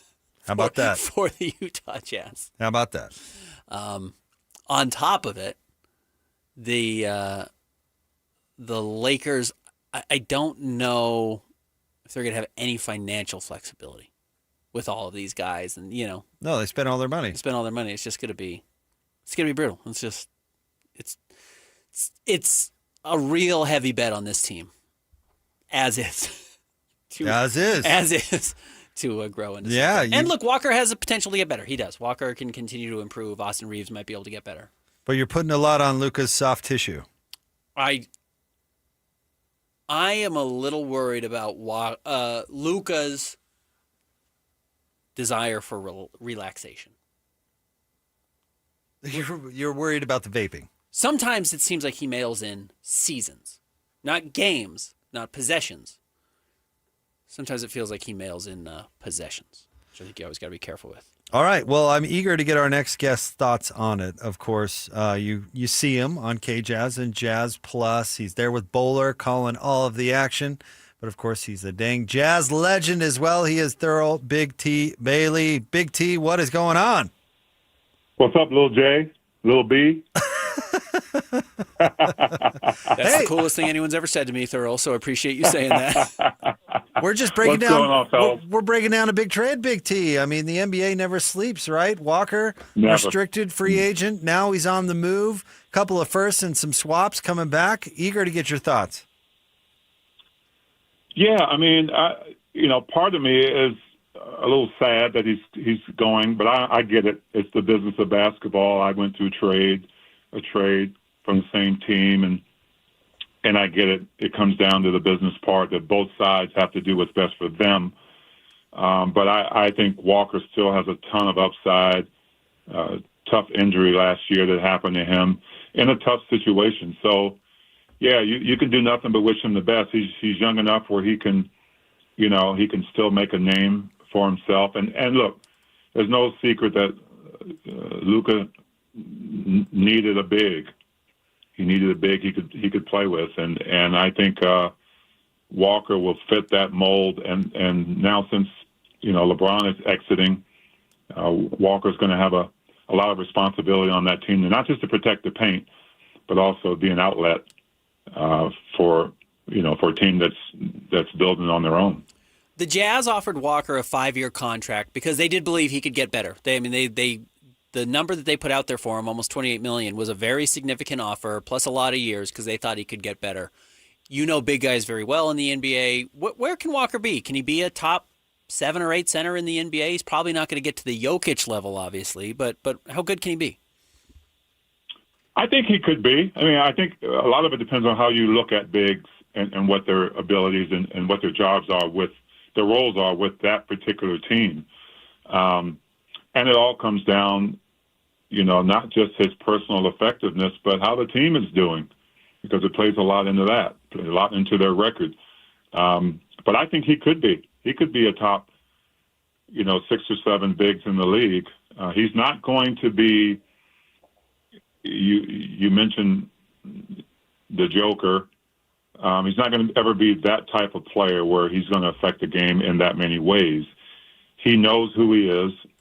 He can improve scoring on the inside and be more of a threat if the ball goes into him. But I don't see him being utilized that way as much as being in the dunk spot, being in the dump down spot, being able to, rear view block and chase guys that get past the first defender in him. So most of what he is going to be able to do is on the defensive side, is be a rim protector, be a guy who is a dissuader, which means when you see Walker in the lane, you're going to think twice about whether I should go down or not or just pull up. On the offensive end, he can run. He can run the floor, which is going to be a plus in this league as well. So yeah, I think he could be in that top 6, 7, 8 category.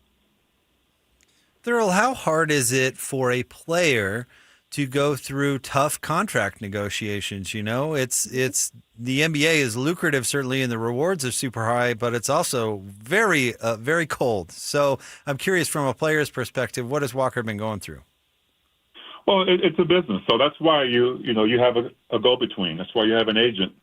So whatever happens, even if he was to come back here, the relationship is not hurt. And it's interesting because when the Jazz traded me after 8 years of being here, I shouldn't have been as naive as I was, because I thought I had found a place where I complimented the team off the bench, and it was a surprise to me. I mean, I found out in a weird way on my way home on the radio. That's how it was done back then, at least in my case, and so it's a little bit different because you've developed really good relationships. right? And all of a sudden, things change on the business side. So you have to be rooted enough to understand, whether it's through your agent or whether it's through yourself and educating yourself on how this thing can go. It's not all about the money. Money's important on both sides, right? The Jazz are acquiring assets. They're trying to build a championship team, and they have to decide, whether that's going to be with or without Walker. And Walker has to decide whether he's going to be in a better position, be it financially or be it, to be the guy, especially in the paint, not sharing that with anybody for the most part. So, yeah, it's sometimes it's a delicate balance, but in the end, both sides understand that it's not personal at all. Yusuf Nurkic, I think, moves into the starting center spot for the Jazz, at least if the season started today. Jackson Hayes is the backup. Again, the Jazz didn't have Walker Kessler at all last year, so it's hard to say, are they better this year than they were last year? But what do you think of the Jazz's current center rotation? Well, I think Nurk is capable. I think he showed that, even in a difficult year last year. The fact that he only had one double-double coming into being with the Jazz. Triple-double. And he got two back-to-back. So that's not nothing to me. What you're going to be missing, though, is rim protection from that position. However, you do have Tripp, right? You do have a Defensive Player of the Year on your team. So they're interchangeable, right? We're still going to be big. Nurk is, to me, if not the best, one of the best screeners in the NBA. The way he uses his body, the way he clears that space for the guard to come off, his value is amazing. He doesn't have, the vertical assets maybe that you see regularly in this league, but I don't think he has to. I think he takes up enough space. He knows he's a veteran. He knows how to get rebounds. He knows how to allow his teammates to get him just by using his body. He's just a very savvy veteran. So I think you're still capable defensively. And that really, I think, with Will, if you asked him about what priority is, it really is about the defensive end. And so, yeah, we've got some capable people. Leaves a big hole in the rebounding, doesn't it, Big T? For some reason, and maybe you can shed some light on this, but Jaren Jackson Jr. is not a big-time rebounder. I think that's going to be an issue they're going to have to look at. It doesn't mean you can't be. Right. I think if that's your priority, you make that clear. Like, look how big we are. We all have to rebound. We all have that responsibility. And I think you're going to see his rebounding numbers go up because of it, and because of the fact that, we're not going to rely on Walker or Nurk to do it all. You've got size, so get your butt in there and rebound. Will's not afraid to, to talk to these guys real talk and tell them what his expectations are. And I don't see any issues. I think Tripp is willing to do what it takes to win. I think Lauri Markkanen is the same. His rebounding numbers, I think, have improved because they've had to. And so from the bigs to the guards, I think you'll see, a focus there, and not just, on the defensive end, but the second shots are going to matter, second attempts. And so I don't see that being a big issue. What are you excited for at Summer League coming up, Big T? Everything. Come on, man. Everything. I'm really excited to see Ace and Darren hook up in Summer League and get that chemistry kind of started there. And I'm really excited about the other pieces, right? I'm excited about these other guys, the two-way guys that are fighting for jobs and fighting for their lives, and they're starting on the defensive end to show what they can do. They don't need to be double-figure scorers in Summer League. They just need to figure out what their strengths are and be able to guard from coast to coast. And so, yeah, I think even more than past years, I'm excited to get into Summer League. Me and Bowler and the broadcast team and start there, right? Talk about what we see and what we see in the future of some of these players, all these players, and not just from our team, right? From the other teams. I'm excited for, the Boozer-Peterson matchup if it happens. So yeah, a lot. I've got a lot on my list here, man, that I want to talk about. Might not get it all in edgewise because Bowler's got some things too, but we're gonna have fun. Big T, this is the magic of live radio. You're joining us, and there's breaking NBA trade news. Are you ready? Uh-oh. All right, yes, sir. Here we go.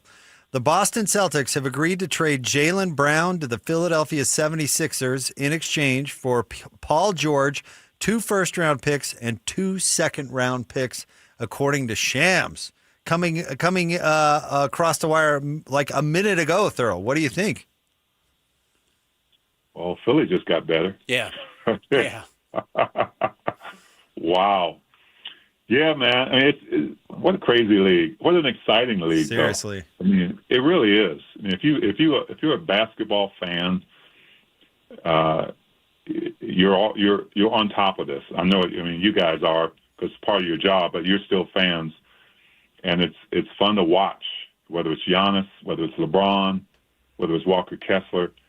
That's what makes this league great is just teams just trying to figure it out. And that's why, as this game has evolved and these teams have all kind of tried to figure out the next move, that there's no sure, I mean, even the Knicks, they won the championship. That doesn't guarantee them a spot back in the finals because, this league, the parity is just crazy who could be there next.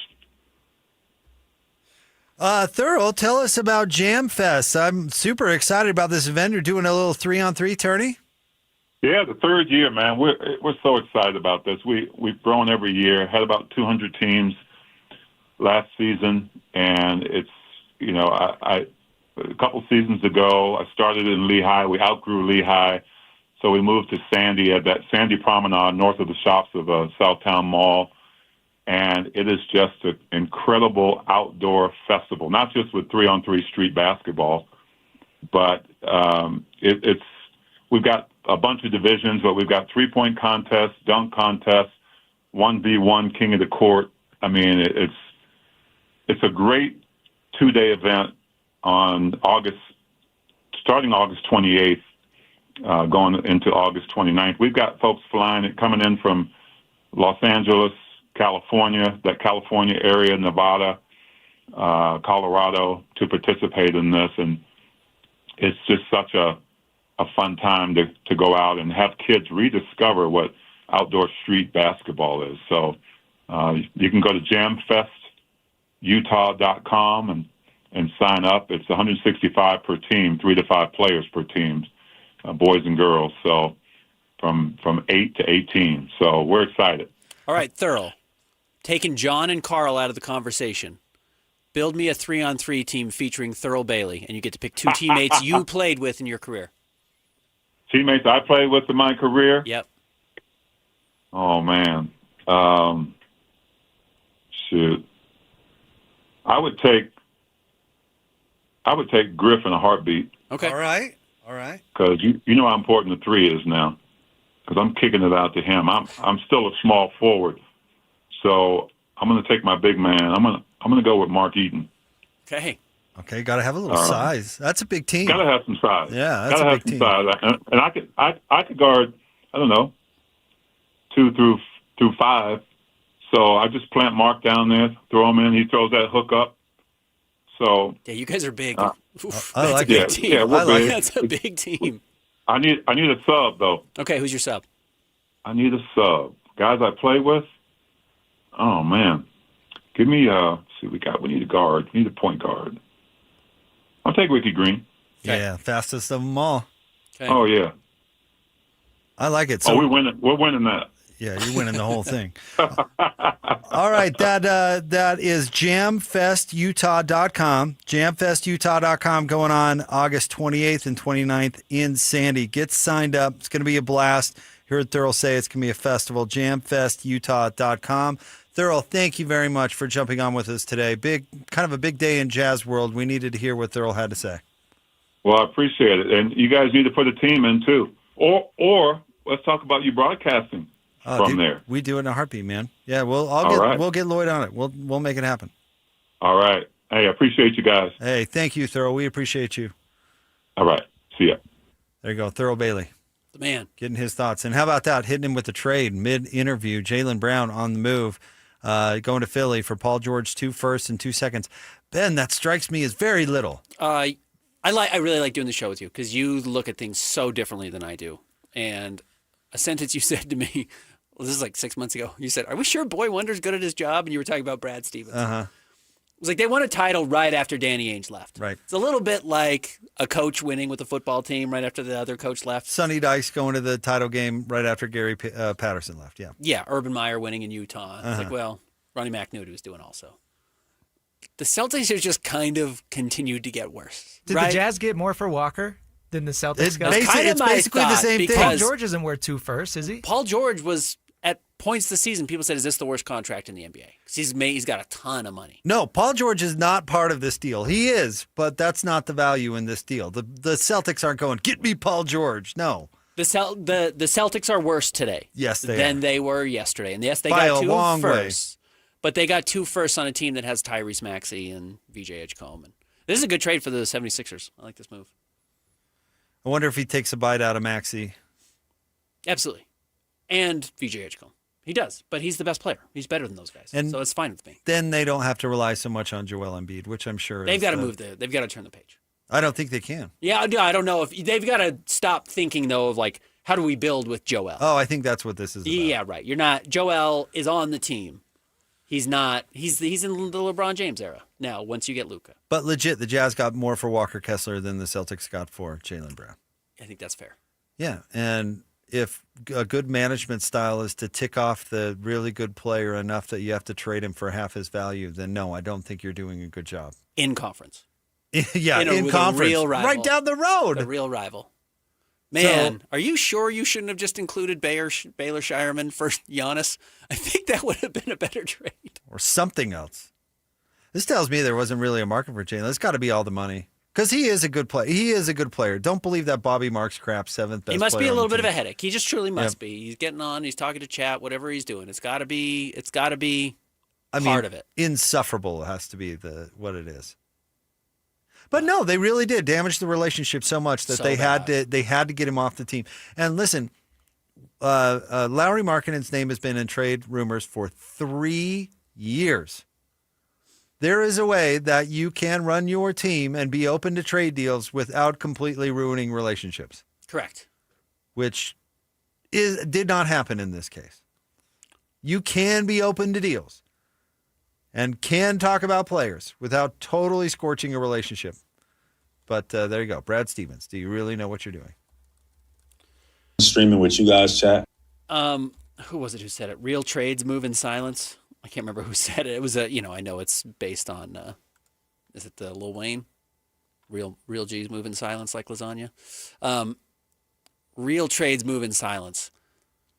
The Celtics failed that because the Giannis trade got out. I mean, yeah. Well, the trade last year got out too for Kevin Durant. It got out. The trying to trade Jaylen Brown got too noisy to the point where they just couldn't bring him back. They couldn't mend that fence, and then they had to take a bath. I mean, God, Paul George. How old is Paul George? He's been around forever. He was in the Gordon Hayward draft. Gordon Hayward's been out of the league for a minute, for a while now. Paul George is. His coach at Fresno was Steve Cleveland. Steve's been retired for a minute. Yeah, Coach Cleve's the best, but he's been retired for a hot second. I think he's even done a senior mission. Paul George is 36 years old. Yeah, good trade, Boston. I mean, you're killing it. Jaylen Brown's 29, I think. Like, he's a little bit older, don't get me wrong, but he's got 3 years of really good basketball left. He was 6th in the MVP voting last year. Yeah, the reason they won 55-ish, 56 games, whatever it was. Yeah, Celtics killing it. Oof. Yeah, oof. But you know, here's when the picks are. I mean, hopefully they're deep in the future if you're a Celtics fan, but yeah, that stinks. Well, to our point about Walker Kessler, Jaylen Brown is awesome, and he's got the wrong contract. Part of the reason that they're shipping him to Philly for nothing is because he's overpaid. As good as he is, $52 million with what 2 more years after this one left on his deal is steep. It's a spicy meatball. Yeah, and Tatum's going to be steep. And so Boston had to pick their poison because you don't have the right guy at the right number. That is crucial in the NBA. Let me see how much Paul George has left on his contract. I think he's got 2 more years. Yeah, it's a while. Let's see. Paul George has. I think next year and the year after. Scrolling. By the way, shout out to Daryl Morey. What a signing that was. Genius. Too bad he doesn't have a job. Yeah, he has 2 years, including a player option, which he'll be picking up at $57 million. Paul George makes 54. At 38 years old? Lord. Paul George makes 54 next year and 56. Yeah, he's got $110 million over the next 2 years. How did anybody think Daryl Morey was any good ever? Yeah, right. No kidding. Wow. Good signing, Daryl. Yeah, he signed a 4-year, $212 million deal and has the majority of it left. And that's what the Celtics just got. Man, they really wanted to be off Jaylen Brown so bad. Let's see. We've also so bad. We have the picks. This just came down. A 2028 first-round pick that could convert from a first to a swap. And a 2031 unprotected first. And then the swaps are 2028 second most favorable from Golden State. Oh, second rounder. And who cares about the second round? Where's the laugh track? Yeah.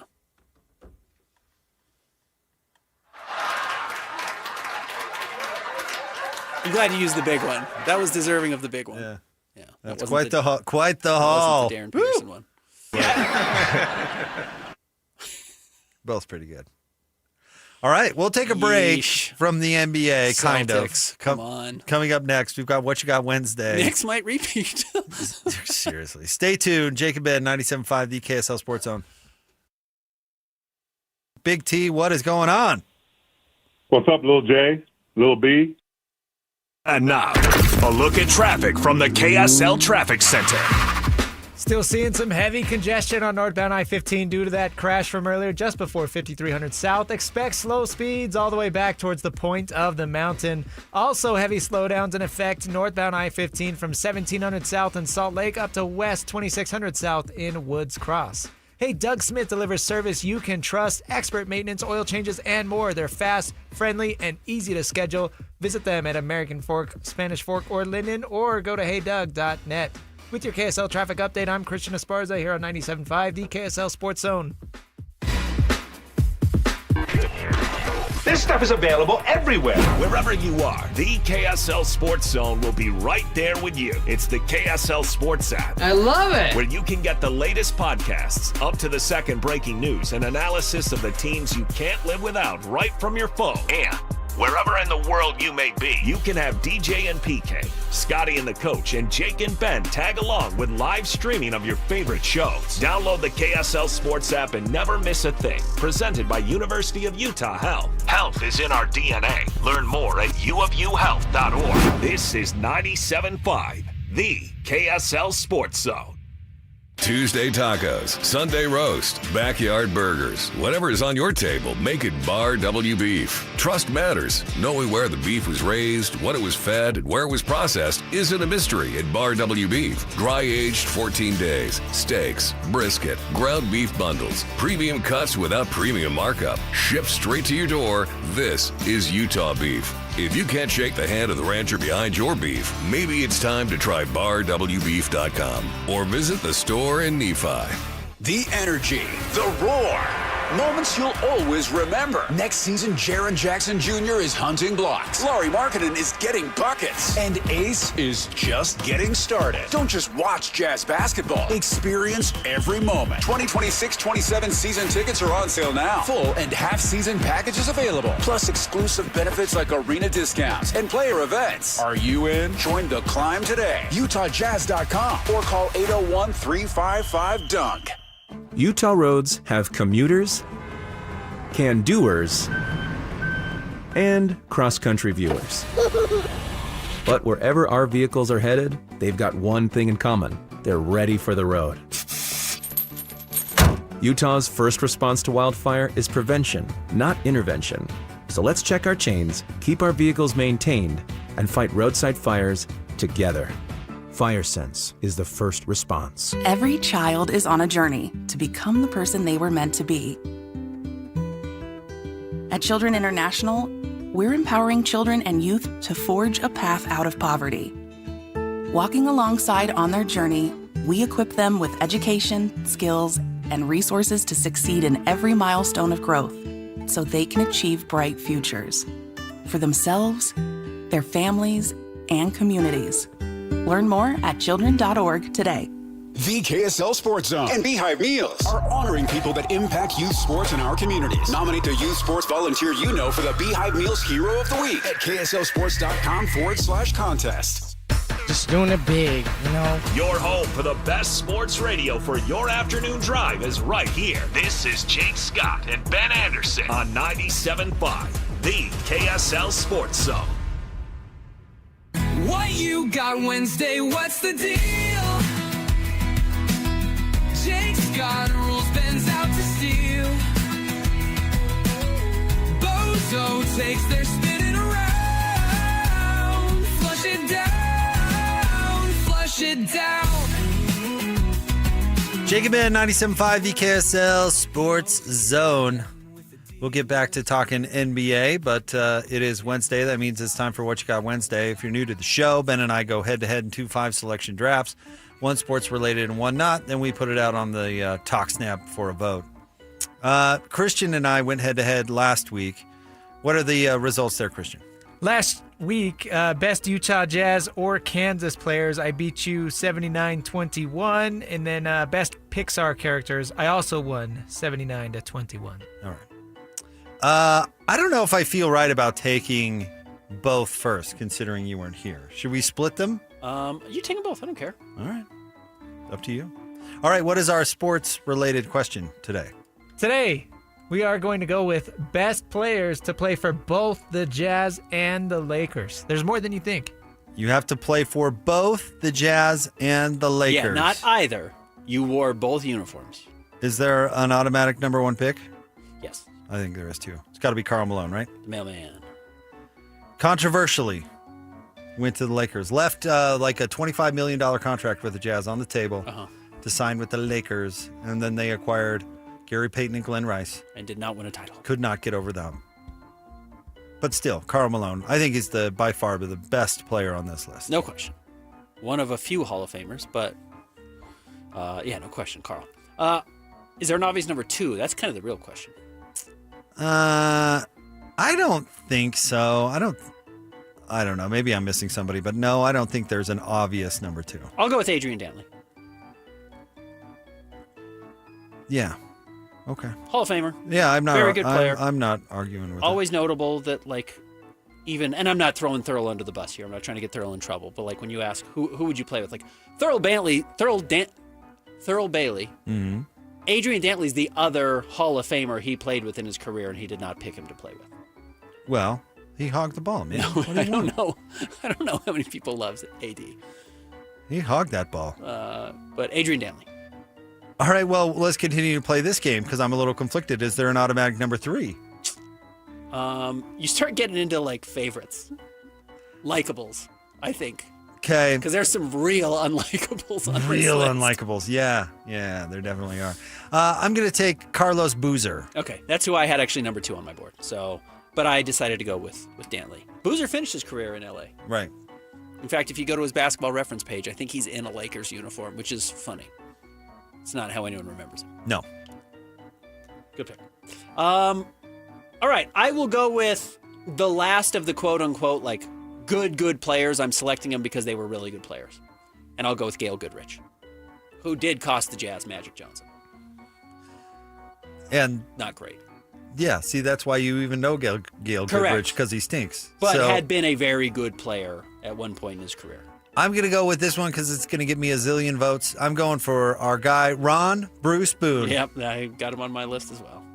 Ron Boone! This is where I was debating. I was either going to go Gail, who was a 5-time All-Star and a Hall of Famer also, or our guy. I'm going to take the Booner, man. Good pick.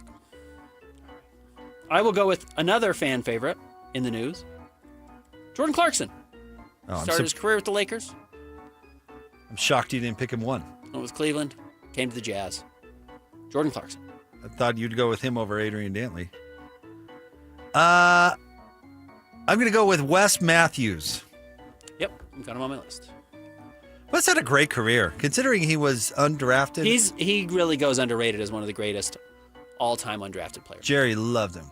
And they lost him in restricted free agency. That's kind of one of the what-ifs out there of the Boozer-Williams era. What if they were able to keep Wesley Matthews? Mm-hmm. Because he was not all that those teams was missing, but he was part. He would have been a much better player than Ronnie Brewer. Oh, yeah. Oh, yeah. Could play defense, really shot the three. Yeah. Awesome player. All right, I'll go with Brian Russell. Don't call him Byron.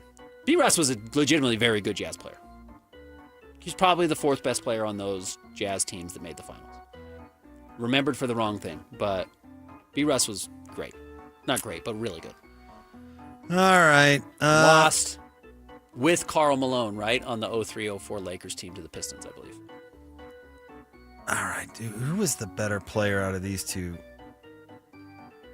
You know what? I'm going to go with Larry Kriskoviak.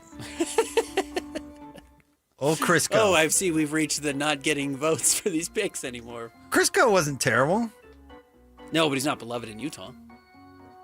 He's not hated in Utah either. Was that your last pick? Was that Jake's last pick? That was my last pick.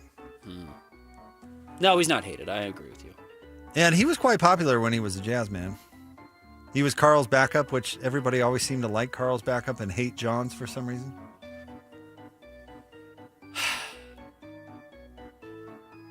I know. Do you see the real player you should pick here is? Do I want the one guy who's totally unpopular? Do I want the guy who's now currently going to jail? Uh-huh. Or do I want the guy who absolutely everybody hates? Who is the right answer, by the way? You should pick the one everybody hates, but it is going to lose you votes. But that is the correct answer on this list. But I'm going to completely zag. Okay. I'm going to go with Jared Vanderbilt, who people did like. The Vandalorian. Even though he only played like 40 games for the Utah Jazz. And is actually still currently a member of the Los Angeles Lakers. And there's probably a world, in fact, I'm sure his name was discussed on a phone call this morning of whether or not he comes back to the Utah Jazz or if the Jazz just want to get a trade exception back for Walker Kessler. By the way, two people on this list could be facing jail that you didn't pick. Ed Davis play for the Lakers? Yep. Okay. And Malik Beasley. And the actual, if you were picking as far as best players go, you would have taken Derek Fisher. But Correct. I'm not taking him. No. Do I want to lose the draft? I want to have a chance. By the way, we probably could have taken Walker, though Walker has yet to play. The same way. I honestly didn't count Walker. I'm with you. The same way, technically, Russell Westbrook was a member of the Jazz and the Lakers, but never played for the Jazz. So I'm with you. Walker has yet to play for the Lakers. Not just play. He hasn't even signed with the Lakers. Correct. So, in fact, I guess there's a chance this trade could go south before it's completed. Who knows? Maybe something falls apart. All right, Max Crosby style. Yeah. Review. Jake, you had the number one pick. You went Karl Malone, Carlos Boozer, Ron Boone, Wesley Matthews, and Larry Kriskoviak. Ben, you went Adrian Dantley, Gail Goodrich, Jordan Clarkson, Brian Russell, and Jared Vanderbilt. Greg Foster, erasure. I thought about Greg, but he really was terrible. I mean, he was really bad with the Lakers. Was a really terrible player for the Jazz. But did win a title, I think, with the Lakers. I think he did too, but not because of Greg Foster. Yeah.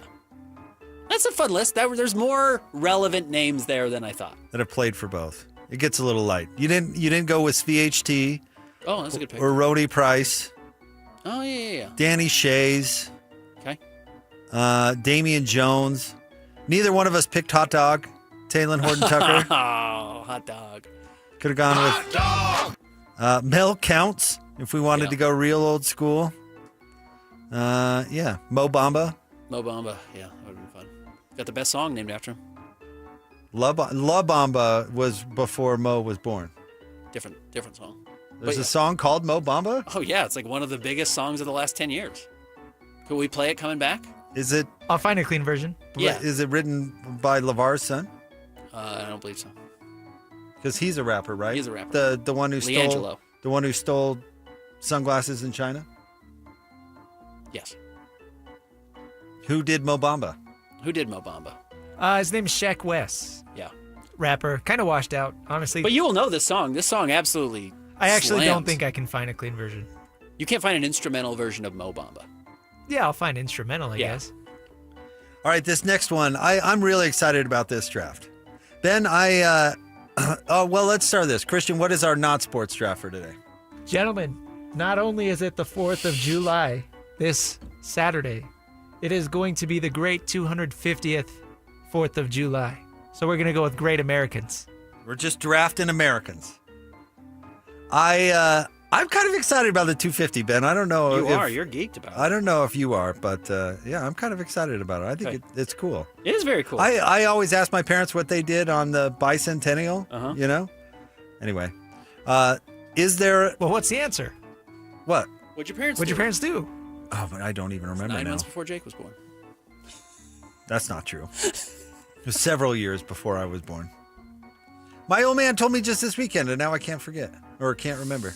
Anyway. Can't forget. Obviously can't forget. But it's cool. You're not into it? I am into it. Yeah, I'll celebrate. Do you have decorations? I have a tablecloth out already. I didn't remember that we bought a tablecloth. Christian, are you going to decorate? Yeah, wife's texting me right now. What are we making? Oh, right. Yeah, we're going to grill. We're going to do the whole thing. Man, dogs. All right. Is there an automatic number one pick? There's not. I don't think so either. But thankfully, there's probably a favorite, but there's not an automatic number one pick because 250 years of greatness.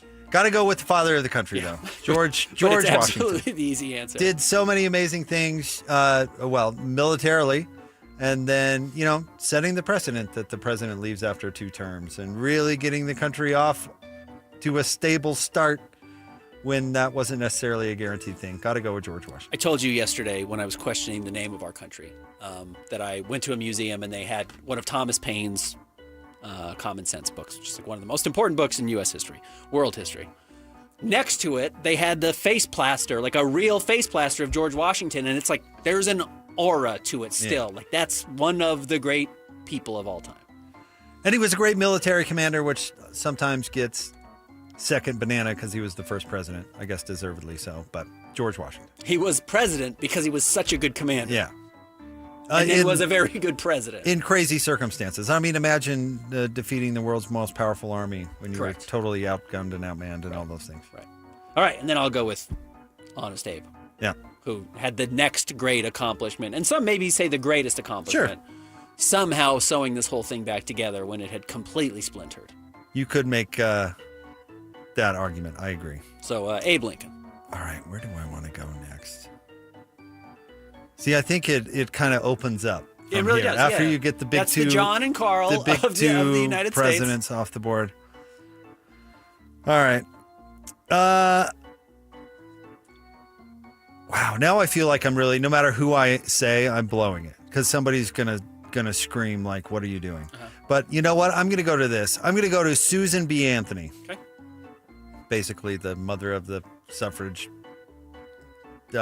movement and got women the vote. Susan B. Anthony. And I will go with MLK for the same reason, as far as the reason this country is great is because the idea is we celebrate everybody equally. And Susan B. Anthony believed that, and MLK believed that, and that's why it's part of what I believe in with this country. So I appreciate the efforts of both of those people. Always trying to get better, Ben. Yeah, that's the goal. Always and trying to get better. These two people believed it. I'm followed through. Certainly not going to argue with MLK. Well, come on. No. All right. I'm going with lifestyle here. Like, this American may have had more effect on everybody's daily life than anybody else. Thomas Edison. Okay. Yeah. Yes. What we are doing today, there is a straight line from Thomas Edison. It kind of got the ball rolling. Like, straight line. In a variety of different ways. If you've looked at all his different inventions, you'd be shocked what he came up with. It has an effect on almost probably everything that you do on a daily basis. The Wright brothers. Can I take both? That's all right. Yeah. Right? Well, you want to pick Wilbur or Orville? Like one who's of them who's more important? Give me the Wright brothers. Again, it's just I every time I travel, I land in Salt Lake or wherever, and I'm like, I woke up on the other side of the world. And 100 years ago, They were like, what if we can get this crazy machine off the ground? And now we're doing it at supersonic speeds. For obvious reasons, I'm incredibly familiar with their story. It did not happen in Kitty Hawk. Jake was a pilot before. No, He did it with a radio host. Kitty Hawk is on the Outer Banks. From where you spent time as a child. Yeah, so every summer. So I've been to that monument many times. You know who was the first one to fly? Who? Orville. Okay. You know how they decided? Coin flip. And then Wilbur had the longest flight. Okay. And Wilbur was probably the better engineer. Although maybe that's not fair. Okay. But that's pretty cool. You know why they picked the Outer Banks? Because it was extraordinarily windy. I was going to say, it's got to be the wind, right? And it was just covered in sand. Okay. So you could crash easy. Yeah, exactly. But the wind would help. Right. Okay. So I like that pick. Well done. All right. Like that? Is this 4 for me, Christian? All right. I'm going to go with Mark Twain. Okay. I'm glad you got an artist. I think I debated a couple artists, but I'm going to go with Mark Twain. Great. Yeah, and my father-in-law was born in the same town Mark Twain was born in. Oh, that's awesome. Elmira, New York. And Mark Twain also has some Utah connections. He came out here. Mark Twain. Kind of the conscience of the country for a little bit there, and a great satirist, and just an amazing writer. Yeah, good pick. All right, I will go with Benjamin Franklin. No problem. I mean, on top of the scientist, but writer, politician, the understanding that all of these founding fathers that we talk about were 27 years old, but Ben Franklin was like, no, I'm old. I can actually go and talk to England. I have so much respect around the country, around the world, that I can actually guide you and kind of be the grandfather of all of this while all you kids figure it out. He really got them in line. He's remarkable. I like it that his most critical role in the revolution, somebody told him, they're like, we're going to need you to go to France and seduce as many women as you possibly can. Which apparently he slayed. Apparently that guy had it. Of course, Ben was like, I'll do what I got to do. I'll do what I got to do. Couldn't pick anybody else. I'll take 40 or 50 country. for the team everywhere I go. Absolutely. Okay, my next pick, I don't know if it will get me any votes, but he really is kind of, in a way, the Forrest Gump of his time. I'm going to go with Davy Crockett. Okay. Politician, mountain man, found his way, almost happenstance, to be involved in one of the country's most iconic moments at the Alamo, even though it wasn't technically our country yet.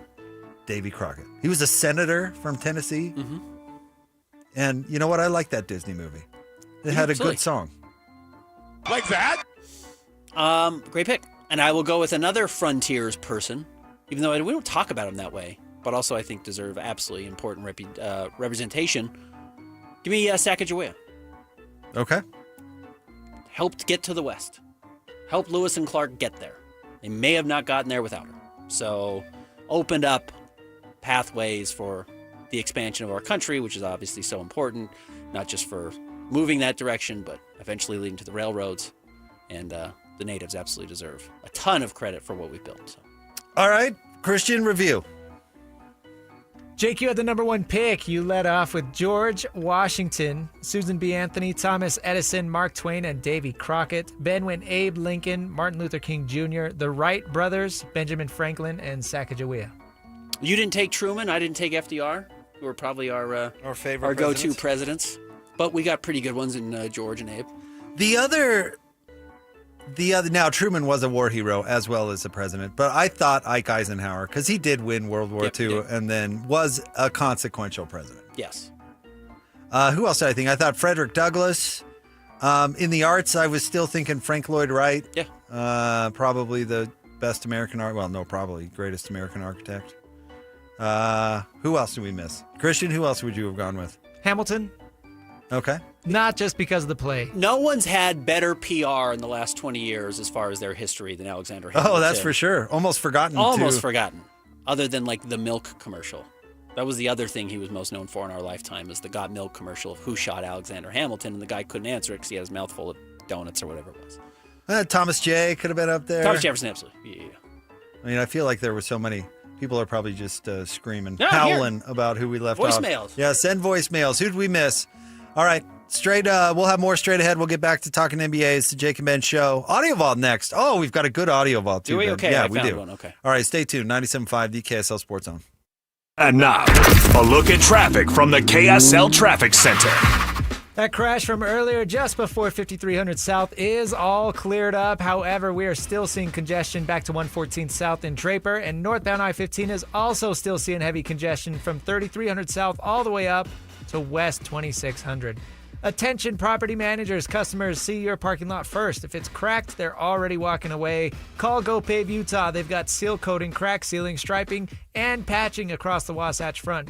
Call or visit right now, GoPaveUtah.com. With your KSL traffic update, I'm Christian Esparza here on 97.5, the KSL Sports Zone.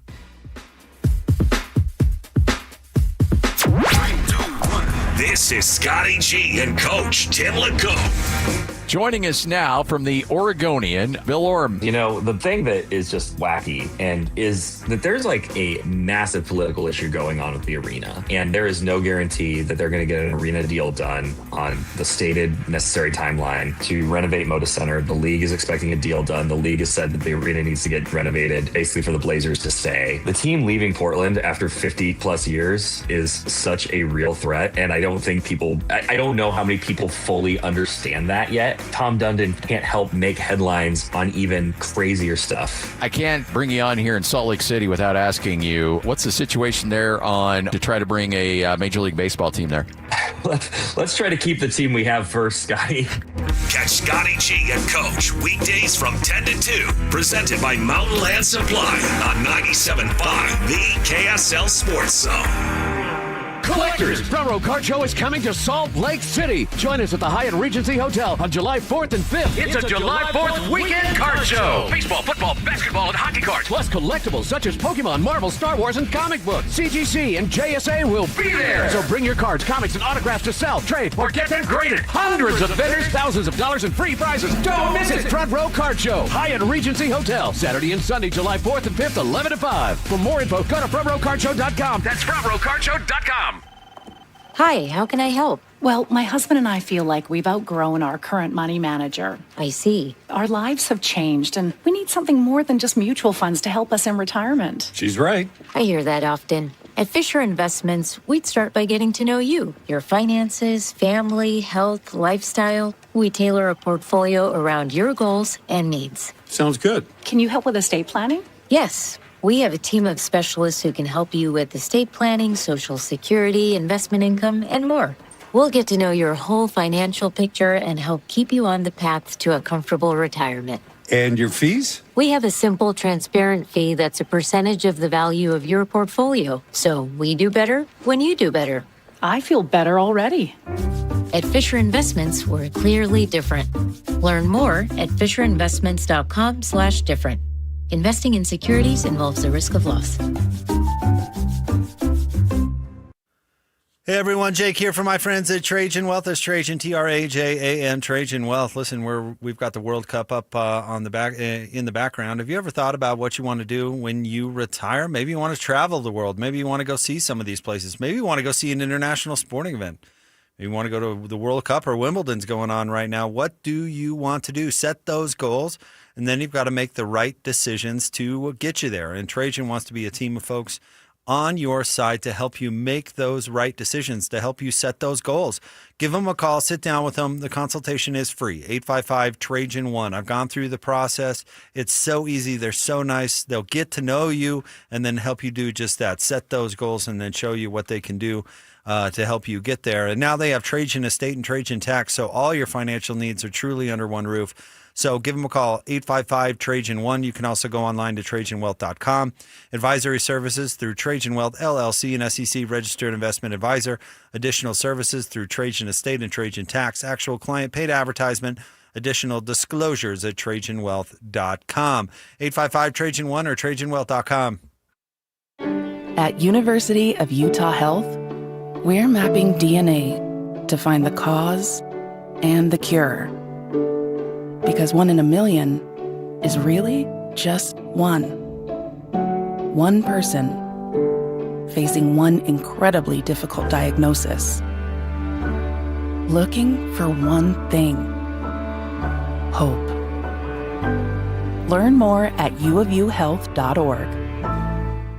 No crazy soundbite slips past these guys. I came here for the same reason people go to the zoo. This is another edition of the Audio Vault with Jake and Ben. Jake and Ben on 97.5, the KSL Sports Zone.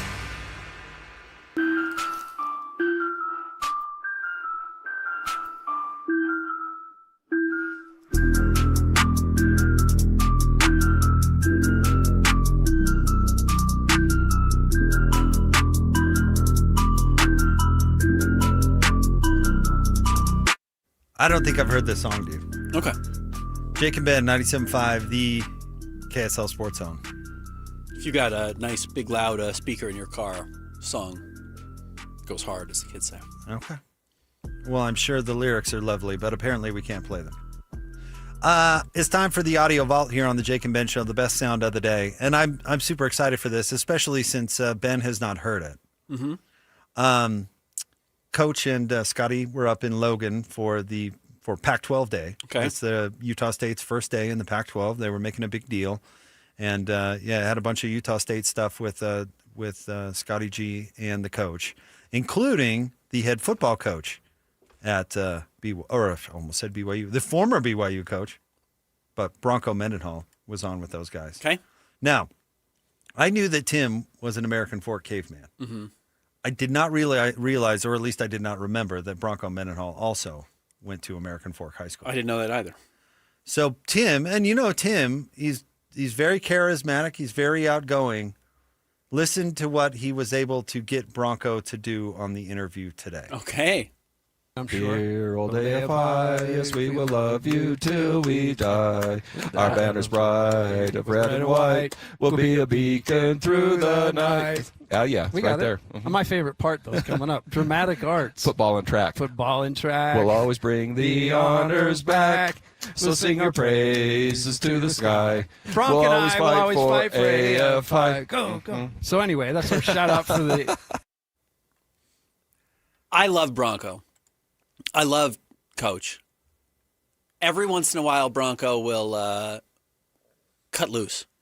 So good for Coach for getting it. No one's better at getting people to cut loose than Tim LeCoq. Or at least relax a little bit. At least relax a little bit. I would never in a million years have predicted We'd get Bronco Mendenhall singing that on there. Bronco Mendenhall would be singing on the radio. I mean, yeah, Bronco is a little less uptight than his rep. Yes. But I would have bet you $1,000 that he would never sing on the radio. I'm shocked. I'm shocked. I'm shocked. And now we can play it forever. That's the problem with doing radio. And my favorite part... While it's temporary and news breaking, it is permanent once you record it. My favorite part of it, even, though, is Bronco stopping and being like, ha, ha, ha, that was way Enough of fun. that. And Tim was like, no, my favorite part's coming up. We can't stop now. And Bronco gets right back into it. Dives right back in. Do you know any of your school songs? I know the first part of the Skyline song. Okay. Cheer and Root Together were from Skyline. Okay. That's Christian, about do you know it. your songs? I do not remember the Box Elder Bees fight song. What about SUU? I don't think so. I think I know the Scotsman better than SUU's fight song. That's honestly. producing all those Utah State games. Right. I've never known a fight song of any school I've ever been to. Yeah, it's like cheer. Does Slick have a fight song? Yes. I don't know it, but of course somebody has it. No offense to our guys. But yeah, it's like they- a good sports college for the NJCAA or whatever. But then it did remind, and shout out to Lloyd who helped us out on this one. It did remind us of the time that right here on these very airwaves, Lavelle Edwards sang the Beaver fight song for fictional Beaver Hunt. I'm a beaver, slap my tail real hard, chew the bark and build a dam. A beaver man is what I am. Oh, I'm a beaver. I can't take it. Those two together Are amazing. were so funny. Yeah. What a relationship. You hear Ronnie laughing in the background. It's just great. We still hear Ronnie, on the air. He's great. And shout out to Lavelle Edwards, who honestly, and I don't know, Lavelle's famous for the scowl, right? He was so funny. He was a really funny guy with a great sense of humor and the ability to kind of tease and have some fun. Slick does not have a fight song. You were right, Christian. I'm embarrassed. Why? I figured we would have one. Of all the things you get wrong on this radio show, school. that is what is embarrassing you? Well, I have great pride in the Salt Lake Community College and being an alumnus. Okay. And you didn't know they didn't have a fight song, so what? I thought they would have had one. I thought they were a real institution. They are a real institution. I've been there. Can you be without a fight song? Yes. I don't know. Debatable. Yes, you can. Do you think, what about those, what am I thinking of? Western governors. They don't have a fight song, probably. We will cheer for red and white, our fighting SUU. Hear our battle cry echo through the sky as our team comes blazing through. Yada, yada, yada. Does that sound familiar at all? Yeah. Okay. Go T-Birds. Go Birds. They will fight, fight, fight when they hear us shout. As we sing our victory song, we will run, we will score, till the thunder roars, and the T-Birds win once more. Go, go, go, fight, fight, fight, win T-Birds. Well, if they're only singing that song when they get victories, no wonder Christian has no idea what it is. The SUUs never blazed through anybody. Cheap shot. Fact. All right. What league are they in now? Back in the Big Sky. Back in the Big Sky. That's right. Yeah. All right. Well, that's probably the right place for them. That's a big deal. Well, the Big Sky is quite good, so won't be singing too much of the fight song. No, I doubt it. All right, Live at 5 coming up next. Stay tuned. Jake and Ben, 97.5, the KSL Sports Zone. I'm sure. Dear old AFI, yes, we will love you till we die. Our banner's bright of red and white will be a beacon through the night. Oh, yeah, we right got there. Mm-hmm. My favorite part, though, is coming up. Dramatic arts. Football and track. Football and track. We'll always bring the honors back. So sing our praises to the sky. Frank we'll and always I fight will always fight for AFI. Go, go. So anyway, that's our shout out for the... This stuff is available everywhere. Wherever you are, the KSL Sports Zone will be right there with you. It's the KSL Sports app. I love it. Where you can get the latest podcasts, up to the second breaking news, and analysis of the teams you can't live without right from your phone. And wherever in the world you may be, you can have DJ and PK, Scotty and the coach, and Jake and Ben tag along with live streaming of your favorite shows. Download the KSL Sports app and never miss a thing. Presented by University of Utah Health. Health is in our DNA. Learn more at uofuhealth.org. This is 97.5, the KSL Sports Zone. From the FIFA World Cup to competitive business environments, grand ambitions lead to game-changing achievements. At Bank of America, we're there to support businesses at every step, providing insights and expertise to help you gain an edge. He shoots, he scores! What would you like the power to do? Explore winning business solutions at BofA.com/gamechangers.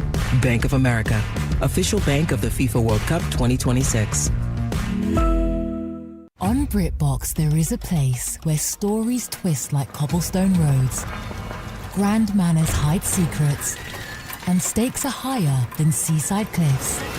Find places worth getting lost in on BritBox. Watch new series like The Other Bennett Sister from the world of Jane Austen and A Woman of Substance starring Golden Globe winner Brenda Blethyn. If you want to get away, you're in the right place. Stream the best of British TV on BritBox. Free trial at BritBox.com. This is Colin Keary from the New Millennium Group. Have you ever had a question for your financial advisor only to find out that the next available appointment is months away? At New Millennium Group, we believe that financial advice should never be limited to once-a-year review meetings. Life happens every single day. Markets change, retirement questions come up, family situations evolve, and when they do, you deserve answers. That's why we pride ourselves at the New Millennium Group on being accessible when our clients need us most. Whether you're wondering about your investments or a major life decision, our team is here to help provide guidance. We're not interested in being the firm you hear from once a year. We want to be your trusted resource throughout your your entire retirement journey. If you're looking for a financial team that values relationships, communication, and responsiveness, we'd love to meet you. Give us a call today at 888-999-6370. That's 888-999-6370, or visit us at utahsfinancialplanner.com. Bar Dub Grill is where roadside classics meet ranch-raised flavor. Sink your teeth into juicy, handcrafted burgers made with premium Bar W beef straight from the local Utah farm. From the bold cowboy barbecue burger to the sweet and savory Aloha burger, paired with crispy cowboy fries, hand-spun shakes, or signature spud nuts. Soft, airy, and unforgettable. Bar Dub Grill delivers honest eats with cowboy swagger. Bar Dub Grill in Nephi with easy access right off exit 222 in Nephi. As a pedestrian, it can feel like getting home safely is the final boss. Now, here's how to max your stats and take 0 damage. Here's the strat. Try this killer combo move right here. Cross with your phone light and make eye contact with drivers before you go. Upgrade your visibility. Make sure you always use the crosswalk and wear reflective gear. Save stealth mode for video games. Stand out, stay seen, and stay safe. A message from the Utah Department of Public Safety. They're looking out for you. 97.5 KZNS FM Colville, 1280 KZNS AM Salt Lake City, and KSL FM HD2 Salt Lake City Midvale. This is 97.5, the KSL Sports Zone. It's the best station, period. Let's be honest. These guys have the best job on the planet. You come to work in a frickin' bathrobe? So if you're out there working hard, you should also expect your radio hosts to put in an honest day's work. So of course, Jake and Ben are live at 5 with the biggest headlines and the best analysis in Utah. This is Jake Scott and Ben Anderson on 97.5, the KSL Sports Zone. You were young and your heart was an open book. You used to say, live and let live.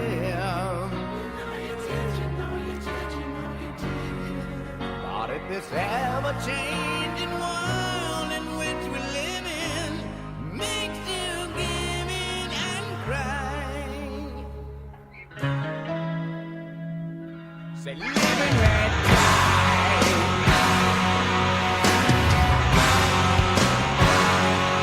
Live and let die.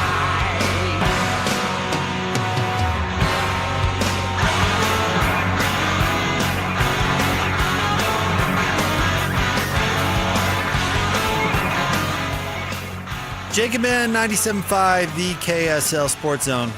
Better version of this song, Guns N' Roses or Wings? Wings. Oh, stop it. Get out of here. I did not expect that. I wouldn't have asked the question. Oh, that's frustrating. What a way to start a segment. Live at 5, brought to you by Trajan Wealth. Call Trajan Wealth today, your local trusted financial fiduciary, 855-TRAJAN-1, or visit their website at TrajanWealth.com. The latest story of the day at KSLSports.com, Ben, talking about the Mammoth making their trade today, making a trade for with New York for Vincent Trocheck and sending out Sean Dursey, Cole Baudouin, and a third-round pick. And then also went and signed Anders Lee, which is a pretty big acquisition. They shook up their team quite a bit. Some big offensive players. So the biggest story of the day, Ben, the Jazz end up doing a sign and trade with the LA Lakers, one that involves Walker Kessler. So we knew that he was going to be interested in a big contract with the Lakers. We wondered if it was going to be the Jazz match. The Jazz don't. Well, it turned out to be option number 3. That is a sign and trade, 2 firsts and 2 pick swaps, Ben. sign and trades don't generally yield huge returns, to be honest with you. You know, the Jazz, I think, did end up signing and trading Carlos Boozer. They did, but to the Bulls. But that's usually just for what do they call that? Trade exception. Trade exception, which the Jazz did get a trade exception today also. But a lot of times that's what you get. You just get a trade exception back, which then you can use as a piece to go out and acquire somebody else for equal value. Gordon Hayward famously did not sign and trade to the Boston Celtics. Refused to do it. Which it doesn't cost the team sending it out anything. True bitter move. True bitter move. Like, it's just kind of a nice thing to do. That team essentially says, like, well, I get an IOU to use in the next trade. Well, that's what Carlos did. He did the Jazz a solid, and he did the sign and trade, and they used that trade exception to land Al Jefferson. The Jazz get a trade exception in this deal equal to half of Walker Kessler's first-year contract, depending on how the contract is designed. If it's front-loaded or back-loaded, that could change. Front-loaded actually would probably be beneficial for the Jazz. It means they have more money in a trade exception, but that's not what the Jazz did this for. The Jazz decided that Walker Kessler was not as valuable as 2 first-round draft picks and 2 pick swaps, which is what they got from the Los Angeles Lakers. 2031, 2033 unprotected firsts. Pretty big swing by the Lakers to give up that type of that quality of draft capital. And then 2 swaps coming up in 2028 and 2030. So that's also opportunities for the Jazz to get better. They now have 2 swaps in 2028. They will get the best of their own pick, the Cavaliers pick, or the Lakers pick. So it's kind of a super swap is what they call it. Good value there for the Jazz. But inarguably, the Jazz lose a starting caliber center who's only 24 years old with some real room to get better, which is why the Jazz had put a 5-year, nearly $140 million deal on the table for him. Just one amendment to what you said. They value those picks over Walker Kessler, which, again, this is why an amendment. I'm not disagreeing with you, but Walker Kessler at that price. Correct. They valued those picks over Walker Kessler at the 32.5 AAV. Yeah. Which, if you look at the other side, let's say they signed the offer sheet and the Jazz just matched. They come away with no picks and an overpaid player. Correct. So they still have their center, but they have their center at a cost that they don't want that could potentially cost them opportunity with other players down the road. Yeah, there's a world where the worst case scenario that could have happened for the Jazz was Walker coming back at the wrong price. Mm-hmm. That might actually be worse than losing him for nothing. I know that's hard to imagine, but losing a player for nothing, while a tough pill to swallow the summer it happens, allows you to have all this other flexibility, make other moves, keep guys around. I mean, Gordon Hayward felt like worst case scenario when he left for nothing. Jazz just filled the space with Donovan Mitchell and Ricky Rubio stepped up and all these things, and it actually ended up being okay. Had they overpaid for somebody that they ended up not wanting, say that's Gordon Hayward or whatever, or now in this case Walker Kessler, there's a chance where that hamstrings, and like Andre Karolinko, which you brought up, I think is a very apt comparison, it really caps how good your team can be because you don't have the flexibility financially anymore to add pieces, make changes, make trades. You end up in a spot where you lose other players potentially as a result. That could be Keontae George, if you pay the wrong guy, or maybe you decide you have to move off from Lauri Markkanen, who's a better player than Walker Kessler. So by not paying Walker, the Jazz maintained that flexibility, but they also did not let him leave for nothing. In fact, they got a ton of draft capital. The downside is they're going to go into the season without a center. Or at least that's how it would look at the moment because the Jazz turned around and signed Jackson Hayes, but that is no means a replacement for Walker Kessler. No, Yusuf Nurkic is your starting center. At the moment. And by the way, that's not suitable either. But no, there's an argument that Yusuf Nurkic is the worst starting center in the NBA. The leverage from the Jazz came with it was a game of chicken. It was which team is going to go into the season sans a center or at least a functional center. And the Jazz said, well, if that's going to be us, we're going to take these picks from you, which makes it worth it, in my opinion. I mean, it's some short-term cost for long-term gain. And the Jazz don't have to pay Walker Kessler $32.5 million a year when they're not sure that he's worth that. And by the way, if he's not worth that, that makes it even harder to trade because everybody would go, oh, yeah, well, then you just move off it a couple of years down the line. And one of the things I do think people are going to get wrong here is the number is actually not $32.5 million. The number, if the Jazz were going to match, probably would have been 38 or 39. It would have been way higher. Yeah, this is a negotiated rate for the Lakers. So the Lakers come to the Jazz. This is where the Lakers have leverage and where the Jazz have leverage. This is how this conversation works. The Lakers come to the Jazz and say, we're going to pay Walker and he's going to be in Los Angeles. Or we're at least going to sign him to an offer sheet. How much pain are the Jazz willing to suffer to match that offer sheet? And they said, okay, we'll give him 38 or 39 million. And the Jazz have to decide exactly what you're talking about. Oh, am I willing to swallow that pill? $39 million is a lot. and the Jazz go to the Lakers and say, we're probably not comfortable offering that. Now, the truth is the Lakers don't want to pay him $39 million either. No, they don't. So the Lakers say, well, we'll shave a little money off of his offer sheet, and we'll give you some draft picks if you promise not even not match, but just do the sign and trade. Right. So you can send them to us. And the Jazz say, okay, we will do that. And then you have to get to the number where Walker's camp is happy. They say $32.5 million. And the Jazz say, great, we get draft picks. The Lakers say, great, we shaved $6 million off of what our top-end offer was going to be. And Walker says, great, I get $5 million more per year than what the Jazz were offering. That's kind of how the whole thing comes to this level. I can almost guarantee you that's exactly what happened. But if the Jazz had not been willing to come to the table with the sign and trade to get these draft picks, there's probably an offer on the table that Walker's waiting to sign on July 6th of $38 or $39 million. I agree. And then the Jazz have to sign him or lose him for nothing. But Walker's people had very little say in it, I bet. I bet it was total negotiation between the Jazz and the Lakers because Walker, all the Lakers had to do was come in north of what the Jazz were offering. Yeah, there was no other place for Walker to go. Right. There's no other thing for him to do. So Walker actually got squozed a little bit. But yeah, the reason I think that they picked Walker over Jalen Duren is because Detroit was never going to let Jalen Duren go. They just assumed max him out. The Jazz were never going to max out Walker. So there had to be a too expensive point for the Jazz with Walker Kessler. And I'm sure the Lakers said, well, we'll just go, Price is Right style. We'll go 5 cents over your breaking point. And the Jazz said, how about we just negotiate it down to you get a more reasonable deal and we get draft picks out of it. And they said sold.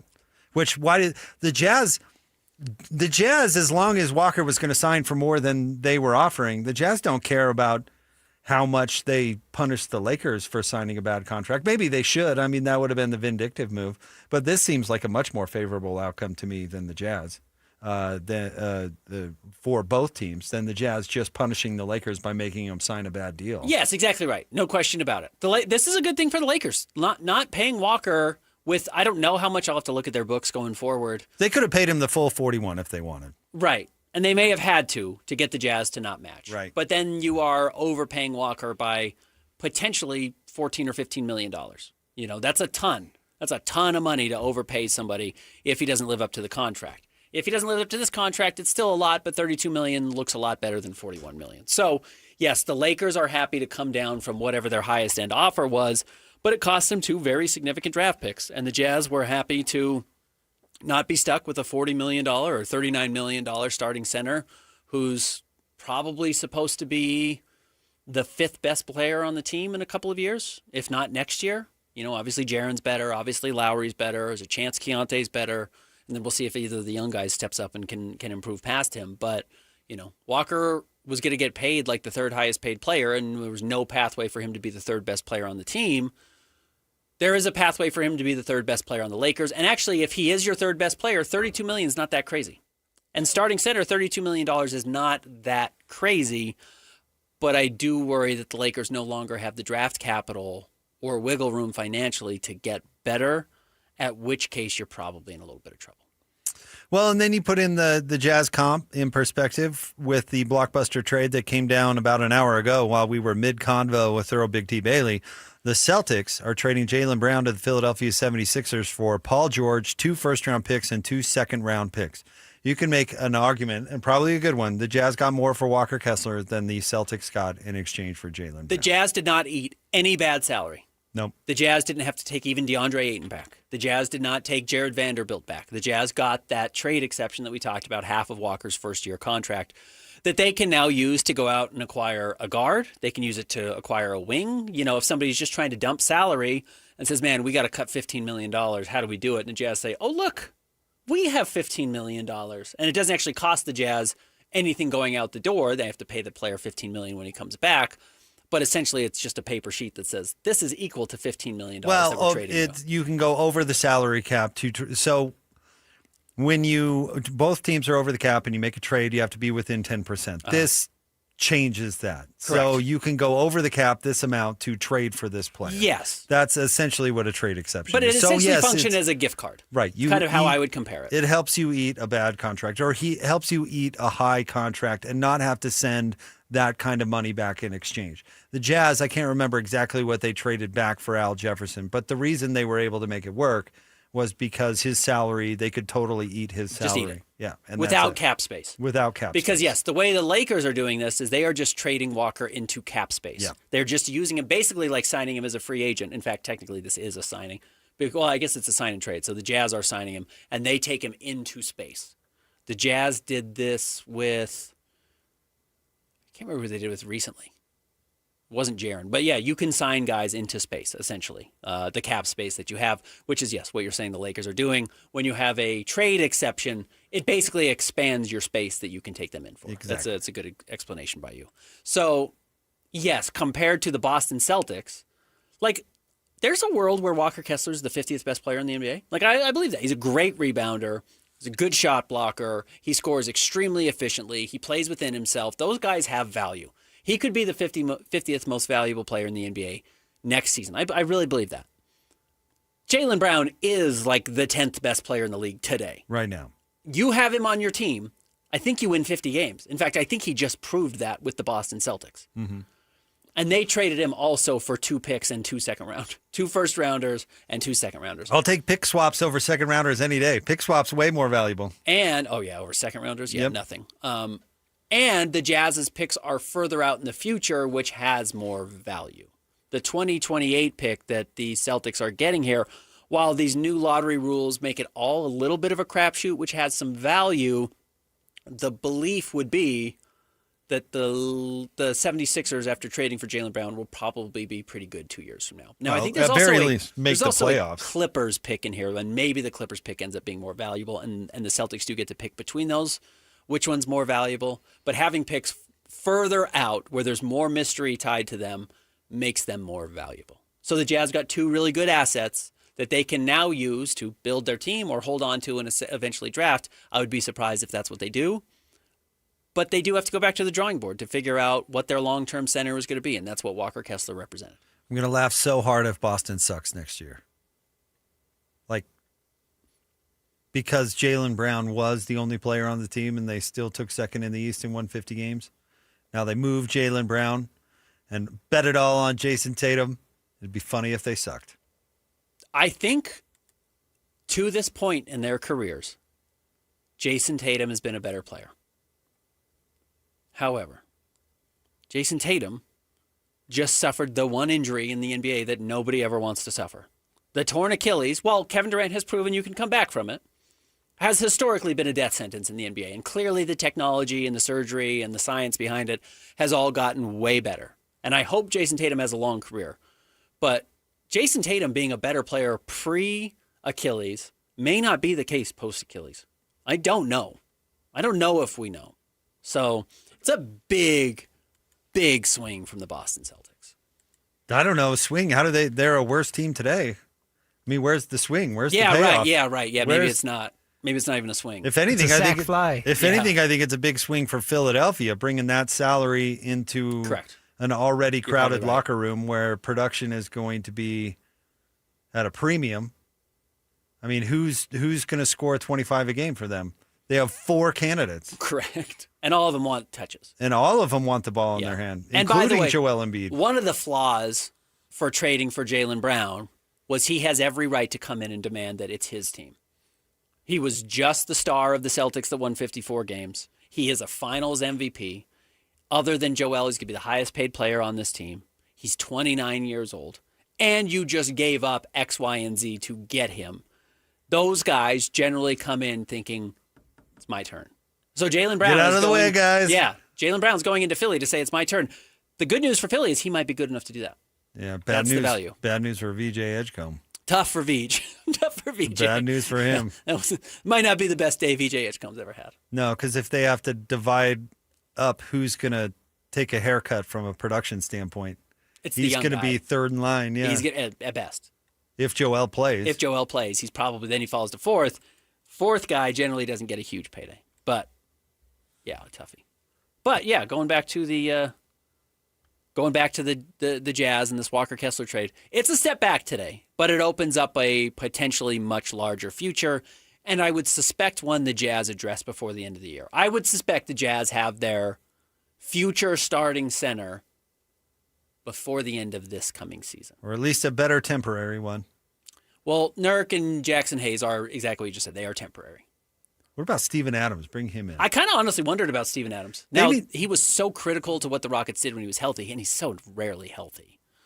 But he's huge. He is huge, and he's really tough. He's really mean, and has played next to Jaren Jackson Jr., and there's proof of concept there. If you're going to have somebody crappy, at least make them huge. Yeah. Like Jackson Hayes isn't very big. No, he's not.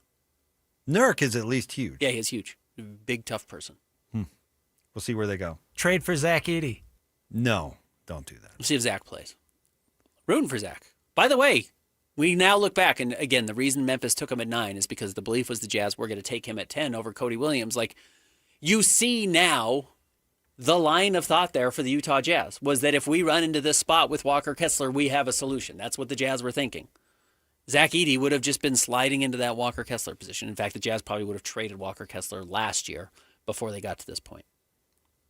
But we'll see. Jazz, I suspect, the Jazz realize that not having a defensive-minded center next to Jaren Jackson Jr. is untenable. In fact, you're wasting what Jaren Jackson Jr. does well by not having it. So you have to address it. It's not a conversation. It's not, well, maybe you don't. You have to address a better starting center for the Jazz going forward, and you probably can't wait that long. Well, why can't wait that long? I don't necessarily disagree, but what's the logic there? They can wait forever. Well, you only have Jaren for 3 years. Yeah, 3 years is a long time in the NBA. It is. But you can't wait until February 2028 to make that decision. Probably not. But all they have to find is serviceable. They don't need a star. No, you don't. You don't need a star. You're not going. No one has 5 stars in their starting lineup, and the Jazz are looking right now, hoping that Jaren Jackson Jr., Lowry Markkanen, Keontae George, and Darren Peterson are stars, or Ace Bailey are stars. That's what they're hoping, that they have 4 stars and then another guy. So you just got to find a serviceable player. You're right. All right, stay tuned. We'll have more for you coming up next. It is the Jake and Ben Show, 97.5, the KSL Sports Zone. And now, a look at traffic from the KSL Traffic Center.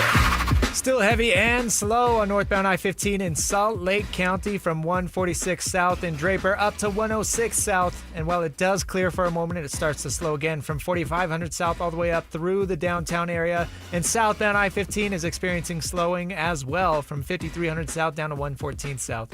Hey, at UTA, we move your early mornings, your long days, and your big plans. We move purpose. We move you. Plan your trip right now at rideuta.com. That's rideuta.com. With your KSL traffic update, I'm Christian Esparza here on 97.5, the KSL Sports Zone.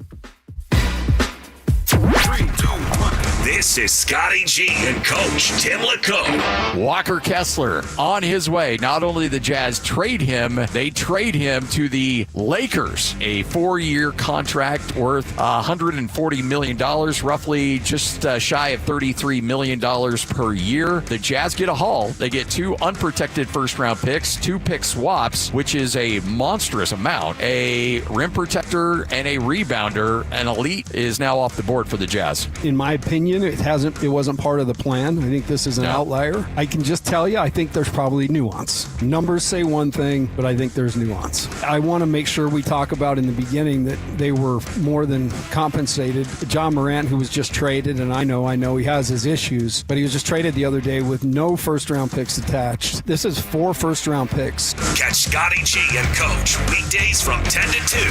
Presented by Mountain Land Supply on 97.5, the KSL Sports Zone. The biggest event of the year, Monster Jam World Finals, returns to Salt Lake City, Utah, July 2nd through the 4th. The most trucks and all the best drivers in one place at the biggest festival-style pit party of the year. Plus, the biggest 4th of July fireworks display in Salt Lake City and a special World Finals stunt. Don't miss the stars, stripes, and unbelievable family fun moments. Monster Jam World Finals, returning this week to Rice Eccles Stadium. Brought to you by the Utah Sports Commission, BKD Tires, and Texas Roadhouse. At University of Utah Health, we're mapping DNA to find the cause and the cure. Because 1 in a million is really just one. One person facing one incredibly difficult diagnosis. Looking for one thing: hope. Learn more at uofuhealth.org. Greater Zion, no greater feeling. At Southern Utah's Copper Rock Golf Course, we embrace that feeling. Here, every swing is surrounded by breathtaking landscapes and world-class amenities, providing that perfect pairing of golf and unforgettable outdoor experiences. Come for the golf, stay for the adventure. Copper Rock, born to be played. Right now, JCW's has 15 bus and billboards depicting our delicious, mouthwatering hamburgers across I-15. We've also just learned that I-15 averages 15 fender benders a day. Probably a coincidence, but just in case, keep your eyes on the road. Here's what our burgers sound like. Now with your hands at 10 and 2, safely turn into one of our 5 locations in American Fork, Lehigh, Provo, South Jordan, and Harriman. JCW's. Quality and a lot of it. Not only do these guys give you the best Jazz coverage in the market, they've got you covered with the Mammoth, the Cougars, the Utes, and the Aggies. This is Jake Scott and Ben Anderson on 97.5, the KSL Sports Zone.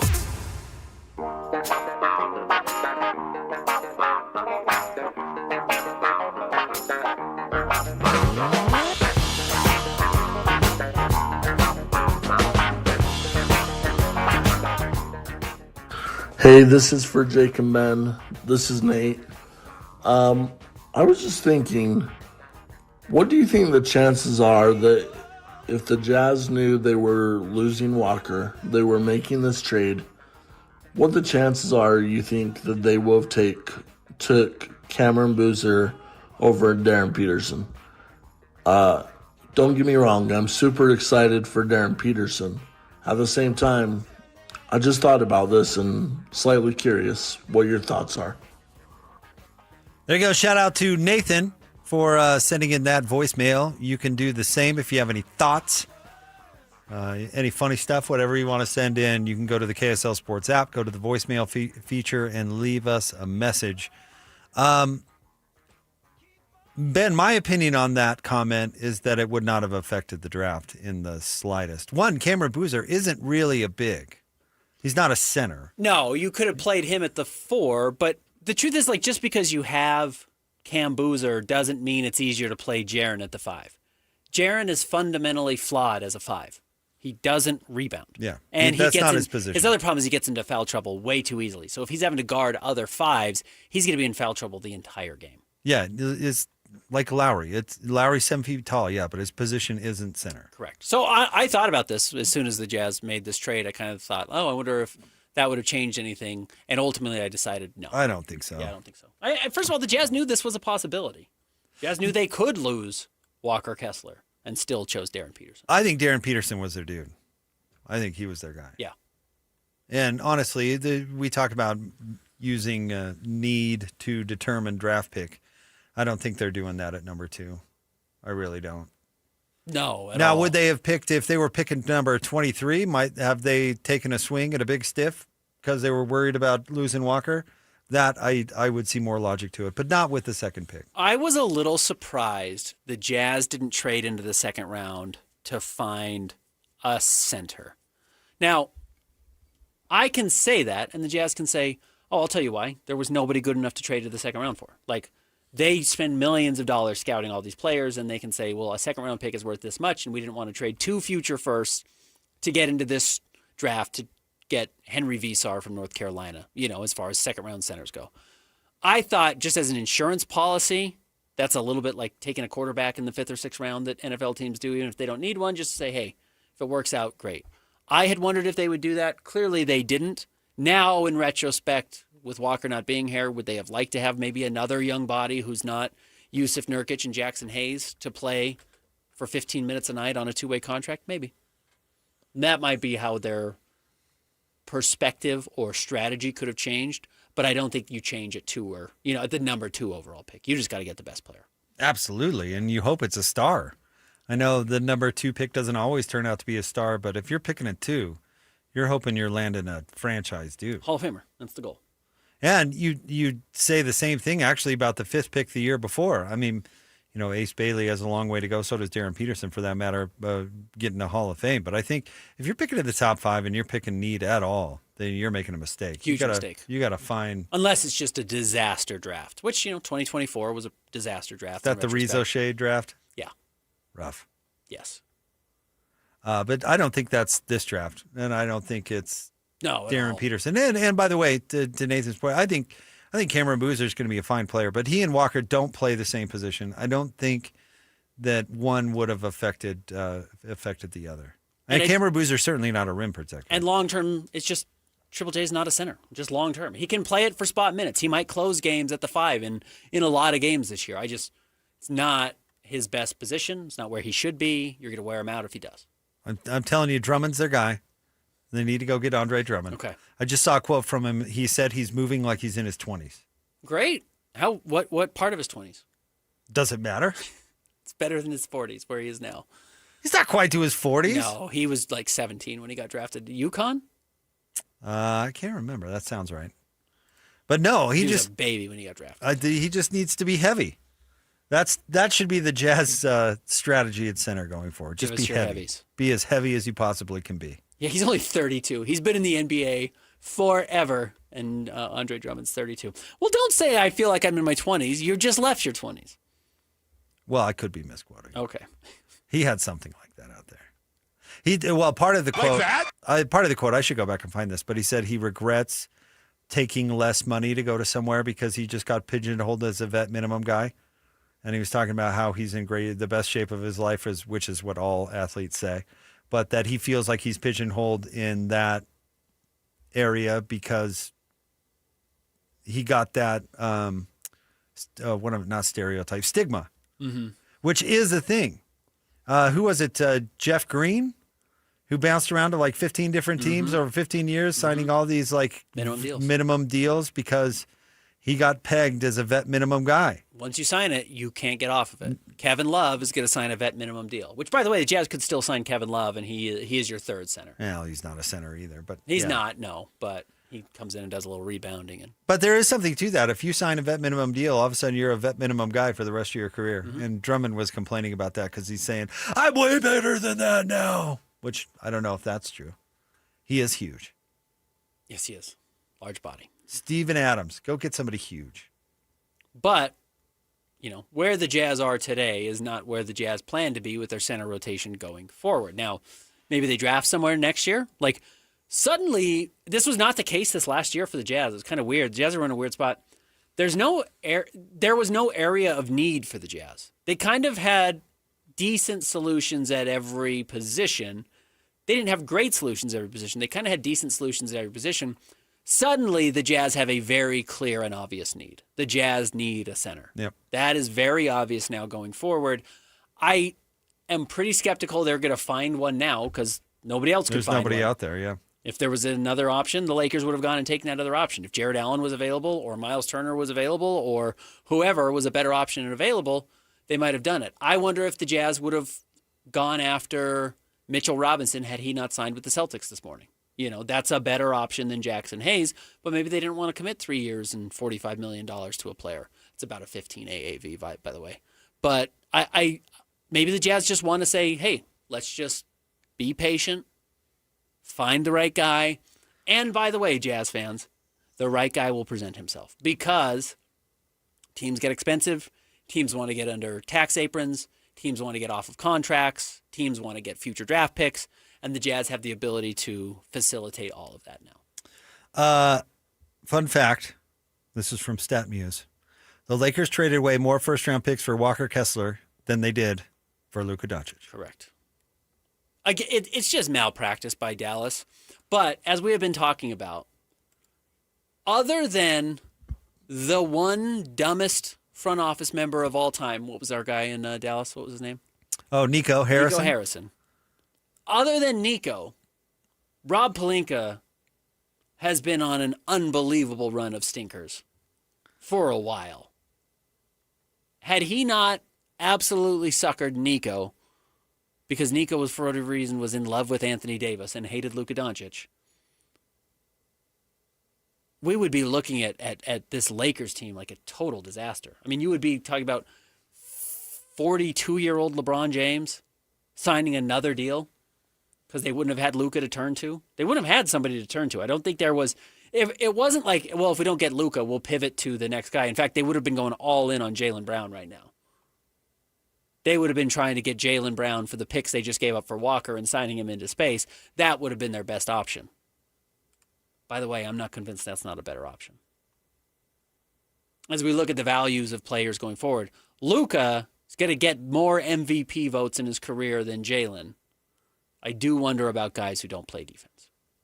Yeah, which Jaylen does. Jaylen does. Jaylen plays every single game, which is awesome, and does play defense. And is probably just as weird in your locker room as Luka is.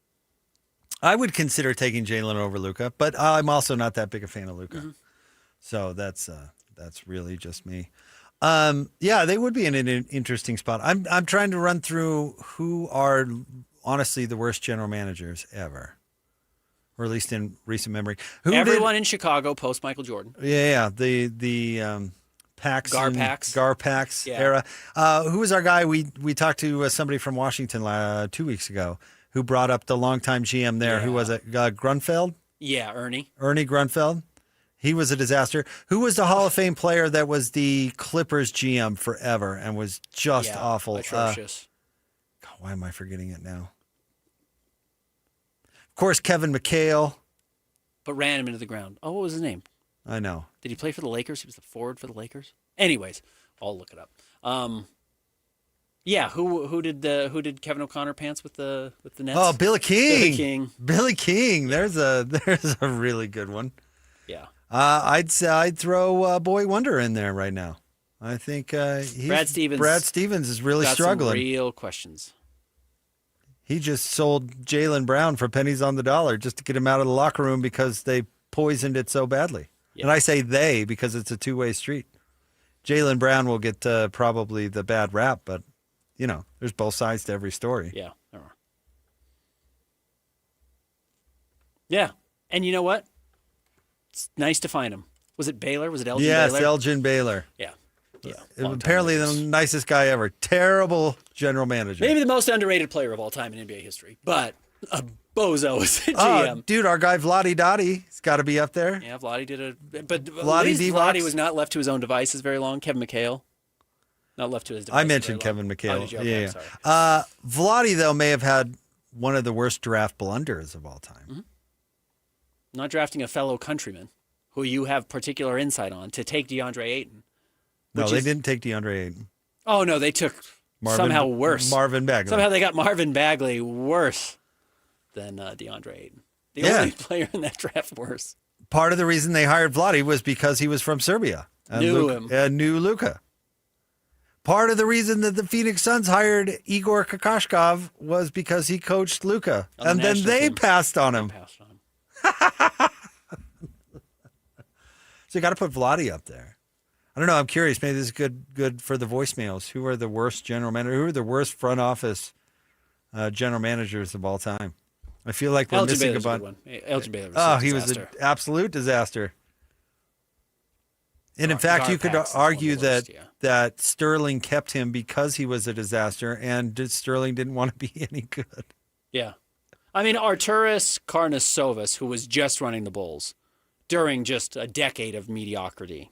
He wasn't there 10 years, though, was he? No, he probably wasn't quite there that long. Looks like 2020 to now, which is not that long. I mean, it's 6 seasons. But they just never did it. I mean, they never made trades. They never did anything to try and get better. They just kind of sat on what they had forever and were atrocious. So, some bad ones out there. And you know what? I had kind of had this thought. Oh, got to go Kobe Altman? Yeah. Well, he was bad in Cleveland, and he was bad with with New Orleans. No, Kobe Altman is in Cleveland. Is in Cleveland? Now. No, who am I thinking of? The Kobe Altman's predecessor. Kobe's not that great either. Yeah. But what was his name? Who just got fired from New Orleans 2 years ago? Yeah. Oh shoot, Ben! I shouldn't put you in these. No, you're right. I know his name. Positions. Griffin. Yes, David Griffin. David Griffin. Terrible. I had this thought driving in. Daryl Morey. Got to put that in there. I think Dennis Lindsey was a pretty good general manager. Like Dennis, or executive, I should say. He wasn't a president of failure. Basketball ops. No, by no means. He was not the worst. He was not a guy who came in and got suckered. He made some very clear mistakes, I thought.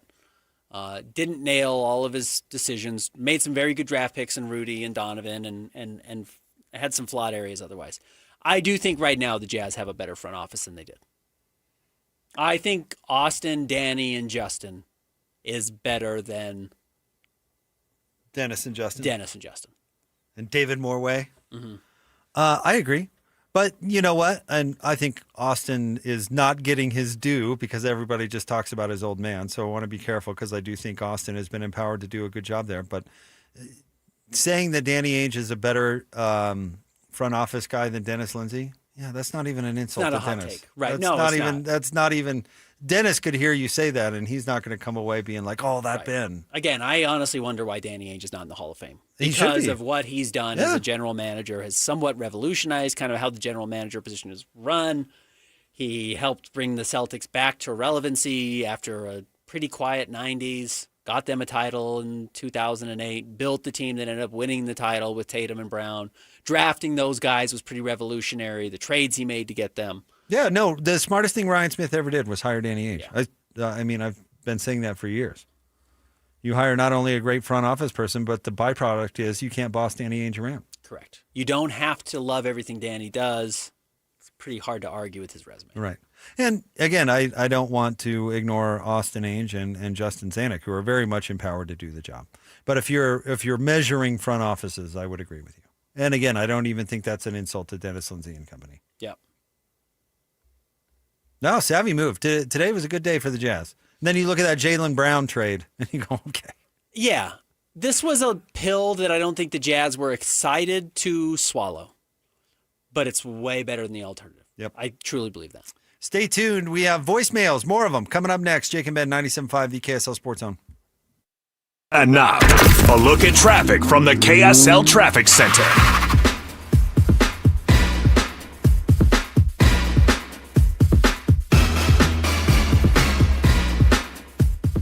Our heaviest slowdowns continue on northbound I-15. It begins around the point of the mountain and up through 114 South in Draper, and again from 5300 South up through 6th North. And southbound I-15 is slow in spots as well from 4500 South up to 106 South in Draper.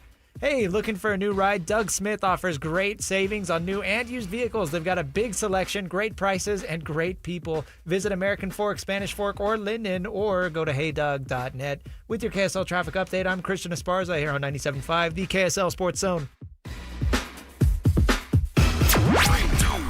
This is Scotty G and Coach Tim LeCoux. Brian Haney joins us now. He is the play-by-play voice of the Kansas Jayhawks. I know that Darren desperately wanted to be that number one overall pick. He's got himself into a good situation here. I know he realizes it. I know this team realizes it. This feels like a win-win for both sides. For a guy that Bill Self has said is going to be a perennial NBA All-Star, this is maybe just the extra chip on his shoulder or competitive edge he might need to fuel his fire into being one of the most prolific players of his generation. This was just one player picked in front of Darren, but because he's such an alpha, I kind of think if I'm a Jazz fan, not only am I thrilled to get the player that Jay Billis says is the most talented prospect in the draft, but also you get a player that now has just even more fuel to his fire to push even harder and build on that legacy that we all think is inevitable for him at the next level.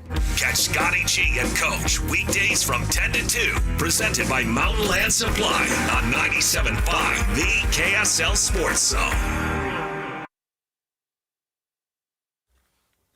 Hey everyone, Jake and Ben here for our friends at Beehive Meals. Ben, we love the food that Beehive serves. It's incredible. We love how it fits into a busy lifestyle, and we love their new product that they're rolling out, the Flat Top Meals. Fresh prepared meals designed for your flat top grill, or even a regular skillet. And of course, it's Beehive. No chopping, no measuring. Just thaw and cook, and you're ready to roll. Yeah, man, we were just talking about the 4th of July. Everyone's excited. Maybe you go make some dogs. Maybe you just like being outside and cooking. That's a great opportunity for these new flat top meals. You can use your flat top outside, or if you just have a pan inside, that's totally fine. You can throw it on your traditional stove in the house. But if you like to be outside, you like cooking, whether it's those beautiful weeknights that we have here in the state or wherever you are, they make the food after you order it. They freeze it, send it out to you. You just got to thaw it and throw it on the flat top, and you're going to be ready to go with delicious, delicious flavors. You can check out the latest menu at beehivemeals.com. And of course, if you're ready to make dinner easier and better, order now at beehivemeals.com. That's beehivemeals.com.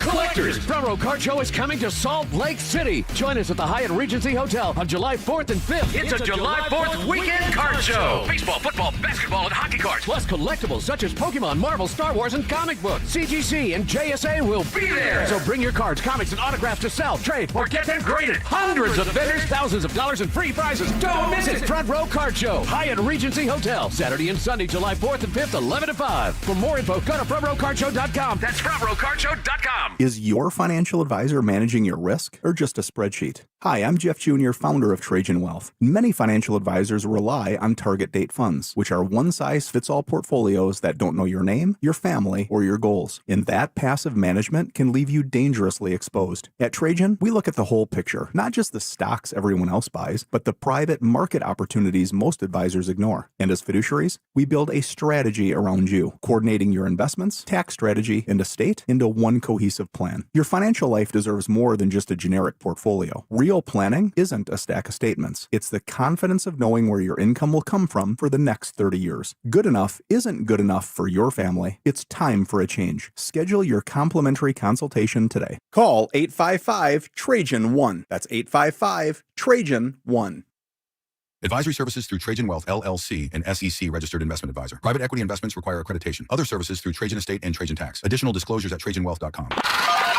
This is DJ and PK. Here we go again.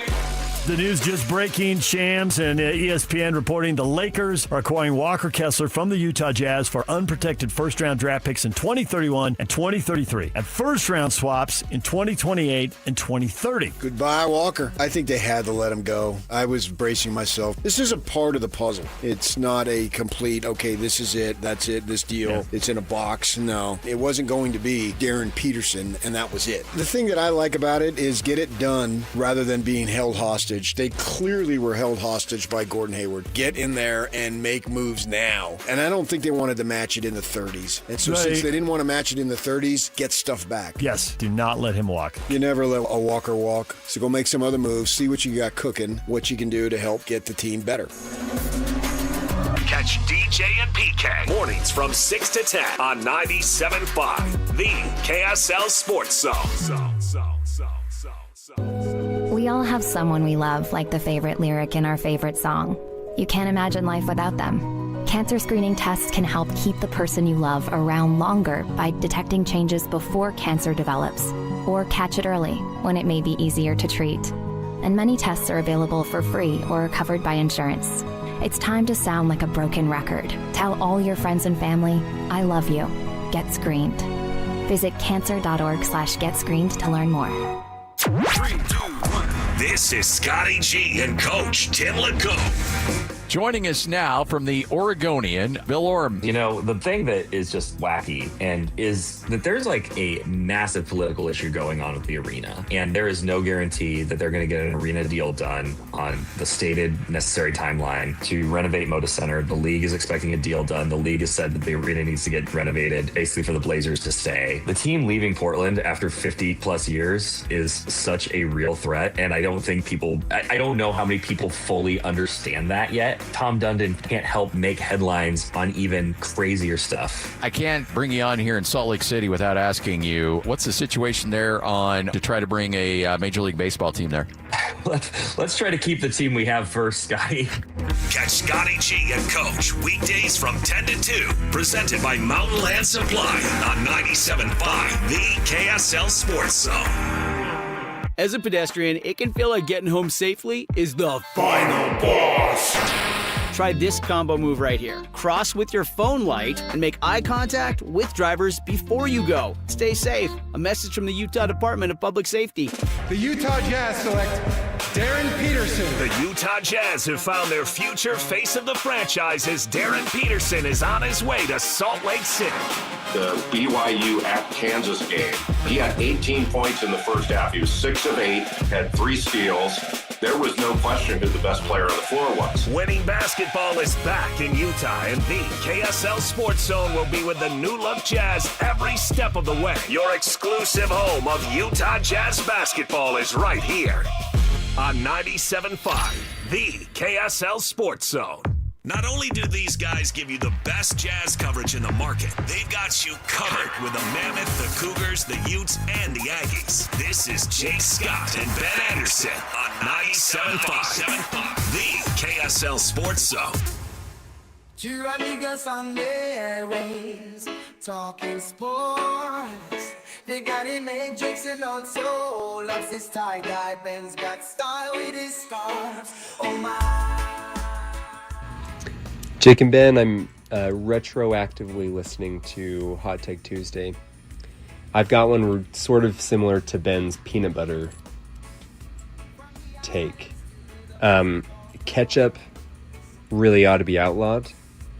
Anything that you put ketchup on, burgers, fries, eggs, there is a better sauce or condiment that you can use instead. I'm sick of ketchup. I want it gone. Pretty sure it's Andersley, not Andersley, Christian, you non-puck knower. The one thing I do know about Andersley is that he probably has the most massive quads in the NHL, which probably equates to a sure thing Stanley Cup Finals appearance. All right, maybe I was wrong. It might be Andersley. Sorry, Christian. This is Messages for Jake and Ben.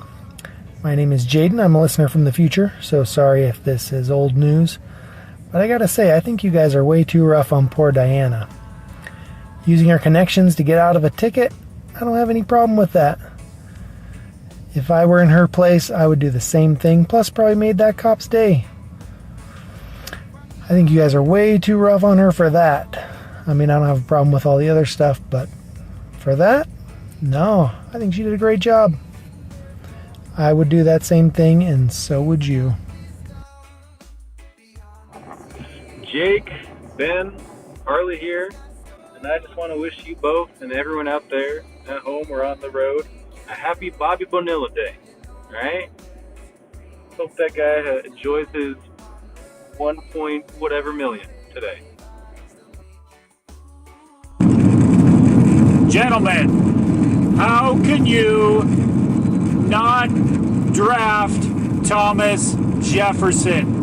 Holy cow. He wrote the freaking Constitution and the Declaration of Independence.